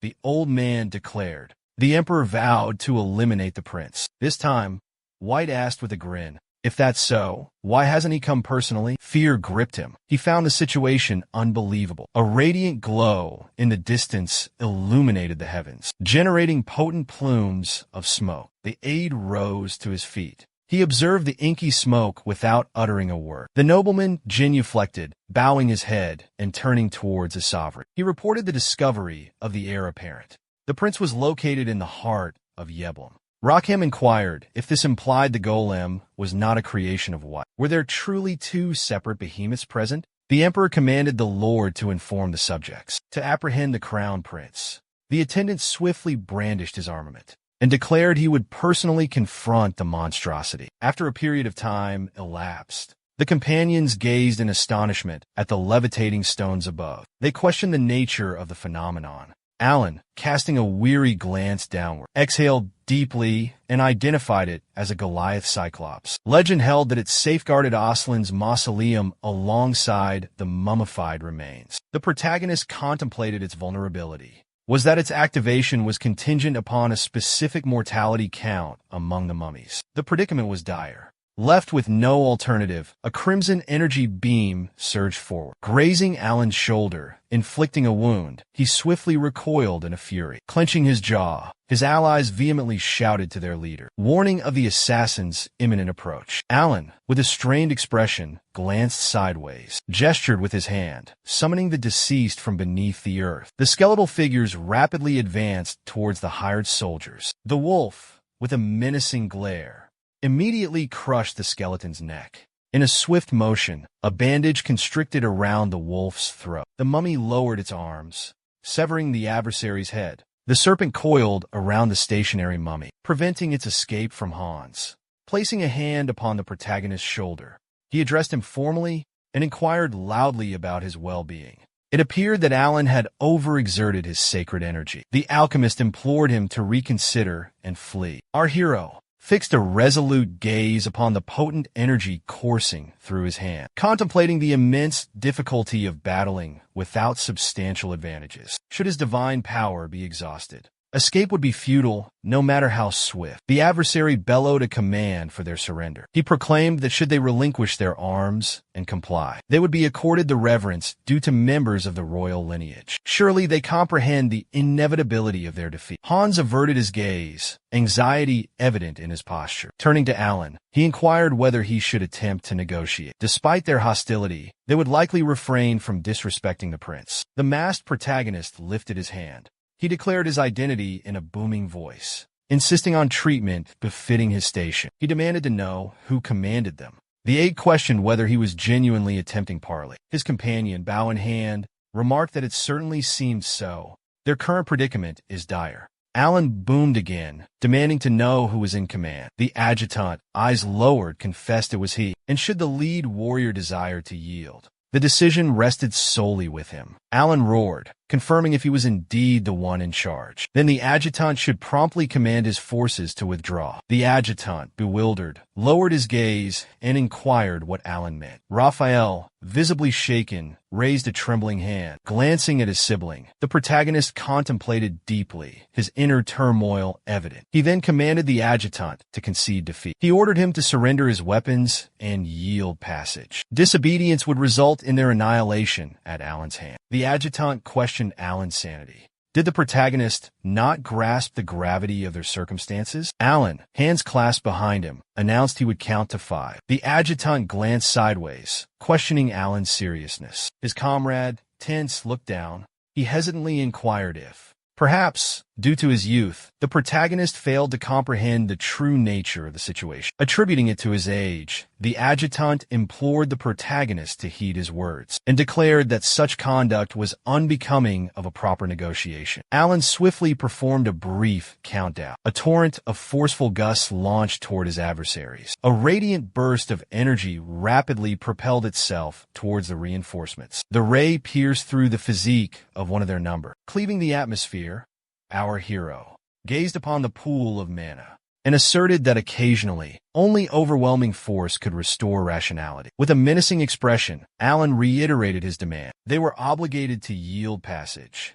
He promptly reanimated the deceased and conceded that their desires would be fulfilled. He would dispatch them in pursuit of their leader. The skeletal figures, with their foreboding visages, stared blankly ahead. They hastily advanced. Alan instantaneously materialized behind the throng and observed the mighty detonation behind him. Rakuma, his gaze fixed upon the skeletal horde, expressed his disbelief. He swiftly glanced at the protagonist amidst the multitude. The emperor gazed away in astonishment, genuflecting on a single knee and inquiring if he was truly a celestial being. Some time ago, a sorcerer prophesied that Aslan's salvation would arrive when the land, once saturated with gore, would vanish, and verdant meadows would unfurl before him. The nascent territory would be teeming with abundant flora, and its splendor would be unparalleled.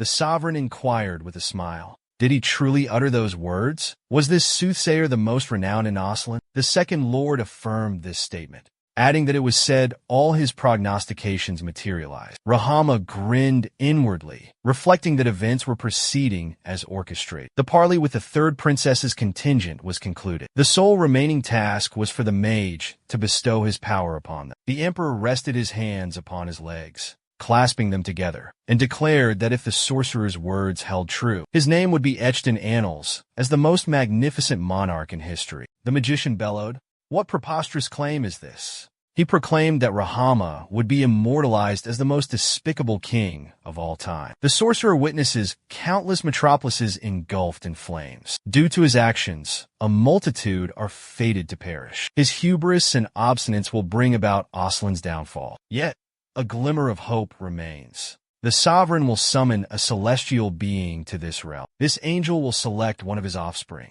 Rakama swiftly assaulted the sorcerer, ending his life. The emperor gazed upon his blood-stained hand with a chilling expression, declaring the sorcerer another insignificant pest from the Holy Church Empire. He promptly moved towards the edge, intending to discard the corpse into the desert. Let scavengers devour the remains of the sorcerer. In his dying breath, the sorcerer proclaimed that even Neron possesses a sacred and magnificent legion, an entity that embraces only the elect. He spoke of an individual summoned to a hidden dimension, a saint predestined to deliver them all. Presently, a radiant light illuminates the battlefield. Rakuma, observing the clashes, concluded that he grasped the situation immediately. Currently, Alan is merely a youth, but in due time, he will eclipse the crown prince and pose a greater threat than the sacred leader himself. The emperor, with a severe glance to the side, recalled the sorcerer's prophecy and mused that now, the pronouncements of that ancient mystic no longer seemed so outlandish. Rakama bellowed orders to seize the remaining individuals. He proclaimed that he would confront the hero personally. The emperor swiftly aimed his shield at Alan,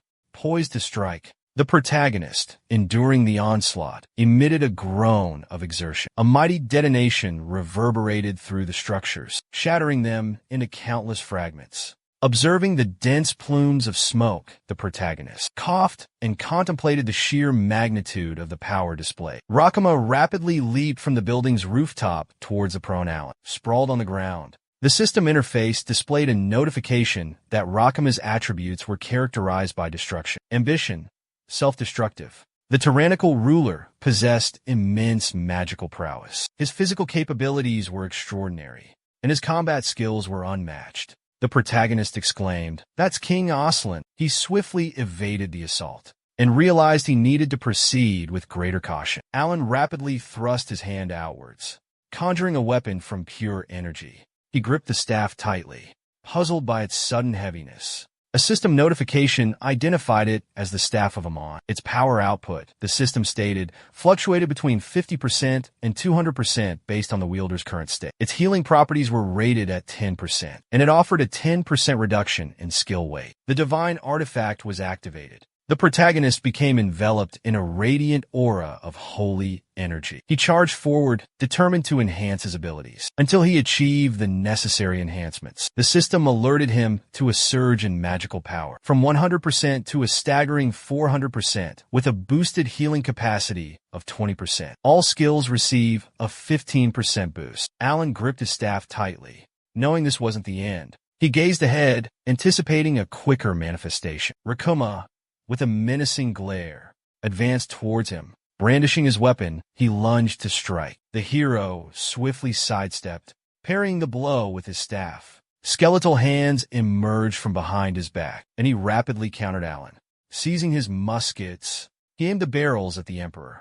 Rakuma instantly erected his shield, shielding himself from the blasts. He charged forward with incredible velocity, using his shield for defense. The Emperor glanced sideways, astonished. The protagonist abruptly lifted his shield and retaliated with a forceful shove. Alan swiftly looked up and observed the incoming projectile. The Emperor brandished his staff, declaring the protagonist far weaker than anticipated. Alan plummeted to the earth with tremendous impact, shattering the ground beneath him. He coughed up blood, his mask fractured. Rahama advanced through a dense smog of dark smoke, seizing the protagonist's skeletal hand. The Emperor, with an impassive expression, casually flicked his wrist, snapping the bone. He then gazed at the sudden, radiant glow with astonishment. A burst of energy erupted from the musket, striking the enemy's facial hair. Alan, with a serene gaze, raised his hand and depressed the musket's trigger. His face bloodied. He commanded the old man to silence himself. From where did such audacity originate? Rahama, sporting a menacing glare and a bleeding laceration on his neck, cast their gazes downward simultaneously. Raphael bellowed, questioning if his adversary even recognized him. He furiously advanced through the beams of light, proclaiming his identity with a roar. The frog gazed ahead and remarked that even a mere child possessed superior combat skills to the third prince, despite possessing an immensely potent divine force. Damon, while steadying Hans with a hand, glanced sideways and inquired if they possessed any suitable solution for the present predicament. The alchemist reached into his satchel and declared that he was already searching. He emphasized the need to buy some time. The brother called out to Tina, his voice booming, commanding her to cease her actions and yield. He demanded her immediate return. He promised that if she relinquished the prince, their father would grant her forgiveness. The brother cast a severe glance to the side and asserted that only they truly comprehended her. He expressed his reluctance to engage her in combat should the situation escalate. Tina lowered her gaze, acknowledging his words, but lamenting the absence of alternatives. The prince had revealed the truth of existence to her. With a confident glance to the side, she firmly clenched her fist and declared that consequently, she would battle on his behalf. Damon swiftly glanced at her before turning towards Tina. She presented the ice-encased seed in her outstretched hand. The skeletal figure, its eyes radiating a menacing aura, opened its jaws wide, exhaling gusts of air. Rahama rapidly charged forward, felling several skeletal warriors, casting them aside. Gritting his teeth, Alan aimed his weapon directly at the Emperor. Rahama instantaneously shielded him with a protective barrier, intercepting the energy blasts. He slammed his shield against the ground with tremendous force, shattering it into countless fragments. The Emperor swiftly brandished his weapon, unleashing a torrent of energy towards the protagonist, propelling him backward. Alan recoiled in fear, conjuring a shield around himself to deflect the enemy's onslaught. Rahama remarked that the protagonist's movements had become significantly slower in comparison to the initial engagement. The Emperor lunged towards him with incredible velocity, a crimson aura emanating from his eye, proclaiming that the time for a decisive conclusion had arrived. Alan immediately leaped aside, evading the opponent's ferocious onslaught. He angrily stooped and lifted his hand, finding the situation incredibly irritating. But Rahama's assessment was accurate. His combat technique was already notoriously difficult to retaliate against, and now the hero's divine energy was depleted. Alan infused his weapon with power, conjuring the deceased. The protagonist felt that each time he unleashed holy energy, he was on the verge of losing consciousness. The evoked beings couldn't even provide a momentary reprieve. This was the first instance Alan had encountered such dire circumstances. This adversary had undeniably transformed. It was likely the residual consequence of expending his life essence. If he could delay the inevitable, perhaps the protagonist could devise a strategy. Rakama addressed the divinities, their disciples, and vehemently commanded them to offer themselves as sacrifices. Alan swiftly averted his gaze, his expression filled with terror. Crimson streams of or radiated from the surroundings. The hero clenched his jaw, gazing at the monstrosity that materialized behind him. He pondered, what manner of abomination is this? Could it truly be absorbing the life essence of others? He desperately thought, what course of action can I take? Merely delaying the inevitable is no longer viable. Alan abruptly launched himself from the earth, shattering the ground beneath him. The sovereign pursued him with tremendous velocity, leaving a trail of scarlet energy in his wake. The protagonist fixed a strained gaze upon the adversary's armament, mere inches from his face. A potent surge of energy whizzed past Rakam's head. He swiveled around, a bewildered expression on his face. The Emperor initiated the conversation, first the undead, and now Alan is conjuring trees. The protagonist, enveloped within a tree trunk, looked ahead in astonishment. The world tree, Yggdrasil, inquired, can you perceive my voice? The young ones declared their desire to safeguard it. Simultaneously, plumes of black smoke enveloped the city. Hans explained he hastily deployed a smoke bomb to buy them time. Shielding his mouth with his cloak, he inquired, why is something like this here? A massive tree, pulsating with energy, stood rooted to the earth. The alchemist bellowed, is that truly Lady Tina? Someone, bring her back to her senses, he implored loudly. Tina gazed downwards, astounded, murmuring, this is unbelievable. Yggdrasil declared it was a dark elf conjuring a spirit, not a high elf. Did she actually utilize mana and sacred power simultaneously? It appears this individual triggered a transformation in Tina. To witness the fusion of mana and sacred power with our own eyes, Tina, genuflecting before the tree, cut him off, pleading for pardon. She believed she had merely taken a tree seed, cultivated within the Black Order's sanctuary. Tina's sole intention was to reciprocate Alan's benevolence. Deconstructing the mechanics of Han's warp, the protagonist materialized entities. She utilizes all her accumulated knowledge and attempts to conjure a spirit employing the seed as a conduit. Yggdrasil mentions neglecting to offer an introduction. He identifies himself as the World Tree, responsible for preserving global equilibrium. Tina gazes at the luminescence with astonishment, vociferously declaring his name. She speculates that this is the legendary Tree of Life, which in ancient epics unified and interconnected all realms. This is the appellation of the world tree situated at the planet's core. Extending her hands, Tina states that ancient texts depict Yggdrasil as a colossal tree, residing within the ethereal plane. Yggdrasil explains that in human terminology, his current form resembles that of an inanimate entity. Even for him, traversing dimensional barriers is a formidable feat. Tina places a hand on her chest, a perplexed expression on her face, and inquires if she inadvertently invoked the World Tree. Yggdrasil neither confirms nor denies, stating she lacked the agency to do so. He arrived autonomously, driven by inquisitiveness. As someone had summoned these youngsters from an alternate dimension, Tina yearned to instantly call forth these children. Extending her arms wide, she gazed at the descending droplets of water and affirmed its truth. Yggdrasil acknowledged, sensing the emotions fueling her summons, yet confessed his inability to manipulate life. Tina abruptly materialized amidst the sand, bearing imprinted markings. A colossal tree root rapidly advanced. It burrowed beneath the surface, generating water currents. Luminous flora instantaneously erupted from the earth. Yggdrasil declared his capacity to fulfill her desire, explaining his limited duration in this current state. Thus, his aid concluded there, empowering her to pursue her true aspirations. Tina marveled at the radiant, airborne spheres with awe. She declared her long-determined objective.